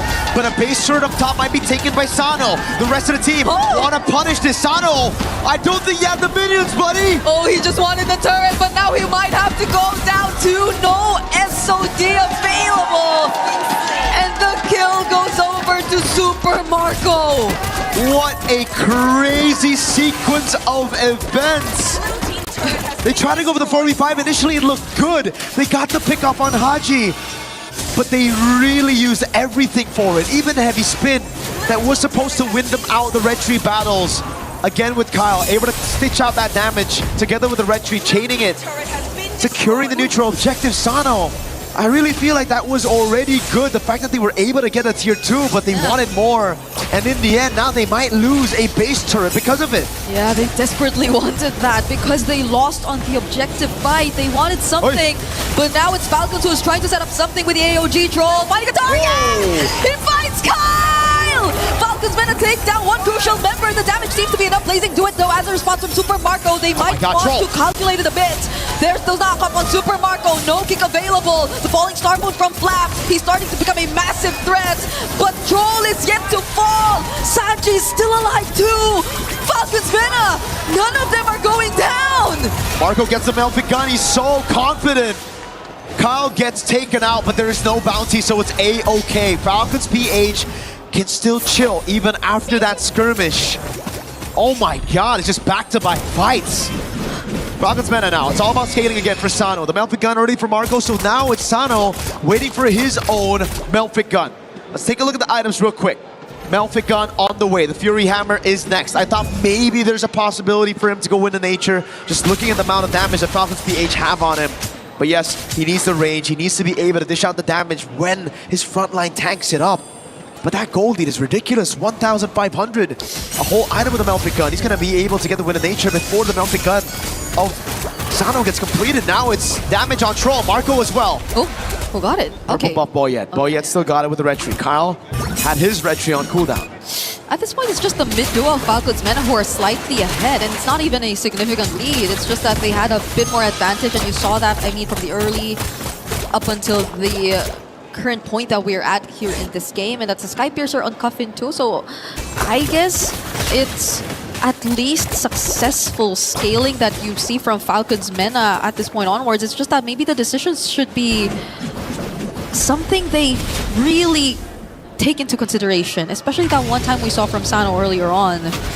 That cost them a bit too much, and now Falcons PH, they are setting the tempo all over again for this upcoming Lord fight. Sano's in the bottom lane. This is going to be this looks great. Oh, Marco low though. Oh, Boyet, they don't want him to get near. But Boyet's trying his best. Heavy spin, 2 heavy spins. SOD could have made it. Haji goes down though. Falcons PH do get the objective, but Falcons MENA now on the fight. AOG from Ogwen, that might just have been the means to stop Falcons MENA. Super Marco landing the free hits. He finds a double on both Sanji and Boyet. It looked too good for Falcons MENA, but the AOG and now Sano! Can he get away from this? He's still trying to survive, but Kyle will find Troll. Falcons PH played the long game in that skirmish. They got the Lord. It looked great for Falcons MENA as they got one man down straight up. But it wasn't enough in the end. Falcons PH waited for the resources to be spent, to be burnt down. Then they re-engaged. Marco on the claw, that blazing duet, and the clutch factor you have when you have Mr. Bulletproof in your team. It's just ridiculous. Now, Falcons PH are going to be looking for the throat. Okay, that's a blazing duet from Super Marco. Just blasting Sano, and that's one of the most important members you have on your side if you're Team Falcons MENA. It just seems like such a big difference. It's the sides that you're seeing from Falcons PH really making work. Falcons MENA, they had so much promise in the early part of their mid, but now it's Kyle on a killing spree against Sanji. Boyet catches multiple members. It's over. But what can they do? Cuffin flickers out. The Lord is still up, and Troll goes down next. It's a triple from Kyle to close out this game and to close out these series and making it a Maniac 2. Falcons PH will advance to the knockout stage.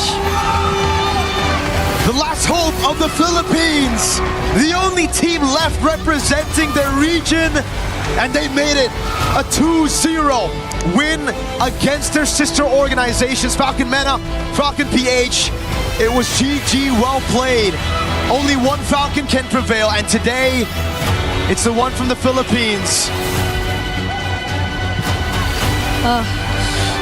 It's so weird seeing same exact jerseys, but it is what it is. They know each other so well. Our panelists have mentioned it too.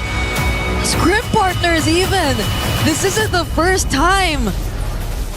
They've been up against each other multiple times.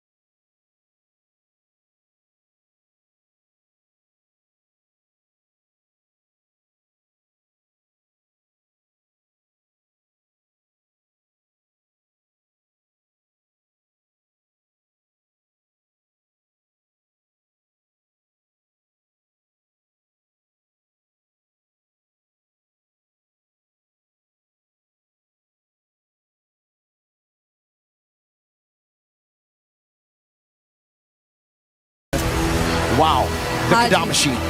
Haji, Kadamashine, Selena, Valentina. He's definitely got it this time. We're going to throw it over to an interview on stage with Flop. Yes, my friends, we're here with Flop. It's Falcons PH that take the win in advance over their sister team. Few questions. What's it feel like to be back here on the international big stage?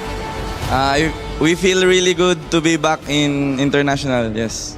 It's a hell of a moment here, but not only are you coming in and being the only Filipino team that's advancing on in the knockouts, but you're also representing the EWC 2025 Club Champions. What does that mean to you as a person and as a team? I think it means a lot because I need to win this one for my team and my bosses, so... That's an extra bit of pressure on here, but you've got a lot of people that are giving you that energy all the way from home. So is there anything you'd like to say to the camera here to all the Filipino fans out there cheering for you? Maraming salamat sa sumusuporta sa amin. Kami ang last hope. The last hope, there it is, Flap and Falcons PH taking it and advancing on to the knockout stage. But you know what that means. It's time to crush a key. Come on over, my friends. All of Falcons PH, and let's head all the way back. Our final key to be crushed here in the group stage of MSC at EWC 2026. 16 teams are now down to only 8. There's one more to fill in the gap. It has to be a team-on-team kill. But it's Falcons PH, the only and final hope for the Philippines that get to crush, guess what? Team Falcons' own. Whoa, back. There it is. Congratulations, Team Falcons PH. Eliminate Team Falcons MENA and secure their own spot in the knockouts. With that, the key is crushed, the heart is done, and it's one Falcon that'll fly out of the nest. Whereas the other one, they're just gonna have to go back home into that egg and prepare for their next bout.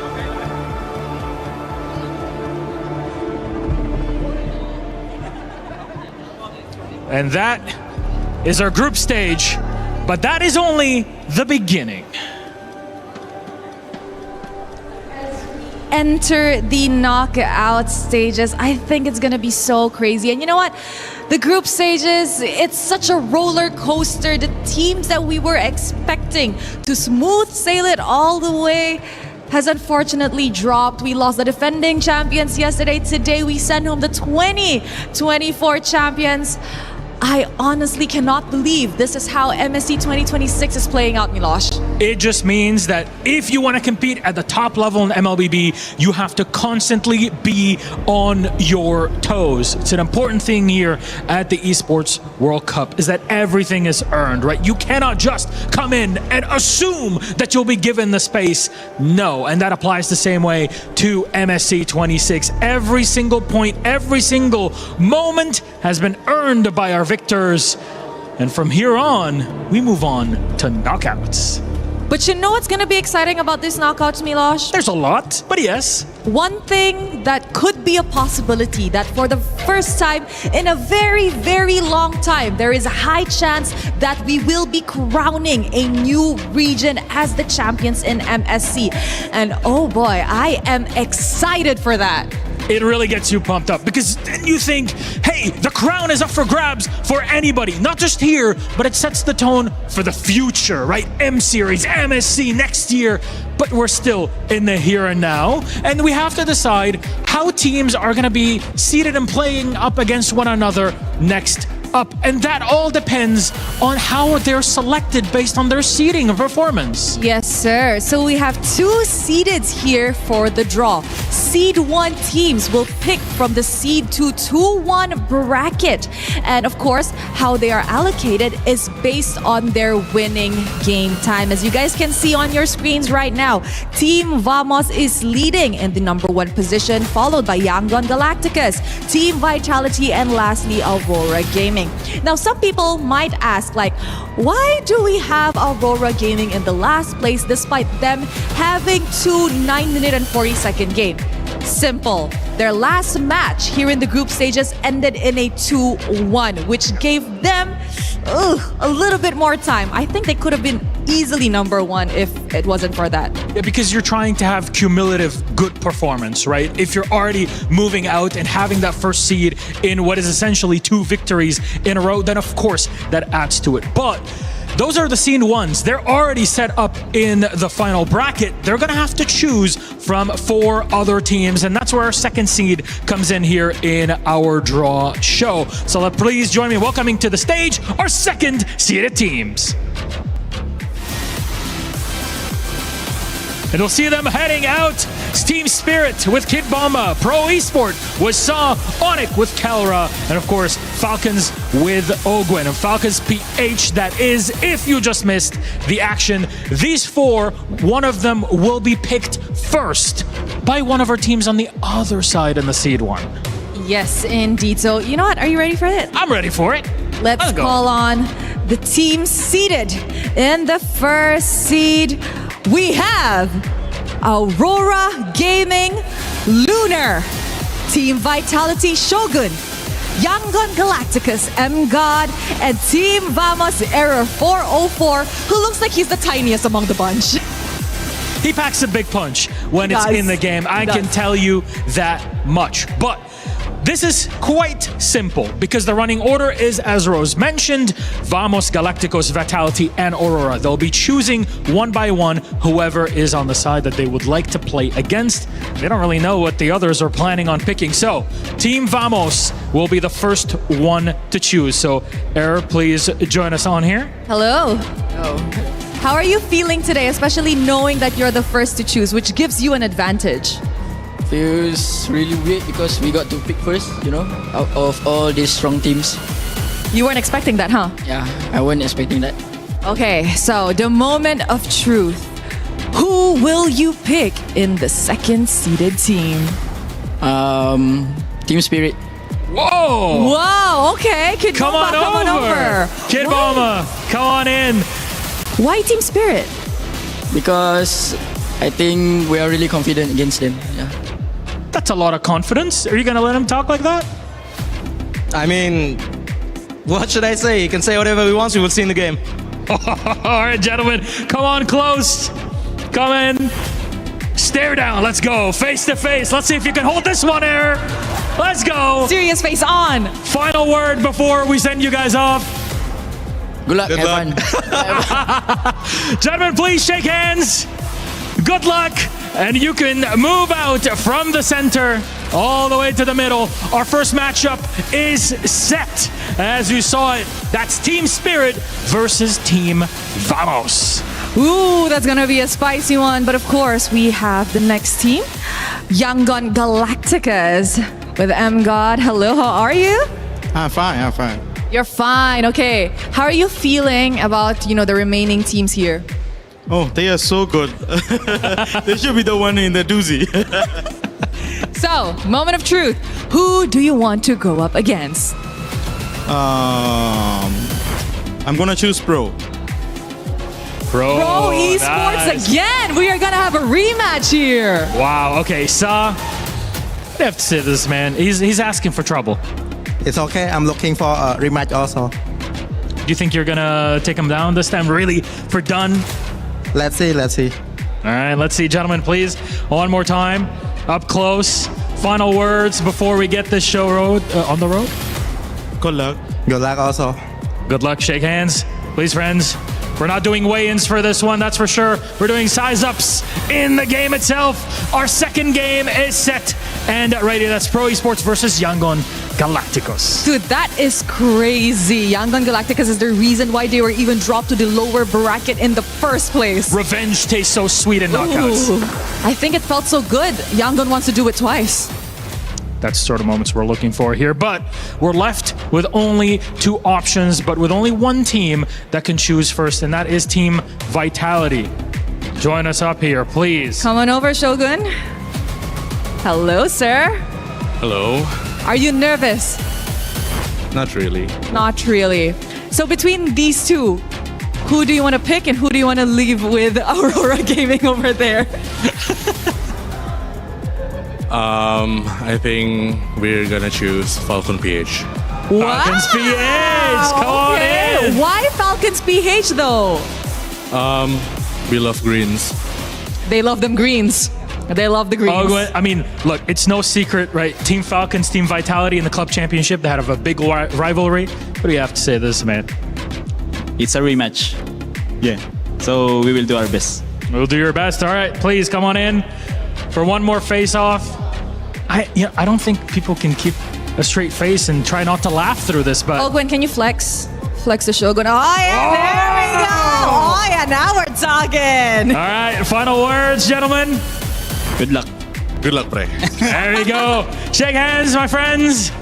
And off you go. That's a third game set up. Falcons versus Vitality. Not only in the context of MSC is that super cool, but in the context of the Esports World Cup Club Championship, that adds a lot more to it. Overall, just an amazing matchup. And you know what? For the last matchup, come here, Lunar. Come here. Come here, Lunar. Who do you want to meet, Lunar? That's a pretty hard choice for me, but I will go with Onic. Yeah, so hard. Hardest question of the day. Honestly, did you expect to pick them? If you had the choice, would you pick Onic? Either if you're first to, no, but if you're third, I think yeah. Okay. There's a bit of praise on there. What do you got to say? I'll just take my revenge. Oh, it's all revenge matches in this coming knockouts. What do you got? For our group stage match, you also said revenge. Whoa. Get him close, get him close. Bottom Wars, gents. Good luck. Good luck, good luck. Thank you very much, gentlemen. Please, you may leave us on the stage. There's love between all of our teams. That's a big part of the competition. But when we're walking in the server, it is on another level. Yes, but just a reminder to everybody and to all the fans that are watching, the order that we pick the players and the teams today does not determine the final schedule for match day itself. So don't forget to wait for the official announcement. That is it from us on the main stage for the group stages. But of course, we have to throw it over to the panel to break down what happened in this series and in this draw. Thank you, Rose and Milos. What an exciting time. Those were some fun head-to-heads. I like that trash talk. You said revenge already. And so now they're finding a way to see if it'll be real this time or if it'll be a little deja vu. I love what we get to see there. And, you know, also all of them having a little bit of fun with it as well. Welcome back to the panel. I'm Rain Day, Renmar, Gideon. Guys, closing out the day. We've got the bracket coming up soon. That will tell, like Rose aptly put in. Actually, it's here now. It's not necessarily the timing of when we'll play these games, but here is what it is going to look like. Team Vamos over Team Spirit. You know what? You guys can read it out. Why don't you focus on the matchups that are most interesting to you? A lot of rematches. I think Vamos Spirit are the only ones that isn't a rematch, if I'm not mistaken. And the theory of everyone that Vitality and Aurora Gaming might just be the grand finals of this MSC, the possibility is still alive. It really is. It's pretty crazy how this actually turned out to be so many rematches. Like, of course, I'm excited to see how Yangon Galacticos are going to face up against Pearl because that was already a banger. You can only imagine that they're going to push it to the 45 minutes rather than the 30s. I'm really excited about this, again, because of all the dynamics we've seen throughout this tournament. It is also really important to mention that we do have a Filipino representative. That was going to be the question. You haven't seen a lot of international tournaments, a lot of tournaments at all without a Filipino representative, and you still won't see one in the knockout stages here without a PH representative in the knockout stages because they've made it through.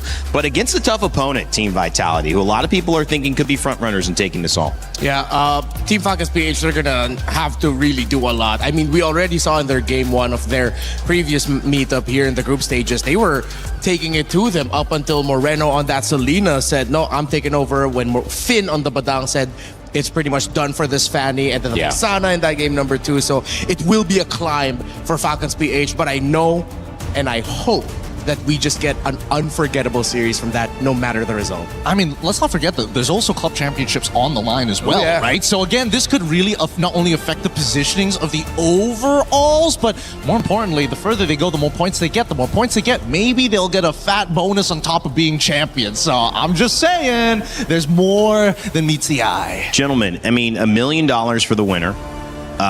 Tons of prize money, 100,000 guaranteed at minimum for top 8.